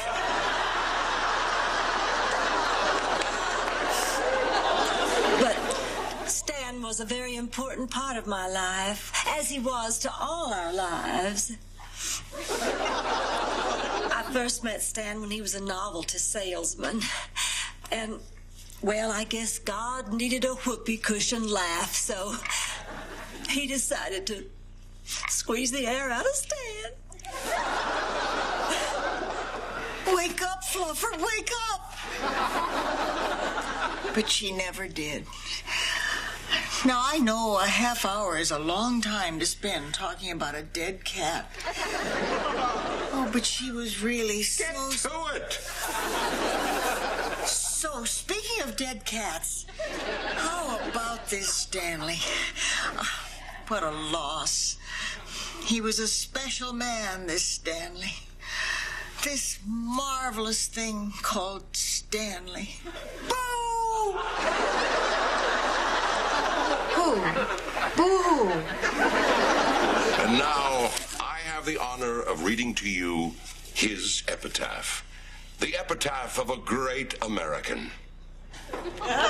Here lies Stan Zabornak, beloved son, model citizen, caring father, faithful husband. All right, that's it. I can't listen to any more of this. Oh, Mrs. Petrillo, I know you're in pain, but of course it is through pain that healing comes. He's right, Sophia, honey. You're suffering right now, but... I'm not suffering. I'm telling you, Stan is not dead. Oh, of course he's not dead, honey. In our hearts. Yes, so as it is written, he shall live on as love in all of our hearts. He wasn't alive in my heart. He was alive in my kitchen. He spoke to me in my kitchen. As he shall speak to me in the dell and in the village, where the poor and the rich alike... Look, the man smelled from garbage. He said he was going to Madrid. Yea, though the elderly may become feeble and their minds might turn to custard. That's all it means. He's not dead. Sophia, He's get not hold in of that yourself. Open the box. Music! Oh, here comes his big finish. Paper cut!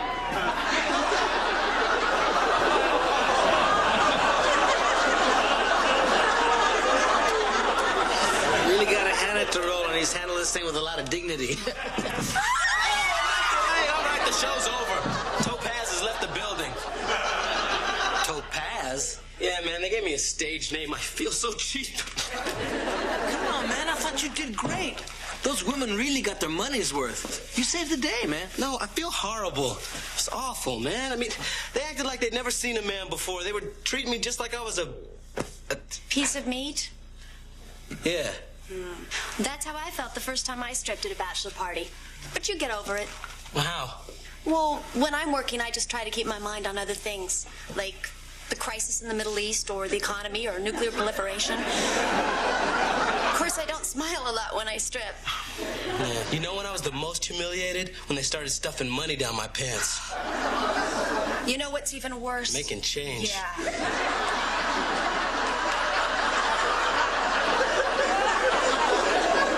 Hey, well, look on the bright side, Roland. I mean, this is the last time you'll ever be humiliated like this. Yeah, lucky me. Well, I guess I should be going. My taxi's probably here by now. Yeah. Hey, Bambi, why don't you let us walk you out? Yeah. Wow, that's really sweet. Thanks. Hey, have you ever done a show before and nobody's tipped you at all? Oh, yeah. Sometimes a whole audience will pull a real Stan on you.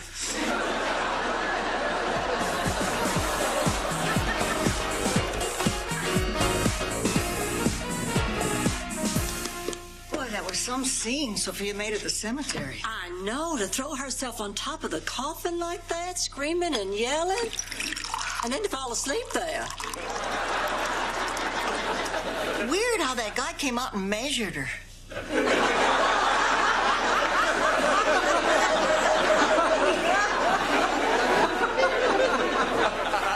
I wonder why Stanley left directions that his will be read the same day as the funeral.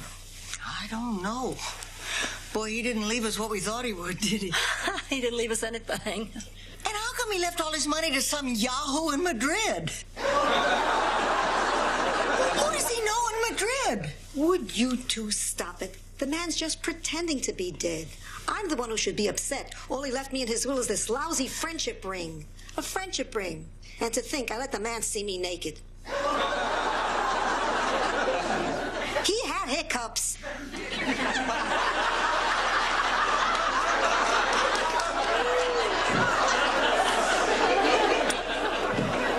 Poor thing, she's really in denial. We better go talk to her. But let's give her a minute. Stan was like a son to her. She needs time to let go. Yeah.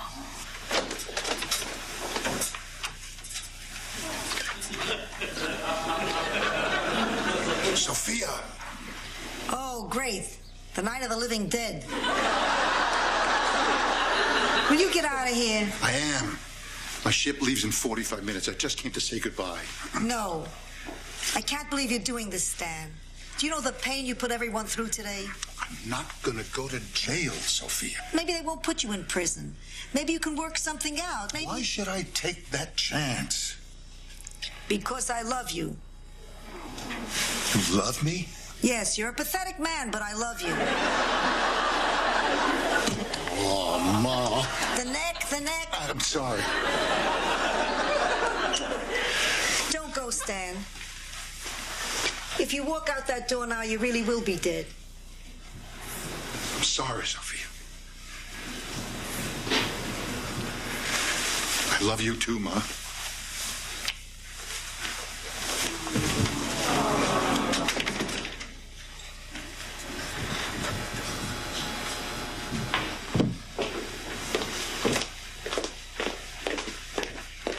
It's gonna be all right, sweetheart. It's okay. It's okay. You finally understand, don't you, honey? Stan is gone. Yeah. Stan is gone.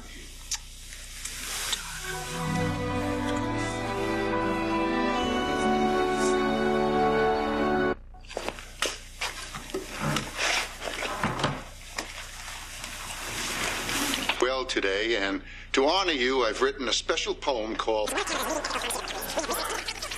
What a yutz. Live from Miami, it's the International Bikini Fest.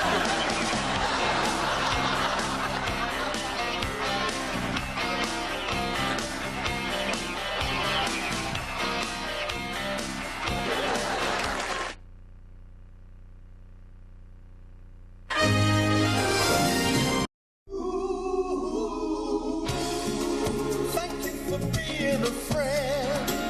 Travel down the road and back again. Your heart is true.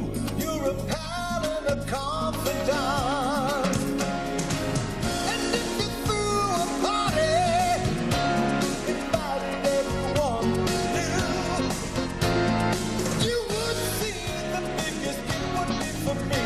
And the card attached would say, thank you for being a friend. Thank you for being a friend. Thank you for being a friend. Thank you for being a friend.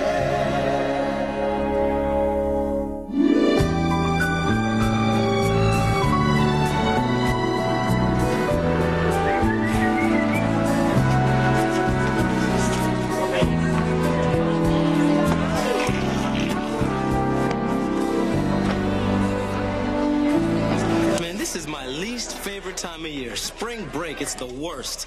I mean, people drunk everywhere, orgies in the streets, kids running around in togas. It's not even like Miami, it's like ancient Rome. Ancient Rome was never like that. Sure, every now and then we'd get a bad emperor, but... I'm showing my age, aren't I? You know what? This year, I'm ready for these college kids. If they want to try and sneak beer in the room, they got to go by me. If they want to try and sneak a little friend in the room, they got to go by me. If they want to go skinny dipping in that pool, they got to Go by me. Come on, boys, I'll show you up to your rooms. Hey, no more than 5 guys at a time. Yeah, and don't overload the elevator either. Sophia, these are children. Why, I have made it abundantly clear to these young gentlemen that I'm a trained working professional of this hotel, and I'm only here to provide professional services, so in spite of your insinuations, I am neither a taunt nor a floozy. I'm a massage technician.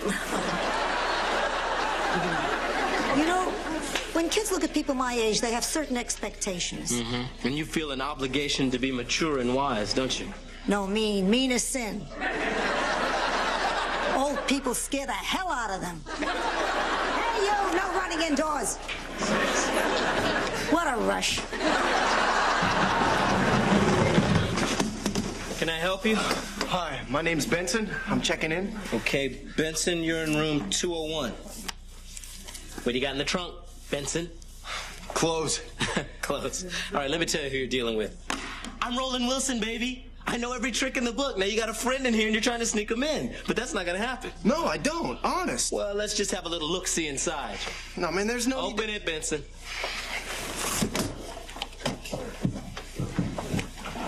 Look, I just want to check into room 201. All right, you're clean. But I'm going to be watching you.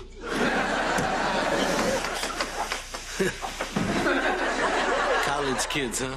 Yeah, man, but I'm up to... You know, I had my party days when I was in my frat. Yeah, me, the Stooge, Creeper, Snake, man, we had some great times. Stooge, Creeper, and the Snake? Yeah. Well, you know, when guys are in a frat together and they like each other, they give each other these great nicknames. You know, it's kind of a tradition. Oh, yeah? What was yours? Roland. Hey, man, where'd you go to college? Me? I didn't, man. See, back in the 60s, the government had this alternative program for minorities who couldn't afford college. What the heck was the name of it? Oh, yeah, Vietnam. And it was before I shipped out. Me and my buddies got together. We had our own spring break. Really? What'd you do? Oh, you know, the usual. Partied all night, met a girl, built a 43-foot burrito. It was almost a world record, too, man. Except we ate it before we could get the Guinness people down there. I wish I had another shot at that. Wait a minute. Why would you build a 43-foot burrito? Same reason Picasso painted noses on the sides of women's faces. Oh, because he was a great artist? Is that why he did that? Wow. I did that burrito because I was wasted, man. Hello, Grandma. Charlene, oh, honey, am I glad to see you. I brought you a copy of the St. Olaf News. Oh, thank you, sweetheart. Oh, it's so nice to see comics on the front page where they belong. Oh, we're going to have such good times. We're going to have tea parties and braid each other's hair. Actually, Grandma, I'd like you to meet my boyfriend, Rick. Hi. He'll be staying here this weekend. Oh, silly me. You brought a boy with you. Well, you know what? I think it's almost long enough. I think his hair will braid up just fine. Actually, Grandma, we thought we'd go jet skiing this afternoon. Oh, that sounds exciting. Yeah, and tonight we thought we'd, check out some of the clubs. That sounds like fun. And we thought Rick and I could share a room. Sounds like a cold day in hell. Benson, hold it. What? Come here. Come here. Open the coat. What? I don't have no beer in this. Just open the coat. Uh-huh. Just as I thought. Well, Mr. Sneaky. Guess you're not as sneaky as you thought you were. Are you, Mr. Sneaky? I'm sorry, I just wanted a sip of it, to get that crazy feeling. Pretty irresponsible, huh? Nah, don't worry about it. I just don't want that kind of thing happening in this hotel. I was stupid to even try. You bet you were. Hey, sorry about that Mr. Sneaky crack. Forgotten. All right. Hey, Blanche, I'd like you to reconsider this giant burrito. The answer is no. Blanche, doesn't the idea of a 43-foot burrito excite you?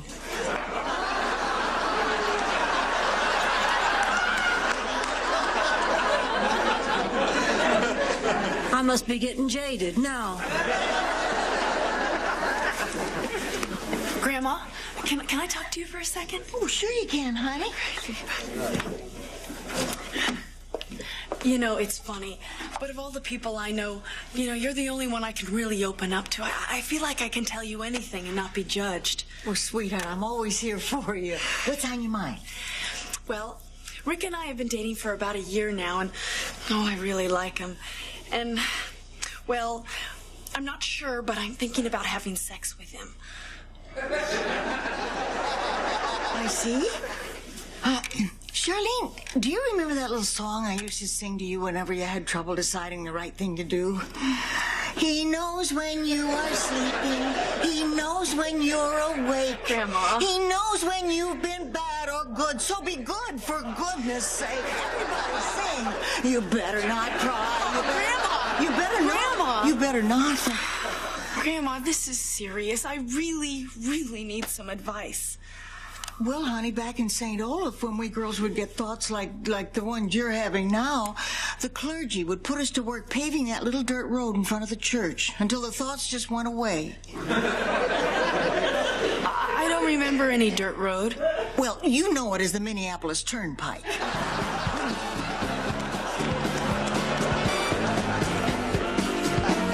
What's up, dog? Hey, man, can you believe this place? They got no security at all. Man, when I leave, I'm gonna take the ashtrays, the towels. I may even take my dresser. What you gonna take, G? I wouldn't put any of this ugly stuff in my house. Hey, it's a nice place, man. They got some nice stuff. Well, be careful. There's always one undercover cop trying to pass himself off as one of these kids. I know, man. It's usually the real lope who's trying real hard to look young and hip, but he can't quite cut it. Thanks for the tip, officer. Officer? Man, I ain't no cop. What's the use? Well, what's the matter? I know that these kids are wrecking the hotel, but I just can't catch them. And I can't wait to get them out of here. Honey, we can't afford to lose them. Well, Blanche, we can't afford to have them here. Where do you see the damage? Well, the weather report says it's going to storm all weekend. Maybe we should go to Key West where it's sunny. Yeah! Oh, Roland, we need their business. Oh, if they leave, we're going to lose a fortune. Oh, there must be something fun these kids can do indoors. Hey, we could still go for that world's record. Chewy, for the last time, I will have nothing to do with a 43-foot burrito. All right, let's get that giant burrito moving. Slowly I'll cook, bean by bean, tortilla by tortilla, and soon I shall stand in front of my greatest creation, the 43-foot burrito. Bitch can't eat just one. Blanche, have you seen Charlene? Oh, yes, we had a very nice little chat. Really? About what? Oh, this and that and this. Sex. You didn't. Well, Charlene needed guidance, and you wouldn't give it, so I gave her a little advice. I told her to approach her budding sexuality the same way I did. Blanche, you're crazy if you think I'm going to let Charlene paint a bullseye on any part of her body.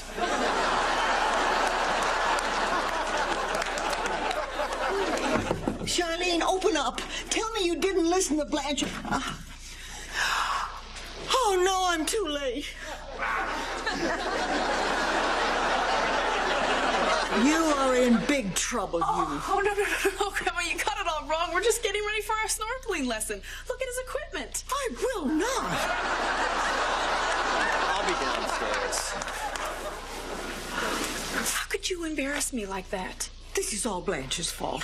I mean, this was going to be such a wonderful week, and now she had to go and ruin it. All I wanted to do was spend some time with you. No, Grandma. You want to spend some time with some little girl who's not here anymore.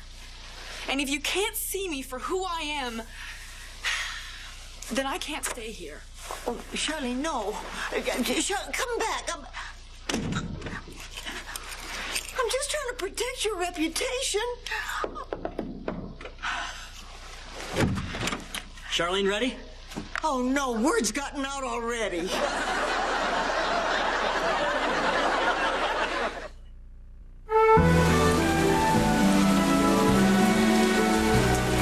All right, boil that rice.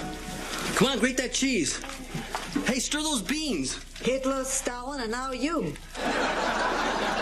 What are you saying, Sophia, that I've turned into some kind of dictator? No, I was just thinking how much younger the three of you would look without the mustache. Hey, this burrito thing's a kick. This is not just a burrito, Sophia. This record is my shot at immortality. By the time I'm done with this burrito, it'll be limber yet firm, taut yet soft and supple to the touch. All the curves in all the right places. Man, I need a woman. All right, everybody, take a break. Any word from Charlene? No. Oh, I'm so furious. This is all Blanche's fault. That she's out there somewhere in the rain with no place to stay. Ghost Nyland, you open this door and let me in. And God only knows where Charlene is. I was only doing what I thought best. I don't want to talk about it. Come on, Rose. Surely this must have come up with your own daughters. Well, things were different back then. I mean, nobody would consider having sex in the same building with a parent. People were a lot more discreet back then, huh? No, we all drove really big cars. Oh, you know, it's not easy for fathers once their daughters start dating. Oh, tell me about it. There was always one kid in every town who scared the hell out of all the daddies. You know, the kind of rebel who wouldn't think twice about climbing in a bedroom window late at night or pretending to run out of gas on a lonely country road or getting somebody drunk just in order to have their way with them. Yes, sir, I had quite a bag of tricks. Hey, you guys, listen to this. I was just out in the lobby, right? And there's this kid out there who's being really loud and obnoxious. And just as I opened my mouth to tell him to knock it off, this strange voice came out of me. And then suddenly I just realized something. We have a ventriloquist here at the hotel? No, Rose. It occurred to me that I sound just like my dad. Yeah, I was getting ready to yell at this kid the same way that my dad used to yell at me. It's weird, man. I'm starting to get old. Roland, don't you think you're being a little silly? No, I'm telling you, something is making me old before my time. I just wish I knew what it was. I don't know. It's anybody's guess. Beats me. Tums.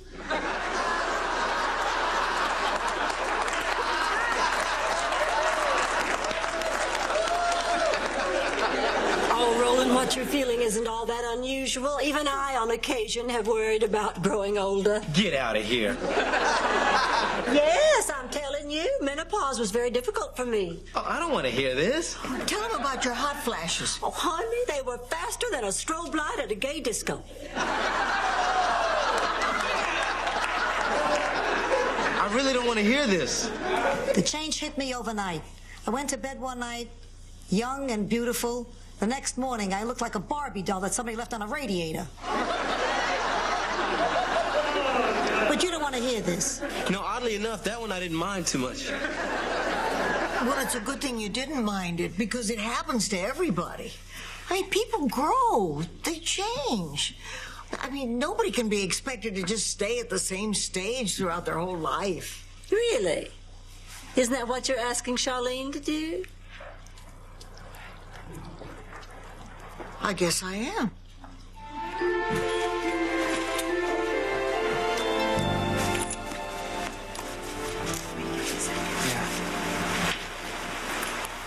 Hi, Grandma. Charlene, honey, are you okay? Yeah, I'm fine. Look, I'm sorry I didn't call last night. Rick and I stayed in another hotel. No.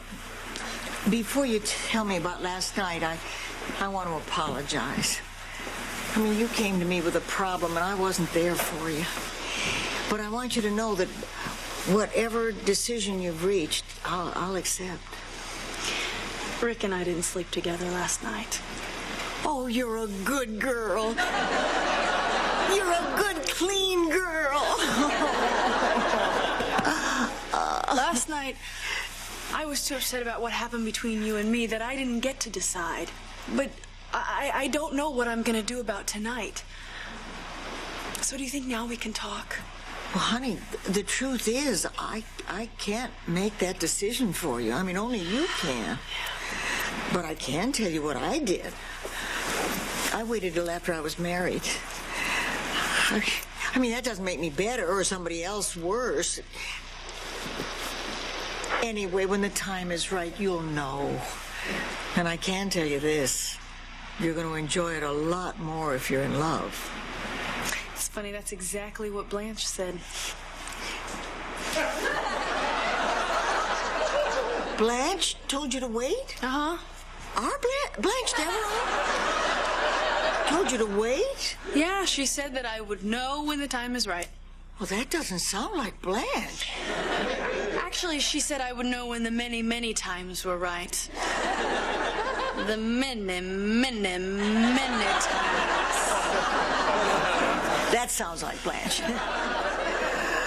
Oh, honey, I'm sorry I was so hard to talk to. I think I just missed the little girl I used to color with and play dolls with. Actually, Grandma, we never played together. I just sort of watched you. Well, I missed the company. So, do you have any big plans for the rest of the day? Well, I thought we'd do some sightseeing and catch a movie. Oh, Rick will enjoy that. No, Grandma. I thought I'd do that with you.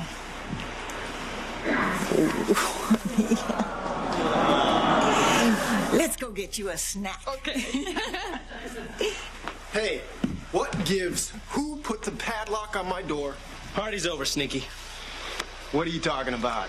Face it, Sneaky, you've been out snuck. I know you've been hiding extra kids up in your room, and they're gonna stay there under lock and key until you cough up the extra dough. But I don't... Save it, Sneaky man. Look, you may have fooled me once. You may have fooled me twice. But this time I'm way ahead of you. So look, we're gonna go up to your room, and every extra kid I find up there you're gonna pay for, all right? Fair enough. All right. All right, sneaklings, you're busted.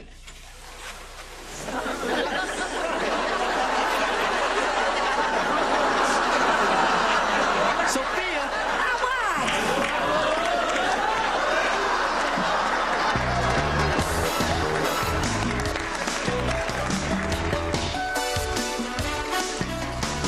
And now, we measure it.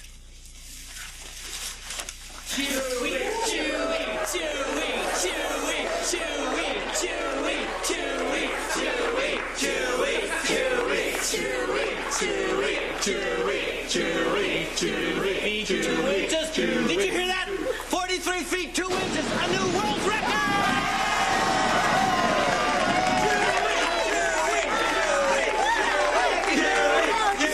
Hey, what a cute little burrito. Blanche, we just set a new world's record. Oh, that's nice. Nice. Do you have any idea how big it is? 43 feet 2 inches?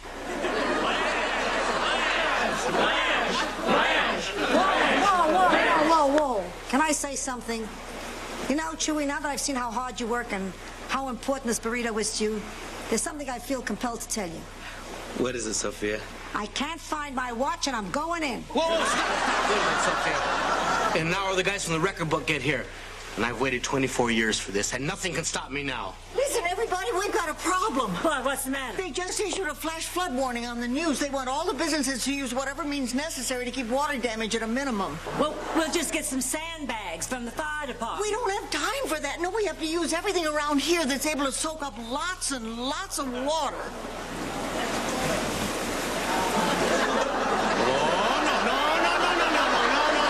Joey, it's our only chance. Forget it, no way. Why do we have to make some kind of sacrifice? How about if we throw the old lady in a volcano? How can that help? How can it hurt? Okay. But can I save 3 feet of it? Why? To break the record. Before this, the world's largest burrito was only 2 feet 11 inches. Kill Chewy! Kill!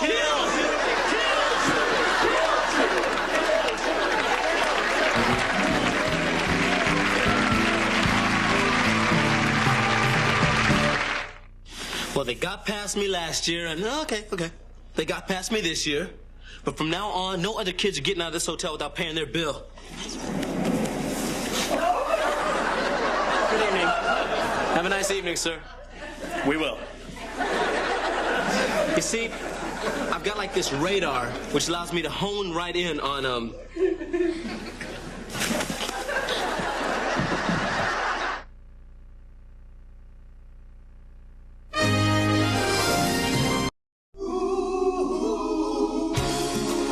Thank you for being a friend. Travel down the road and back again. Your heart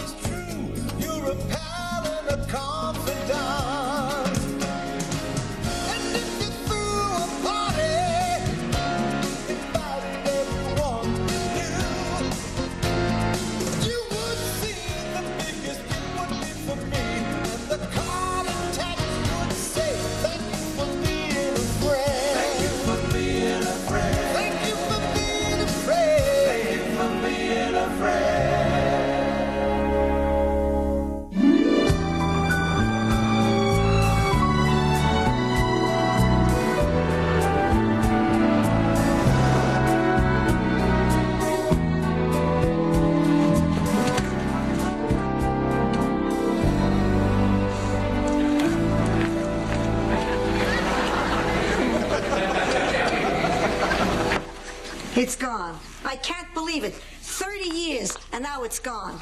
Let me guess. Your short-term memory. My short-term memory? Please, my short-term memory. Who's the Mexican? Sophia, what's gone? My purse. My purse is gone. Stolen by some thug. All right. Now tell us what happened. I'll tell you what happened. The economy gets bad. The people get hungry. They resort to carjacking. Carjacking? Oh, yeah. I borrowed your car. So they stole my car? With my purse in it. The cops say they could be any place because I had a full tank of gas. You filled the tank? Oh, yeah. I borrowed your credit card. I can't believe this. I better call the insurance company. Yeah, we should do something about this. Hey, you know what? Maybe I should teach a self-defense seminar. I'm a blue belt in Taekwondo. A blue belt? Yeah. You know, I could teach you some maneuvers. You could invite some of your friends over. I'm not great or anything. Terrific. A guy is coming at me with a gun and I can moon him. How do I look? Fine. Fine? I spent 3 hours getting ready. Surely you can do better than that. I was thinking the same thing about you. Roland, how do I look? You look nice. Nice? Rose, tell them how I look. Like a glimmering jewel, a perfect diamond in a field of darkness, flawless, spectacular, and stunning. Thank you, dear. You're new to our little game. Well, I had better look my best because tonight I have a very big date with Bobby Lee. I don't know if I mentioned it, but Bobby Lee is a cattle baron from Austin. Yeah. Well, he is a cattle baron from Austin. And I have a feeling he's going to ask me a special question tonight. Oh, yeah? I assumed you were going out with him because it's your birthday tomorrow. Oh, wait, so that's why Rebecca's coming in. Yeah, that's right. Daughters just love to come watch their mothers get older. Oh, honey, I'm sure she's coming to watch you get fatter, too.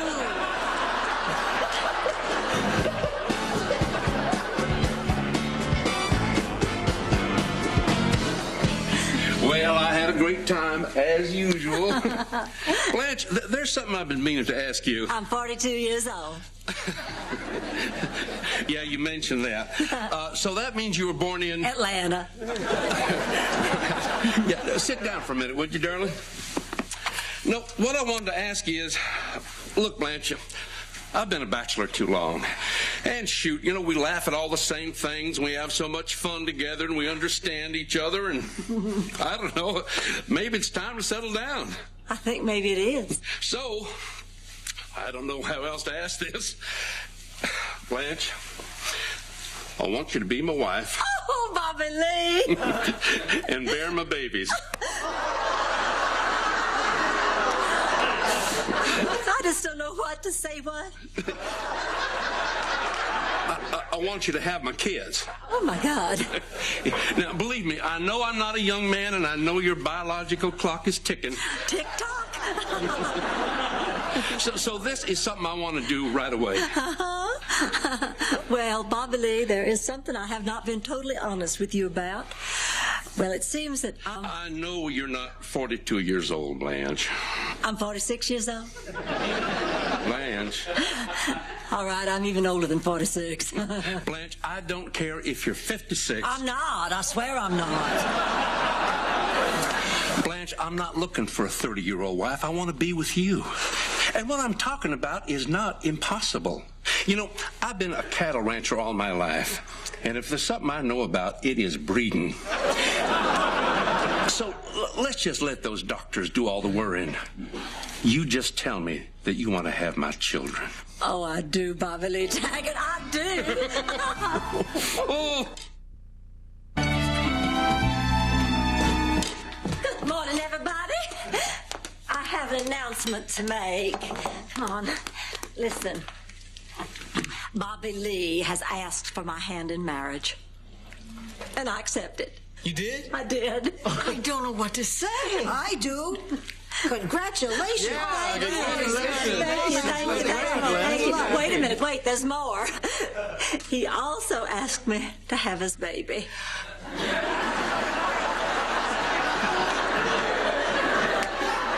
And I said yes to that, too.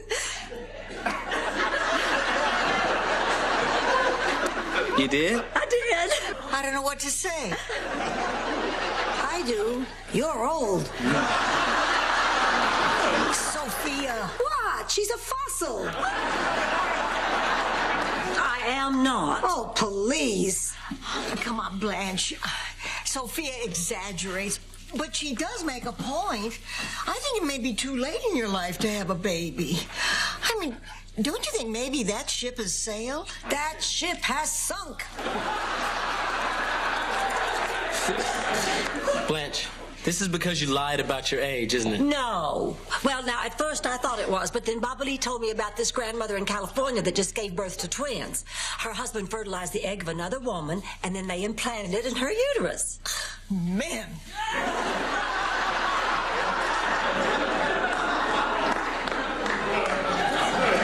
Blanche, I don't know why you're doing this. I'll tell you why she's doing this. This is all because of her birthday. Every year you try harder to stay younger. That's exactly why you're getting pregnant. This is not about my birthday, Rose.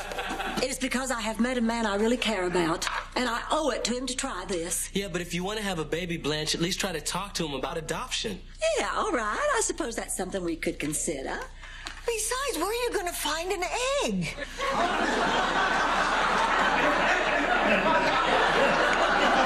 It has to be a human one, right?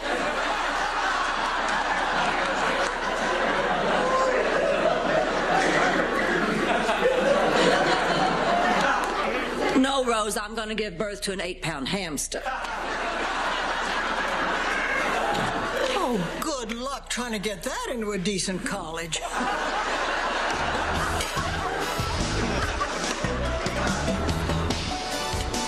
Okay, we're going to learn some basic protective techniques. Now, did you know, for instance, that anything in your purse can be used as a weapon? I know, it sounds impossible, but even...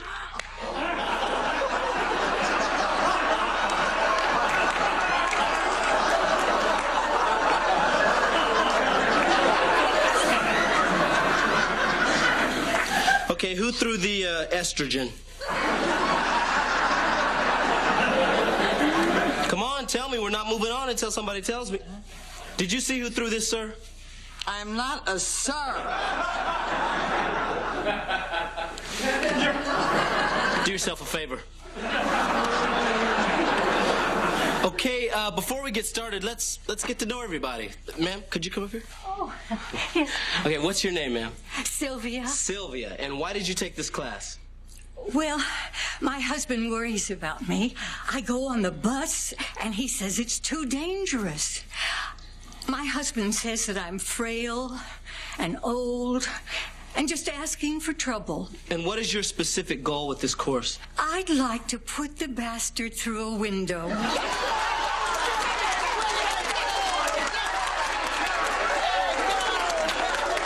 I guess you're ready for the combat part of the seminar, huh? And playing our attacker today is Mr. Chuy Castillos.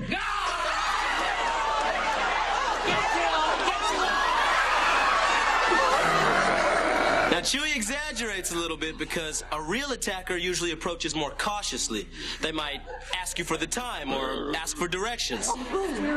Now, there's 2 rules to remember. Number 1 is volume.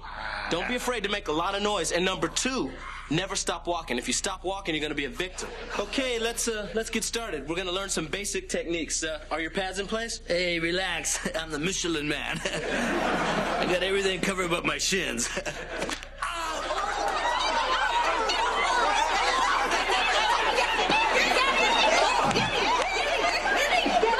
It was horrible, all these old hands coming at me trying to rip off a piece of me. Hi. Well, how did it go? Well, Bobby Lee has no interest in adoption whatsoever. He wants children of his own. Well, you're just going to have to tell him no. I mean, where are you going to find an egg? I mean, it has to be someone you're close to. It has to be someone whose medical history you know. And it has to be somebody who'll let you raise the baby. Mama! Oh, look, it's Rebecca. Now, Mama, before we do anything else, I've looked and looked, and I can't find a birthday present for you. Oh. So don't make me guess. Tell me what you want. Name anything, and it's yours. Oh, honey, material things don't matter. It's what's inside you that counts.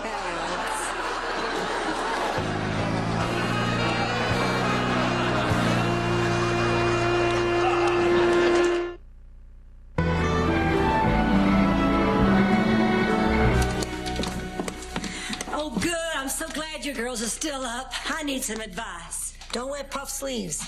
Makes you look like Babe Ruth and drag. Now get this.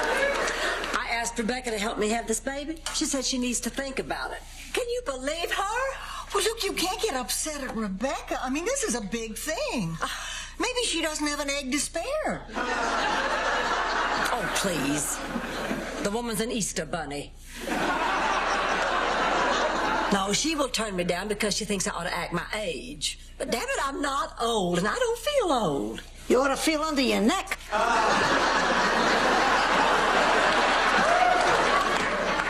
Mama, there you are. Listen, I've been giving this a lot of thought, and I really don't think this is a good idea. Pregnancies can be very complicated, and at your age... Rebecca, don't you lecture me now. I didn't come down to lecture you, but have you thought about how you're going to raise this baby? The same way I raised you. I'll get good people in. Mama, you're not helping your argument here. Anyhow, you know I don't think this is a good idea, but if you're really so sold on it, I'll try to give you what you need. Rebecca, that's wonderful. But no matter what you say, you're not a young woman. Now, are you sure you can deal with a little person yelling and screaming at 3 in the morning because she needs to be burped?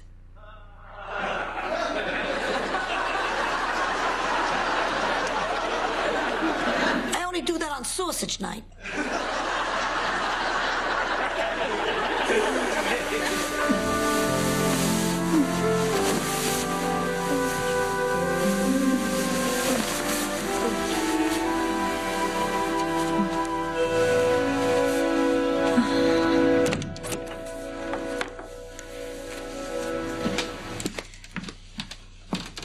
Good, you're up. I can't sleep. Excited about the big birthday? Damn it, Rose, I told you not to talk about my birthday. I'm not talking about your birthday. I'm talking about Junior's birthday.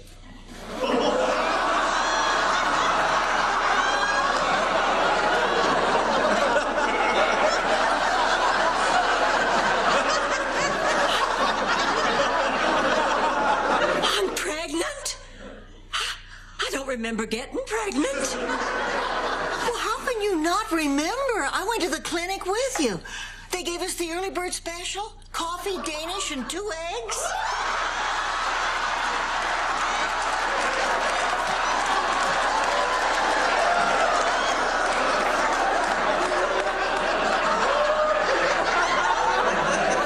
You got pregnant too? Well, it was your idea. You said anybody could do it. I guess I forgot about all the other stuff. I mean, the morning sickness and the varicose veins and the craving. You know what I crave most? What? Revenge! Hey! How could you do this to me? Wait a minute, it isn't my fault. How could you do this to my back? Oh, yeah, you would think by now they would have come up with something to take the strain off our backs.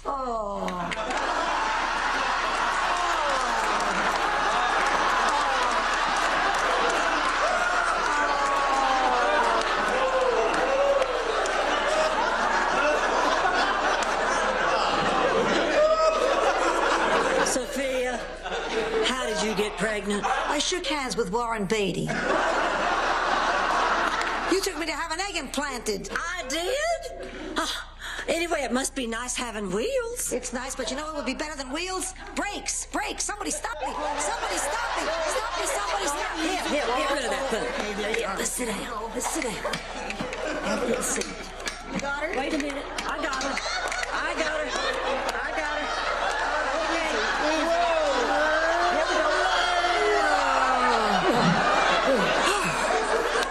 So, have you had the results of the ultrasound, Sophia? Yep, and there's good news.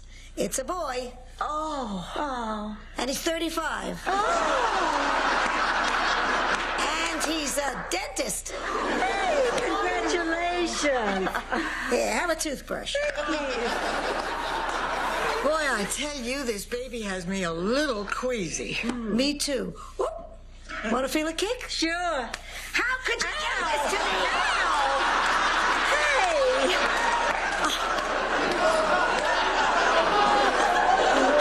All I said was anyone can get pregnant. I didn't mean everyone. No, she tells us. What do you mean? Oh.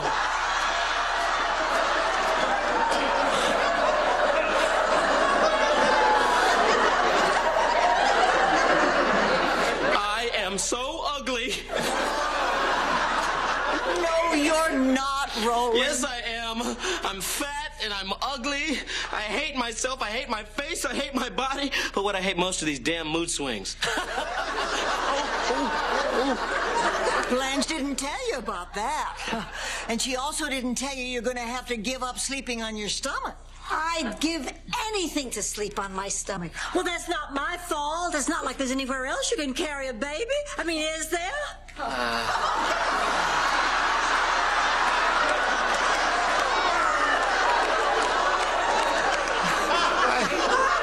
I'd give $1 million to sit in a chair. Oh, I'm so sorry. Oh, this just isn't right. Oh, I'm so sorry, everybody. I'm sorry. I'm sorry. I'm sorry. I'm sorry. I'm sorry. I'm sorry. I'm sorry. Honey, sorry. wake up. Wake up, sweetie. It's a dream. Oh, it is? Oh, thank God. Oh, Rose, I think I forgot what it was like to be pregnant. Oh, I don't think I can do this. What if I never get my body back? Oh, you'll get your body back. It'll just be all stretched out of shape.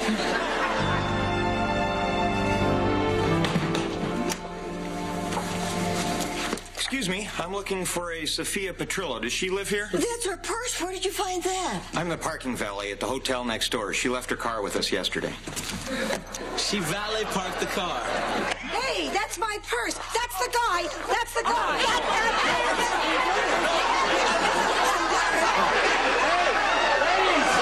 Ladies, come on, please, control yourself. Oh, good knee, Sophia. She just hit him like Ted, stop that. Ladies, bad ladies, bad ladies.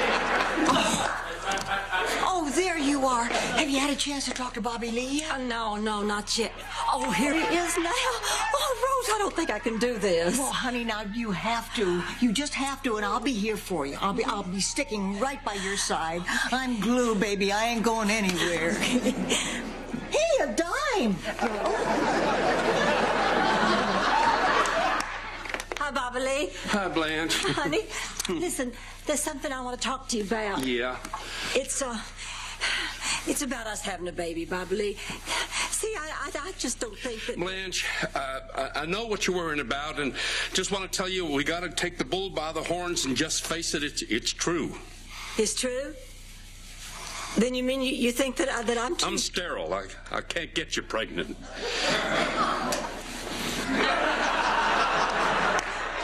Oh, Bobby Lee. Yeah, I went and got tested today, and I got a really low sperm count. But it's not because I'm old. I'm not old. I'm not old either. No. So, guess you never want to see me again, huh? Well, honey, of course I do. But we don't have to rush right into marriage either. Maybe we just ought to face the fact that you're approaching middle age. But hey, we can still have fun together. That would be wonderful. Oh, no. Boy, and to think that I got a whole freezer full of bull sperm at home. Well, water everywhere, huh, Blanche? I'll call you later, darling. Okay. Bye. Well, where is he? I want to meet the man that's going to marry my mama and father my baby. Well, it turned out that he was too old. He was too old. All right, I'm too old. Is that what you want to hear, Rebecca? That you were right in lecturing me because I'm nothing but a vain, foolish woman who refuses to act her age? Mama, I lecture you because you are a beautiful, elegant, intelligent woman who doesn't need to act like a teenager. Don't you see? I want you to be proud of who you are. 'Cause, Mama, I sure am. Oh, baby, I am so stupid. Here I have been working so hard trying to have another child, but I've got one right here I'll just never learn enough about. Rebecca Jean, how'd you ever get so smart? Hey, we're only as smart as our parents. Oh. Maybe you're not my real mother. Hey, come here, you. Happy birthday, Mama.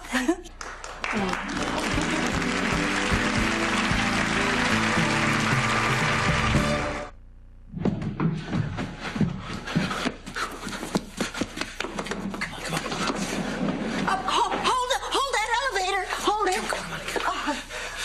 Been jogging? Yeah. There he is.